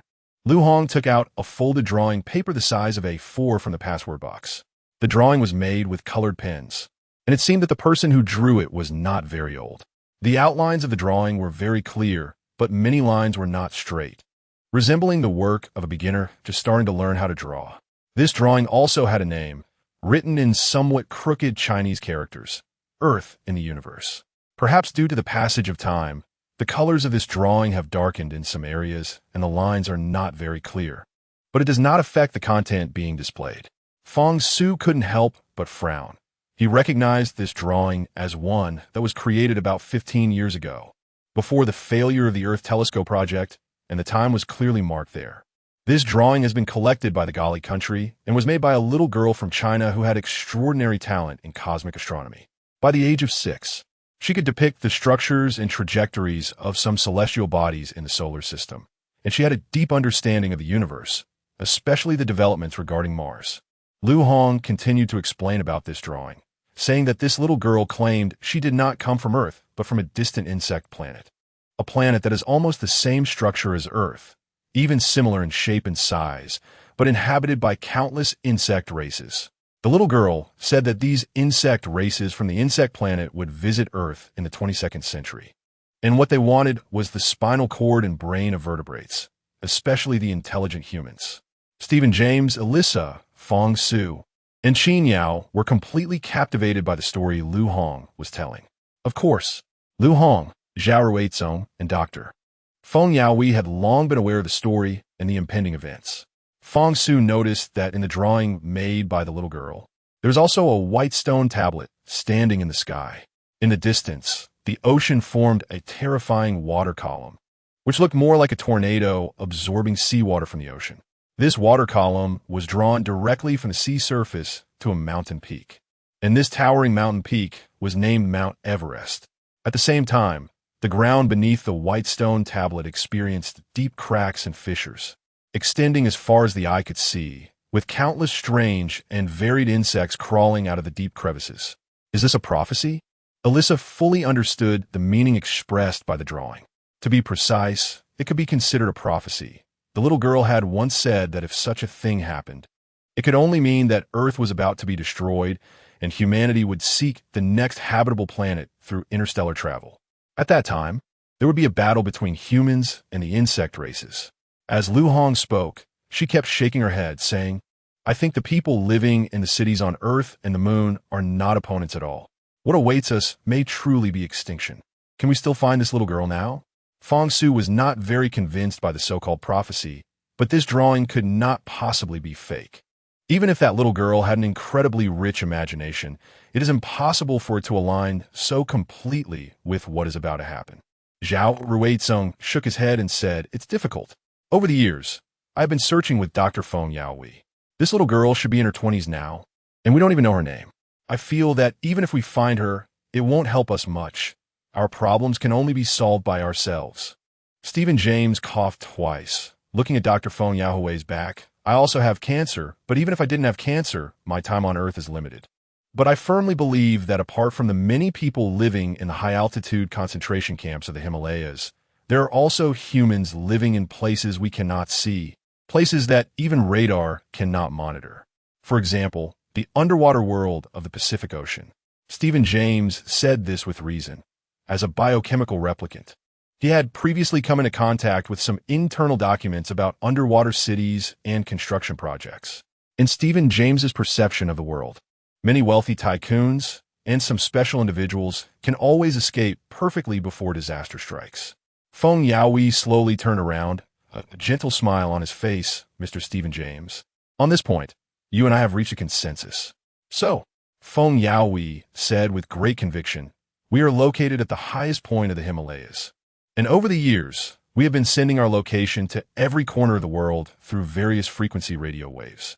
If there are indeed many humans still living on Earth, I believe their mastery of technology will far exceed ours. That means they will also detect the impending earthquakes and super tsunamis. I believe they won't just stand by." Chen Mo infiltrated the underground passage below the lunar medical station, encountering no obstacles along the way, only taking down 2 AI 700 smart robots.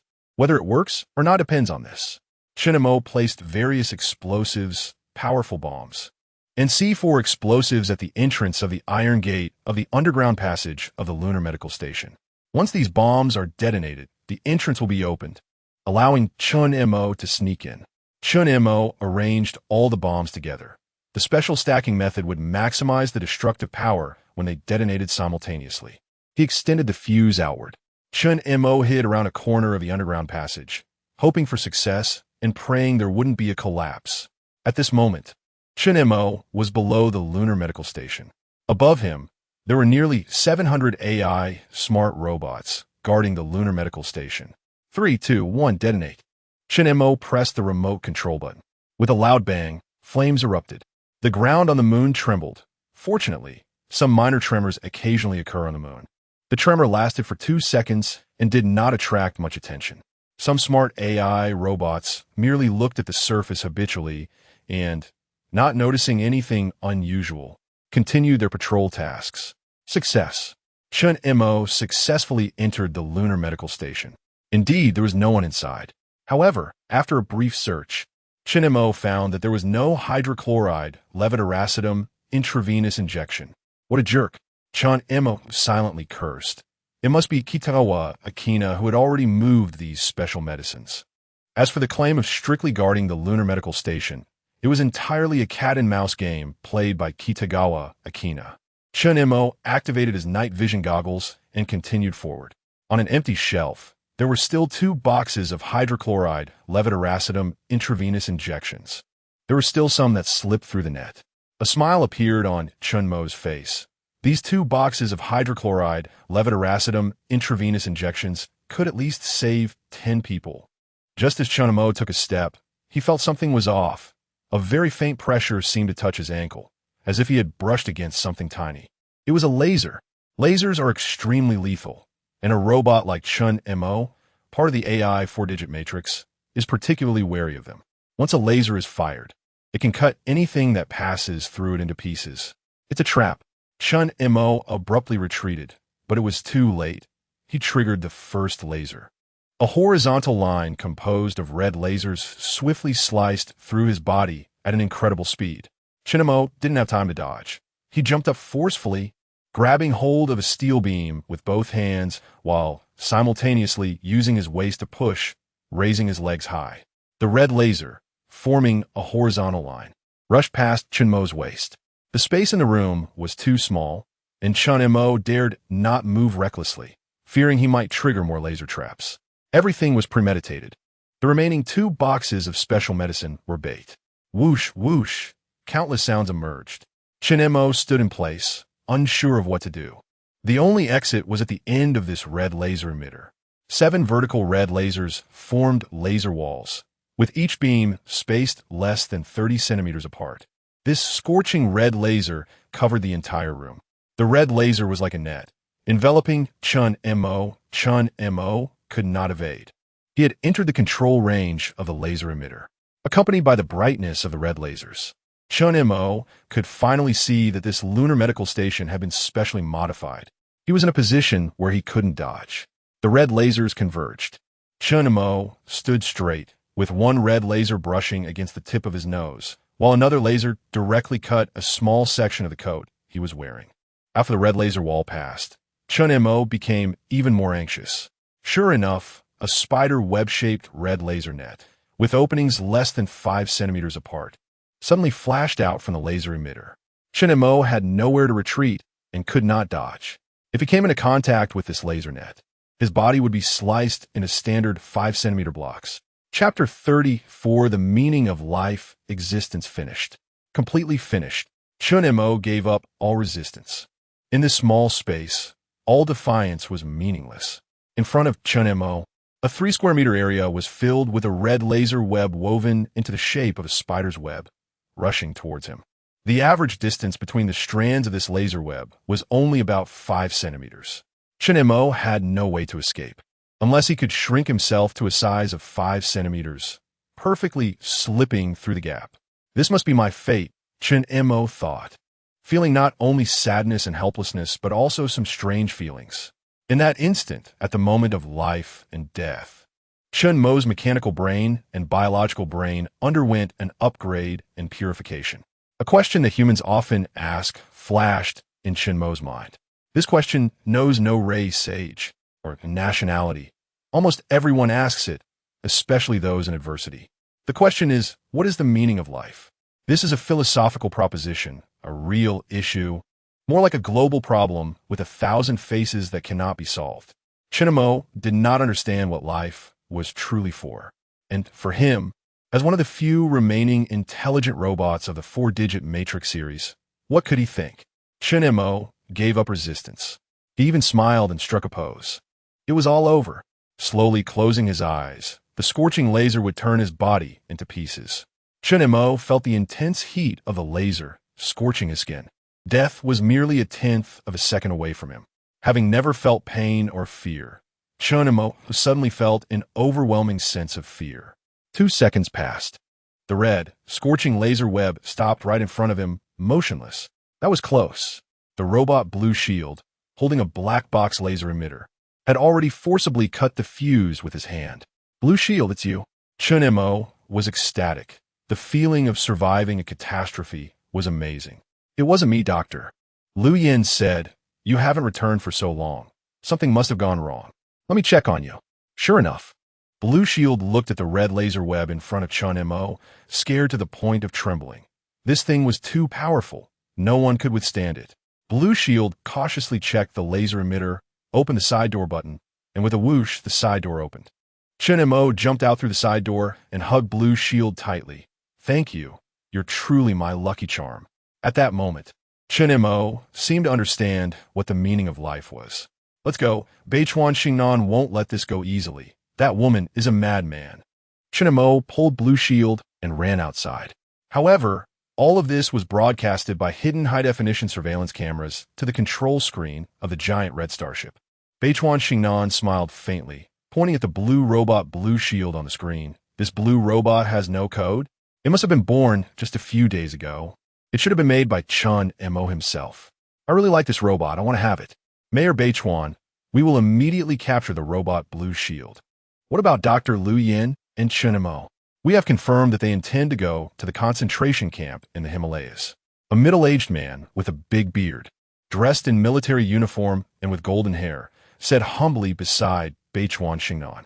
This man was named Zymel, the most capable assistant beside Beichuan Xingnan. Zymel was ruthless, executing many of Beichuan Xingnan's sinister and malicious plans. The drastic population reduction measures implemented by the Iron Wireworm were proposed by Zymel. He also commanded the lunar army under Beichuan Xingnan's orders. Create some trouble for Lu Yin and Chun Emo. Don't let them leave the lunar city easily. Right now, it's pouring rain in the Himalayas. Let them go. Anyway, the Himalayas will soon disappear. After the rain, there will be a super earthquake. Beichuan Xingnan elegantly lit a cigarette, twisting her waist. How many people have died in the lunar city and lunar space station so far? Zymel manipulated the LCD screen, and several numbers slowly integrated and grew exponentially. Every citizen living in a lunar city had a corresponding citizen code. 4 engineering technicians and some high-end personnel. The first digit of the lunar citizen code would be 1. For example, Elisa's lunar citizen code is like this. The larger the following code digits, the lower the identity, and the fewer lunar resources one can enjoy. Beichuan Xingnan's lunar citizen code had a first digit of 0, granting her supreme power. Originally, Lu Yan's lunar citizen code also had a first digit of 0, allowing her to unlock all doors and control some spacecraft and rare resources and secret equipment. Beichuan Xingnan had completely removed Lu Yan's lunar citizen code. These lunar citizen codes were linked to their heart rates, blood pressure, blood oxygen saturation, and other biomedical indicators. If they died, the lunar citizen code would disappear, and the corresponding medical characteristics would also vanish. Zymel gently pressed the Enter key on the invisible keyboard, and the computer screen displayed an astonishing number. Now, 33,112 people had died, and the number was still rising, currently growing exponentially, and would peak within the next 25 hours. Zymel looked at the computer's analyzed numerical model, his face showing a proud smile. These people are just scum. Their existence is a waste of lunar resources. Very good. Beichuan Xingnan stared at the running robot Blue Shield. And Chun Emo, Zymel, you must help me get Blue Shield, ensuring it remains undamaged. I like Blue Shield's current appearance. Yes, Mayor Beichuan. You all follow me. Zymel pointed to the bodyguards behind him and the rows of uniform AI attack robots. You all come with me. Make sure to capture it alive. We're back, Dr. Lu Yin. Chun Emo tightly held 2 boxes of hydrochloride levamisole intravenous injection. So good. Lu Yin spoke with great effort, her forehead covered in cold sweat. Her abdominal pain was severe, and the iron wireworm eggs should have begun to grow in her stomach. Lu Yin only wanted to do one thing right now. Drink water. Hang in there. Chun Emo opened 1 box of medicine, where 5 hydrochloride levamisole injections were neatly arranged. Having learned from the lesson of the laser trap, Chun Mo was especially cautious. Picking up one of the syringes, Chun Mo noticed something was off. The liquid inside was very cloudy, clearly tampered with. Beichuan Xingnan really is cruel and heartless. Dr. Lu Yin, I'm afraid these drugs won't help you get rid of the pain. We must go to the concentration camp in the Himalayas immediately. Chun Mo smashed one of the vials of medicine onto the ground. The glass shattered into pieces, and the liquid flowed out, making a hissing sound. It seemed like sulfuric acid had been added to it. Chun Mo glanced around and saw other components in the hydrochloride levamisole injection. Lu Yin nodded heavily. Indeed, these medicines can't be used anymore. Dr. Lu Yin, let's take the 3 spaceships in my basement to the Himalayas. However, it's currently raining heavily there, and we have almost no good landing conditions. Chun Mo looked at the pained Lu Yin, feeling particularly guilty for being unable to help. I'll go prepare the spaceship. Lan Dun went to the basement and started all 3 small spaceships. Lu Yin felt as if her abdomen was about to be pierced by a nematode, and without a special antidote, she feared she might not. You'd better keep away from the nematode eggs. It's very likely that it can be transmitted through the skin. Chun Mo, take the robot Lan Dun and leave. I can only stay here. Lu Yin spoke with great difficulty, not expecting everything to come so quickly. She had thought that such a large-scale population reduction plan would only be implemented after the awakening of Station Master Su from Gooder. Dr. Lu, don't think so much. Save your energy. Chun Mo quickly thought in his mind. There were still 9 hydrochloride levamisole intravenous injection vials in front of him. Even if there were other substances in the intravenous injection, as long as advanced chemical equipment and instruments were used to purify the injection, it could still be used. Dr. Lu, we need to hurry and purify the hydrochloride levamisole. I'm not very proficient in chemistry, but this is your strong suit. Thinking of this, Chun Mo excitedly took the remaining 9 injection vials. These 9 vials could definitely be purified, enough to save you. Lu Yin's eyes suddenly lit up. How could she not have thought of it? Analyzing the components of the hydrochloride levamisole injection was indeed too easy. Chun Mo, help me. Up. I need a analyzer, some pure water, a beaker, and a small balance. Lu Yin held her abdomen with one hand, enduring the severe pain. I have everything here. Chun Mo supported Lu Yin, and the two walked forward 5 meters until they reached Chun Mo's chemistry lab. Chun Mo had never used this chemistry lab before. Great. Just leave the rest to me. You and the robot Lan Dun go. Check the small spaceships. I can finish here in 3 minutes at most. But Dr. Lu? Chun Mo still wanted to stay and help. You don't need to worry about me. You staying won't help me. If there's a problem with the spaceship, none of us can leave the lunar city, Lu Yin said with extraordinary strength. All right then. Chun Mo also knew that the robot Lan Dun was not familiar with spaceships, which was his weak point. Every robot has its shortcomings and weaknesses, just like people. Even the most perfect person has flaws. The robot Lan Dun had no idea where to start on a small spaceship. He could only simply operate some buttons and perform self-checks on the spaceship. I'll help you. Chun Mo was very familiar with these things and quickly completed the debugging of the small spaceship, adjusting it to fully automatic pilot mode. Lan Dun patiently learned from his side. Chun Mo switched all 3 small spaceships to automatic pilot mode and simultaneously shielded the communication between the spaceships and the lunar space station, cutting off any satellite navigation and global positioning system signals, and also eliminating the solar system triangular coordinate positioning system navigation. These small spaceships would be completely blind in the air. Chun Mo had no choice but to do this if he didn't turn off these systems. Beichuan Xingnan could even remotely control these small spaceships using priority to make them fly back to the moon. The ideal way, after shutting down these systems, was manual driving. However, manual driving would make it easier to expose the people inside the spaceship. Chun Mo's idea was for the 3 of them to sit in one of the small spaceships, while the other 2 would remain empty as a decoy. As long as they could escape the attack of the Lunar Defense Fleet within the first minute and withstand heavy fire, they should be able to leave safely. Montak-ge. There's a heavy rainstorm in the Himalayas, with thunder and lightning over there. Using full automatic driving mode and shutting down all navigation systems is tantamount to suicide. The robot Lan Dun finally spoke after holding in for a long time. Chen Mo continued to click on the screen to operate. If we used a manual operation system, we would instantly expose which spaceship we are in. It would be easy to be shot down by interstellar missiles. I understand. Mo Go. Lan Dun had even thought very clearly. Compared to Chen Mo and Lu Yin, Lan Dun was still a robot. Lan Dun didn't know that Chen Mo was also a machine. At this critical moment of life and death, the highest honor for a robot was to protect humans at the cost of its own life. Lan Dun didn't express his thoughts. If he had, Chen Mo would surely not agree. All right, now let's go find Dr. Lu Yin. Chen Mo said to Lan Dun beside him and rushed out. Lu Yin skillfully manipulated the chemical reagents. In a hydrochloride levamisole intravenous injection, the harmful components included not only sulfuric acid, but also iron chloride. This showed how malicious Bei Chuan Xingnan was. No matter who ultimately obtained this life-saving antidote and injected it into their body, they would instantly die. Lu Yin used complex metal displacement reactions, acid-base neutralization reactions, and other particularly complicated operations.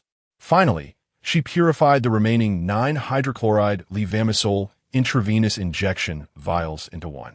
After placing this vial in a low-temperature refrigerator for half a minute, Lu Yin held her stomach with one hand, gritted her teeth, and opened the refrigerator door.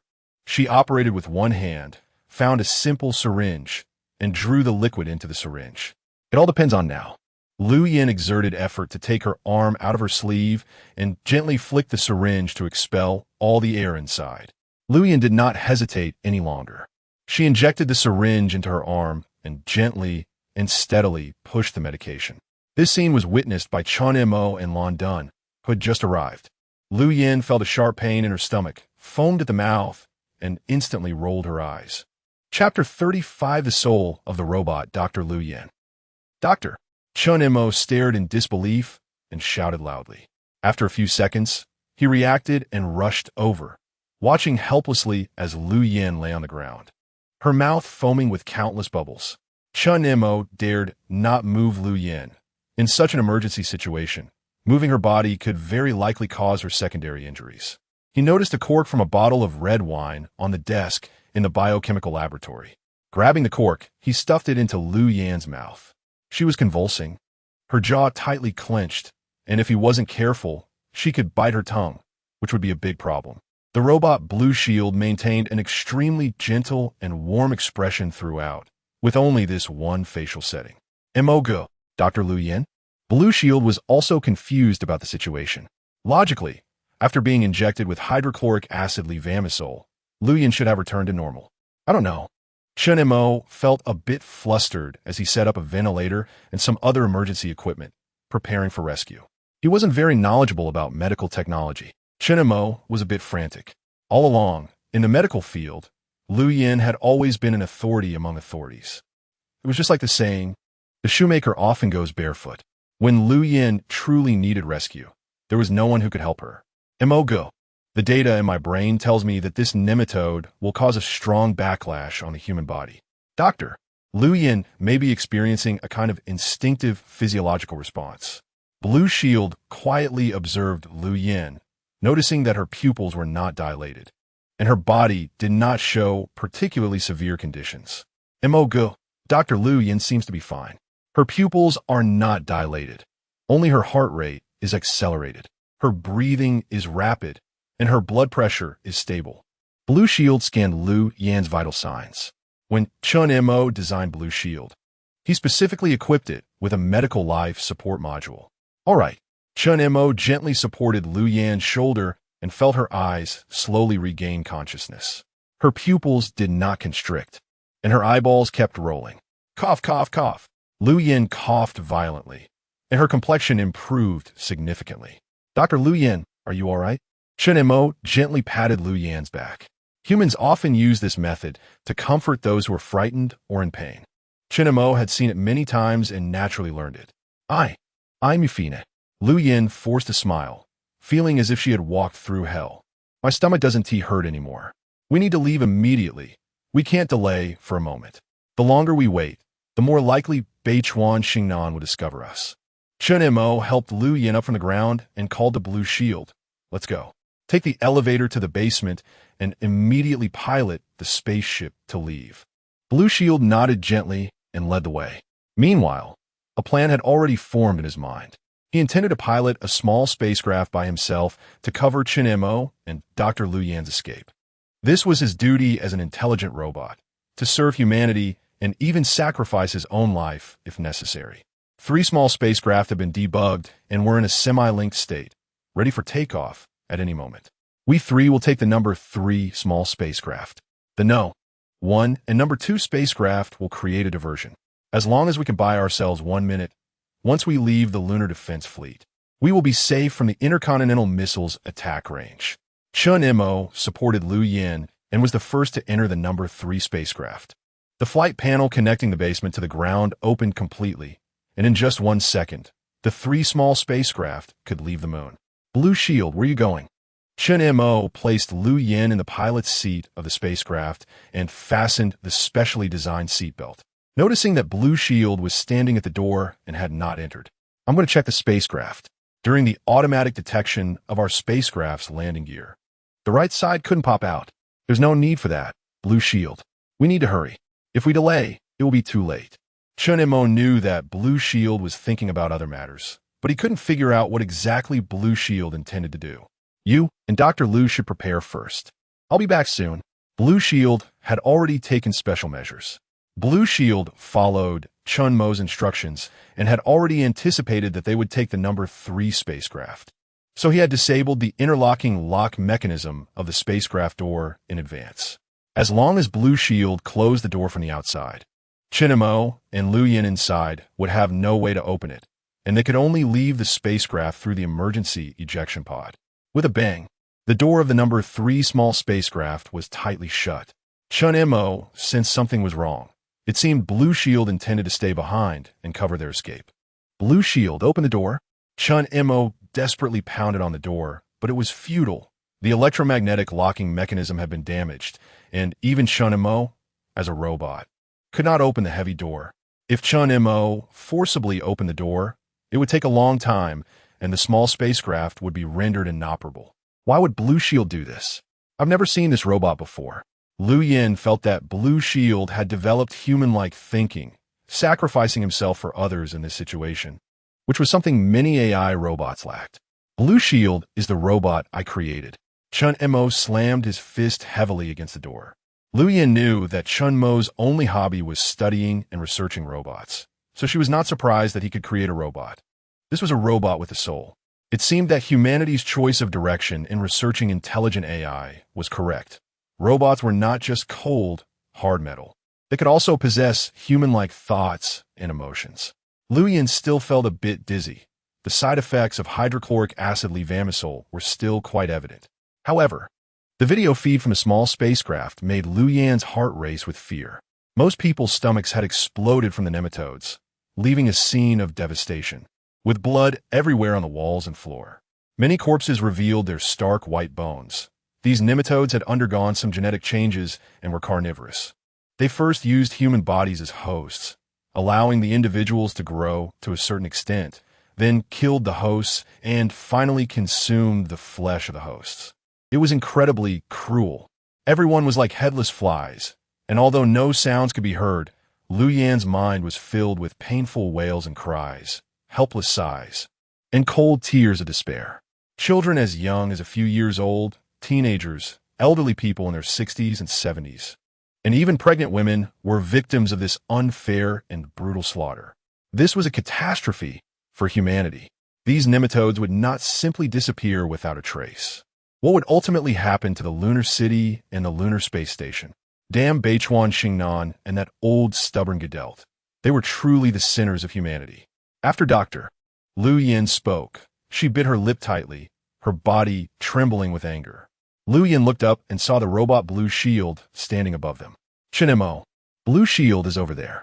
Chen-Mo pressed both hands on the control panel of the small spacecraft, seeing Blue Shield using sign language. There was no radio communication through the small spacecraft, and they couldn't hear each other. So Blue Shield simply resorted to sign language. Blue Shield was proficient in sign language and lip reading, which was a data program that Chen-Mo had implanted when designing it. Blue Shield simply gestured in the air. The meaning of the sign language was to say goodbye to Chen-Mo. thanking him for allowing him to come to this world and for them to leave first while he covered for them. In that moment, Chun Mo's eyes became a bit moist. In the next second, the blue shield disappeared, accompanied by a jet-like explosion. The blue shield piloted the first small spacecraft, rushing out first, followed closely by the second small spacecraft, which also flew out according to the previously scheduled manual procedure. Let's go, we must leave the moon. Chun Mo took the pilot's seat, fully manually controlling the ship with exceptional skill, and the third small spacecraft followed suit. Above the dimly lit lunar city, 3 flashing points appeared. Zymar had long since set up a trap, and Mayor Beichuan, along with the robot Blue Shield, was quite sentimental, preparing to cover for the third spacecraft that Chun Yu and Lu Yin were on, which was piloted by the Blue Shield. What should I do? The interstellar missile hit the second spacecraft, and then the electromagnetic interference shells were used to make Chun Mo and Lu Yin suffer a bit. As for that Blue Shield, it must be captured alive. Deploy the lunar self-defense fleet to surround the Blue Shield. Remember, it must be captured alive. Beichuan Xingnan grinned greedily. Understood. Zymar saluted. Chun Mo felt that leaving the lunar city was almost hopeless. The lunar space self-defense fleet was already circling and patrolling in the air.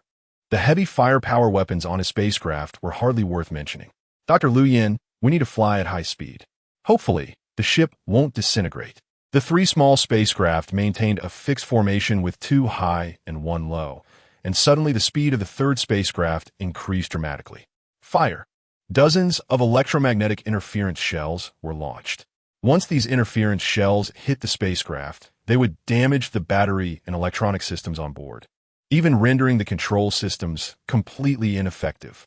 Beichuan Xingnan wanted a toy with Lu Yin and Chun Yu. Killing them directly was utterly boring.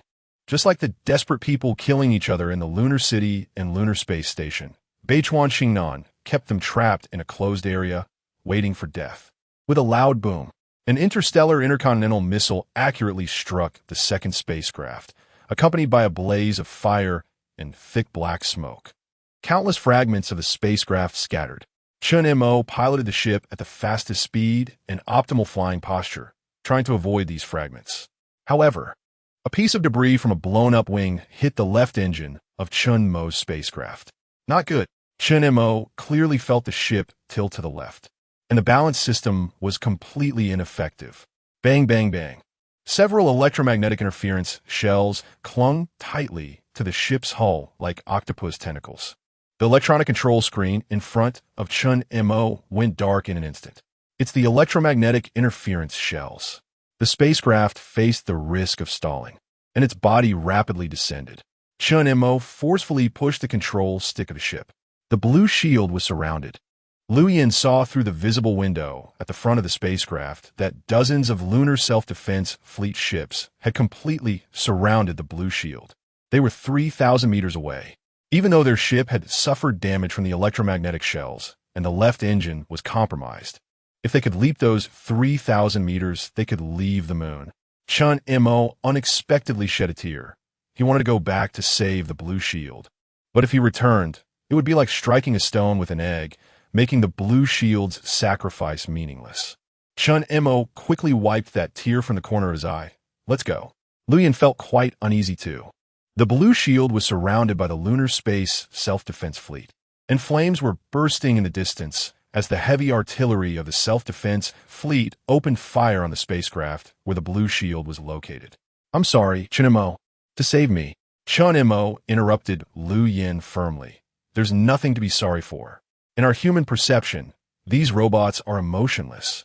They are sacrificial beings serving us, aren't they? I don't think so. Lu Yin gently wiped her tears. The spacecraft piloted by Chun Mo had completely left the lunar city, flying towards what he remembered to be the Himalayas. Now, with such heavy rain, communication was obstructed, and contacting Hao and Fong Su was futile. The spacecraft slowly approached the Earth's atmosphere. Despite the damage to the Earth's atmosphere, it could still withstand some meteorite and small comet impacts. Chun Mo reduced the speed of the spacecraft to the minimum. Entering the Earth at such a low speed would generate less heat due to atmospheric friction, making the ship less likely to suffer damage or thermal shock. What is that thing? Lu Yin unfastened her seatbelt and saw from a distance what seemed to be a white ribbon descending from the sky. Luyan did not know that what they saw from afar was actually a white stone tablet. Chun-Mo blinked, feeling that it resembled something hard, suspended at a high altitude with wind, yet completely motionless. Suddenly, a mysterious prophecy about a little girl came to Lu Yan's mind. A white stone tablet will fall vertically from the sky. There will be an earthquake and a tsunami. The entire Pacific Ocean will be drained. The direction they were flying had already deviated from the Himalayas, and the electromagnetic shells had disrupted all systems of the spacecraft. Chun-Mo looked worried and said, "Doctor, Lu Yan, I think we should enter the ejection safety capsule separately, ready for any unexpected situation." All right. Lu Yan had experienced the life and death moment with the wireworm. Now, nearly half of the lights on the small spacecraft were off, and this ship could disintegrate or explode at any moment. Chun-Mo did not enter the ejection safety capsule because the ship was in manual control mode. As soon as he left the manual control panel, the ship would become unmanned. Rumbling, crackle, crackle. Chun-Mo's keen hearing detected that the left engine had shut down. "We've lost the left engine." Chun-Mo gripped the control stick with both hands, struggling to control it. Bang! The control panel interface shattered, and a cold wind blew in. Chun-Mo reacted quickly, swaying left and right as he rushed over and pressed the button for the safety ejection capsule, where Lu Yan was. Lu Yan, wearing protective gear and a safety helmet, looked astonished. "Chun-Mo, what's wrong?" "The spacecraft is disintegrating." Chun-Mo hurriedly squeezed into the safety ejection capsule. Whoosh! The safety ejection capsule, where Lu Yan was launched away from the spacecraft. Chapter 36. The disintegration of the spaceship. What happened to Chun-Mo? Chun-Mo and Lu Yan felt like a solitary boat swaying in the ocean. At this altitude, leaving the spacecraft's ejection capsule carried tremendous risks. The parachute landing system on the spacecraft had already been switched to manual mode, and once the safety ejection capsule left the small spacecraft, it was completely out of control. The metallic ejection capsule swayed in the air, and Lu Yan couldn't see clearly where she was. Everything depended on fate. If luck was on her side, she might land on a canyon that wouldn't kill her or on the tall trees of a mountain, and perhaps she could survive. But if she fell into the deep sea, there would be no escape. Lu Yan was fully dressed in protective gear and wore a safety helmet. Inside the ejection capsule, besides 2 bottles of stored oxygen, there was nothing else. The sound of the wind howling outside was chilling, and the temperature was particularly low. At her current altitude, she was at least 3,000 meters above the Earth, possibly even higher. As a PhD in biology, Lu Yan had a broad knowledge base. The temperature sensor on the ejection capsule indicated it was below zero. As altitude increased, the temperature continued to drop. A strong gust of wind swept by, changing the trajectory of the ejection capsule. Lu Yan gripped the fixed bar tightly as the capsule swayed left and right in the air, suddenly spinning rapidly in a full 180-degree turn, followed by a series of rotations, left, right, and upward. The acid in her stomach surged, burning her esophagus, and the glass visor of her helmet was covered in vomit. The sky gradually darkened, and the Earth looked terrifying from afar. In the 22nd century, Earth was home to over 10 billion people, with electrical facilities nearly covering every inhabited area. Skyscrapers towered high, and the cities were vibrant with lights. Even after sunset, the Earth still radiated various lights. However, since the failure of the Earth Telescope project, the population had sharply declined, and most places had become uninhabited wastelands. Slowly, the ejection capsule stabilized, and Lu Yan's emotions began to settle as well. The altitude display suddenly started showing numbers, as if it had come back to life. Previously, it had not displayed any values. Lu Yan was now at an altitude of 873 meters, and it was slowly descending. The ejection capsule, utilizing a special structure, fully considered aerodynamics and fluid dynamics. Once it reached a certain height, it could descend gradually under the influence of its own gravity. When the altitude dropped below 500 meters, the parachute of the ejection capsule could be deployed. Fortunately, the small spacecraft that Chun-Mo and Lu Yan were on had disintegrated after breaking through the Earth's atmosphere. Otherwise, even if the safety ejection capsule could successfully eject in the atmosphere, The heat generated by atmospheric friction would have killed Lu Yan. Using the faint light, Lu Yan noticed that she was about to land in a desolate, boundless desert. The temperature in the desert at night was extremely low, with a significant temperature difference between day and night. If she landed in the desert without any means of warmth, death awaited her. Lu Yan was also very grateful. It was likely that Chun Mo was already dead. In this life-and-death moment, Chun Mo had pressed the button of the safety ejection capsule for her. Because the small spacecraft had been interfered with by an electromagnetic cannonball, all automated systems had failed, leaving the safety ejection capsule to rely on manual operation. Chun Mo could only remain on the spacecraft, and with its disintegration, there was no way he could survive. Tears streamed down Lu Yan's face as she reflected on the drastic events that had unfolded in less than 2 days since the invasion of the iron wireworms. Lu Yan had not truly accepted the reality before her. Everything had happened too suddenly. With only 300 meters left of the ground, Lu Yan saw a beautifully colored sunset. Heavy rain was falling on the other side of the Himalayas, yet within her line of sight, it was clear, indicating she was very far from the mountain range. She had no idea where she was. With a loud bang, Lu Yan opened the parachute of the safety ejection capsule. After hearing the sound, her heart finally eased. If the parachute had not opened, the capsule would have crashed heavily to the ground, and Lu Yan would have had no chance of survival. Lu Yan could clearly feel the speed of the ejection capsule slowing down. Beneath her was an endless desert, and she felt an overwhelming sense of despair. 3, 2. Lu Yan gripped the auxiliary handrails in the capsule tightly and straightened her back.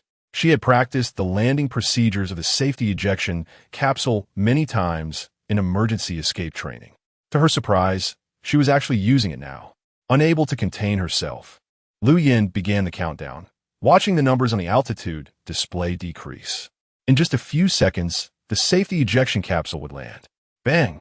The safety ejection capsule hit the soft sand of the desert heavily. The violent shaking, combined with the lack of oxygen inside, caused Lu Yan to lose consciousness instantly. In a daze, she fainted for a while before struggling to open her eyes. I did it. The sky was darkening. The sun was nearly set, and a cold wind blew against the ejection capsule.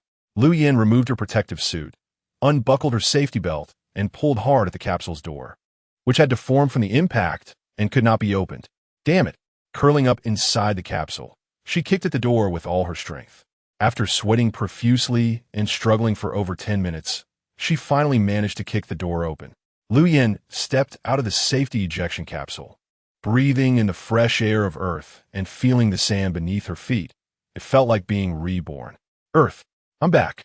Lu Yan was ecstatic, like a 15 or 16-year-old child, running several meters across the sand. Soon, however, she thought of a serious problem. This was Earth's desert, with no water and no means of warmth. The desert night was a nightmare for humans. Looking at the endless dunes, the last rays of sunlight disappeared from the horizon, and darkness gradually engulfed the desert. Lu Yan felt an overwhelming sense of despair. As night fell, the temperature dropped sharply, and Lu Yan shivered continuously, having no food, no water, and no companions. I can't just die like this. Lu Yan crawled back into the safety ejection capsule and closed the door. She could still feel the bitter cold, and what made her even more desperate was the strong winds in the desert. As time passed, Lu Yan felt the wind die down. It became less cold. However, the wind carried sand that slowly buried the safety ejection capsule. The capsule had nearly 10 meters of space, providing enough air for Lu Yan to breathe. She tried to breathe evenly, forbidding herself from thinking wildly or panicking. If she became too anxious or excited, her breathing would quicken, increasing the output of carbon dioxide, which could easily lead to suffocation in such a confined space. The cold made Lu Yan curl up, and she gradually fell asleep. She didn't know how long it had been, but she suddenly felt her breathing becoming rapid. Perhaps countless grains of sand had completely buried the safety ejection capsule. Lu Yan took out an oxygen bottle. Only one bottle had less than 5% oxygen left, enough for her to breathe for at most 5 minutes. Help me. Lu Yan held an oxygen mask with one hand pressed against her mouth and nose, while the other hand desperately pounded on the escape pod door, hoping someone would hear her. But Lu Yan's efforts were in vain. The entire escape pod had been completely buried by countless sands after a night of wind. Outside, only the yellow safety parachute was visible, a line of orderly figures. More than 20 people, young and old, searched the desert. Leader? We've been looking for a whole night. What fell from the sky seems to have come from the direction of the moon, but we still haven't found it. A little girl with snow-white skin, looking about 15 or 16, held a strange green object that resembled an abacus, but was neither a knife nor a special weapon. I'm sure I saw it. We have lived on Earth for over 100 years, and Earth is now destroyed. It seems humanity's fate has come to an end, which means the experiment of the solar system on Earth has declared failure. The old man with white hair and a youthful appearance, who did not quite look human due to his unusually long face, was their leader among the desert dwellers, named Stantoff. The little girl speaking was also a member of the desert tribe, named Alice. Alice, with her snow-white skin and eyes that could see into people's hearts and souls, could perceive everything from a person's birth to their entire death process just by making eye contact. However, since Alice had been on Earth for 100 years, her special ability had gradually degraded. The abacus-shaped green object in Alice's hand could connect to their home planet in the Andromeda Galaxy. But now, this crucial item had also lost its function. Stantoff and Alice were merely aliases. Their real names were just numbers. In the distant Andromeda Galaxy, intelligent life forms lived similarly, and their names were designated by the numbers of their respective planets and species. Alice had a special prophetic ability, and the desert people affectionately called her the poet of prophecy. Stantoff, leaning on his cane, saw the yellow cloth fluttering in the distance. We quietly came here from the Andromeda Galaxy. It seems we haven't been discovered by Earthlings. After more than 100 years of survival, it seems we can adapt to life on Earth. For over 100 years, we have lived beneath the desert. If all humans on Earth go extinct, we can consider restoring the planet. But now, the problem we need to solve is how to return to the Andromeda Galaxy. We have lost contact with a mother planet in the Andromeda Galaxy. They may think we are dead. But Chief, it seems we can't return to the Andromeda Galaxy. This connector in my hand has been completely broken since we arrived in the desert of Earth, and I can't fix it. Alice shook the strange object in her hand. Maybe the time has not come yet. I believe the mother planet of the Andromeda Galaxy will not abandon us. Actually, I think. Stantoff smiled strangely, revealing his sharp, elongated teeth. Living in the desert of Earth is not too bad. I really like Earth civilization. They pass on genes and continue their race. And they actually take 10 months to give birth. It's absurd. Anyway, the Milky Way and the Andromeda Galaxy are slowly merging and colliding. After many thousands of years, they will become one. We might as well adapt to life on Earth first. But Chief, I predict that Earth will be occupied by the people from the insect planet, which is an evil planet, Alice said seriously. It's useless, my little Alice, you great prophet. Since we came to Earth, your predictions for over 100 years have never been true. Why don't you predict whether we will find people this time? If we do find them, will they be men or women? Stantoff turned to look at Alice, smiling. The number of people living in the desert was not very large. Initially, there were more than 30, but due to various accidents, only about 20 remained. These intelligent beings from the Andromeda Galaxy came to Earth through a meteor impact. They kept a low profile and did not cause harm or large-scale destruction at the impact site. They were not particularly tall, but they had hands and feet, although their features were very different from those of humans on Earth. Having lived in the desert of Earth for over 100 years, they had never actively exposed themselves. It wasn't until the mother planet of the Andromeda Galaxy completely lost contact with them, and Earth was nearly destroyed by supernuclear weapons that they risked coming to the surface from beneath the desert. Now they had more reason to do so. Although their appearance was quite peculiar, this could be attributed to the nuclear radiation caused by the failure of Earth's telescope program. These beings were almost immune to nuclear radiation. Alice quietly closed her eyes and entered a meditative state. A woman's shadow appeared in her mind, and she vaguely saw a tall mountain. And on the mountain, there seemed to be a town and tall buildings, more like a community of human survivors, labeled Himalayas. Alice's body trembled as she also saw a mysterious white stone tablet descending from the sky. How terrifying! Alice quickly exited her meditative state. Time passed quickly when Alice entered meditation. I know, this time it's a woman, and it seems to be related to a community called Himalaya on Earth. You guessed it quite accurately. Stantoff had already ordered a few tall young men to start moving the sand dunes. Now the door of the escape pod had been opened. Luyan was pulled out by these people. Stantoff slowly squatted down, gently placing his hand at Luyan's nostrils, checking for signs of life. Chapter 37. The Apostle of the Andromeda Galaxy. This woman is still alive and looks pretty good. If we had been a minute later, she would have suffocated to death. Stantoff checked on Luyan and pointed to the safety pod dragged out from the sand dune nearby. This thing must have fallen from the sky. It seems this woman came from the lunar city. Stantoff looked up. At the far end of the sky, a moon was visible. This woman must have come down from the moon on a spaceship. I must be right. She should have other missing companions. Alice approached and gently touched Luyan's face. The biggest difference between humans living on Earth and them is the smoothness and delicacy of their skin. Mr. Stantoff, how should we deal with this woman? If she finds out we are from the Andromeda Galaxy, I really worry she will dissect me. Alice expressed her fear. Yes, leader. Why should we save this woman? No one on Earth knows of our existence yet. We should quietly return to the castle beneath the desert. Life there is also good. It is too dangerous out here in the desert. This woman must have companions, and trouble will definitely come our way in the future. We currently have no superpowers. We're no different from ordinary people. If Earthlings make things difficult for us, we won't stand a chance. These people from the Andromeda Galaxy, to some extent, all possess some superpowers. Alice can predict future events. Some can ignite flames with their bodies, and others can instantly freeze water. There are also those with immense strength. And almost all superpowers that humans can currently conceive of are possessed by them. Moreover, these people from the Andromeda home planet are very wealthy. Almost each one owns a small planet, and the vast majority live above a star. The Andromeda home planet carefully selected these people to serve as apostles on Earth. Their main purpose for coming to Earth is to study human reproductive methods. The way humans use pregnancy to reproduce and continue their DNA records has greatly shocked these intelligent beings from the Andromeda Galaxy. They do not use pregnancy for reproduction, but rely on constant DNA cloning. Their DNA is relatively uniform, and after tens of thousands of years, their entire race is on the brink of extinction. After arriving on Earth, their superpowers suddenly disappeared, making them no different from ordinary people. Stantoff believes this is related to the loss of the galactic energy from their home in the Andromeda Galaxy. Luyan slowly regained consciousness, her chest rising and falling with normal breathing. The scorching sunlight made it hard for Luyan to open her eyes. It seems it is already the next day. Luyan has endured a long night. Wait, Luyan clearly remembers getting into the safety pod. How come there is now light?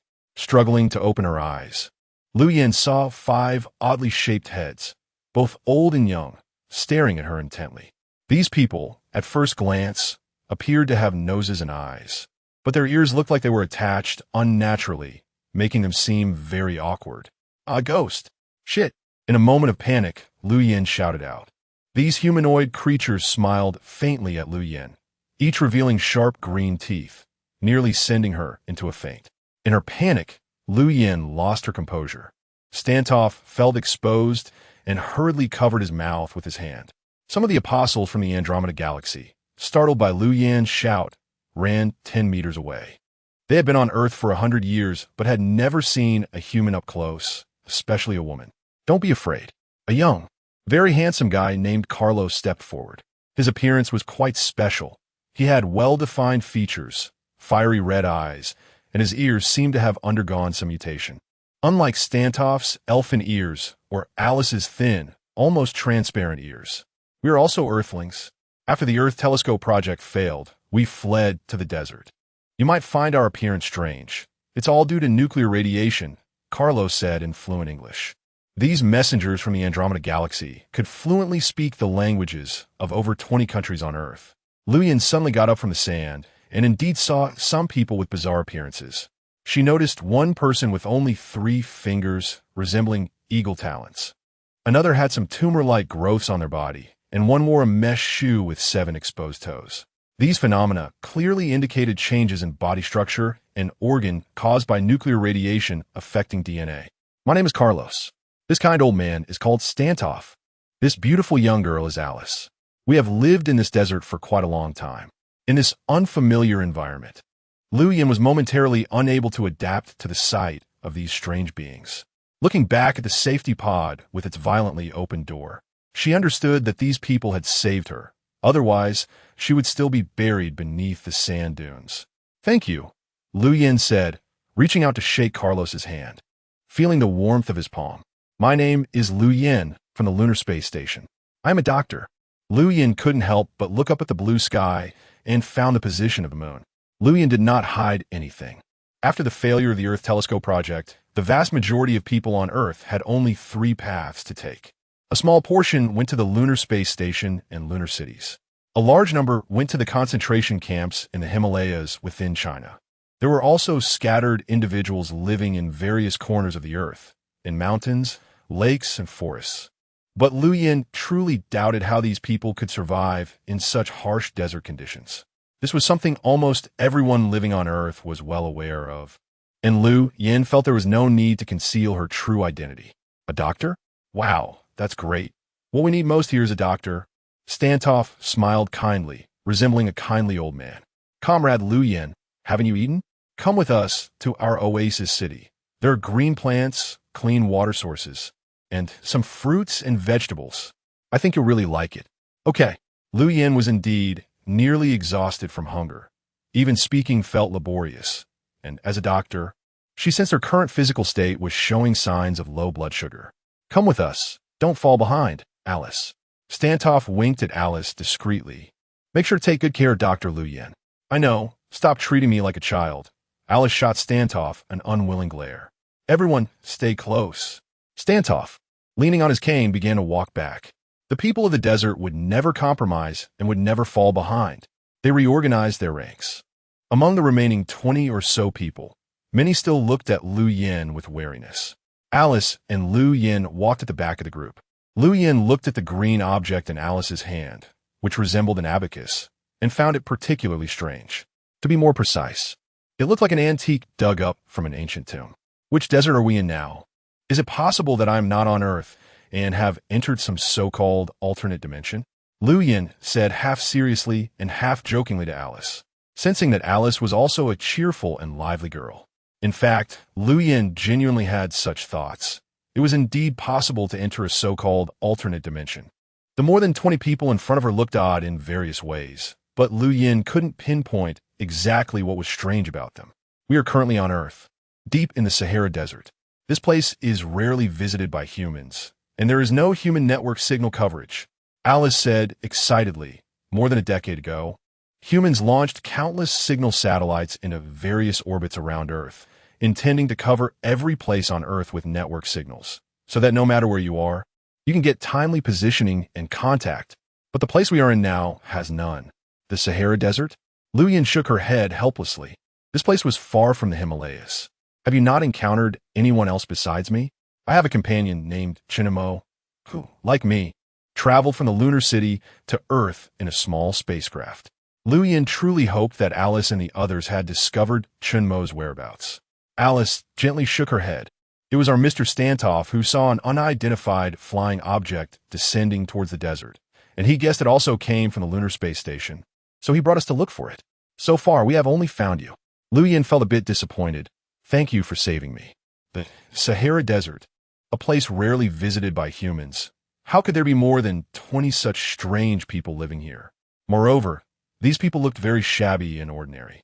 While it was not surprising to find an oasis with water in the desert, the failure of the Earth Telescope project had been some years ago, and it was impossible to survive for so long based solely on the oasis in the desert. Lu Yin became more vigilant. However, since these people were able to save her, they probably wouldn't do anything to her, right? Images of remote African tribes and various mysterious ancient sacrificial rituals flashed through Lu Yin's mind, where people were placed on stone slabs and cruelly dissected, only to be burned afterward. Thinking of this, Lu Yin shivered and fell silent, quietly observing the behavior of these people. Rather than die like this, Lu Yin would prefer to freeze or starve to death in the desert. "Chief," Karos turned back to Lu Yin and smiled, quickly saying to Stantoff, "I think we shouldn't let this woman know about the underground castle we live in beneath the desert for now. Of course, we should take this woman to the oasis in the desert first, It's best not to let her know about the underground castle. If this Dr. Lu Yin finds out about it, we won't be able to hide our identities anymore. Chief, I noticed that Dr. Lu Yin had some reactions when she saw me. That reaction was quite special, like a man's admiration for a woman. Kerost indeed had developed such feelings for Lu Yin. In the fairy star system's home planet, everyone shared a single racial emotion and did not develop other emotions. You are very dangerous, Kerost. That thing of yours is just for excretion and has no other use. Stantoff looked at Kerost with amusement. Our racial species has evolved for 10,000 years and has no other functions. Kerost smiled subtly. I think there might still be some. That's ridiculous, Kerost. You must not make mistakes, Stantoff advised kindly. I understand, Chief, but didn't the ruler of the home planet send us to Earth for this matter? Kerost retorted. Actually, I think. Stantoff paused slightly. The ruler of the home planet sent us to Earth not just for this matter. There must be deeper reasons. Lu Yin could hear the conversation between Stantoff and Kerost, but could not understand what they were saying. As they were speaking in a special language from the fairy star system's home planet, the group walked for about an hour, and beads of sweat began to form on Lu Yin's forehead. The temperature was just too high. If Lu Yin hadn't replenished nearly a liter of water, she would have already died in the desert. We have arrived, Dr. Lu Yin. Alice pointed to a patch of oasis ahead. As far as the eye could see, there were lush trees, probably around 5 kilometers long, and in front of them was a low-lying lake filled with blue freshwater. In the forest, a few rows of houses for habitation could be vaguely seen. What surprised Lu Yin even more was that there were solar-powered polycrystalline panels here. You're back. A small boy, looking particularly spirited, seemed like a little dwarf elf from a fantasy movie to Lu Yin. The boy bounced over and jumped into Stantoff's arms. With a water source, power supply, forests, lakes, and fresh water, to have such a magical, small, ecological, circular city in the desert was truly unbelievable. Lu Yin walked over to the lakeshore and could see koi swimming in the lake. Lu Yin blinked hard, thinking she was in a dream. She saw Alice's reflection on the clear, mirror-like lake's surface. Alice gently tugged at Lu Yin's long black braid. For lunch today, we will have roasted whole fish. Grandpa Stantoff is the best at roasting fish. This place is really beautiful. In addition to the koi, there were also some colorful koi and some unknown small fish swimming in the water. The dense green forest in the distance cast its shadow on the lake. Suddenly, there was a rumbling sound. The ground shook violently. The earth trembled as if the desert was about to crack open, and the trees in the distance jumped up and down. It's an earthquake. Lu Yin's face was filled with shock as she watched a deep crevice appear on the lake's surface beneath her feet. Lu Yin grabbed Alice and ran. The deep crevice beneath their feet grew deeper, and the crystal-clear lake water flowed down through the massive crack in the desert caused by the earthquake. Chapter 38. The earth split in two, the dunes rolled, sand particles flew, the ground shook, and the distant trees swayed precariously. In the center of the desert before them, a terrifying sinkhole suddenly appeared. Alice, run, get to higher ground. Lu Yin grabbed Alice's hand and frantically ran toward the distant high point of the desert. Alice did not appear as panicked as Lu Yin. She had personally experienced numerous earthquakes of this magnitude. On the home planet of the Andromeda Galaxy, such tremors were not referred to as earthquakes. The term was merely a human designation because the planet they inhabited was called Earth, and when Earth experienced such tremors, most humans called it an earthquake. On the home planet of the Andromeda Galaxy, the intelligent beings living there referred to these tremors as starquakes. There are numerous starquakes in the Milky Way. The frequency of starquakes in the Andromeda Galaxy is quite high, and the messengers from the Andromeda Galaxy eagerly anticipate their occurrence. Once a severe starquake happens, they can gather all the energy produced by it, which for them is the best and cleanest energy source aside from nuclear energy. Don't be afraid, Alice said slowly, smiling at Lu Yin. This tremor is a wave-like vibration. To be precise, it resembles a linear vibration. The range of the tremor is limited and 1T cause large-scale damage, and the epicenter is not in our Sahara Desert. Alice entered a meditative state and saw the most terrifying place of the earthquake, the Himalayas. The epicenter of the earthquake was located in the Himalayas, and this tremor should be related to a meteorite crater. The epicenter is in the Himalayas? The cause is related to a meteorite crater. Alice playfully extended a slender, Pale hand. I'll count to 5, and in about 5 seconds, the earthquake will stop. 5, 4, 3, 2, 1. The trembling dunes caused by the earthquake instantly quieted, as if the earthquake had never happened. The huge fissures next to the distant desert oasis also ceased cracking. Liu Yin looked again at those who had miraculously survived after the failure of the Earth Telescope project. They all appeared calm and diligently engaged in their work. Not panicking like Liu Yin. People living on Earth often have no means to deal with terrifying earthquakes. But these messengers from the solar system had long been accustomed to such phenomena. Liu Yin stared incredulously at Alice. This little girl. How do you know so much? What else do you know? I know a lot. Alice, being a clever girl, could not reveal too much about herself. Now that Earth was filled with nuclear radiation, she had gained special abilities after being exposed to it. Entering a meditative state allowed her to predict the development of events. Just now she saw the terrifying earthquake in the Himalayas, where hundreds of thousands had died. Their bodies had all fallen into the massive fissures on the Earth's surface. Many buildings in the Himalayan concentration camp had already collapsed. Entering her meditative state, the scenes before Alice were incredibly clear. She could not only predict, but also see events happening tens of thousands of meters away, or even further. However, when a white, mysterious stone tablet appeared in her mind, Alice's tightly closed eyes showed her eyeballs moving rapidly beneath her eyelids. Alice tried to communicate with this white stone tablet using her soul, but could not find any information about it.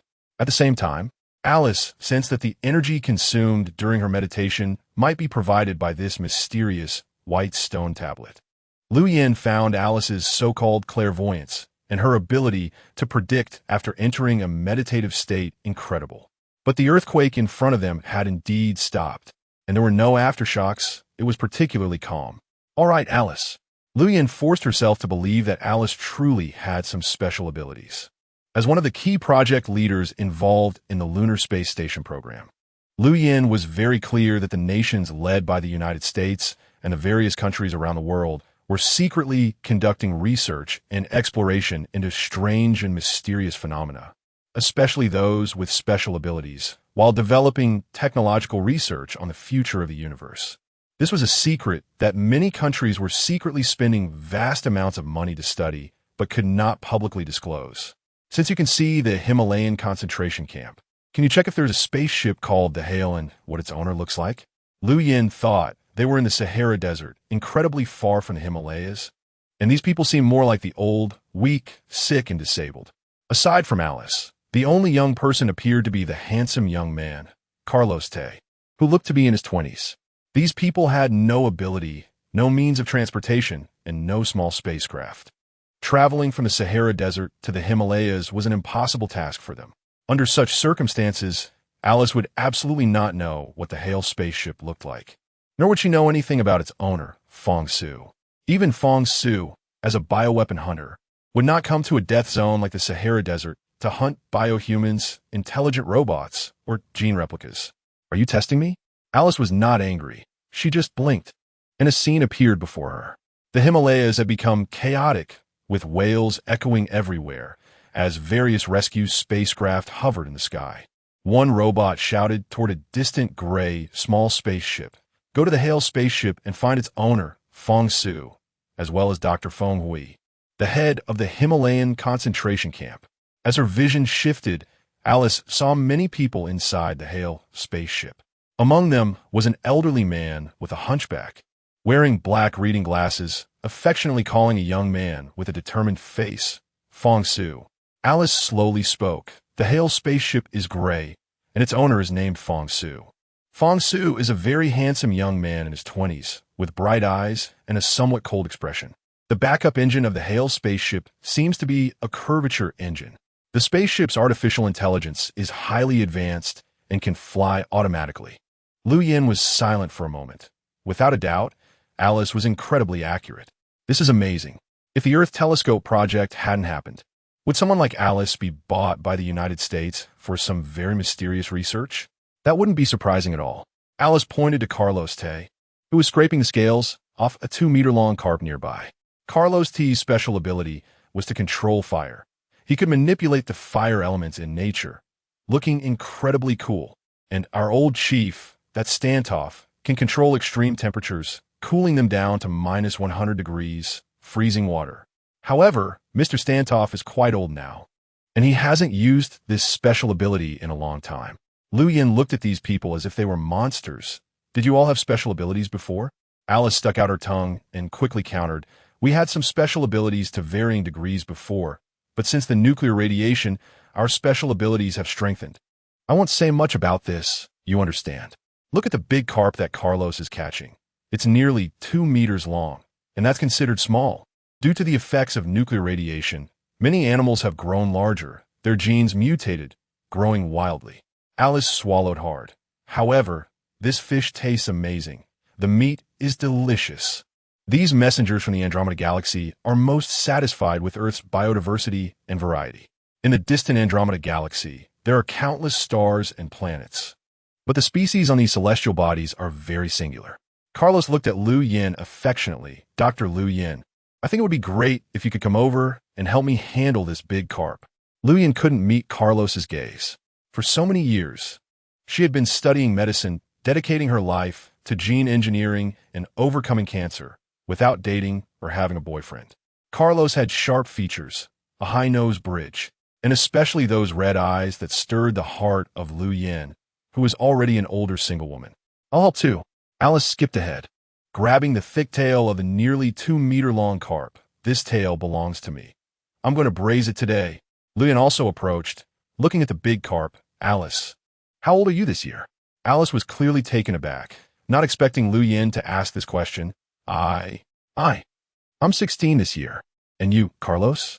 Carlos put down the fish-scaling knife. I'm 27. Carlos tried to control the fire element with a little effort, and to his delight, he found he could succeed.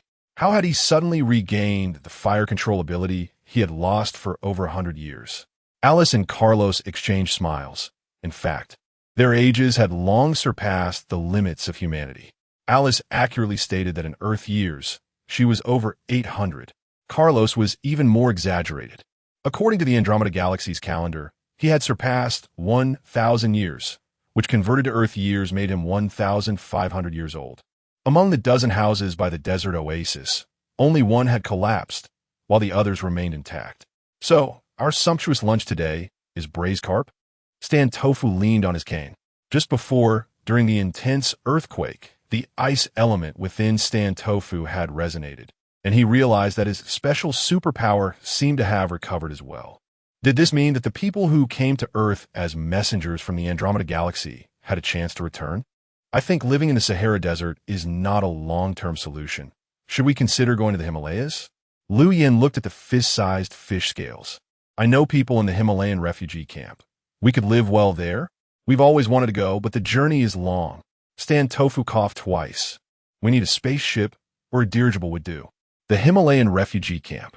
The strong earthquake had almost turned this place into ruins, with hundreds of thousands of people, over half of whom were buried in this earthquake. The vast majority could not even find their bodies, as the severe ground subsidence created deep pits and countless cracks resembling spider webs, leaving most people trapped underground. All the residential buildings had collapsed. Coupled with the long-lasting heavy rain from the day before, it was now a muddy mess, the air thick with the smell of blood, and the ground soaked with it. There were countless dismembered bodies on the ground, heads of unnamed individuals. At the bottom of the meteorite crater, a huge crack over 500 meters wide appeared, seeming like a bottomless abyss. No one knew how deep it was. The enormous fissure split the Himalayas in two, stretching for miles, seemingly endless, as if the whole earth had been severed. This was a scam. Qin Yao smashed her foldable laptop onto the ground. The computer displayed that the seismic wave energy no longer existed, and the earthquake, like a heavy rain, would surely dissipate. How could it suddenly happen again? Like Qin Yao, I was also frustrated. His earthquake detection system had also indicated that the previously encountered earthquake would not occur. Who would have thought that after the heavy rain, such a massive earthquake would come, leaving everyone helpless, like fish on a chopping board, silently enduring and resigning to fate? Feng Su was also silent. Dr. Feng Yaohui's assertion was correct. This was merely a baptism and choice of fate. Throughout, Feng Yaohui had kept the impending massive earthquake a secret. This is just too terrible. Fang Su muttered to himself. Feng Yaohui's eyes were calm. I have said long ago that this is a choice of human fate, survival of the fittest, natural selection. This is not the most terrifying part. If we follow the language in that little girl's painting, the next step will be that the Earth will be occupied by the insect race. And our brains and spinal cords will be drained by these insects. We have no way to resist them. Our only hope is to leave Earth in a spaceship. Just then, Zhao Ruizong and Lu Hong walked into the house, spacecraft one after the other. Lu Hong scanned the crowd, her gaze landing on the weary face of Feng Yaohui, Dr. Feng. Kitahara Chia and Francis Park are already waiting in the round-table conference room to discuss post-disaster reconstruction and rescue. I'll go with you. Fang Su stood up from the bench. Feng Yaohui nodded slightly. Okay. Medical assistance was also being carried out urgently. The earthquake had rendered all previous efforts in the Himalayan refugee camp almost futile. More than half of those involved in the rescue were intelligent robots. Temporary medical aid tents were set up in the low-lying areas of the mountains, extending for miles, stretching as far as the eye could see. Zhou Yaohui pushed open a heavy iron door and entered the room. On this round table with a diameter of 5 meters, almost all major matters concerning the Himalayan refugee camp were decided here. Kitahara Chia had only one right arm left. His left arm had been bitten off by a two-headed spider and swallowed. Holding a cigarette with one hand, Kitahara Chia said, "You're still late. You knew a massive earthquake was about to happen and didn't notify us in advance. Today, all of us are going to dismiss you from your position as the head of the Himalayas." Chapter 39, Desert Underground Castle, the Himalayan concentration camp, is a particularly fair, just and humane refugee community. Dr. Feng Yaohui has selflessly devoted his love to those who have lost their ability to live due to Earth's nuclear radiation and need a place to stay. Ultimately, humans are still social animals. Regardless of where they come from on Earth, their skin color, or nationality, Feng Yaohui completely accepts them. I, Beiyuan Qinya, have survived great adversity and must thank you. When I was traveling outside, I struggled to find food and clothing, and my brothers and I often went hungry. You have no idea that out in the world, mice are as big as pigs. Beiyuan Qinya still smokes, exhaling blue smoke rings. But I also know that you brought me to the Himalayan concentration camp for a purpose, to use me. After all, I have weapons, tanks, armored vehicles, and my own ammunition depot. As it turns out, you were right.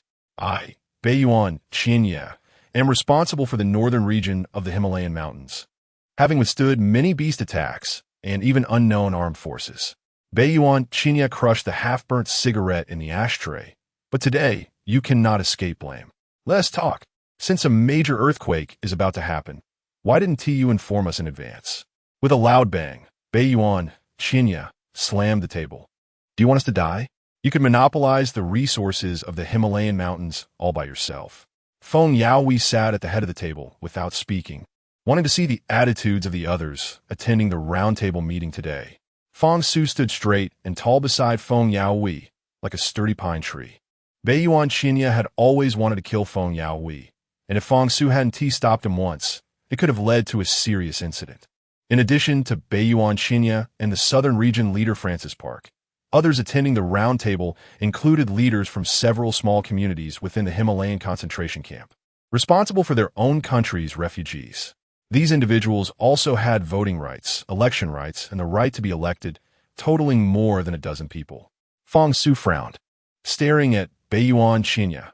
How is it that a person like you, who has done so many evil deeds, hasn't been eaten by the two-headed spider?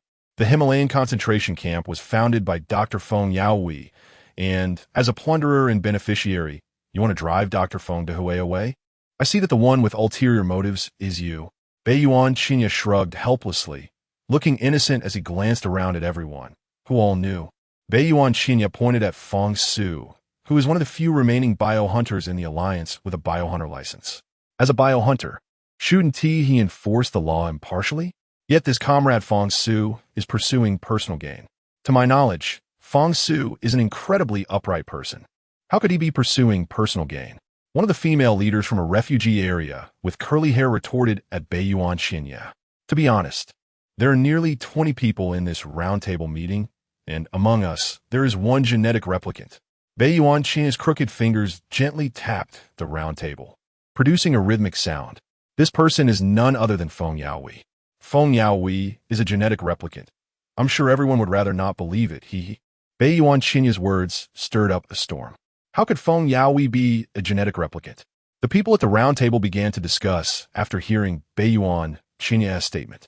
I find this impossible. From the initial design to the construction of the Himalayan mountains, after so many years, Dr. Feng Yaoi has been the chief designer and participant.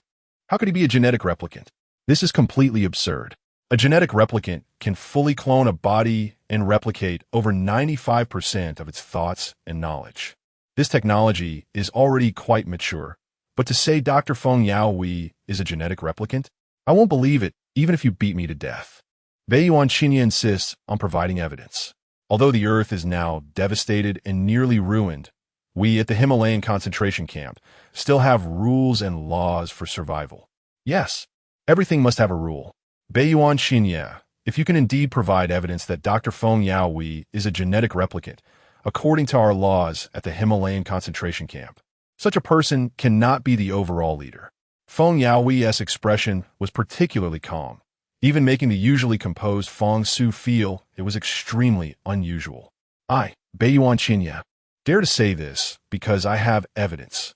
In fact, I knew this all along, but after my brush with death, I felt it necessary to clarify the truth. Yuan Qin caressed the arm that was devoured by the two-headed spider. Dr. Feng Yaoi actually died many years ago at the very beginning when the Earth Telescope project failed. During the initial conception of the Himalayan concentration camp, he had already died. The one who caused Feng Yaoi's death was a mysterious organization from the Gallic country. Because Dr. Feng Yaoi knew too much, especially about the insect planet and the fairy system's mother star, as well as the existence of extraterrestrial life on Mars. Yuan Qin spoke clearly, stating that knowing so much information one should know would certainly lead to harm. After kidnapping Feng Yaoi, the Gallic country preserved his DNA and killed the original body, creating a genetic replicant of Feng Yaoi. This microcomputer chip in my hand contains the entire secret process of the plan. Yuan Qin shook the blue chip in his hand. If anyone is interested, I can play it in public. The scene erupted into chaos again. The news that Feng Yaoi is a genetic replicant stunned Feng Su. In fact, Feng Su had given special attention to many people around him. They were neither genetic replicants nor biohumans, but he had never tested or interrogated Feng Yaoi. Golmat Feng Su, you are a righteous young man. Yuan Qin, if I am lying, I will immediately leave the Himalayan concentration camp. However, Yuan Qin paused. Feng Su, your HARL spacecraft has an intelligent measurement and control system. It can comprehensively assess whether this person is a genetic replicant or a biohuman. You can publicly test Dr. Feng Yaoi in front of us all. Feng Su's eyebrows arched, his eyes cold. Yuan Qin, you are simply talking nonsense. You. Feng Yaoi slowly raised his hand to interrupt Feng Su. Feng Su, some things are about the outcome, while others are about the process. Don't engage in pointless arguments. What do you think about this matter? Feng Yaoi instead asked Francis Park, who had been silent. The votes of Yuan Qin and Francis Park hold significant weight in the governance and leadership of the Himalayan concentration camp. Francis Park, looking refined, tall, and with a melancholic gaze, gave the impression of a psychological scholar or a theological expert. Francis Park couldn't be said to support or oppose Feng Yaoi's leadership, but he was very grateful to Feng Yaoi for allowing him to come to the Himalayan concentration camp. Dr. Feng Yaoi, I feel that the issue Yuan Qin raised seems to have no direct relation to the current environment of the Himalayan concentration camp. I think we have suffered from a severe earthquake disaster, and post-disaster reconstruction and emergency rescue, as well as medical work, are extremely important, rather than the issue of competing for leadership. The Himalayan concentration camp is now on the brink of collapse. Francis Parker's melancholic gaze swept over the crowd. And I feel that even if Dr. Feng Yaoi is truly a genetic clone, what impact does that have on those of us present? We have lived here happily and joyfully for so many years. Shouldn't we be grateful to Dr. Feng Yaoi? Shouldn't we be grateful for this Himalayan concentration camp located within China? Shouldn't we be grateful for this great country? Clap, clap, clap. Francis Parker's words elicited applause from the vast majority of those attending the roundtable meeting. The thunderous applause persisted for a long, long time, lasting over a minute. Kitahara was left with only one arm, and Fang Su didn't know if he really wanted to applaud or not. Standing behind Kitahara, Staniv stared intently. Beside him, Jin Yushi was applauding. Kitahara turned around cutely, raised her hand, and slapped Jin Yushi's face, leaving her disheveled. "You little traitor, if you weren't sick. I would have dealt with you long ago."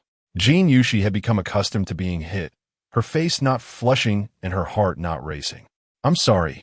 Today, the heads of various districts are present, and the backbone personnel of the Himalayan concentration camp are also here." Feng Yaoi still wore that expression on his face, calm and unperturbed, showing no signs of tension or even a hint of pain. "Now I officially announce that the Himalayan concentration camp no longer exists. The earthquake has destroyed 97 of our buildings on the surface. Our power system has collapsed. All pipelines of our drinking water system have shattered. Catering and entertainment facilities are minimal, and hospitals have all been buried in the ruins. Our instant and frozen food can barely sustain our survival for half a month at most." Feng Yaoi pointed out the mysterious white stone monument that had fallen from the sky outside the window. This mysterious white stone monument was prophesied by a little girl many years ago. I can responsibly tell everyone now that I am not exaggerating. This is a signal from an alien civilization wanting to step onto our Earth. Kitahara was right about part of this. There are indeed intelligent civilizations on insect planets, Mars, and even the mother planet of the Andromeda Galaxy adjacent to our Milky Way. I have already found solid evidence of this, and there has been some communication across time and space with them. The code I possess that deciphers the speed of time and space has already been taken by the Gallic Nation as a top secret. However, this thing is not particularly mature, and I do not know if the people of Gallic Nation are still alive. Kitahara smiled and looked at Feng Yaoi. "My respected Dr. Feng, you really know how to change the subject, don't you? We don't want to talk about these things today. We are discussing why this disaster happened, and why you knew in advance without informing us. We did detect this major earthquake beforehand, but later the seismic wave signals disappeared, indicating that such an earthquake would not happen again. We did not inform everyone. Would notifying everyone mean letting them stand in the rain?" Feng Yaoi then said, "The continuous rain is not ordinary rainwater, but acid rain with a very high pH value. I think there is no need for me to say more. The disaster has already arrived. This is just the beginning, and even greater and more terrifying disasters are yet to come. With the current technology and weaponry we possess, we cannot possibly contend with it." A slight smile finally appeared on Feng Yaohui's face, and in fact, "I have long wanted to resign from the position of head of the Himalayan concentration camp. Today, taking this opportunity with everyone present, I officially announce that I will be leaving the Himalayan concentration camp soon. I wish you all good luck." Feng Yaoi stood up from the bench and gently pushed it back. Fang Su could no longer hold back and shouted loudly towards Feng Yaoi, "Dr. Feng, you can't let Kitahara have things go her way. The Himalayan concentration camp is our only hope. Hope. Without hope, the greater the hope, the greater the disappointment." Feng Yaoi took steady steps and left. "Hey, genetic clone, you just leave like this? Don't you want to see the entire process of your creation from nothing?" Kitahara teased Feng Yaoi with a grin. "Who cares?" Feng Yaoi smiled faintly and said, "I hope you can achieve eternal life in the Himalayan concentration camp." Fang Su followed Feng Yaoi out of the roundtable meeting. "Dr. Feng, with you leaving like this, the Himalayan concentration camp will really belong to Kitahara. It is no longer safe here. Fang Su, we can only go to other places suitable for our survival." Fang Su looked at Feng Yaohui's confident eyes. "Dr. Feng, are you hiding something from me? Will extraterrestrial intelligent life really descend upon Earth? Then why didn't they come when Earth was thriving?" Fang Su was filled with countless questions, and he believed very much in what Feng Yaoi said. Feng Yaoi wore a ghostly smile, a smile that made Fang Su feel somewhat uneasy. "It's very simple. You can ask about the extraterrestrial intelligent life that is about to arrive. Sahara Desert." Alice held sand in both hands, facing the wind, letting the sand slowly slip through her fingers. "I love sand. Lu Yen was particularly curious about the situation in the Himalayan concentration camp. Alice, when can we go to the Himalayan mountains? As far as I know, there are hundreds of thousands of people living there.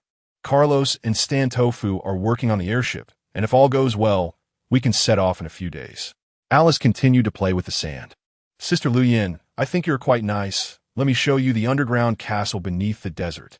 You must keep it a secret. Chapter 40. The quality energy equation, a castle underground, or a castle built beneath the desert. Lu Yen furrowed her brows. This little girl, Alice, is indeed quite eccentric. How could there be a castle under the sands and dunes of a desert? The most scarce resource here is water, making an underground castle impossible. Even now, in a highly developed technological civilization on Earth, there would be no depiction of an underground castle in a desert in films or literature. It is simply unfeasible. In the past, many countries tried to construct underground cities beneath deserts, all of which ended in failure. The difficulty of building cities under the desert is no less than that of constructing underwater cities. Underwater cities have abundant water and food resources.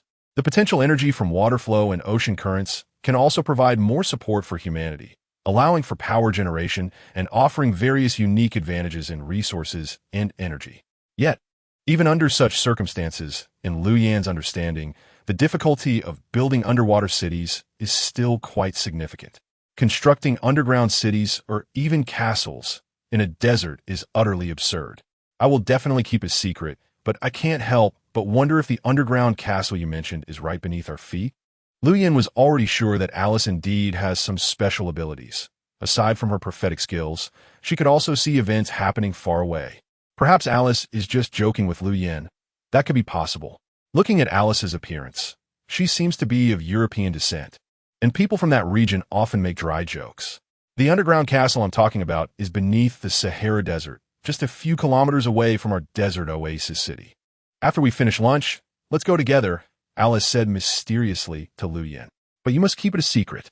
If Karost and Mr. Stantoff find out, they will definitely scold me. For some reason, I trust you immensely the moment I saw you, Sister Lu Yen. Actually, we are not from Earth. Do you believe that? Lu Yen looked at Alice with a puzzled expression, not fully understanding. If it were a time of peace, Lu Yen might even think Alice had two options, one being a psychiatric hospital to check for schizophrenia, and the other being to be secretly hidden away by the Gallic Nation for research on this girl with peculiar abilities who talks nonsense. Lu Yen regarded Alice simply as a girl in the early stages of love. After all, she was only around 16 or 17 years old, right? Let me guess where you are from. Lu Yen mimicked Alice's posture and entered a meditative state. Suddenly, she opened her eyes and smiled. I think I guessed it. You are Martian. Many believe Martians are the inhabitants of the Earth's core, while some scientists and scholars think that within Mars, located in the habitable zone of the solar system, there also exist Martians. Alice giggled. Sister Lu Yen, that's quite a big joke. Mars once had civilization, but it is merely one of the colonies of interstellar civilization. There are many such planets in the Milky Way, and even more in the distant Andromeda galaxy. It's not surprising at all. Seeing Alice speak so confidently, Lu Yen asked, then tell me, what do Martians look like? Have you seen them? I haven't seen them. Planetary civilizations ultimately lead to destruction when they reach a certain point. If one wishes for long-lasting development, a star is a better choice. Alice spoke freely. In fact, whether in the Milky Way or the Andromeda galaxy, the ultimate destination of the universe is the same place, just with different lengths of time. All the so-called civilizations, in my view, are meaningless because throughout the long history, all civilizations experience cycles of destruction, rebirth, and rebirth again. The only thing that doesn't get destroyed seems to be destruction itself. Alice's words contained profound philosophy, making Lu Yen wary of underestimating this little girl before her. Generally speaking, it is rare for someone her age to articulate such thoughts. What is the secret of Earth? What is the fate of Earth? Why do so many people live on Earth? These questions had troubled Lu Yen for a long time, and she was curious about Alice's insights. The secret of Earth is actually quite simple. Humanity has never left the solar system. They have merely explored the edges of it. Compared to the Milky Way, the solar system is too small and the entire Milky Way is blocked by the cosmic wall. The cosmic wall is like a mirror. We can never see what lies beyond it. As for why so many people live on Earth, the answer to that question is very obvious. But I can't tell you right now. Alice fiddled with a model in her hand that resembled an abacus. As for the remaining question, what is the fate of Earth? I can answer that the fate of Earth is destruction, which often signifies rebirth. Alice made a gesture for 9 and drew 9 circles in the sand, representing Earth. This is entirely my prophecy. The Earth we live on now, beneath these deserts, is precisely the 9th Earth. To be more precise, the Earth we currently inhabit has gone through cycles of destruction and rebirth, making it the 9th reborn Earth. Every destruction is for the sake of rebirth. The 9th Earth? Luyan had never heard this viewpoint before. It sounded like a myth. She didn't believe it at all, because Alice's claims lacked evidence. Her words seemed entirely based on her imagination. Science requires serious theories for validation. Lunch is ready. Kerost waved to Lu Yin from a distance, smiling. His affectionate gaze made Lu Yin feel a bit shy. For some reason, she found it easy to be captivated by Kerost's gaze. She had no resistance against it. This young, handsome, and energetic guy had a gaze that seemed almost magical. Let's go, Sister Lu Yin. I've talked a bit too much today, but what I said might be true. By the way, Alice whispered to Lu Yin, many years after the interstellar era, though I can't calculate the specifics. The entire solar system will be drawn into the depths of the universe by a supermassive star. In the end, not just the solar system, but even the entire Milky Way, all the mass, speed, angular velocity, energy, and so on of celestial bodies will be compressed by this star. After a certain amount of time, it will lead to the Big Bang. The universe has a perfect symmetrical shape. It is like a mirror. The mass-energy equation E equals mc squared, where the speed of light is 30 kilometers per second, which can circle the Earth 7.5 times in length. This formula only applies to the Milky Way. If we leave the Milky Way, the mass-energy equation will become E equals mc to the 9th power. The level of cosmic civilization must transcend Earth and Mars. Space can be completely compressed, and the concept of time does not exist. The traditional concepts of temperature and mechanics are all overturned. In that world, the only thing that exists is mass. The people on Earth think about breaking through the Earth's core, which is utterly absurd. It is akin to a suicidal act. Many people on Earth have migrated to the moon, yet they never consider that there might be other things in the moon's underground center. Mars is merely another planet, a place from which interstellar immigrants have fled. The 9th power. This is also the reason why the Earth is now called the 9th Earth. But don't worry. Alice gently clapped her hands, cleaning the sand from the gaps between her fingers. By then, who knows where we will be? Even the ashes may have disappeared. Perhaps the remnants have been eaten by the fish in front of us, and even excreted. Lu Yin began to take a serious look at this magical little girl. The astronomical knowledge she possessed was far beyond what someone her age should know. Even if she was making things up, there was still some basis for her words. Much of what Alice said had broken the current norms, especially the mass-energy equation. Alice, are you talking nonsense again? Stanford smiled kindly at Lu Yin. Dr. Lu Yin, you must not be deceived by this little girl in front of you. 11 out of 10 things she says are false. Stanford handed Lu Yin a large bowl with lace. Did Alice tell you that the Earth has been destroyed 9 times, and that this Earth is the 9th after rebirth?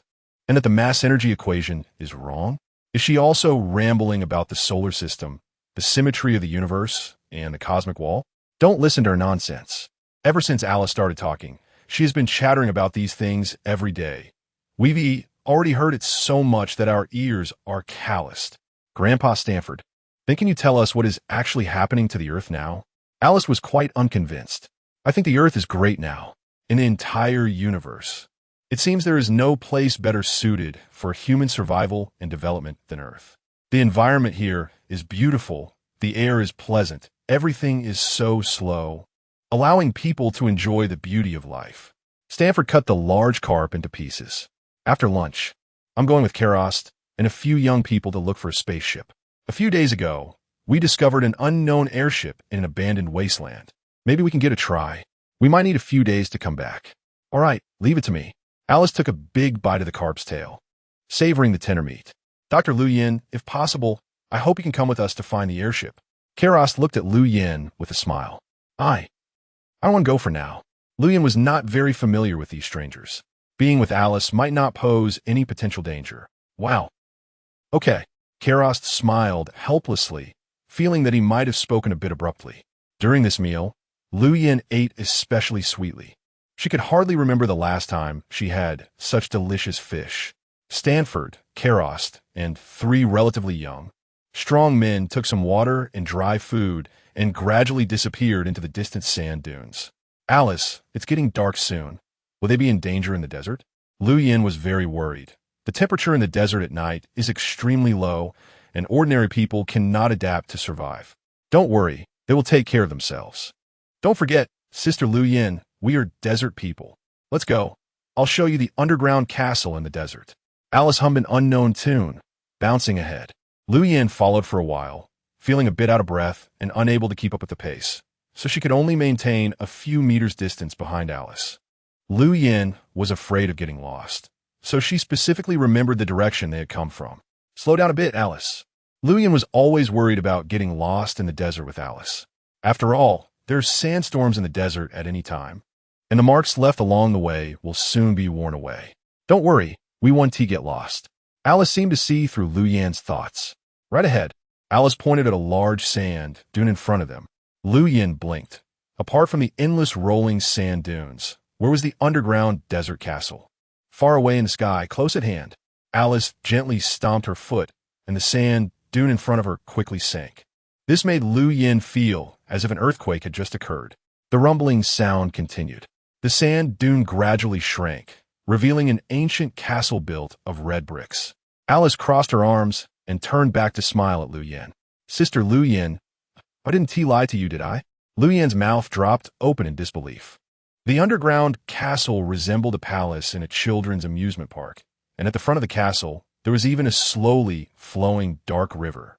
Except the water was a terrifying red color. The castle palace had water routes and land routes, with bridges and pathways. Floating in the sky were airships, and the castle looked like a mausoleum palace buried deep in the underground desert. The sand dunes stopped shaking, and everything returned to calm. Let's go, Sister Lu Yin. I'll take you to see it, but you must not tell anyone. This is our desert people's secret. Alice extended her pinky finger. You must make a pinky promise with me. I promise not to say anything. Lu Yin also extended her pinky, locking it with Alice's, and they exchanged smiles. Seeing the underground castle beneath the desert, Lu Yin could almost believe that she was not on Earth, but in another mysterious place. A different dimensional space? A parallel mirror universe? Or had she entered a time reversal to a time on Earth that had no historical records? Let's go. Alice tightly grasped Lu Yin's hand and leaped from the high sand dune. The feeling of weightlessness and uncontrollable falling made the panicking Lu Yin scream. Sister Lu Yin, don't be nervous. The gravitational acceleration is getting smaller. We will land very smoothly. Alice comforted Lu Yin. Sure enough, as Alice said, along with the descent, Lu Yin gradually gained control of her body. This state felt somewhat weightless, but the blood didn't rush to her head, and her face didn't swell. It felt very nice. Isn't it fun? Alice mischievously smiled at Lu Yin. The red river in front of them flowed like a gentle stream, appearing to be about a foot deep. The red stream made Lu Yin feel extremely uncomfortable. Alice directly walked through the red stream. It's okay. The water won't wet your clothes or shoes. The molecular structure of the water here is very special. It's not H2O, but, well, forget it. You wouldn't believe me anyway. Lu Yin tentatively put her foot into the red stream, feeling the resistance of the water, but when she lifted her shoe again, there was not a single water stain. Chapter 41. White Cosmic Flame. The underground castle located beneath the Sahara Desert has existed for more than a century. When these messengers from the Andromeda Galaxy arrived on Earth, they immediately began constructing a dark underground castle beneath the Sahara Desert, using technology and construction concepts that are completely different from those on Earth. The entire underground castle operates within a floating spatial technology. The core of this technology is a burning white cosmic flame, which provides the source of all power and energy sufficient to sustain the underground castle beneath the Sahara Desert. All the facilities and equipment in the underground castle, as well as rivers, airships, road surfaces, and bridges, are closely related to this burning cosmic flame. According to Stantoff and others who came to Earth from the Andromeda Galaxy's home planet, this burning cosmic flame can sustain the castle for a maximum of 100 years. But even now, 100 years have quietly passed, and the underground castle continues to operate perfectly. These Earth messengers from the Andromeda Galaxy have almost ceased to live in the underground castle, as its lifespan is only 100 years. And the burning cosmic flame is nearly extinguished. When this cosmic flame goes out, that'll be the moment the desert underground castle disappears. This marvelous technology, even Alice does not fully understand. Alice only knows that this burning cosmic flame comes from a remarkable singularity on the mother planet of the Andromeda Galaxy, containing vast amounts of dark matter and vacuum energy. Some special groups on the Andromeda Galaxy's mother planet have mastered the technology to convert dark matter and vacuum energy into light, electricity, heat, and other forms of mechanical energy and potential energy for buildings. Lu Yin finds incredible. Clearly, there is a red river in front of her, and she can even hear the sound of flowing water, but her calves and shoes pass through the red river. And her clothes and socks have no water stains at all, which defies scientific logic. Lu Yin gazes at the magnificent underground castle. They're completely beneath the desert, yet they can still feel the warm sunlight and brightness, which confuses her greatly. Alice, did you build this underground castle beneath the desert? If that's the case, then you desert people are truly amazing. Lu Yin hesitates and says, if I'm not mistaken, you might be the smartest people on Earth. With such technology, building an underwater city would be a piece of cake. Alice shyly smiles, and doesn't he reveal too much to Lu Yin? Sister Lu Yin, to be precise. We don't even know who built this underground castle. Perhaps it was an alien civilization. Anyway, after the failure of the Earth telescope program, massive nuclear radiation filled the entire Earth. We were left with no way out and came to the Sahara Desert. Initially, there were nearly 50 of us, but with deaths and injuries, we took refuge in the dark underground castle and survived. When we eventually emerged from here, we miraculously found that the nuclear radiation levels around the Sahara Desert were very low and had completely adapted to human survival. Lu Yin does not doubt Alice's explanation. She can't believe that such a large-scale, even splendid underground dark castle beneath the desert could have been built by just a few dozen people in a short time. However, Lu Yin has one major question. Earlier, they could see the sand dunes descending, revealing the underground dark castle beneath the desert. But now, looking up at the sky, she can still feel the sunlight shining down. Her body's instinct tells Lu Yin that they are currently beneath the desert. Lu Yin points to the sky. Are we currently above the surface of the Sahara Desert or below it? Alice bursts into giggles at Lu Yin's words. Sister Lu Yin, of course we are below the desert. Actually, what you just saw was all an illusion. It was all fake. Alice pulls Lu Yin's hand and skips along the red brick steps of the underground castle, taking one step at a time. Motion is absolute, while rest is relative. You should agree with this theory, right? Just like the philosophy in China, such as the I Ching. There is nothing in this world that is eternally unchanging. If there is, it should be change itself. Change itself is the only eternal constant. What you saw earlier, the sand grains surging and the entire desert sinking below the horizon, was actually just relative because your reference point should be the distant trees or the horizon in front of you. In reality, we have been sinking all along, and the desert remains the same. Now we're located beneath the Sahara Desert. Regarding Alice's explanation, Lu Yin remains skeptical. As a PhD, she struggles to comprehend it. Sister Lu Yin, the largest castle ahead originally belonged to Grandpa Stantoff. The green castle next to it belongs to Carlos, and the red, oval-shaped small castle behind it is where I live. Alice enthusiastically introduces Lu Yin to the underground castle. Through Alice, Lu Yin becomes familiar with the underground castle beneath the Sahara Desert, concluding that she must have truly lived here before. Lu Yin feels an added sense of mystery about Alice and her group. These people are definitely not as simple as they appear on the surface. Lu Yin still doubts that she is on Earth. Perhaps from the moment the spaceship disintegrated, she inadvertently entered another time and space.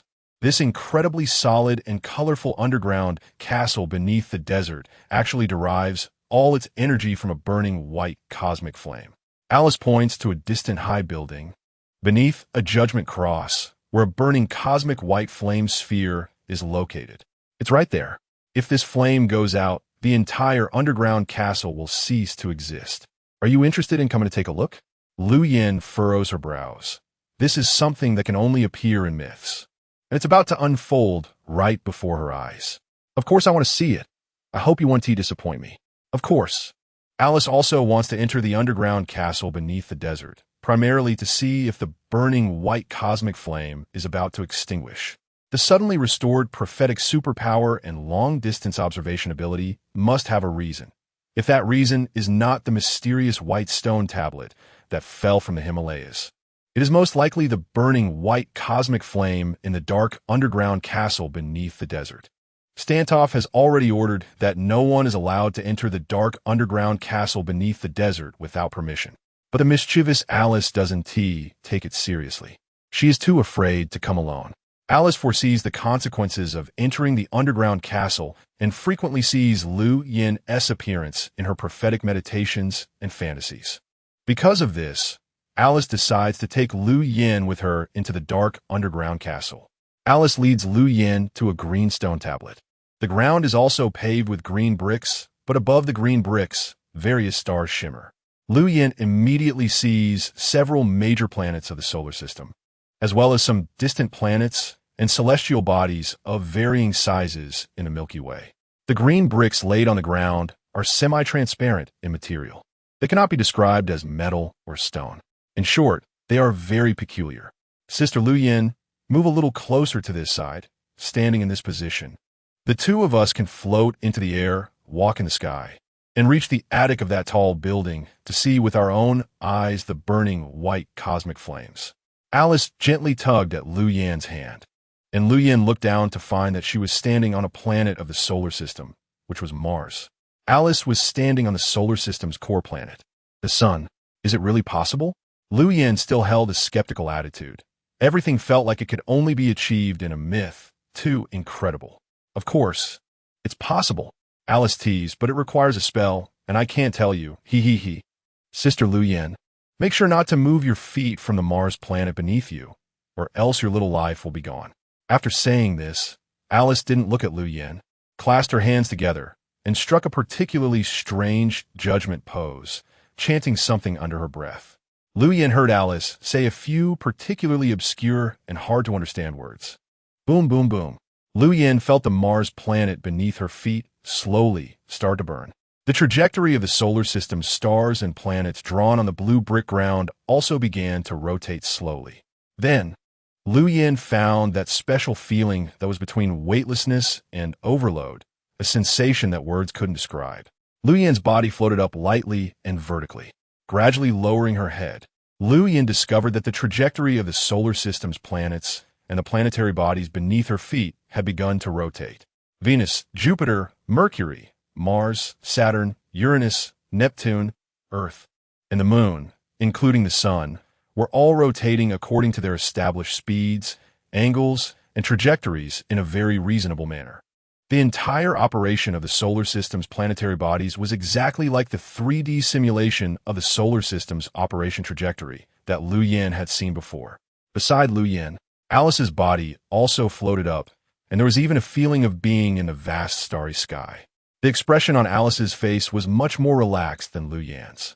Fortunately, I can use this, and we'll soon be able to see the burning white cosmic flames. Lu Yin had a bit of acrophobia and tilted her head to look down. She was nearly 10 meters away from the blue brick ground she had just been on. The distant tall buildings seemed close at hand, yet utterly unreachable. Lu Yin was a bit pale with fright and couldn't help but grab Alice's hand. Are we going to fall? Of course not. Alice opened her mouth wide, and the blue brick ground below was already blurry. Sister Lu Yin, actually, the principle of this thing is very simple. You see the blue bricks on the ground. They're a special material that our Earth's cosmic civilization level cannot possess. On the blue bricks, they're drawings of the solar system, the Milky Way, and the trajectories of various star systems, including the fairy galaxy. This is actually a form of advanced cosmic civilization. They can utilize the forces between various star systems and planets. This force, we Earthlings call it gravity. However, in other star system civilizations, many people refer to it as a manifestation of vacuum energy. Whether it's a star or a planet, they both contain a tremendous amount of energy. The distance between them in space, as well as the composition of the planets, mainly involves the mutual mass of the planets and their rotational angular velocity, the periods of rotation and revolution, and so on, all of which are calculated meticulously. Under such circumstances, it forms a very concealed, energy-conserving Dyson sphere. Of course, we cannot see this while on Earth to understand these things. We must at least detach from the object itself, just like two trains moving in the same direction at the same speed. If we use the train as a reference point, the other train is actually at rest. But if we take a fixed tree on the ground as a reference point, both trains are in motion. Alice became more and more excited as she spoke. So if we really want to see clearly this energy-conserving Dyson sphere, or even utilize it, we need to leave Earth.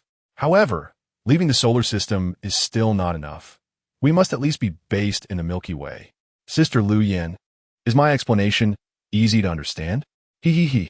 Lu Yin felt as if she had been struck by a bolt of lightning, completely dumbfounded. Could this 16-year-old girl named Alice really be only 16? The knowledge she spoke of was entirely from a perspective beyond Earth. Lu Yin understood some of the content. The reason she and Alice could stand on the blue brick surface and rise steadily was entirely due to the energy, or more accurately, the force acting between Mars and the Sun. This was amazing. Sister Lu Yin, we're almost there. Don't touch the burning white cosmic flames. Alice warned Lu Yin especially. Even if Alice hadn't said it, Lu Yin wouldn't dare. Now Lu Yin felt completely in a surreal state, more like being in a dream. Sister Lu Yin, follow me forward. Alice took a step outward, and the ground beneath her was completely void. But she felt a mysterious force pulling her feet down. Lu Yin steeled her nerves and also stepped forward. This step felt like stepping on a transparent ice surface, incredibly solid beneath her feet. Lu Yin felt as if she were walking on a transparent sky ladder, surrounded by a vast, white void. Over there, Alice pointed to the very top attic of a lighthouse-like building. Lu Yin quickly walked over. In the center of the attic, there was a burning orange-red planet. And on the orange-red planet, there was a row of particularly eye-catching symmetrical pyramid shapes. Surrounding the red planet was the white cosmic flames. Is Mars burning? Lu Yin preliminarily judged that the burning planet was indeed Mars based on its structure and color. Chapter 42. The Disaster of the Metaverse. Mars is burning. Lu Yin stared in astonishment, her mouth agape. Could it be that the names of these celestial bodies in the solar system also hold special significance? Mars was ablaze with white cosmic flames. Sister Lu Yin, I really admire you. You were able to recognize this planet as Mars at a glance. At first, I didn't even recognize it. It was Carlos who told me that this is Mars located in the solar system. Alice pointed her small finger at the burning white cosmic flames, noticing that they were burning intensely with no signs of extinguishing. Coupled with the mysterious white monument appearing in the Himalayas, it further confirmed that something significant was about to happen on Earth. The location of this event should be in the mysterious meteorite crater of the Himalayas. Sister Lu Yin, have you been to the Himalayas? Is there something special there? I even suspect that the mysterious white monument appearing in the Himalayas has an intricate connection with the burning white cosmic flames. Because before this, the underground dark castle located beneath the Sahara Desert was almost devoid of light, and the white cosmic flames providing energy were nearly extinguished. It seems that everything has taken a turn. Lu Yin listened, somewhat confused. This little girl, Alice, always managed to say some off-topic and bizarre things. From the lunar city, aboard a small spacecraft, Lu Yin indeed saw with her own eyes something resembling a white ribbon floating in the air. That must be the mysterious white monument Alice mentioned. It seems we need to take a look at the Himalayas, but we have to wait for Carlos and the others to find the airship. Alice and her companions. The messengers from the fairy star system arrived on Earth via a super light-speed spacecraft, but their ship disintegrated completely upon landing in the deep sea of Earth. As for the airship Alice spoke of, it was something these messengers from the fairy star system had created over the years using their technology and materials. This airship resembled a bizarre and monstrous flying ship, except it had no power engine. It generated propulsion through thermal energy, relying on Carlos's control over flames. An orange-red planet was burning with white flames, and from the shape of this burning planet, Lu Yin was very sure that this was Mars in the solar system. In today's highly developed human civilization, exploring Martian civilization has always been a topic for all countries. The Gallic nation has prioritized this aspect over many others, discovering a stone statue on a large plain on Mars that remarkably resembles the symmetrical structure of the Egyptian pyramids. Moreover, Mars occupies a very unique position in the solar system, and from a temperature perspective, it has the potential to host extraterrestrial civilizations. The mountain structures and surface features resembling the Egyptian pyramids further prove that civilization once existed on Mars, as neither meteorite impacts nor wind erosion could form a perfectly symmetrical stone shape. The only explanation is that there was once intelligent life here. Previous explorations by the Gallic nation revealed a particularly meaningful piece of information. Irregularly shaped stones with extremely smooth surfaces resembling pebbles were found on the hills of Mars. This fully demonstrates that there was once flowing water on the surface or shallow underground layers of the moon, which led to the formation of these irregularly shaped, smooth stones. Alice, how do you know so much information? I now feel like I'm not on Earth, but in some unknown, distant galaxy. Lu Yin gazed at the dazzling, burning, white cosmic flames. White flames are rarely seen on Earth, except in laboratories. In fact, the development of any civilization follows a process, and the artificial intelligence development of Earth has already broken through its bottleneck. Come on, Sister Lu Yin. I'll take you to the underground dark castle and show you around other places. Alice glanced at the burning white cosmic flames, and a hope ignited in her heart to return to the distant fairy star system from Earth. Surely, something magical is about to happen, although Alice cannot predict it. The next scene made Lu Yan's heart race and nearly stop. Alice stepped forward into the air, her body gradually changing from an angle of 85 degrees to 75 degrees, and finally to about 45 degrees, as if there were an invisible staircase beneath her feet. This was unbelievable. Lu Yin, swaying, also stepped down, and it turned out that her worries were completely unnecessary. Even though her body was almost at a 45-degree angle to the ground, she walked very steadily. Isn't it fun, Sister Lu Yin? Next, there are even more fun things. On Earth, there's a technology called gene replication, and the people produced this way are called genetic humans. There's also a type created through special biochemical technology, and those are called biochemical replicated humans. Alice kindly held Lu Yan's hand, feeling that Lu Yan's palm was icy cold. Sister Lu Yin, have you seen some incredible things? I want to tell you a big secret, but I'm afraid you'll leak it. If you keep it a secret, I can't tell you this secret without reservation. It has to do with the Earth Telescope program and also relates to the Gallic nation. The core issue involves artificial intelligence, nuclear weapons, and the dimensional universe, which humans have helped me call the Metaverse. For now, I also refer to it as the Metaverse. Lu Yin, as a PhD, has had some exposure to the Metaverse. It is a revolutionary network technology experience that brings an immersive experience, bridging the gap between the real world and the virtual world, with the key technology being brain-machine interfaces that achieve a perfect fusion of electronic information devices and human brain sensory nerves. The Metaverse is a bridge linking reality and the virtual. Countries around the world have been researching Metaverse technology, but the Gallic nation has obstructed this, causing many unified regional code strings of the Metaverse to become incompatible. This indirectly led to the fact that the Metaverse developed by more countries has not been placed in a safe, convenient, and open public network space, directly hindering the development of the Metaverse. Sister Lu Yin, I think right now we should sit in a CAF and have a cup of coffee while listening to beautiful music. Alice led Lu Yin to a secret door beside the underground castle, gently waved her hand for biometric identification, and the door slowly opened. What came into view was a small CAF with warm orange lighting, neatly arranged booths and benches, and the room was spotless, as if it had just been cleaned. It's a bit lacking in music. Alice still waved a gesture at the air, and the surround sound speakers began to play powerful yet soothing country music, reminiscent of a gentle brook. Let's have 2 more cups of coffee. Alice reached out to the CAF's bar and made a magical gesture. At the bar, a foreign woman in a white dress, with long eyebrows, a high nose, and blue eyes appeared. Miss Alice, 2 cups of coffee, 1 with sugar and 1 with milk. The woman in the white dress smiled and greeted Lu Yen. Lu Yen was so startled that she couldn't speak.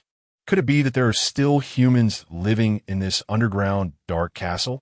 Alice held 2 cups of coffee in her hands, handing 1 cup of coffee with milk to Lu Yen. Sister Lu Yen, I know you like coffee with milk. I prefer a bit sweet, so I want my coffee with sugar. Everything here was too novel for Lu Yen, and she couldn't adapt. How did you know I like coffee with milk? Can you read minds? Alice pulled over a small stool and sat down.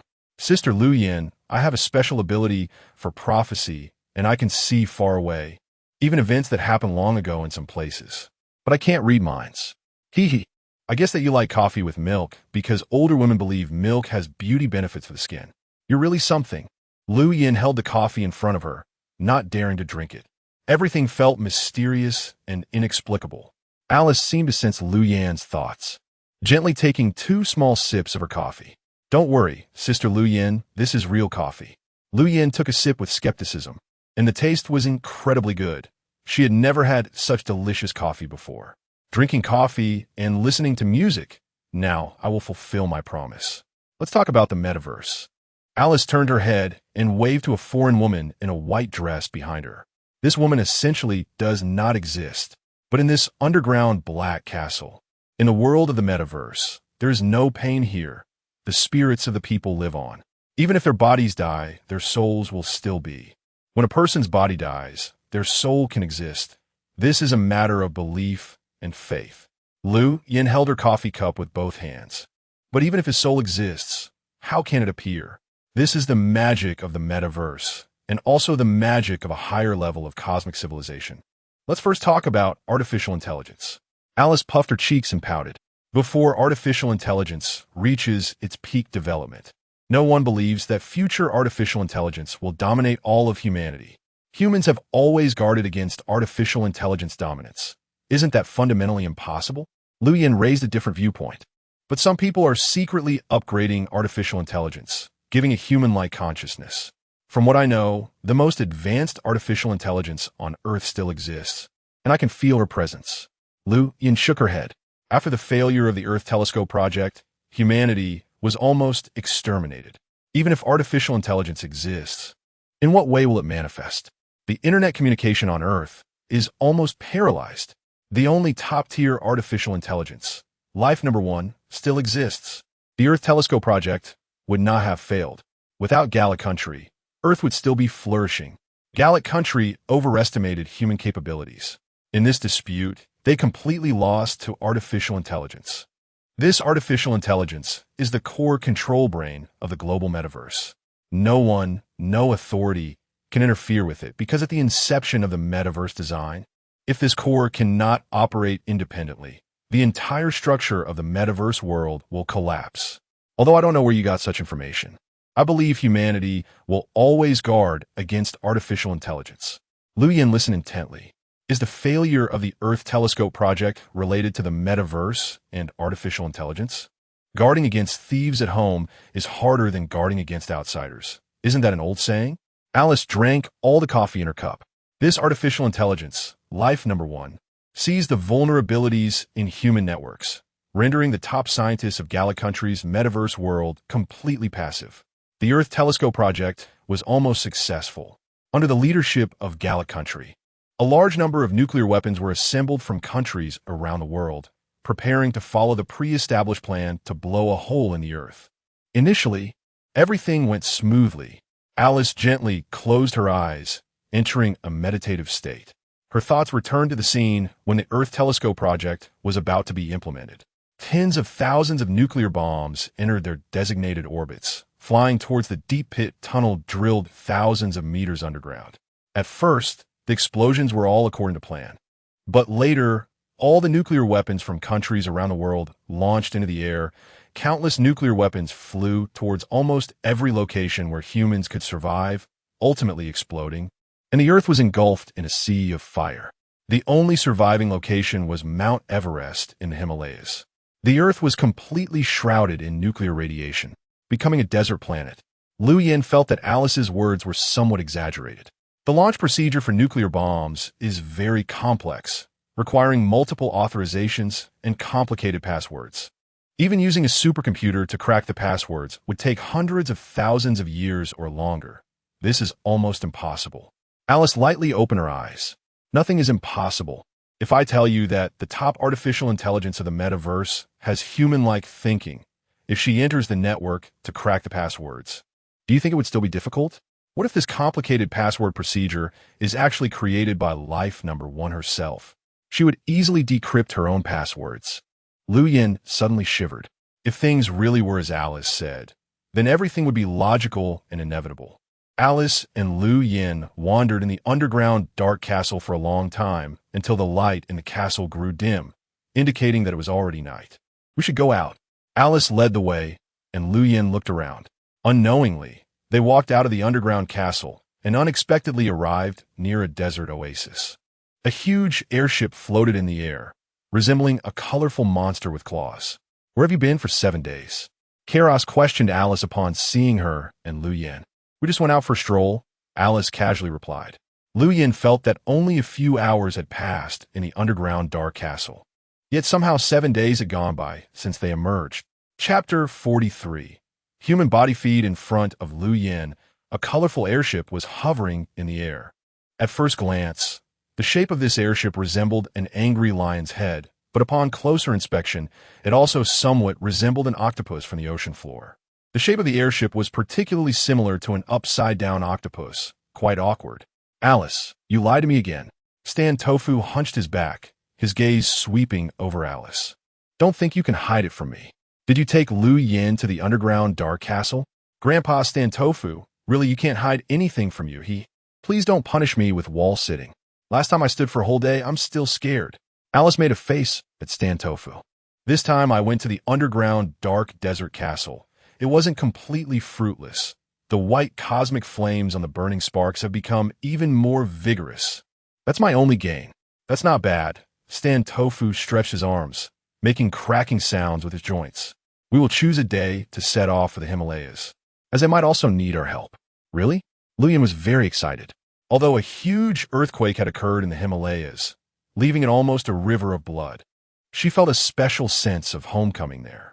The people around her wouldn't be so strange. At least there would be Feng Su and some relatively normal people. The more information Liu Yin got from Alice, the more she felt that these people in front of her were all quite abnormal. However, before we leave the oasis in the Sahara Desert, there is one thing we must do: destruction. Stan Tofu smiled slightly. We will not survive in the desert. So this desert oasis city and the underground dark castle beneath the desert must be destroyed. Destruction? Liu Yin felt even more confused. The underground dark castle was simply a miracle of architecture. How could Stan Tofu want to destroy it all?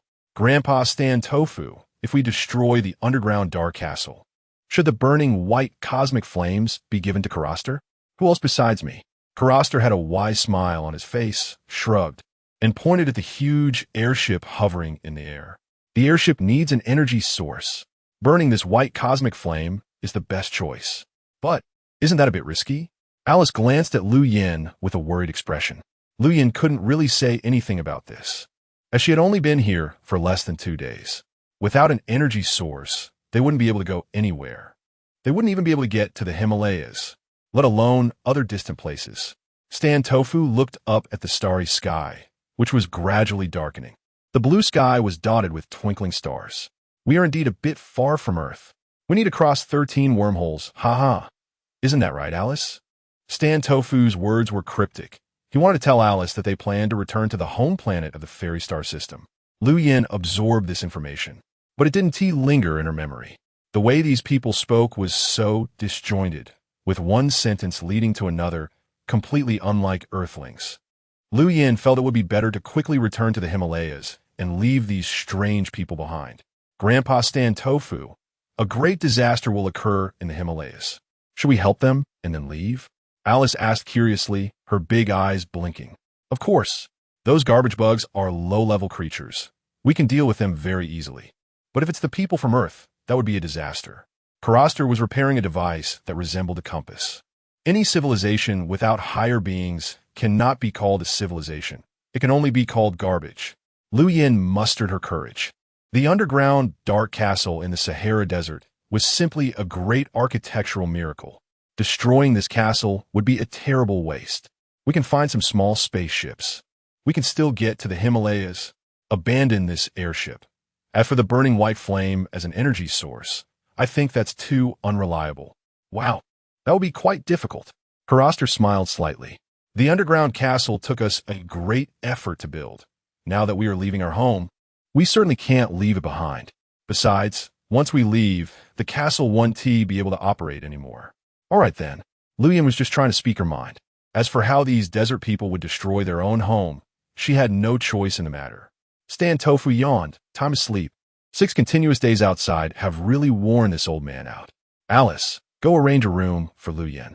If possible, we could take the airship to the Himalayas tomorrow. Okay, Grandpa Stan Tofu.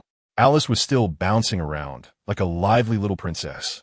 Alice pointed at a row of houses in front of them. Sister Lu Yin, where do you want to live? Lu Yin looked at the row of houses, and among them, there were 5 rooms. She pointed at the middle room. I'll live in this one. Middle-aged women truly lack a sense of security. In fact, as a woman, it is quite sad. At a certain age, skin ages, beauty fades. And one has neither a good figure nor looks, constantly worrying that men will abandon them. Alice seemed to see through Lu Yin's thoughts. I knew you would choose the middle one because there would be people on the left and right. All right then, I'll live in a room on your left. Good night. Alice smiled at Lu Yin, waved her hand, pushed the door open, and walked in without looking back. Lu Yin stood there feeling a bit awkward. The door looked strange, with no latch or lock, seemingly devoid of any point of leverage. The key issue was that Lu Yin didn't know how to open the door. Just as Lu Yin was pondering this question, wondering how the door opened, it suddenly swung open. Hesitantly, Lu Yin walked inside. The interior was relatively well-equipped. A writing desk, a long bench, a comfortable bed, and a small bookshelf. Aside from that, there was nothing else. Lu Yin touched the items in the room, feeling a very peculiar material that was somewhere between metal and wood, and she couldn't distinguish what it was made of. Lying on the bed, feeling the soft mattress and the comfortable blanket, Lu Yin felt drowsy and soon fell asleep. After a short while, Lu Yin woke up again, in this unfamiliar environment. She couldn't sleep soundly at all. As night fell, the temperature in the desert dropped sharply, but in this small room, the temperature was very standard. A comfortable 20 degrees. On the wall hung a temperature and humidity indicator, with the needle of the dial pointing to the center, indicating very comfortable temperature and humidity. This was a bit outrageous. The nighttime temperature in the desert is particularly low. This looked like an extremely ordinary small wooden house. Why was the temperature maintained so evenly? With no mind to sleep, Lu Yin sat up from the bed and observed for a long time. But she found no air conditioning vents or other heating or cooling devices. This completely contradicted the law of energy conservation. Fortunately, this small wooden house also had a 1-meter square window. Lu Yin reached out and touched the glass on the window, which felt very good. According to common sense, the glass of a small house in the desert at night should have a layer of frost on it, and the temperature of the glass should be particularly low. You can touch it with your fingers, and the temperature feels very suitable, almost the same as room temperature. After turning around for a while, Lu Yin became more energetic and no longer felt like sleeping. This desert is too peculiar, and the people here are also very unique. What Lu Yin has seen and heard is even more extraordinary. The Metaverse described by Alice, the artificial intelligence life number 1, and the various passwords being cracked, leading to nuclear weapons being launched at humanity itself. All these thoughts linger in Lu Yin's mind. She picked up a book from the shelf. It looked more like a simple drawing, presented in a patterned way, with the words below completely unrecognizable, twisted and turned, somewhat resembling a combination of Oracle Bone script and Seal script. Flipping to the first page, the illustration shows a planet that is orange-red Mars, which is burning fiercely, having completely turned into a fireball. The second page depicts Venus, surrounded by some net-like structures, seemingly having numerous space stations in synchronous orbit, continuously connected. The third page shows the vast Milky Way galaxy, and based on the shape of the illustration, one can only subjectively guess that it is the Milky Way. As for the fourth page of the book, it shows some spacecraft flying from Earth into outer space. From the fifth page onward, all the content is quite similar to the previous 4 pages. Liu Yin glanced at these books. The content of all the books was remarkably similar. Through the glass window of the small wooden house, the figures of Alice, Carlos, and Stanford appeared in Liu Yan's sight. Carlos controlled the burning white cosmic flame with both hands, looking from afar like a fire-controlling clown from circus. With this flame, we can do many things. But to return to the original place, the spaceship in the meteorite crater of the Himalayas should be our choice, Carlos said in English to Stanford. So, we must go to the concentration camp in the Himalayas, but what should we do about this woman named Liu Yin? I think Sister Liu Yin is a very nice person, Alice said in a calm tone. It's better to avoid trouble. Our secret is almost completely revealed by Alice. Liu Yin knows the secret, so we should. Stanford's kind and gentle demeanor changed, and at that moment, he appeared sinister, making a gesture as if to cut his throat. Carlos played with the white cosmic flame in his hands, the shape of the flame occasionally turning into birds, sometimes into swirling fire serpents, dazzlingly beautiful. Alice, you've told so many things, letting Liu Yin know our secret. So let this matter of killing Liu Yin be done by you. I'm both a good person and a bad person. Fine. You all see me as young and bully me, Alice said angrily as she walked away. Liu Yin felt a chill run down her spine. She wanted to escape, but this was the Sahara Desert, and it was deep night. Leaving this small wooden house meant death. She ran to the door, trying countless methods. But couldn't he open it all? Liu Yin then crazily smashed the glass, but it was futile. Sister Liu Yin, what's wrong? There's a lot of noise inside. Alice's cold face with one hand on the back holding a dagger, gently knocked on the door. Lunar City, hibernation experiment capsule. Goddard, the head of the lunar space station, slowly opened his eyes. The months of experimental journey had finally come to a successful end. According to the scheduled plan, he was awakened by the artificial intelligence computer program. Goddard's eyes slowly rotated, adapting for nearly a few minutes before he sat up slowly from the sleep capsule. Kitagawa Annan, with her red lips and extremely glamorous outfit, had long been waiting for Goddard to wake up. Now, the population living in Lunar City and the lunar space station had dropped below 10,000, as the war against the iron wire worms had turned most people into food for the worms. These iron wire worms, after genetic modification, numerous gene recombinations, and body structure transformations, became carnivorous but lacked excretory organs. They consumed human blood and flesh, and after digestion and absorption, their bodies grew larger. Now, these iron wire worms had all been collected and stored.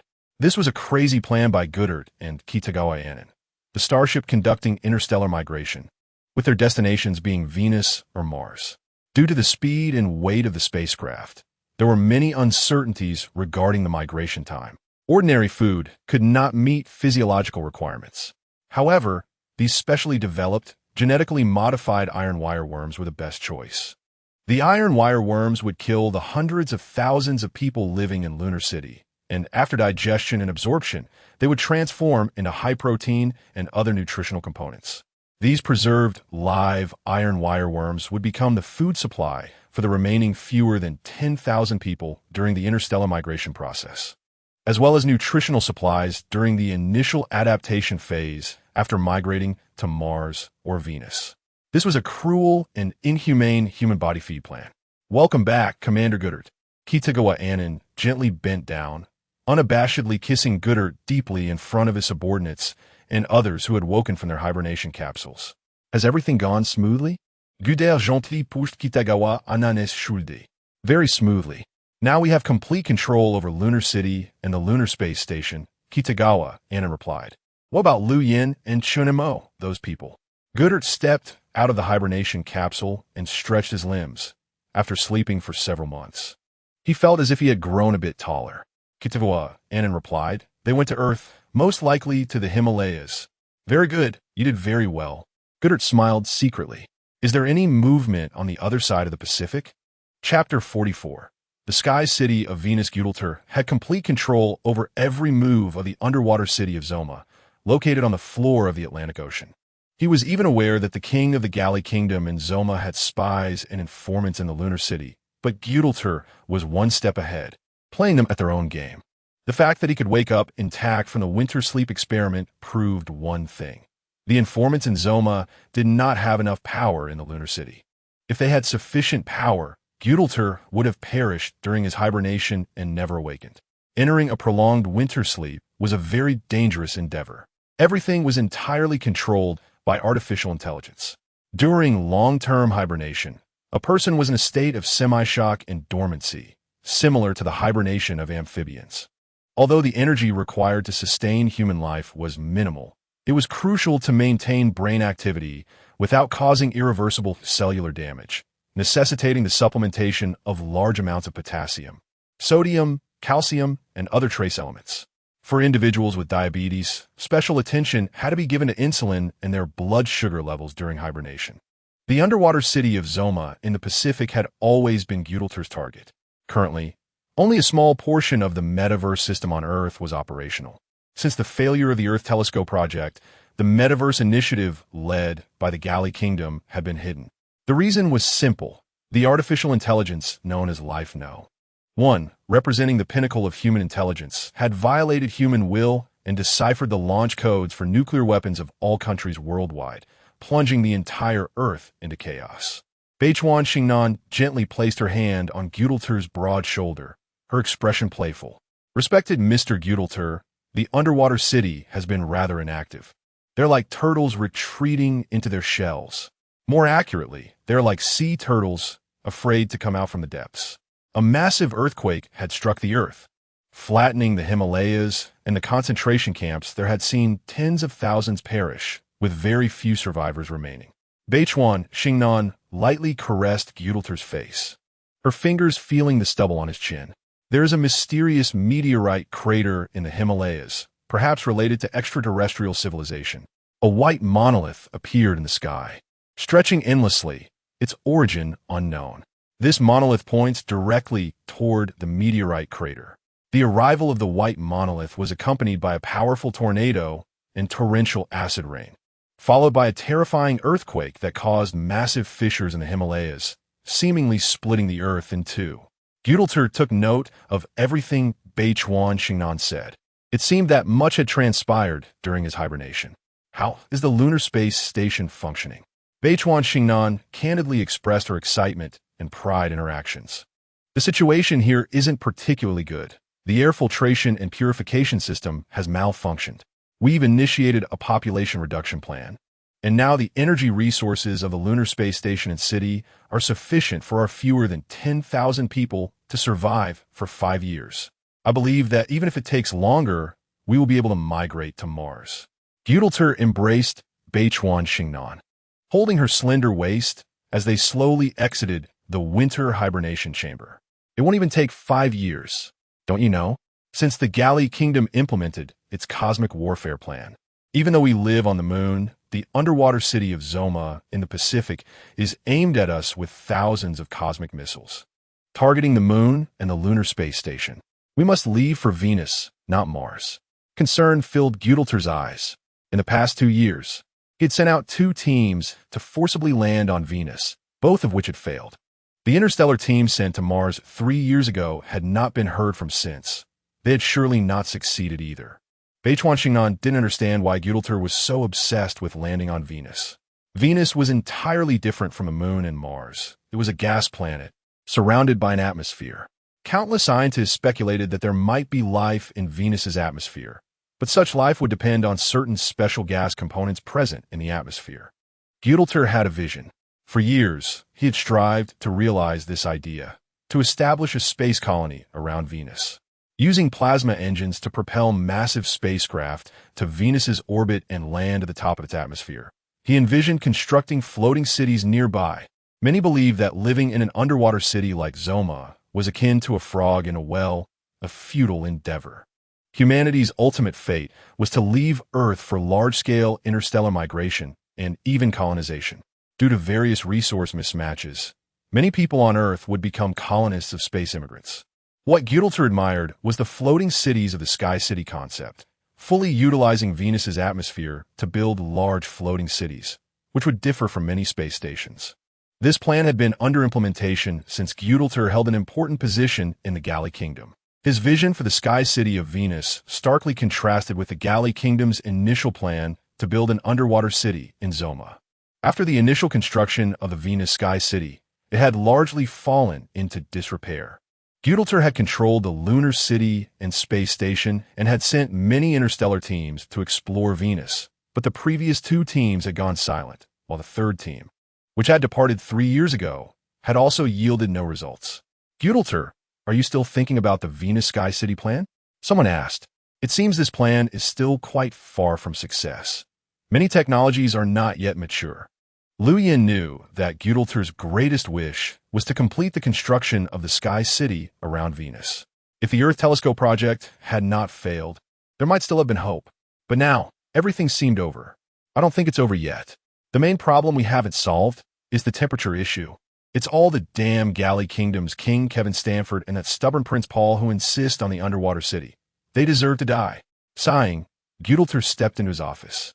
With Beichuan, Xingnan following, and closing the door behind them, Giotto sat in his executive chair, propping his feet on the desk. If we could completely occupy the underwater city of Zoma, kill Kevin Stanford and Prince Paul, I could become the king of the Gallic Kingdom. And the Venus Sky City plan could still proceed. But Mr. Giotto, right now, we can only monitor the underwater city of Zoma through satellites and communication. We can't do anything else, Beichuan Xingnan said with a resentful look. Giotto picked up the Venus Sky City plan report from his desk and examined it closely. There's a vast atmosphere surrounding Venus. By utilizing the carbon dioxide within, we can produce graphene, which can then be used to create countless building materials. This way, we could fully construct a lightweight floating city. Carbon dioxide can be directly reduced to produce graphene through molten metal at high temperatures, while electrolyzing oxygen. Once oxygen is available, it can be used as the primary respiratory gas within the floating cities of the Sky City. Oxygen can also provide breathing for humans. By combining a certain amount of nitrogen and carbon dioxide, the ratio will fully match the composition of Earth's atmosphere, thus solving the breathing problem. A large number of Sky Cities can be connected with the most advanced carbon nanoropes to form a complete regenerative sphere, which can block sunlight and absorb most of the thermal radiation, thereby lowering the temperature of Venus's atmosphere. Venus lacks a magnetic field, and Earth's magnetic field plays a critical role for survival. Utilizing graphene and various conductors to create orderly directional wires can generate a global-like magnetic field through electric currents. People living on Earth experience day and night temperature differences, with both darkness and light. The Sky City, formed by the Dyson sphere, can completely use transparent and opaque materials to control sunlight intensity, light transmission, and create temperature differences and regular day-night cycles.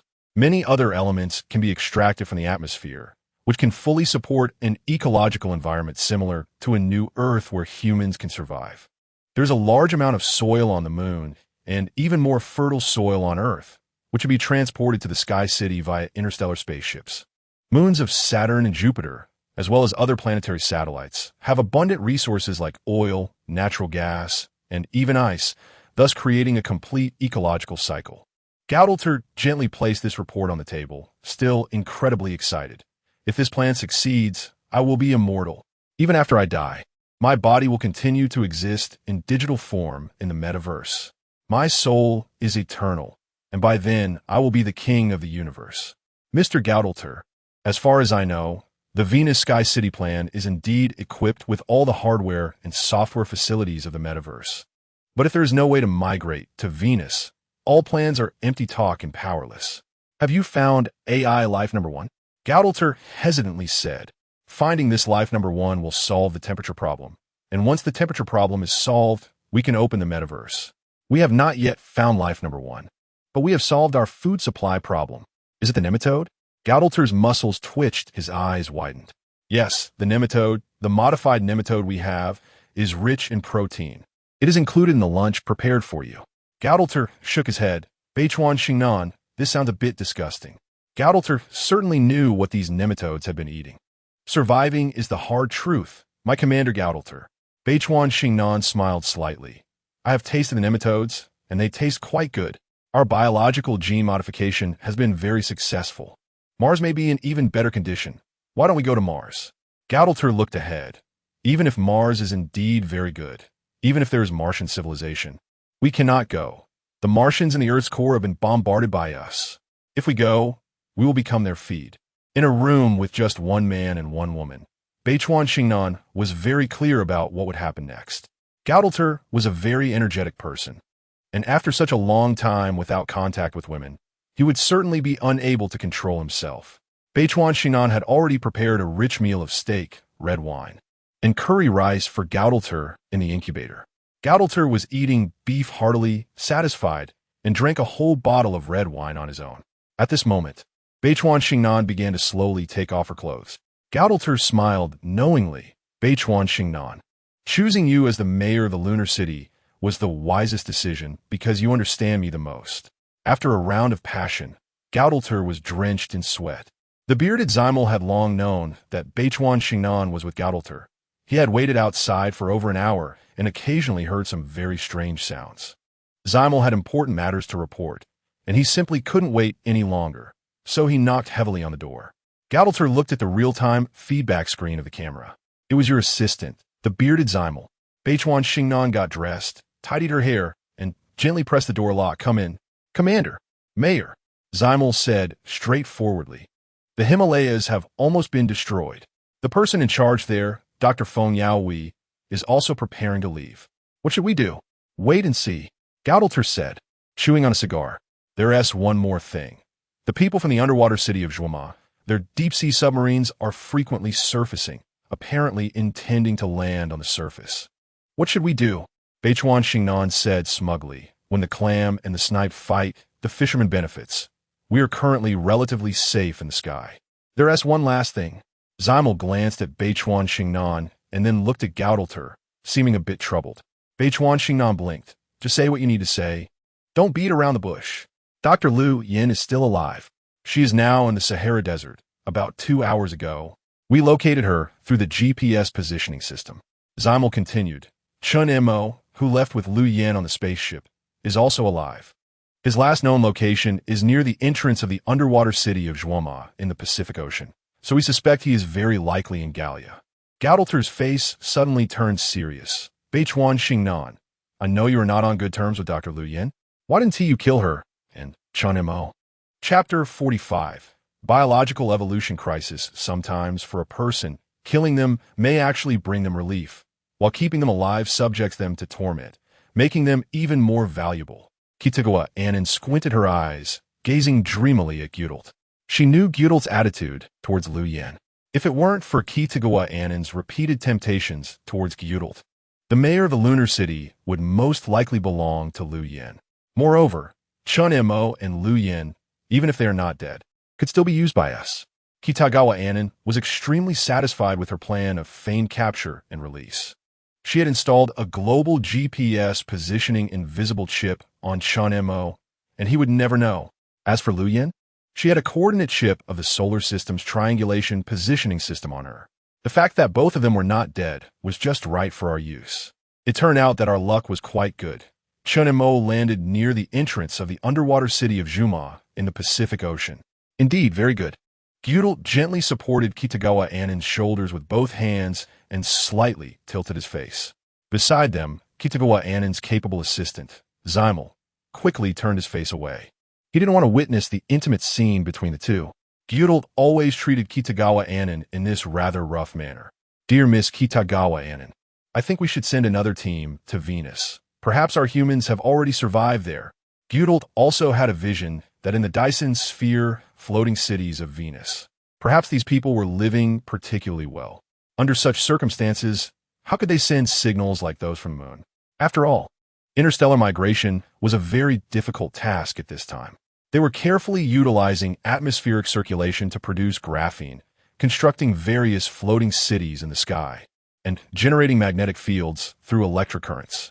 The special structure of the cities could produce day and night alternation and atmospheric elements like water and carbon dioxide, making it entirely possible to live better than in the lunar city.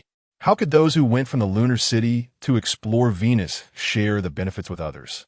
Send our fastest spaceship and attack-type intelligent robots. What I want to know is whether there are already lights in the floating cities near Venus. I understand that if there are lights in the floating cities, it means that the Dyson Sphere Sky City of Venus has been fully formed. Kitagawa Annan smiled slightly.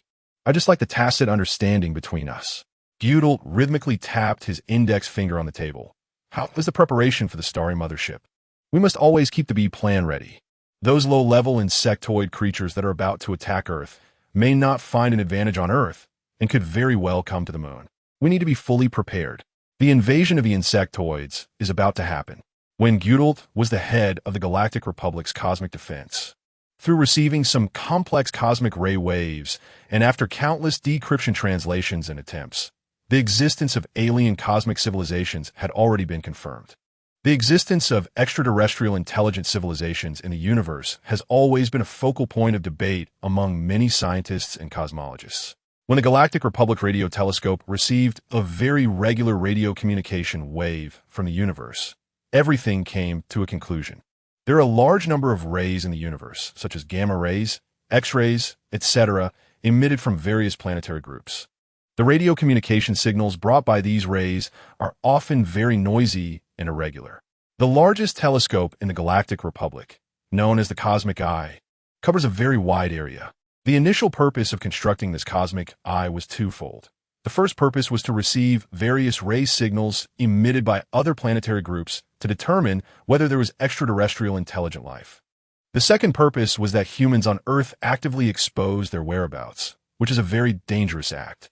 This plan was discussed countless times in the Galactic Republic's congressional proposals, and ultimately, King Kevin Stanford of the Galactic Republic implemented it with a strong hand.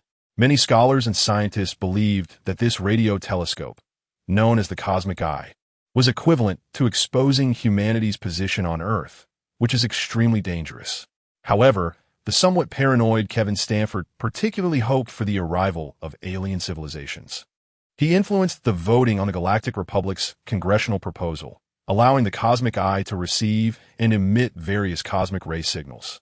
About half a year after the implementation of the Cosmic Eye, it encountered many chaotic and various cosmic ray signals, but there was one fixed frequency, a very regular radio signal, that caught the attention of everyone in the Galactic Republic. The form of this radio signal was displayed in a graphical manner on the Cosmic Eye radio telescope. King Kevin Stanford attached great importance to this, and this special shape was referred to as the insectoid of an alien planet. Based on this shape, Kevin Stanford had a secret underground base created using biological engineering and gene recombination technology to manufacture two-headed spiders, the ferocious insectoid creatures. Is the invasion of the insectoids really due to a biological evolution crisis? Assistant Zymel, beside Kitagawa Annan, frowned.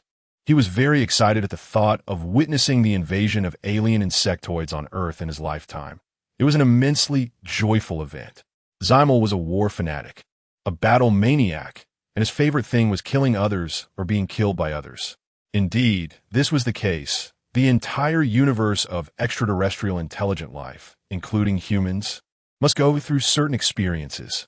The civilization of the universe has a history of over 10 billion years, while human civilization has lasted at most only 10,000 years. In the long river of history, there are only things that humans cannot imagine, but nothing that cannot happen. Gyudel looked troubled. His prediction that Earth would be occupied by insectoids would lead to Earth being renamed Insect Planet, with all kinds of insects flying in the sky, running on the ground, swimming in the water, and even amphibians would occupy the Earth. The insectoids play a crucial role in the evolution of humanity and even the evolution of the universe. All civilizations originate from a single insect. Gyudel expounded his theory that when biological evolution reaches a certain level, it will inevitably lead to outward aggression and expansion. These insectoids will occupy planets, kill all humans, and devour the current civilization of humanity.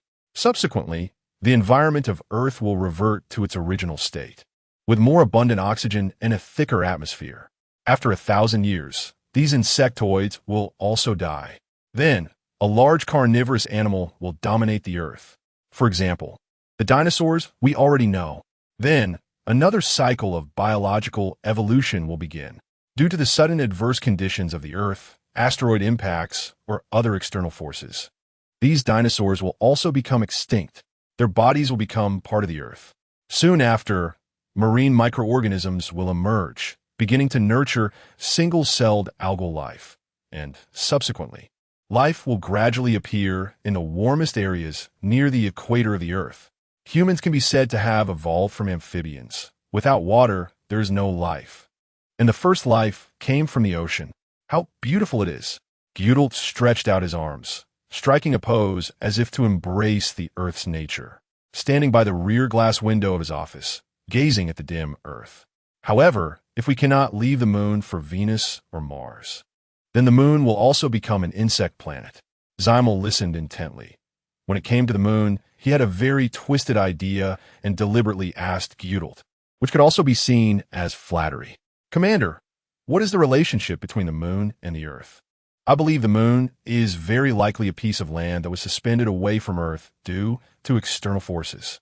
The land that was once there has completely turned into ocean. The blue and white outline of Earth is right before Gudurt's eyes. Gudrut smiled and gently patted General Samar on the shoulder, saying, I think, General Samar, the most important thing is to maintain the strength of our military force. As for the relationship between the moon and Earth, it no longer matters. Earth is about to be destroyed. I understand. Samar felt a bit frustrated, realizing he had not flattered Gudrut correctly. General Samar, you should now go and deploy the fleet of spaceships to Venus. I will only allow you 1 month at most to capture some photos of the floating cities outside Venus. I want to know clearly whether the Sky City there has the conditions for interstellar immigration, or if those who were sent in the past are now living well, enjoying good food and drink every day. Gudurt's gaze suddenly turned cold as he fixed his eyes on Samar. Samar had long been wary of Gudrut's unpredictable personality. At this moment, he could not afford to offend him and had to go along with his words. Otherwise, his head would surely be on the chopping block. I will take care of it. Samar quietly left. Akanabi Nan felt a bit stifled in the room. Regarding the sudden temperature drop that occurred when Eliza and Randall were repairing the lunar space station, she felt it necessary to report to Gudrut. Commander, something rather strange happened in your hibernation pod. Eliza and Randall, these two excellent zero-gravity mechanics and chief engineers, experienced a sudden drop in temperature while investigating the air issue during the space station repairs. Randall was frozen into an ice block. Akanabi Nan was very aware of the situation at the time. Liu Yan's conclusion suggested that it was likely an extraterrestrial intelligent life form from the blue star, who had mastered absolute zero in the universe, suddenly visiting the moon and playing a joke on Earth people. Initially, Liu Yan suspected it was an invasion by the blue star people, which I found somewhat implausible. Even if they did exist, they are 5,000 or 6,000 light years away from us. How could they come and go freely, and they did not cause any damage to the lunar space station? I understand this matter. It seems that the moon can no longer be stayed upon. We must continue to find a way. Gudrut propped his chin with one hand, pondering. As for the impending insect race, we must not stand by idly.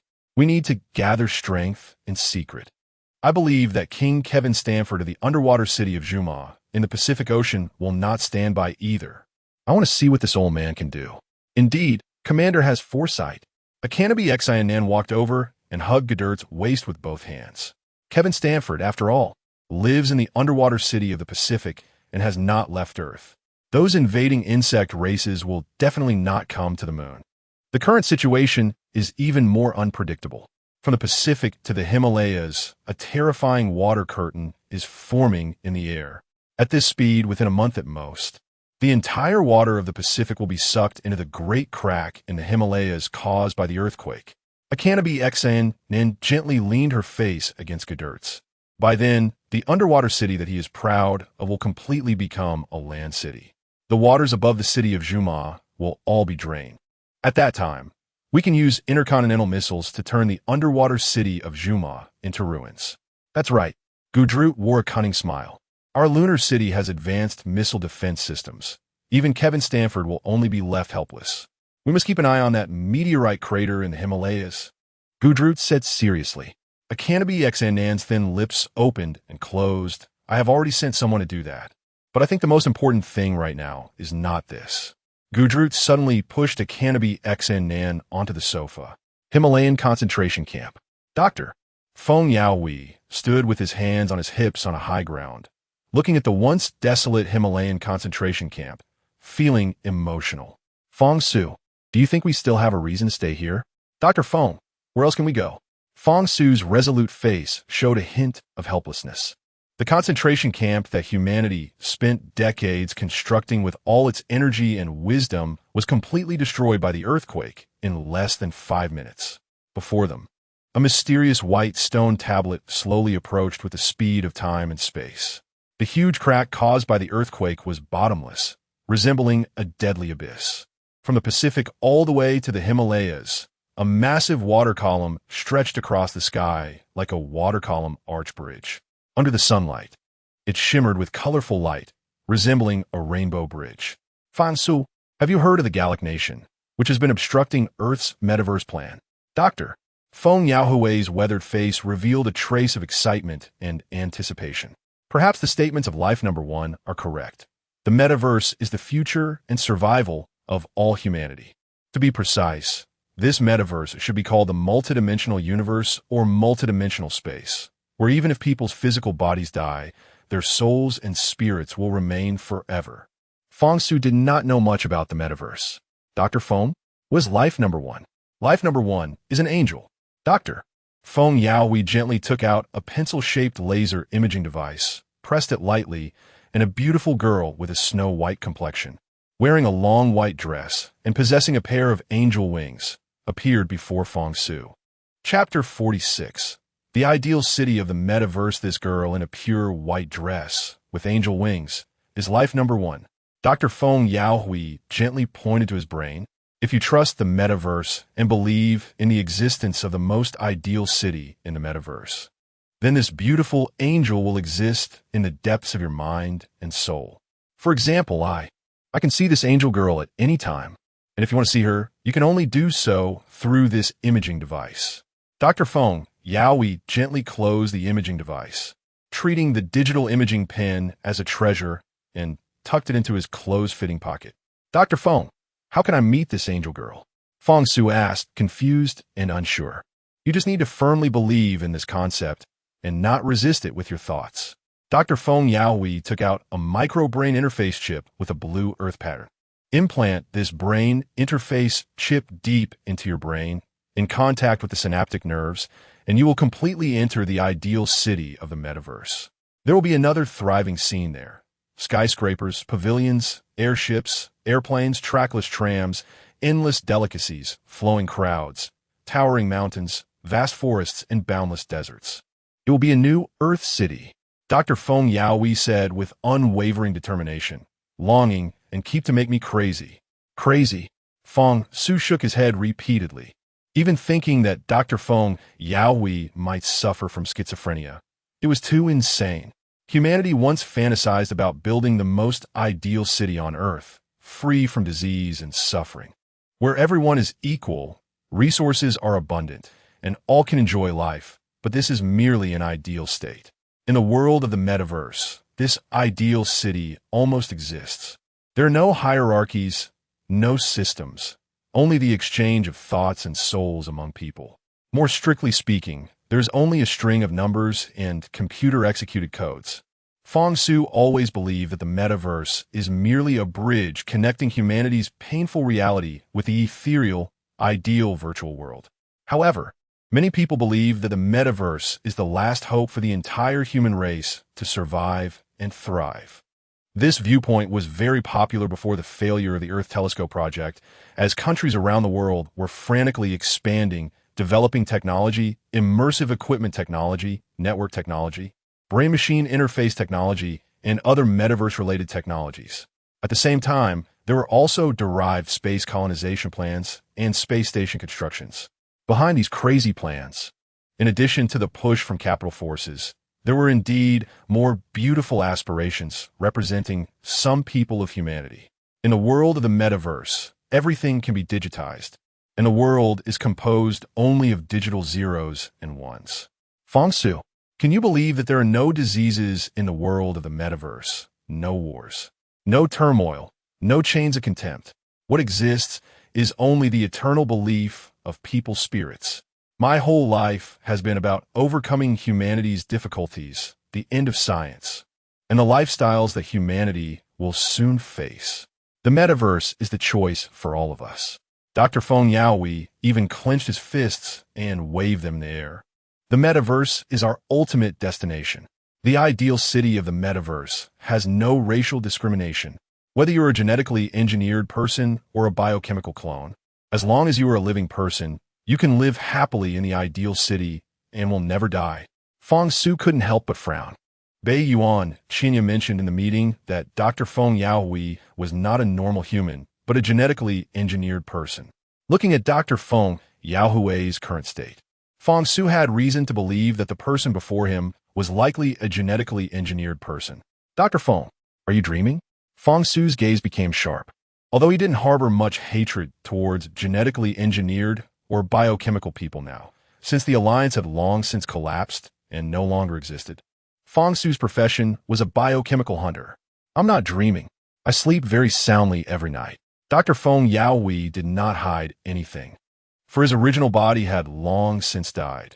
He was indeed a genetically engineered person. Genetically engineered people possess exceptionally high intelligence, even higher than that of the original body. Dr. Feng Yaoi had long known he was a clone and not the original body. This identity of Dr. Feng Yaoi could not be accepted on Earth, but in the metaverse, he could achieve immortality. Fang Su slowly drew out his plasma shotgun. Dr. Feng Yaoi, I suspect. In fact, Fang Su had long harbored doubts about Dr. Feng Yaohui's identity, but had not conducted any specific investigation. Recently, a mysterious white steel appeared in the Himalayan concentration camp, along with terrifying earthquakes. Dr. Feng Yaohui's actions were extremely unusual. This stark contrast increased Fang Su's suspicions. You don't need to doubt. Dr. Feng interrupted Fang Su. I am a genetically engineered person. My original body has long since died. Before brain death, the Gallic Nation copied my genes into 2 clones. The 2 clones were created for safety. If one has a problem, there is another backup. Dr. Fang Su aimed the muzzle of his plasma shotgun at Dr. Feng Yaohui's forehead. Killing me would be useless. As far as I know, the other clone is still alive. I have a telepathic connection. Dr. Feng Yaoi smiled subtly. Besides, I think you won't kill me, will you, Fang Su? Fang Su indeed found it hard to take action. Dr. Feng Yaoi was a genetically engineered person, and all his ideals were completely in the ideal city of the metaverse. Dr. Feng, don't think I won't dare to kill you. Fang Su's gaze turned icy, his cold face revealing a murderous intent. If you can help the people in the Himalayan concentration camp through their difficulties, I can spare your life. Are you threatening me? Dr. Feng Yaoi gently rolled up his sleeves. As far as I know, the zero-gravity mechanic, Eliza, whom you invited from the lunar city, has a father named Stephen James who is definitely a biochemical person. You didn't kill him. Is it because you have developed feelings for that zero-gravity mechanic and couldn't bear to kill your future father-in-law? But no matter what, not killing him means you have no reason to kill me. Moreover, if you spare my life, I can tell you something you don't know. This matter is related to how. Dr. Feng Yaoi looked at Fang Su with a smile, his eyes playfully studying the young man before him. Fang Su was a good seed, honest and brave, with a strong character, but such a person might not necessarily survive in the devastated Earth. Interstellar immigration, such a beautiful dream, was simply impossible to realize. Dr. Feng Yaoi firmly confirmed, unless the curvature engine technology of human spaceships is conquered, there is no way to exceed the speed of light. The plans to migrate to Venus and Mars are being implemented too hastily.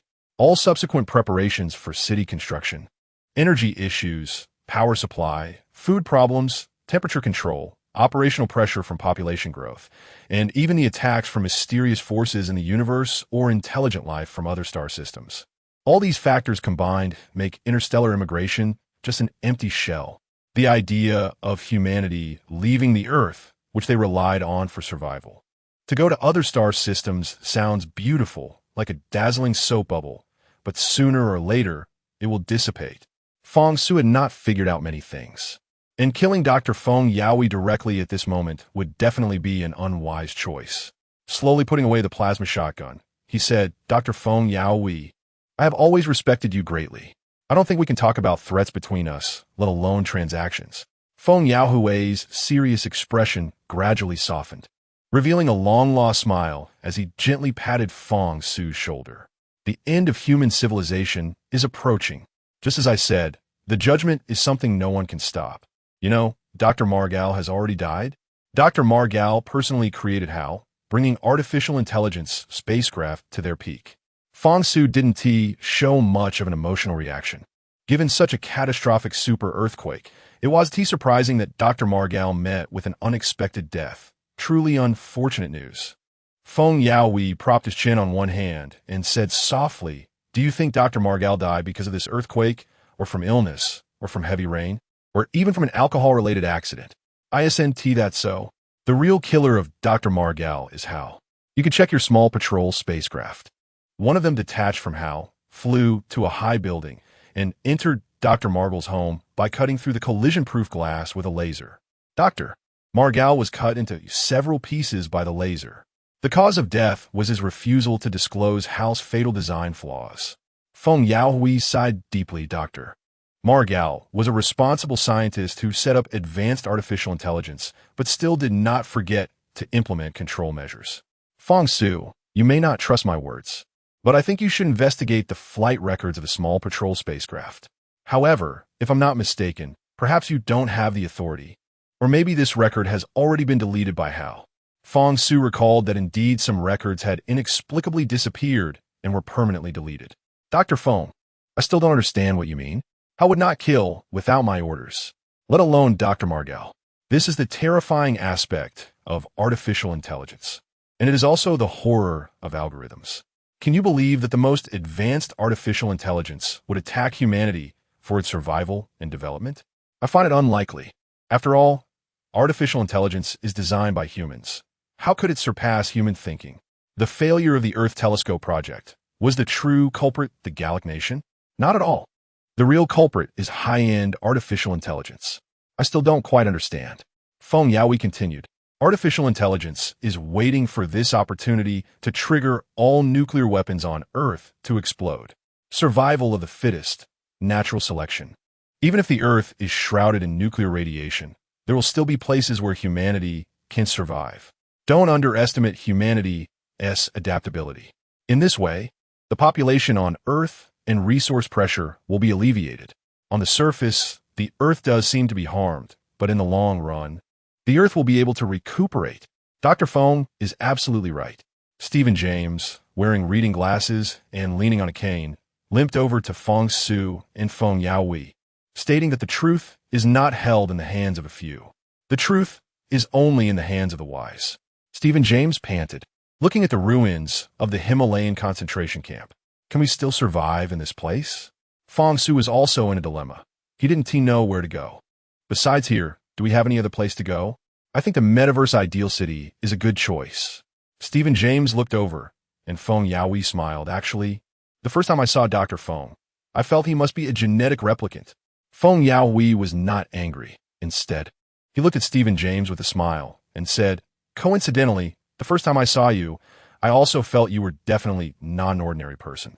This is what they call heroes having similar insights." Stephen James laughed loudly. Fang Su, do you remember when you wanted to kill me on the moon? I once told you I knew the secret of the Earth Telescope project. Stephen James adjusted his reading glasses, looking at Fang Su with great anticipation. Now this secret, Dr. Feng Yaoi is right. The Gallic Nation is not the instigator. It is life number one of artificial intelligence that is the true mastermind behind the scenes. Where is this life number one? Fang Su asked eagerly. To my knowledge, this life number one seems to be in the space station on Venus. But everything is just speculation. Stephen James gently coughed a couple of times. His physical condition had been deteriorating in recent days. If one day I'm really gone, you must take good care of Eliza. Fang Su, I want to see if my old friend is still alive. I want to borrow your house spacecraft. If you can accompany me, that would be best. We should start in a few days. Where to? Stephen James smiled mysteriously in the dense forest around the Pacific Canyon. Dr. Feng, Mr. Stephen James, so you are here. Pastor Pinkman and Lu Hong hurried over. Is there something wrong, Pastor? Feng Yaoi had already decided to leave the Himalayan concentration camp at a later date. The meteorite crater has new discoveries related to the mysterious white stone tablet. The water column from the Pacific to the Himalayan mountains may all be connected. Pinkman took out a folding mini notebook and enlarged it with a gesture, saying that we detected a lot of metallic compounds deep within the meteorite crater using rays, and the temperature is extremely high. The seawater attracted from the Pacific should be cooling these things, and the charge carried by that mysterious white stone tablet seems to provide an energy source for some things in the meteorite crater. Lu Hong then added that based on the speculation of our entire team, there may be extraterrestrial intelligent life existing in this meteorite crater. Chapter 47, Belief in the Metaverse. Alien intelligent life? I can't help but feel that this is impossible. To be honest, I am not human, and I have nothing to hide. My lifespan will soon come to an end, and Mr. Fang Su knows that I have just over 2 months left. Stephen James muttered. So when you say that there is alien intelligent life in the huge meteorite crater in the Himalayas, I think you are talking nonsense. Mr. Stephen James? This is real. The crater emits a powerful energy wave, something that we humans cannot sense. Lu Hong has always been an advocate for alien intelligent life, and this time it's quite interesting. With the mysterious white stone tablet and the seawater that has flowed in from the Pacific, this power is not something we humans possess. There must be a magical force involved, which relates to alien intelligent life. Ms. Lu Hong, I'm not trying to argue with you. To be honest, I am a bioengineered person, and I want to thank Mr. Fang Su for not having me killed by the biohunters. In fact, I am a good person. After the failure of the Earth Telescope project, I have been teaching at the Star Moon School on the Moon as a model teacher. Stephen James did not hide his identity. Since Dr. Feng Yaoi has boldly admitted that he is a genetic replicant, what else does he have to hide? You're Dr. Feng Yaoi, oh. I think it is better for Comrade Feng Yaoi to answer this question himself. What I mean is, Stephen James took a breath. Looking at the ruins of the Himalayan concentration camp community, as a bioengineered person, it seems that humanity does not regard us as people. So we have executed some terrifying plans, dangerous actions, and even landed on Venus and Mars to collect samples and water sources. Things that you humans would not dare to do. But I am very sure of one thing. At least in the solar system, there is no alien intelligent life. If we talk about the vast Milky Way, then I cannot be certain. This is not the point. Zhao Ruizong slowly approached Feng Yaoi. Dr. Feng, I actually know that the construction of the Himalayan concentration camp was precisely because of this meteorite crater. The secret of the crater is about to be revealed. Are you really going to leave? I am no longer in charge here. This is left to Kitayama Chia and Francis Parker to manage, because I am essentially not human. I am a genetic replicant. Feng Yaoi smiled and spoke to Fang Su, hearing the heartfelt words from a subordinate he had worked with for many years.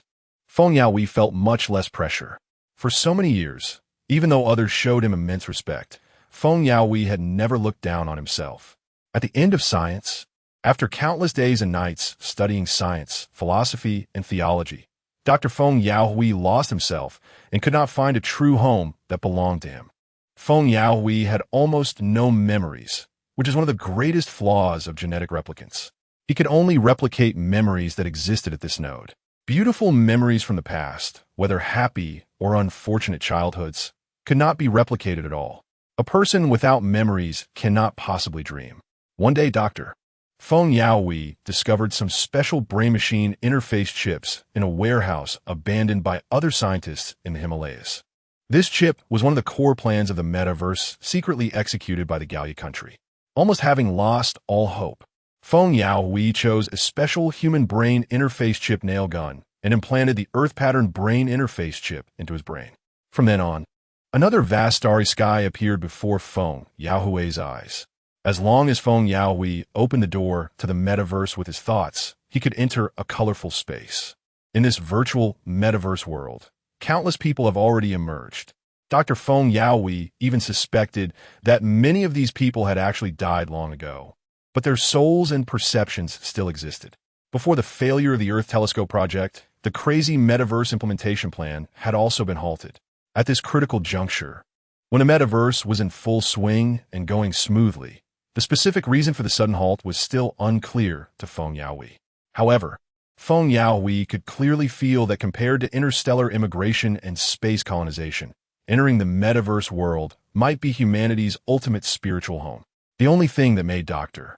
Feng Yaoi feel dissatisfied with the Metaverse was the server power supply. After all, this completely virtual digital world requires server programs and power. The main flaw and shortcoming of the Metaverse lie in its power supply. Once the power supply is cut off or subjected to violent destruction, the entire Metaverse world would descend into chaos and darkness. This seems a bit impossible. Zhao Ruizong couldn't believe that the Dr. Feng Yaoi he had always respected was actually a genetic replicant. Lu Hong's eyes widened in shock. Dr. Feng, this should be the first time I've heard you lie. Feng Yaoi said with great conviction, I did not lie. I am one of the genetic replicants. I have a strong telepathy, and another replicant is still alive. Dr. Feng, if you want to leave, I won't stop you, nor will I kill you. I believe that regardless of what kind of person they are, as long as their nature is good and they have not done evil, I can let them go. Fang Su said somewhat awkwardly, but I think we should spend a few days figuring out this meteorite crater. All right. Feng Yaoi smiled warmly, as if basking in spring. After we clarify this meteorite crater, you can take Mr. Stephen James with you when you leave, and I can hitch a ride. You don't mind, do you? Fang Su smiled shyly, of course. I don't mind. So what are we waiting for? Feng Yaoi seemed to return to that familiar feeling and demeanor. Let us go check out the meteorite crater now. Kitayama Chia looked at the empty arm and hated the two-headed spider immensely.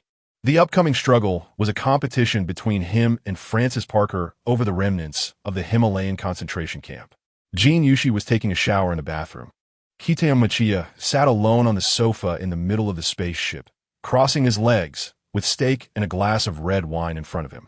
Kitayama Chia also had his own spaceship, but this sudden earthquake had caused his army to suffer heavy losses. Boss, you called me. The strong Staniv, wearing big-headed shoes, received a satellite phone call from Kitayama Chia, asking him to come to the spaceship base. Is this figure beautiful? Kitayama Chia wore an evil smile, pointing at the translucent glass, where the shower room faintly revealed Jean Yushi's graceful figure. Boss, you call me here just to talk about this? Staniv was unsure of what Kitayama Chia wanted. Since Kitayama Chia lost an arm, he had become more unpredictable and irritable. To survive, Staniv was also cautious in his responses. Kill Francis Parker. That little beauty Jean Yushi will be yours. I know you really like Jean Yushi. I am also willing to do a good deed, but you must help me as well. Kitayama Chia gently pushed a handgun towards Staniv. This was a special handgun. The bullets were specially treated. Once shot into the opponent's body, it would cause a chain explosion, resulting in certain death. This is the magazine. You only have 5 bullets, and you need to help me kill 3 people. Francis Parker, Feng Yaoi, and that arrogant Fang Su. If you kill these 3, you will be the king of this Himalayan concentration camp. Kitahara Chia smiled coldly, staring at Staniv. You could be the boss here, and I want to interfere with you. How about that? Staniv frowned, unsure of what Kitahara Chia meant. Was he testing him? Boss, if you want me to kill, I can do it. The boss is still yours. I don't like Jean Yushi at all. Ha ha ha. Kitahara Chia supported his forehead with one hand, laughing so hard he nearly fell over. The emptiness of his arm was chilling. Staniv, do you think I'm testing you? Boss, that is not what I meant. Francis Parker is no longer in the Himalayan concentration camp. We can't find him. We don't know if he's dead or where he went. Staniv glanced through the frosted glass, catching a glimpse of Jean Yushi's shadow. As for Dr. Feng Yaoi and Fang Su, I will find the right opportunity to kill them. Staniv looked uneasily at Kitahara Chia. Knowing that Feng Yaoi, Fang Su, and Eliza, Stephen James, Qin Yao, and others have been near the Harl spaceship, spending nights on the ship, leaving him no opportunity. Boss, you know that the Harl spaceship has extremely strong firepower and extreme artificial intelligence, so... Staniv, I'm not blaming you. One-armed Kitahara Chiya quickly stood up, gently patting Staniv's shoulder with his remaining arm. I'm giving you 3 days. Kill them, and I'll give you Jin Yushi. I don't need any explanations or excuses. Kitahara Chiya gently tucked the handgun into Staniv's waist. If you can't kill them in 3 days, I will use this gun to turn you into cannon fodder. The cold muzzle of the gun was pressed against Staniv's waist, making him sweat coldly. Understood, boss. Do well. Kitahara Chiya smiled wickedly, reaching for the modified Gatling gun placed in the middle of the spaceship. You can go. Staniv timidly backed out, not daring to look back. Hey, someone told me you promised Dr. Feng Yaoi. Is this true? You know, I hate traitors the most. Kitahara Chiya called out to Staniv. At the same time, Staniv heard the crisp sound of the Gatling gun's bolt safety being pulled back. Staniv had witnessed Kitahara Chiya use this machine gun to turn many people into sieves. I did promise Dr. Feng some things, but I did not betray you. Staniv's forehead quickly began to sweat visibly. I'll give you 10 seconds to give me a reason not to kill you. Kitahara Chiya, with a cigar in his mouth, pushed a row of bullets into the chamber. Yes, the Metaverse. Staniv slowly turned around, looking at the killing godlike Kitahara Chiya. The Metaverse? Kitahara Chiya smiled wickedly. What kind of nonsense is the Metaverse? Staniv hurriedly explained, the Metaverse is a digital world where everything that Earth possesses exists, and there you can realize many ideals that are impossible in the real world. Ideals? Can make my arm grow back after I lost it? What kind of nonsense is this so-called garbage Metaverse? Kitahara Chiya panted heavily, clearly enraged. It can completely, as long as you implant a brain-computer interface chip in your brain. When the cosmic gate opens, you can enter. However, every person's identity, there is a unique digital ID. Sound good, right? So, does that mean you already have this chip implanted in your brain? Kitahara Chiya grinned, thinking this was completely fooling a 3-year-old child. Staniv pointed to the laser burn scar on his cerebral cortex. This is the scar left by the implanted brain-computer interface. Very good. Kitahara Chiya clapped his hands, never dreaming that my most capable assistant Staniv, who never lies, could fabricate a lie so perfectly. You can go. Staniv had traveled in the Metaverse twice. The Metaverse is not open all the time. I'm telling the truth, boss. In that world, people's beliefs and souls are eternal. Even if a person's body has died, if he can feel all the sensations of being alive, then it proves that this person is not dead at all. So, that means you don't fear death at all. With a snicker, Kitahara Chiya couldn't hold back his laughter. Hurry up and get lost. Disappear in front of me. Kitahara Chiya slammed the table. Staniv ran out quickly. Just as he ran out of the spaceship's hatch, a series of firecracker-like sounds erupted. The Gatling gun's bullets quickly turning Staniv into a sieve. Staniv, lying in a pool of blood, did not get up again. Damn Metaverse, go to hell. Kitahara Chiya had long suspected that Staniv had betrayed him and allied with Feng Yaoi. The loud noise made Jin Yushi rush out of the bathroom in a bathrobe, looking flustered like a frightened rabbit. Did someone ambush us? Yes. Staniv tried to murder me. My God. Jin Yushi ran over and found that Staniv was completely dead. Night fell. Darkness enveloped most of the Himalayan mountains. Kitahara Chiya held a torch, preparing to burn Staniv's body, feeling increasingly uneasy. You guys, open up Staniv's brain casing for me. Kitahara Chiya ordered several mercenaries under him. These men were bloodthirsty killers, and without hesitation, they quickly opened the deceased Staniv's head along the laser burn scar with daggers and hatchets. Upon closer inspection, Kitahara Chiya saw that there was indeed a small round chip in the cerebellum of Staniv. Chapter 48. Brain Machine Interface Chip. A small round chip with a pattern of the earth shimmered with a faint purple light. Kitahara Chiya, using her remaining arm, trembling fingers, extracted this round chip from the brain matter mixed with blood of Staniv. Jin Yushi stood by, covering her mouth with both hands, not daring to breathe. Her hatred for Kitahara Chiya was intense. Kitahara Chiya had killed Jin Yushi's parents and also Staniv, truly a heartless, bloodthirsty maniac. Everyone, step back. Kitahara Chiya held the small round chip. This is it, Staniv said. It can enter the alternate dimension space of the Metaverse, where people won't feel worry or guilt. Everything is beautiful there. Everyone stepped back, and Jin Yushi also wanted to take the opportunity to leave. Jin Yushi, stay. Don't you want to personally bury Staniv? Kitahara Chia's expression was cold, a forced smile on his face. The dim light in the dark night cast a sinister glow on his wolf-like face. Jin Yushi didn't dare to move at all. In the real world, ideas that can't be realized can be easily achieved in the alternate dimension of the metaverse. Kitahara Chia began to believe this a bit. After all, he had personally extracted this chip from Staniv's brain. Staniv had lived for several months with this chip in his head. Kitahara Chia licked the blood on the brain-machine interface chip. Metaverse? Jin Yushi, have you heard of the metaverse? Staniv said that in the world of the metaverse, we can have whatever we want. Kitahara Chia suddenly became gentle. Jin Yushi's parents had participated in the World Metaverse project as important technical personnel in the Asian region, so she had some understanding of the metaverse. The metaverse was originally intended to bridge human reality and the virtual world, but the metaverse led by the Gallic nation was completely different. It resembled a spiritual home for humanity. In the world of the metaverse, the significance of physical existence was no longer great. Jin Yushi glanced at Kitahara Chia lightly, not knowing what this cold-blooded, heartless person was thinking. Boss, do you also believe in the metaverse? This thing is actually all an illusion, just like online games. Everyone who enters an online game creates a unique ID with their name. Online games often have many regions, each with its own separate server. The same goes for the world of the metaverse. Everyone has a unique digital ID, and all the people and things seen, they're also constructed virtually. My father once said that the future fate of humanity might truly be living in a virtual world, and the development of technology and economy in future society will concentrate more wealth in the hands of a few. Kitahara Chia rolled his tongue in his mouth, making a gurgling sound that sounded quite interesting. So how about this brain-machine interface chip? If the chip is implanted in the brain, can one really enter a virtual world? Kitahara Chia suddenly felt a longing for the metaverse. In this terrible reality, he was already very clear.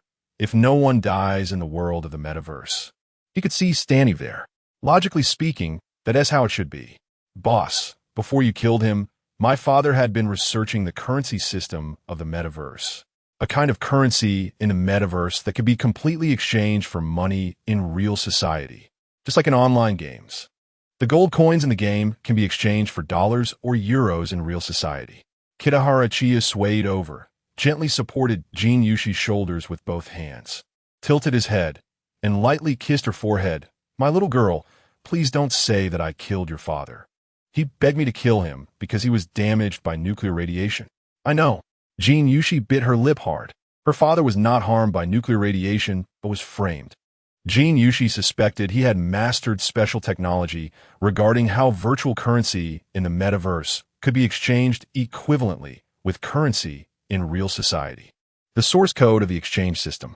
Before the incident, Jin Yushi's father had warned her and her mother many times to leave quickly and never contact him again. Not long after that, the failure of the Earth telescope occurred. Kitahara Chia wrapped his arm around Jin Yushi's waist. My little girl, in my spaceship, there's an intact lunar medical cabin. I believe this lunar medical cabin can cure all your ailments. Jin Yushi's eyes widened in disbelief. Really?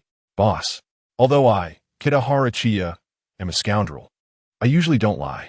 I always keep my word. Kitahara Chia led Jin Yushi towards another spacecraft. It was a black amphibious spaceship. Kitahara Chia entered a 6-digit password on the keypad and performed DNA recognition. Welcome, Mr. Kitahara Chia. A mechanical voice of a young woman echoed from the amphibious spaceship. Come in. As soon as Jin Yushi entered the amphibious spaceship, she saw the intact lunar medical cabin. Excited, she rushed over and touched the lunar medical cabin.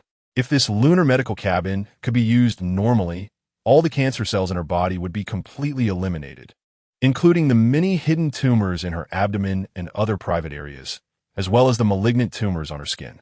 Little girl, what are you waiting for? Go in.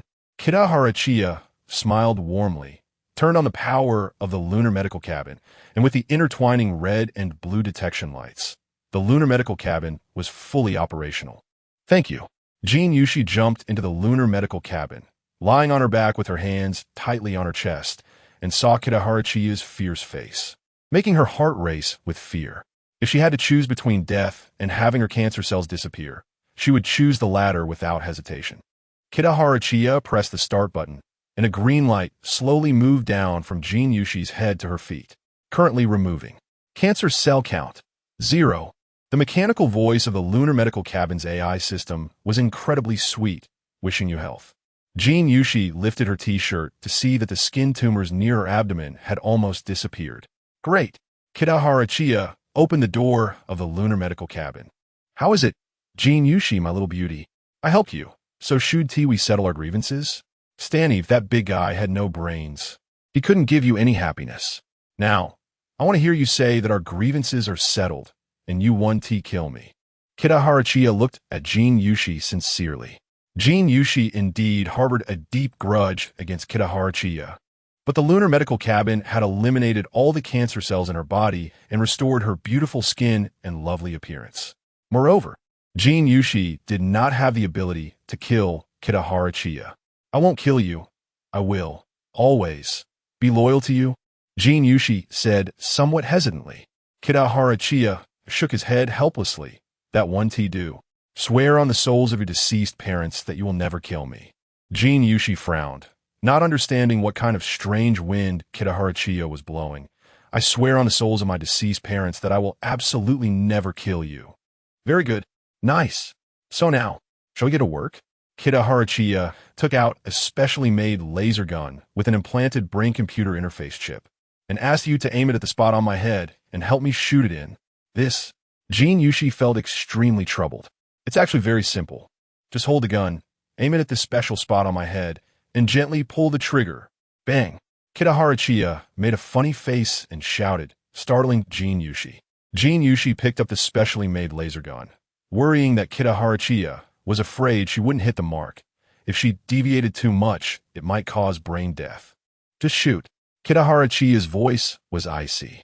Jin Yushi's hand holding the gun was still trembling because Kitahara-Chiya's remaining hand was also gripping a revolver, pointed directly at Jin Yushi. Taking a deep breath, Jin Yushi pulled the trigger, and a flash of purple light shot through, successfully implanting the brain-computer interface chip into Kitahara-Chiya's brain.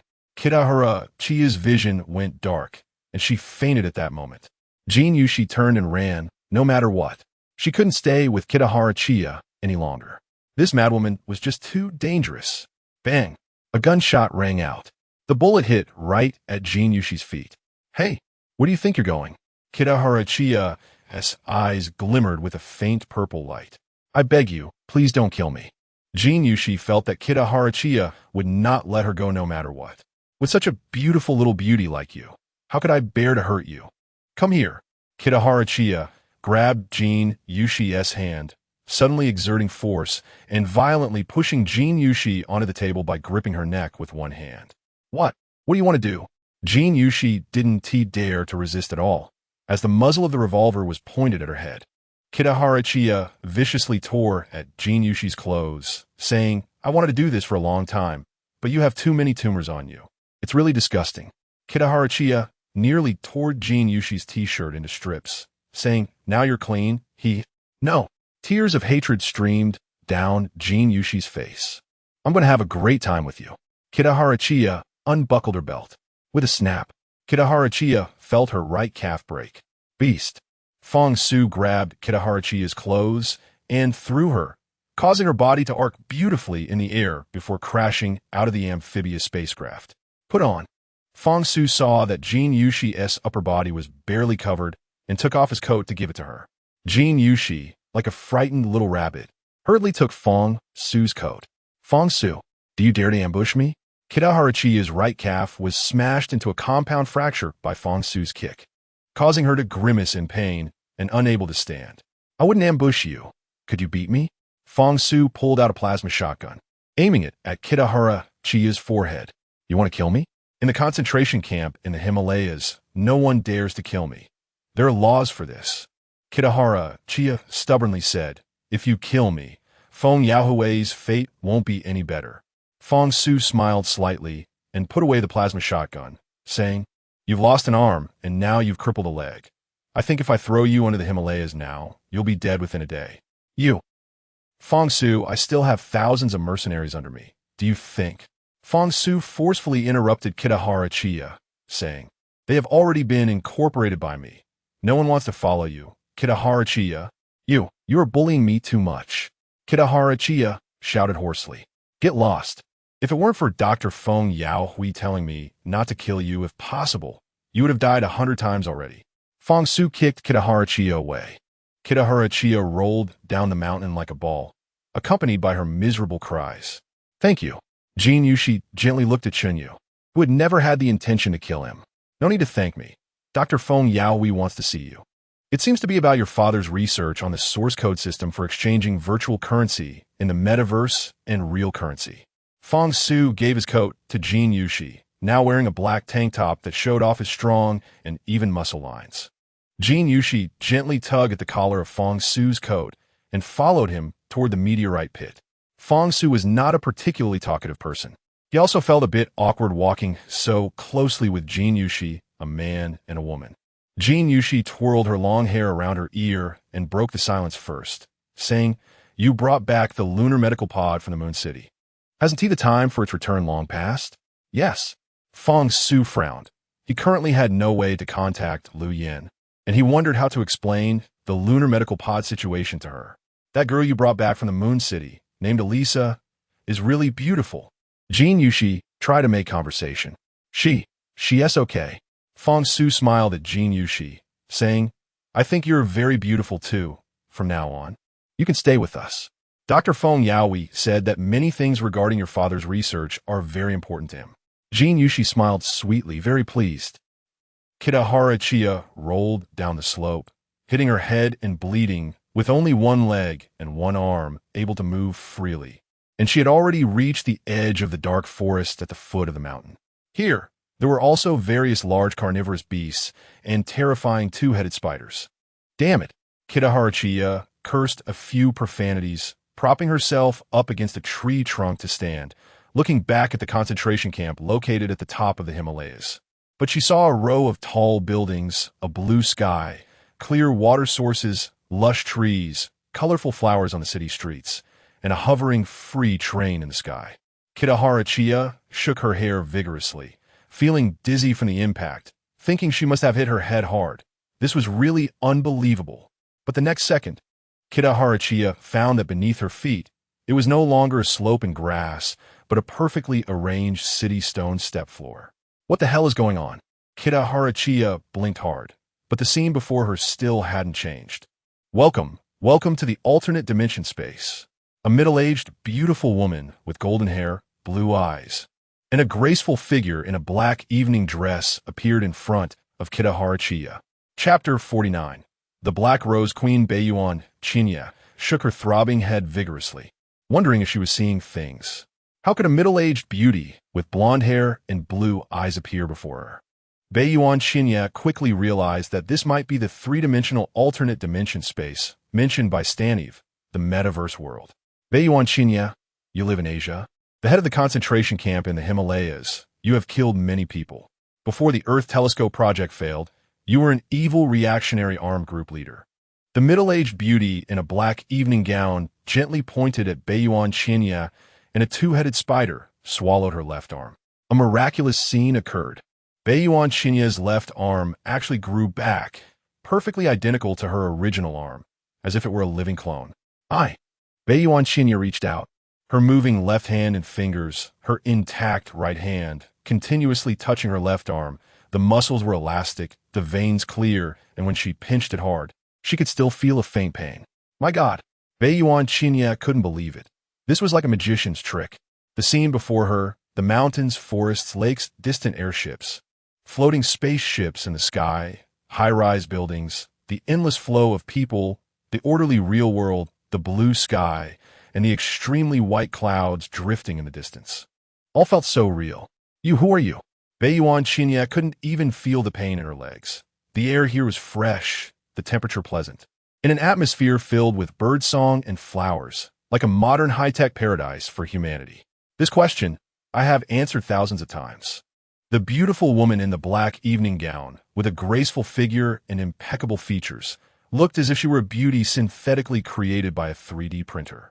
You don't need to know who I am. You just need to obey my orders to get everything you want.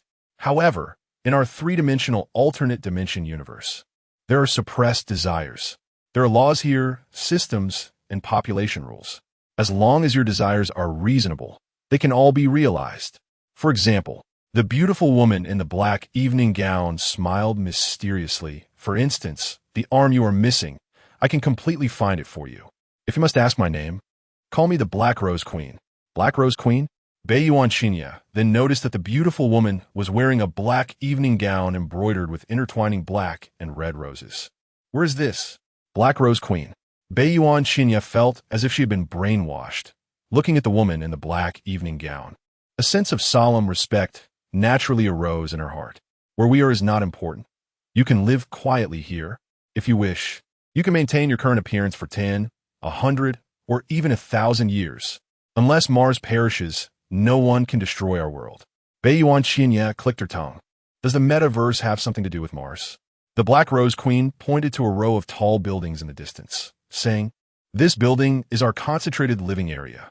The Black Rose Queen held a key that shone with golden light, saying, "This is the key to your room.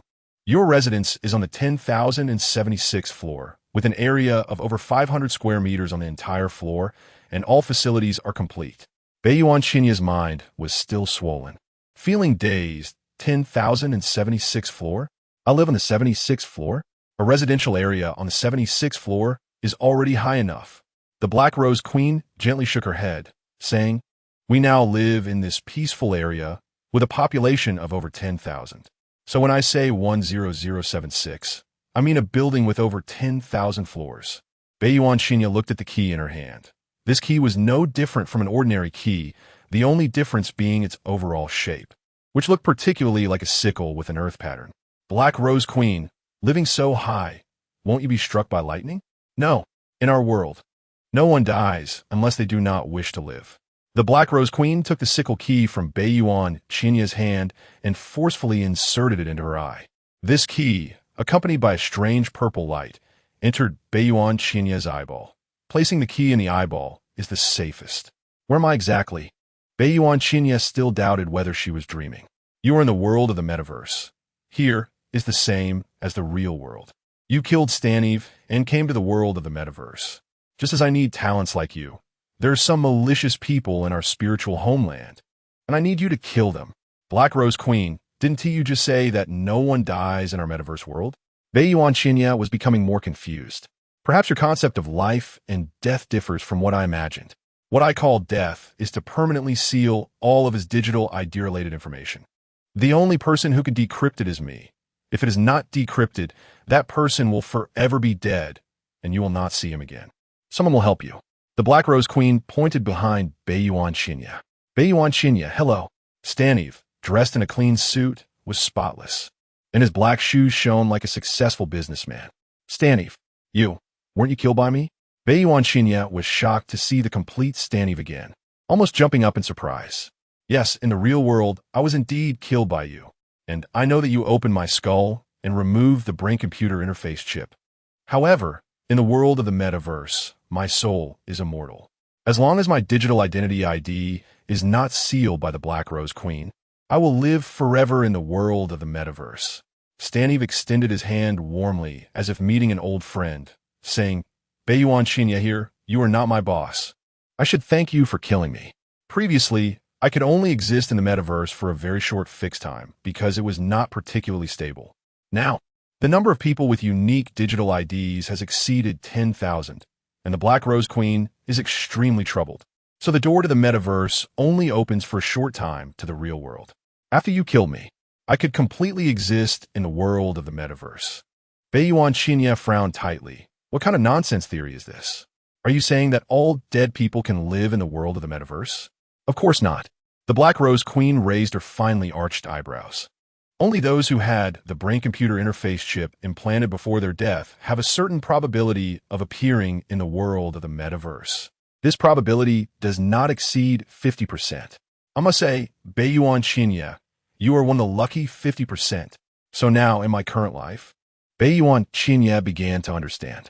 The reality of Earth is like this. As for the so-called three-dimensional space, alternate dimension crack universe, it is a completely independent virtual digital world from reality, possessing everything that the real world has. The Black Rose Queen transformed the scene of Beiyuan Qinya fainting under the Himalayas in real life into a real-time scene before Beiyuan Qinya, saying, "This is you in real life. You're not dead." Is that me?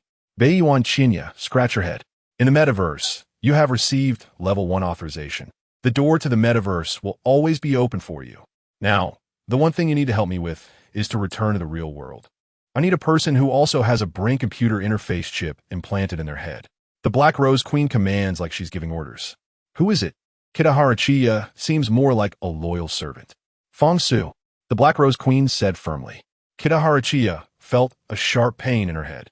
A ray of morning sunlight shone on her face as she struggled to open her eyes, realizing it was already the next morning.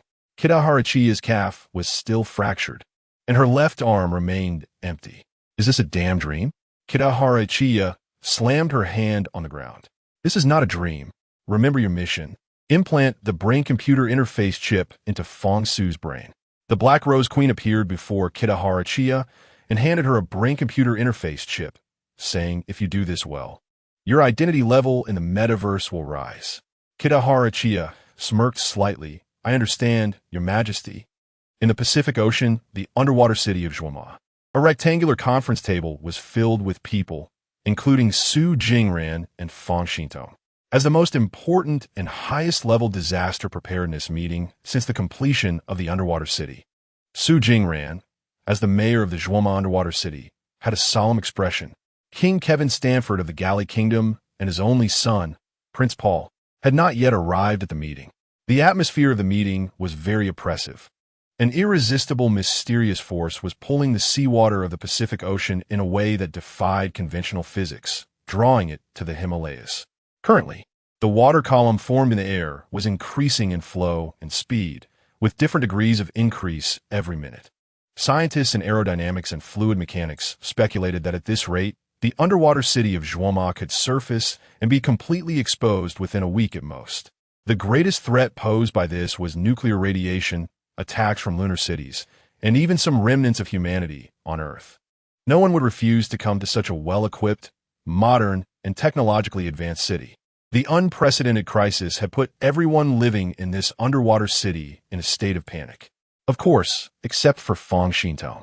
Fang Xintong had always wanted to leave the underwater city and go to the Himalayas. This was a natural opportunity. Everyone brainstormed, wondering if there was a special way to cut off the flow of water. We have at most a week, or even less time. Otherwise, the sea level of the Pacific will continue to drop, and our city built underwater will become a land city. Su Jingran gently pushed aside a stack of documents in front of him, saying, "You are all experts in various fields. Energy engineering, mechanics, energy science, environmental science, artificial intelligence, etc. Can anyone propose a feasible plan? Everyone, we must have a result today. Otherwise, King Kevin Stanford may not dismiss me as mayor. But all of you will almost certainly lose your heads. Your bodies will feed the sharks." Dozens of experts, scholars, and PhD holders from various fields whispered among themselves. This was beyond their knowledge and capability. This does not conform to the laws of mechanics. With our current technology, we cannot tackle this. The enormous water column spanned the sky. I calculated the force using formulas, and the result was infinite. An astrophysics mathematician spread his hands and said. A senior PhD in global fluid dynamics adjusted his glasses and remarked, from the perspective of fluid mechanics, although the Earth has lost a lot of weight, its gravitational acceleration is still very high. These water columns are like an arch bridge following a predetermined direction, with no downward gravitational acceleration whatsoever. This has already exceeded the scope of mechanics. From the current situation, if the Pacific Ocean seawater is drained, it does not mean our underwater city will be in danger. Zhuoma can completely leave the seawater, said an environmental chief engineer from the underwater city. Su Jingran looked around the crowd. I don't want reasons, nor do I want to hear about the many obstacles and troubles we face. What I want is a result. What do we do to stop the loss of seawater from the Pacific? Many scientists and scholars shook their heads. This was indeed an impossible task. Mayor Su, I think the one who ties the knot must untie it. The root of the problem may not be in the Pacific, nor in our underwater city. Fang Xintong, dressed in clean military attire and standing straight, said aloud, I am willing to leave the underwater city, to go to the concentration camp in the Himalayas, where the earthquake has caused the mountain base to break, while our Pacific seawater has been continuously drawn into the depths of the earth through the ground fissures. If we investigate from there, we might find the cause, and finding the cause can lead us to the result. As far as I know, the Himalayas also have mysterious white, charged stone tablets that descended from the sky, facing a large meteorite crater that has been around for some time. Perhaps all of this is indeed closely related to this meteorite crater. A gray-haired female scientist researching extraterrestrial cosmic intelligent life nodded repeatedly. I greatly admire and support Fang Xintong's approach. Although we are reluctant to believe in higher civilizations of extraterrestrial intelligent beings, the reality is starkly evident before our eyes. If this is extraterrestrial intelligent life, then everything makes sense. A PhD researching genetic engineering argued that the speed of light is already the limit in the universe. The vast universe, due to the extremely long distances, naturally prevents collisions between various civilizations. Wow! If there really are higher civilizations of extraterrestrial intelligent life, what do they want with water? Chapter 50. The strange distress signal. If there really is some nonsense alien civilization, and they want the water of the Pacific Ocean, they must have been thirsty for decades, or even hundreds or thousands of years. Are they trying to turn themselves into bloated toads? The genetic engineering doctor laughed heartily, spreading his palms, suggesting that beneath the Himalayas on Earth, there are huge cracks caused by earthquakes filled with alien intelligent life. And all they want to do is drink water? After the genetic doctor's words, many people sitting around the conference table also burst into laughter. Although it sounded like a joke, many felt it was completely impossible. If there exists intelligent alien life, their civilization level must be higher than Earth's, at the very least reaching a Type 2 civilization, and the spaceships they ride would be capable of traveling at speeds close to the speed of light, even if they couldn't reach it. How could such a highly civilized intelligent life be interested in the water of the Pacific Ocean? That's simply absurd. Or, we could take a step back. Whether these aliens or some other mysterious force, if the water of the Pacific Ocean were completely drained, our underwater city built at sea level would be exposed. Please consider this, Fang Xintong said with unwavering determination. Regardless of the reason, directly or indirectly, the city we live in is ultimately in danger. No matter what the cause or process is, the final result is that our city will face extinction. This is indisputable. And are we now just waiting to die? When that day truly arrives, everyone's fate will be no different from the hundreds of thousands who died in the concentration camps of the Himalayas. Isn't that so? Fang Xintong countered, looking at those who had just smiled, seemingly indifferent. The genetic engineering doctor's face flushed, and he tried to refute. Then what do you suggest we do? Ms. Fang Xintong, as far as I know, your strengths are in medicine and genetic engineering. Do you expect to create tens of thousands of genetic clones to go out and drink all that damned seawater? Ha ha! Many people in the room began to laugh again. Su Jingran's nose scrunched up. These people had been living in the underwater city for too long, and their edges had been smoothed by the comforts of life. You people can't think of a solution. What do you suggest we do? I agree with Fang Xintong's approach. At least it is feasible. Now I want to ask everyone who is willing to go with Fang Xintong to the Himalayas. Here, I want to emphasize one point. Su Jingran felt that the scientists and scholars here were definitely worried about the current nuclear radiation levels on Earth. No one wants to risk death by leaving the underwater city. Most areas of Earth currently have nuclear radiation levels within safe ranges. Besides, although we live in the underwater city surrounded by a lot of nuclear waste, even solid nuclear waste, many of you are genetic engineers and environmental science PhDs. You must know how many tons of nuclear waste Gallia has dumped into the Pacific Ocean trench. Su Jingran slowly stood up from his chair.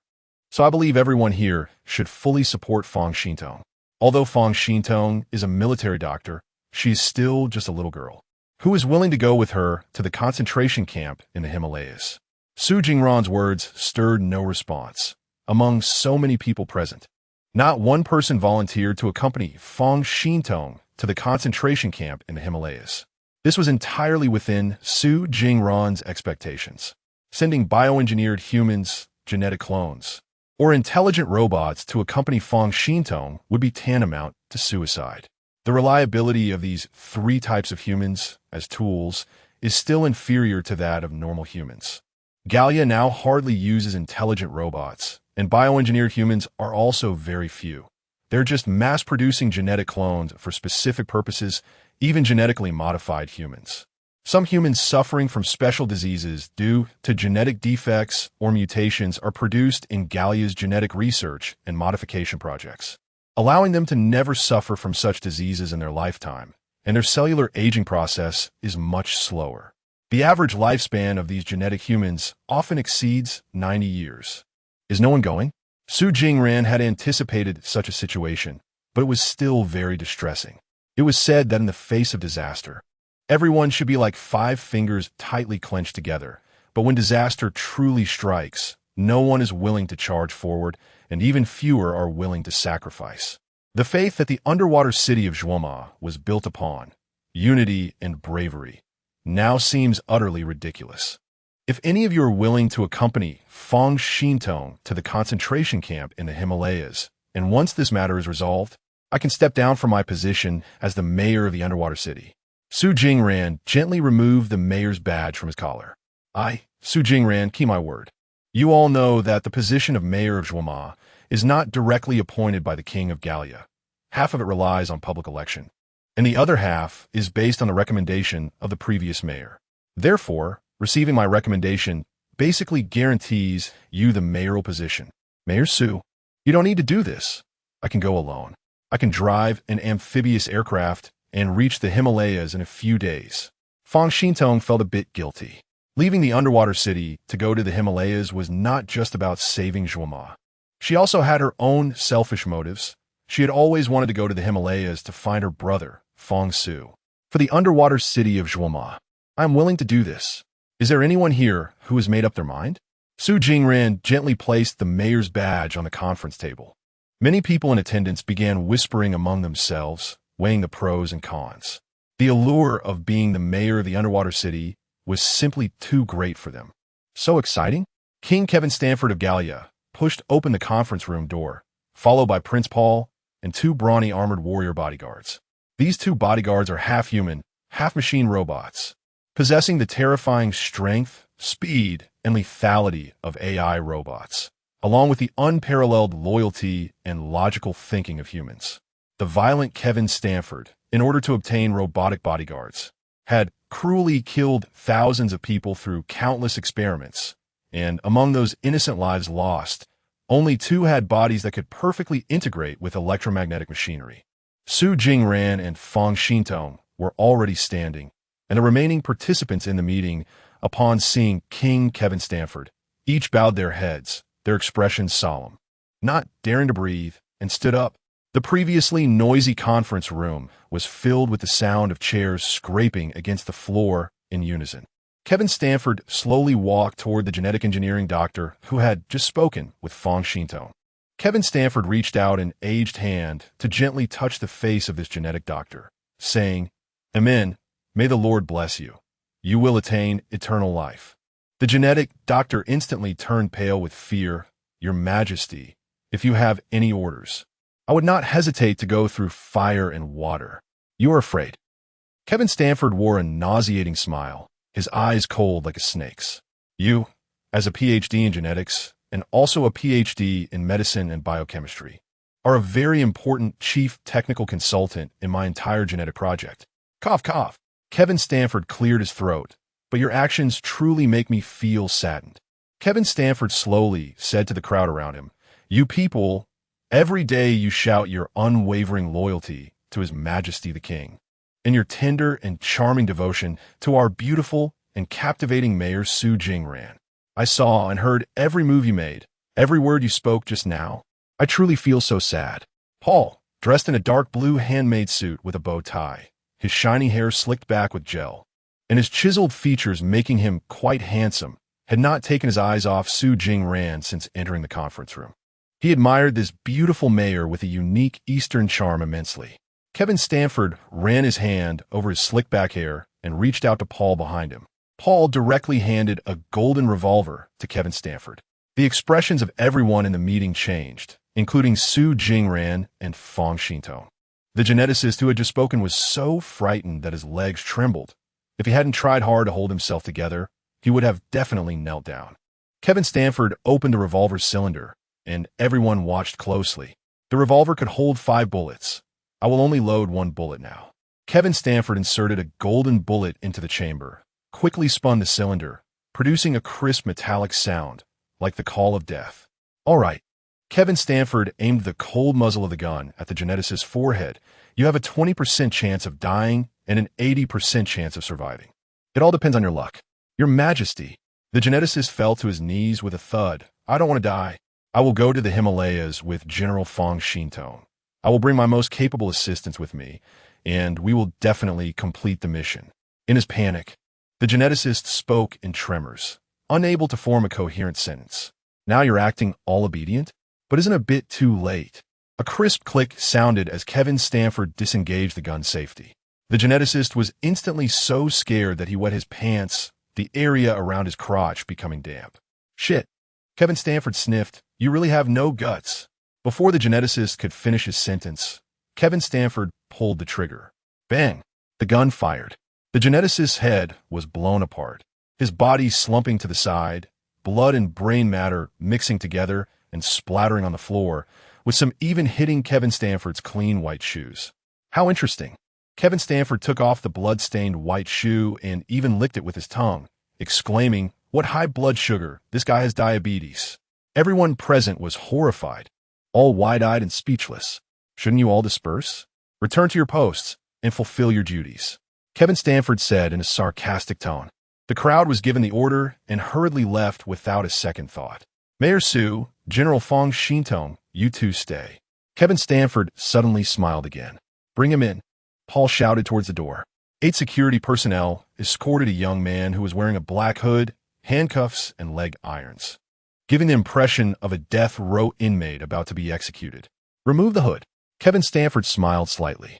Chen Mo had lost contact with Liu Yin after the spaceship disintegrated, falling into the Pacific Ocean, where he was found and captured by the Underwater Cities Patrol. Chen Mo had several injuries, clearly not lightly wounded. Let me introduce you. This is Chen Mo, a somewhat notable figure from the lunar city, who escaped from a moon and was eventually captured by us. Kevin Stanford handed a button-sized electronic component to Fang Xintong. This is the remote control for an electronic bomb. Just press this button twice in succession, and the bomb implanted in Mr. Chen Mo's stomach will explode. This electronic bomb is encased in a specially designed shell, extremely tough, and can survive in stomach acid for at least half a month, if not longer. It will explode once this remote control device sends a signal. Your Majesty, I still don't understand, Su Jingran said, puzzled. How did this person from the lunar city end up on Earth? And how was he captured by Kevin Stanford? As the city mayor, you certainly cannot leave. Fang Xintong wants to go to the Himalayas to find answers, which I think is very reasonable. Him. Kevin Stanford pointed at Chen Mo. This guy is very stubborn and won't say anything. With this electronic bomb, Fang Xintong can control him. Chen Mo was mainly responsible for security and intelligent robotics in the lunar city, making it more than sufficient to protect Fang Xintong. Your Majesty, are you planning to let this stranger Chen Mo go to the Himalayas with Fang Xintong? Su Jingran thought this idea might not be too bold. Of course, because Mr. Chen Mo also wants to go to the Himalayas, Paul explained. I agree. Fang Xintong seized this opportunity. King Kevin Stanford of Galilee agreed to let her leave the underwater city, a chance not to be missed. Fang Xintong was almost certain that Chen Mo was also Chinese and believed he would never harm her. Besides, once the two really left the underwater city and reached the surface, they could go their separate ways. You walk your sunny path, and I walk my rickety bridge. The wells won't interfere with the rivers. Great. The spaceship, firearms, ammunition, and the fresh water and food needed for these days of travel have all been prepared. I hope you can reach the Himalayas quickly and bring us some good news, Kevin Stanford said with a smile to Chen Mo. We intend to let you go. As a man, I believe you will protect Fang Xintong, as she is also Chinese like you. Just nod, and the shackles on you can be removed now. Chen Mo looked at Fang Xintong, his gaze sweeping over Su Jingran. I will not harm her. I swear by the name of God. In the Himalayas concentration camp, the HAL spaceship, HAL had been in a semi-active state, waiting for orders. HAL's artificial intelligence system had received further upgrades. However, since the earthquake occurred, HAL had frequently received strange distress signals. Fang Su, wake up! HAL forcibly woke Fang Su, who was sleeping in the spaceship's cabin. Fang Su yawned and rubbed his eyes. HAL, I haven't slept for several days. Can I sleep a bit longer? I seem to have received a distress signal coming from that meteorite crater in the Himalayas. HAL's voice was filled with urgency. Chapter 51. The Red Neighbor Star. HAL, I think you were just talking nonsense. You keep telling me that there is a mysterious distress signal from the crater? Dr. Feng Yaohui and his technical team have tried countless methods and have not detected any radio signal frequencies. Fang Su opened his mouth and yawned long. Are you just trying to pick a fight with me? Fang Su hasn't communicated much with HAL during this time. He has become an indispensable partner in HAL's life. Too much has happened in the Himalayan camp, and Fang Su has spent most of his time busy dealing with various matters. Regarding the so-called malfunctions appearing on HAL, Fang Su has not conducted any manual verification. HAL is very concerned about every part of her body, and Fang Su feels that perhaps he hasn't done his job well in terms of maintenance and repair, and HAL is probably just looking for trouble with him. HAL is like a young girl who has just opened her heart. She doesn't like to address issues directly, but prefers to approach them indirectly, which is a common way for many girls to express their problems. Let me sleep a little longer. In 3 hours before it gets dark, I will definitely fix the satellite navigation antenna module and the backup engine module you mentioned. Fang Su is simply too exhausted. Dr. Feng Yaohui has left the Himalayan camp, and Fang Su doesn't plan to stay here any longer. No, you completely misunderstood me, Fang Su. HAL decided not to hide anything from Fang Su. She had received electromagnetic wave signals at a fixed frequency a long time ago. A large number of insects from the insect planet will enter the solar system through a wormhole and then come to Earth. HAL can fully translate the signal indicating these insects want to land on Earth. HAL's ability to translate the signals is thanks to the advanced technological civilization left to her by the inner Earth people, which she has never mentioned to anyone. Fang Su, HAL said softly, 1 astronomical unit is the straight line distance from the Earth to the Sun, averaging about 150 million kilometers. At a distance of 267,000 astronomical units from Earth, there is a red neighbor star. The neighbor star is about 4.2 light years away from us. This neighbor star frequently experiences flares that release a large amount of ray radiation. Logically, many planets surrounding the neighbor star are in the habitable zone with suitable temperatures. Many extraterrestrial life researchers and astronomers in Gallic country believe that intelligent life is very likely to exist around the neighbor star. From the signals I've encountered, there is a small asteroid orbiting around the neighbor star due to tidal forces, always having one side exposed to the neighbor star's gravity while the other side is in darkness. This relationship is similar to the Moon and Earth, the planet that orbits the luminous neighbor star, making periodic rotations, is home to insect tribes and a few advanced intelligent civilizations. This planet is called Yellow Sand Star, and it is almost entirely covered in yellow mountains, soil, and quicksand. Its civilization is called Yellow Sand Civilization. Fang Su exhaled deeply, feeling that HAL has been acting a bit strange lately. HAL, why do I feel like you're telling me a joke? I know about the neighbor star. There are indeed many planets around the neighbor star that are in the habitable zone with suitable temperatures. But with the frequent magnetic storms and solar flare-like phenomena around the neighbor star, how could there be intelligent civilizations? We humans cannot withstand that radiation at all. A large amount of radiation would instantly lead to human extinction. Fang Su, have I mentioned that on that yellow sand planet, there are beings that look like us humans, with facial features and limbs, internal organs? The vast majority of life there is insect-based. They thrive on cosmic ray radiation, and nuclear radiation is their most delicious food. So, HAL's voice became heavy. Within a maximum of 3 days, many insects from the yellow sand planet will come to Earth through the wormhole, and they will absorb all the nuclear radiation on Earth. Ah, Hal, what you're saying sounds like someone rambling incoherently after getting drunk. Fong Su widened his eyes, feeling that Hal was completely talking nonsense. Could it be that Hal's computer program has crashed? No, Fong Su. Earth is really about to be completely destroyed. The entire planet will be occupied by countless insect tribes from the Yellow Sand Planet. The Yellow Sand Planet, more accurately, is the insect planet. They absorb the magnetic storms and flares from the neighbor star, and the large amount of nuclear radiation on Earth has attracted them. Is that so? Should we give them a banner of appreciation? Fong Su suddenly burst out laughing. If that's the case, we should really thank these guys from the Yellow Sand Insect Planet for reducing Earth's nuclear radiation levels to zero. This is simply fantastic news. Hal has never told Fong Su this news before, and now that she explains it clearly, Fong Su doesn't believe it at all. Fong Su, come to the control panel. I want to show you something. Hal has displayed the complete digital model of the radio signal received at a fixed frequency of 989 Hz on the control panel screen. Fong Su reluctantly sat up from the bed. I'm coming. Haha, you've been lying recently. I hope this time you're not deceiving me. Fong Su arrived at the control panel and was stunned by the frequency signal displayed on the screen. Hal really received a radio signal from the neighbor star at a fixed frequency of 989 Hz. The signal is very stable and particularly regular. Fong Su couldn't help but frown. The situation is much more serious than he had imagined. Hal, when did you receive this signal? About 10 days ago. I deciphered the message conveyed by this signal. Some insects are about to come to Earth to occupy its resources. Their main goal is to absorb nuclear radiation.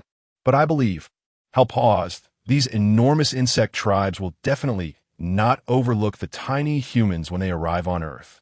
Most of the insect tribes are low-intelligence creatures, and when they see the higher vertebrate mammals like humans, they will certainly not spare our spinal cords and brains. One thing I don't quite understand, if these creatures are from the neighbor star, which is 2 light years away from Earth, have they mastered the technology of time and space travel? Even at the speed of light, it would still take 2 years to travel from Earth to the neighbor star. Could it be that the insect from the Yellow Sand Planet have already known this in advance? Fong Su was puzzled by this. Hal explained further, the Yellow Sand Planet has long surpassed Earth's civilization level. They can use wormholes to travel through space. I forgot to mention earlier, this Yellow Sand Planet is not just populated by insects. There are also a very small number of advanced intelligent life forms. Moreover, I believe the massive earthquake and the huge crack in the Himalayan mountains that allows seawater from the Pacific Ocean to flow and are directly related to the insects about to step onto Earth. Although it sounds very absurd, I think this matter should be known to Dr. Feng Yaohui. He would definitely be extremely interested. Fong Su gathered all the information Hal had collected onto a small chip, hurriedly grabbed his coat, and rushed outside. This fixed-frequency radio signal cannot be fabricated. The neighbor star, 2 light years away from Earth, has long been defined by many scientists in Gallic country as a place where life exists. In the past, Hal was right. There was indeed life there, but its manifestations were not like those of humans. As Fong Su stepped out of the cabin door of the HAL spacecraft, he encountered the limping Kita-Hara-Chia. Kita-Hara-Chia had come with a mission, leading the supreme artificial intelligence of the Metaverse, the Black Rose Queen, who instructed Kita-Hara-Chia to implant a brain-machine interface chip into Fong Su's brain. Hello there, buddy. Kita-Hara-Chia's lower leg was wrapped in white bandages and several hard bamboo sticks to ensure that his leg wouldn't suffer further injury. Leaning on his crutch with one hand, Kita-Hara-Chia smiled at Fong Su, and for some reason, after experiencing the Metaverse world, he suddenly found a spiritual aspiration. Just like his subordinate, Staniv. Even if he died in the real world, he would definitely survive in the Metaverse. Fong Su had never seen Kita-Hara-Chia with so many smiles on his face. It felt strange. When a person's words and actions are vastly different from their usual behavior, it deserves special attention. You're not dead? That's quite a surprise, Fong Su said. He knew that beneath the Himalayas, in the dark forest, there were many large wild wolves, wild boars, and even tigers. These animals were very large and had been in a state of hunger for a long time, with an enormous demand for meat. Perhaps I shouldn't have died. Kita-Hara-Chia still wore a smile and extended his remaining right hand. Please forgive any offenses I may have caused in the past. After all, We lived together in the concentration camp in the Himalayas for a long time. I know I'm a jerk, but I have contributed to the concentration camp in the Himalayas. The way I look now is God's punishment for me. I pray for your forgiveness. I still feel that it's better here. It gives me a sense of belonging. Fang Su hesitated for a moment, but extended his right hand without hesitation. Where are you going? I'm going to find Dr. Feng Yaoi. What about you? The usually cold and somewhat arrogant Kita took the initiative to make small talk. Let's go together. Although Fang Su hated evil, he was also a very magnanimous person. Kita was now alone. His mercenary troops had all been incorporated by Fang Su, and Kita was missing an arm, like a snake that had lost its fangs, unable to stir up any trouble. That's great. Kita leaned on his crutch, walking at a slow pace. Fang Su, you are a very promising young man, selected from so many people to become a biochemical hunter. You have never killed gene beings or biochemical replicants in front of others. Kita gave Fang Su a thumbs up. You are a benevolent gentleman. Kita rambled on with so many compliments that Fang Su felt a bit embarrassed. Kita, why do I feel like you've changed into someone else? Can a long night really change a person? Life and death can happen in an instant, and good and evil can also change in an instant. I have come to understand that this is like the sudden enlightenment mentioned in Buddhism. Once you achieve it, many things become clear. Kita looked up and saw many people in the meteorite crater, including Stephen James and his daughter, Elisa. Dr. Feng Yaoi stood with his hands on his hips, frowning, seemingly deep in thought. One of Feng Yaoi's assistants, Lu Hong, held a folded, glowing notebook, and the screen displayed a digital model of the meteorite crater, along with differential and integral calculations and complex mathematical formulas. Another assistant, Zhao Ruizong, was measuring the depth of the crater's bottom with an electronic level. Qin Yao was typing rapidly on a miniature folding notebook, her fingers flying across the keyboard. Pastor Pinkman, dressed in a dark blue clerical outfit, wore a shiny silver cross around his neck and held a yellowed, wrinkled Bible in his right hand. Around the meteorite crater, spaced a few meters apart, there were some intelligent robots patrolling and guarding. I always felt that this meteorite crater was unusual. Kita took a few steps ahead and greeted Feng Yaoi. Dr. Feng. Kita walked unsteadily, and Feng Yaoi focused intently on his eyes. Upon closer inspection, he noticed a side-shaped key in Kita eye. Possessing this key indicated that a brain-machine interface chip had been implanted in his brain, allowing him to enter the metaverse. How could Kita? Now, I'm also one of you. Kita whispered to Feng Yaoi. Congratulations. Feng Yaoi quickly smiled at Kita.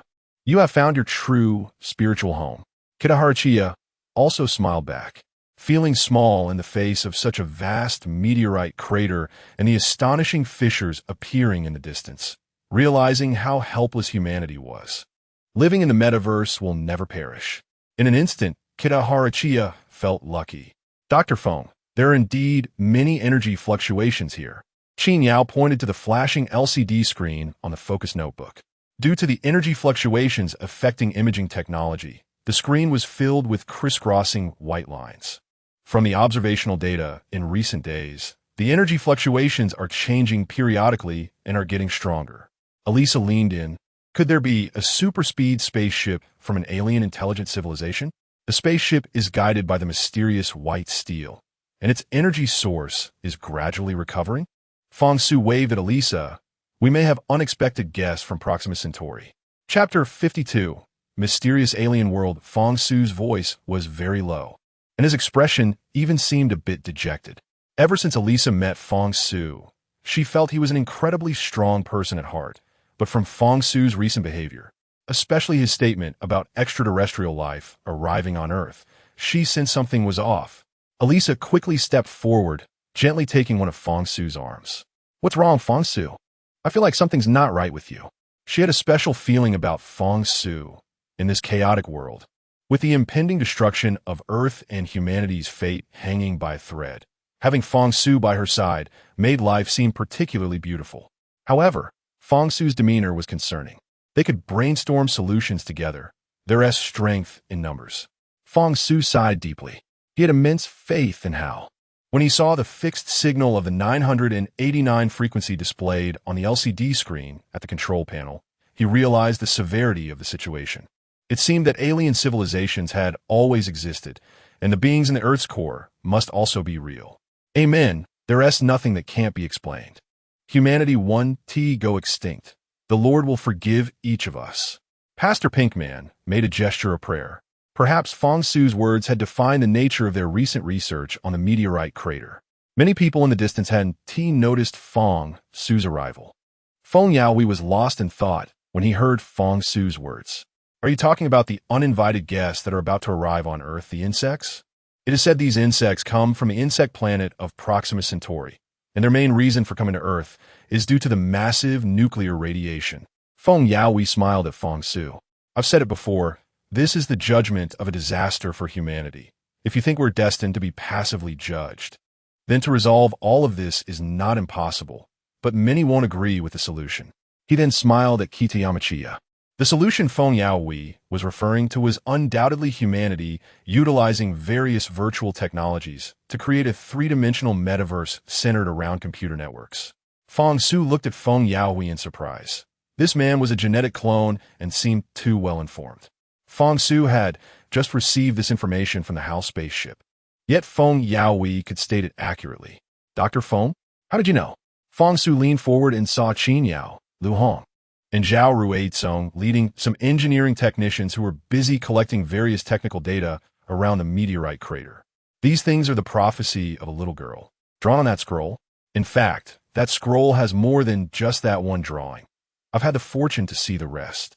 Feng Yaoi exhaled lightly and surprisingly pulled out a pack of cigarettes from the pocket of his worn-out work uniform. Turning to Kitayamachiya with a smile and offering her a cigarette, Kitayamachiya, with only one arm left, took the cigarette in a particularly bizarre manner. Thank you, Dr. Feng. Fang Su's brow furrowed into a knot. Why did Dr. Feng seem so close to Kitayamachiya? It didn't appear to be mere flattery or superficial interaction. It seemed like they had a deeper level of spiritual communication, resonating on some ideological level. Isn't it a bit surprising? Fang Su? No problem. No one is perfect. Just look at Kitayamachiya. Losing an arm is a sort of punishment for him. One must have a broad heart, don't you think, Fang Su? What could Fang Su say to that? He just felt that Feng Yaoi was acting strangely. At least his eyes didn't seem as kind and melancholic as before. The eyes are the window to the soul. Feng Yaoi was a genetic clone, but that was an unchanging truth. Maybe. Fang Su paused slightly, thinking as he spoke. So what should we do? Yes, Dr. Feng, we are currently in a concentration camp in the Himalayas, which is still suitable for human survival. If extraterrestrial intelligent life arrives on Earth, especially if they are insects, how do we stop them? Elisa was particularly concerned about this issue. Faced with such a disaster, it wasn't like the previous earthquake. During the last earthquake, they had not been harmed, thanks entirely to Hao. But if extraterrestrial intelligent life, in the form of insects, devoured Earth, then the planet would truly become a dark world devoid of any life, without starlight or light at all. Even lions, tigers, and other ferocious carnivores on Earth would not be a match for these extraterrestrial insects. We can only accept the judgment of fate, just like last time with the earthquake. What good is it to predict it?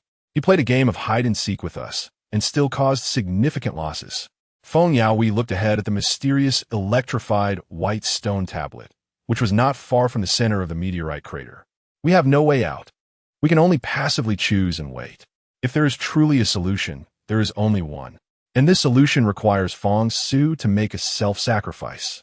In other words, even if Earth is destroyed, human civilization will continue, unless Mars is also destroyed. Fang Su was confused. A solution that required his self-sacrifice didn't seem too concerning. If he could sacrifice himself to save countless lives and ensure the longevity of Earth, he believed it would be worth it. However, when Dr. Feng said the human civilization would continue even if Earth was destroyed, and that the way to ensure this was to make sure Mars wouldn't be destroyed, it sounded completely off. What solution? Fang Su looked at Elisa.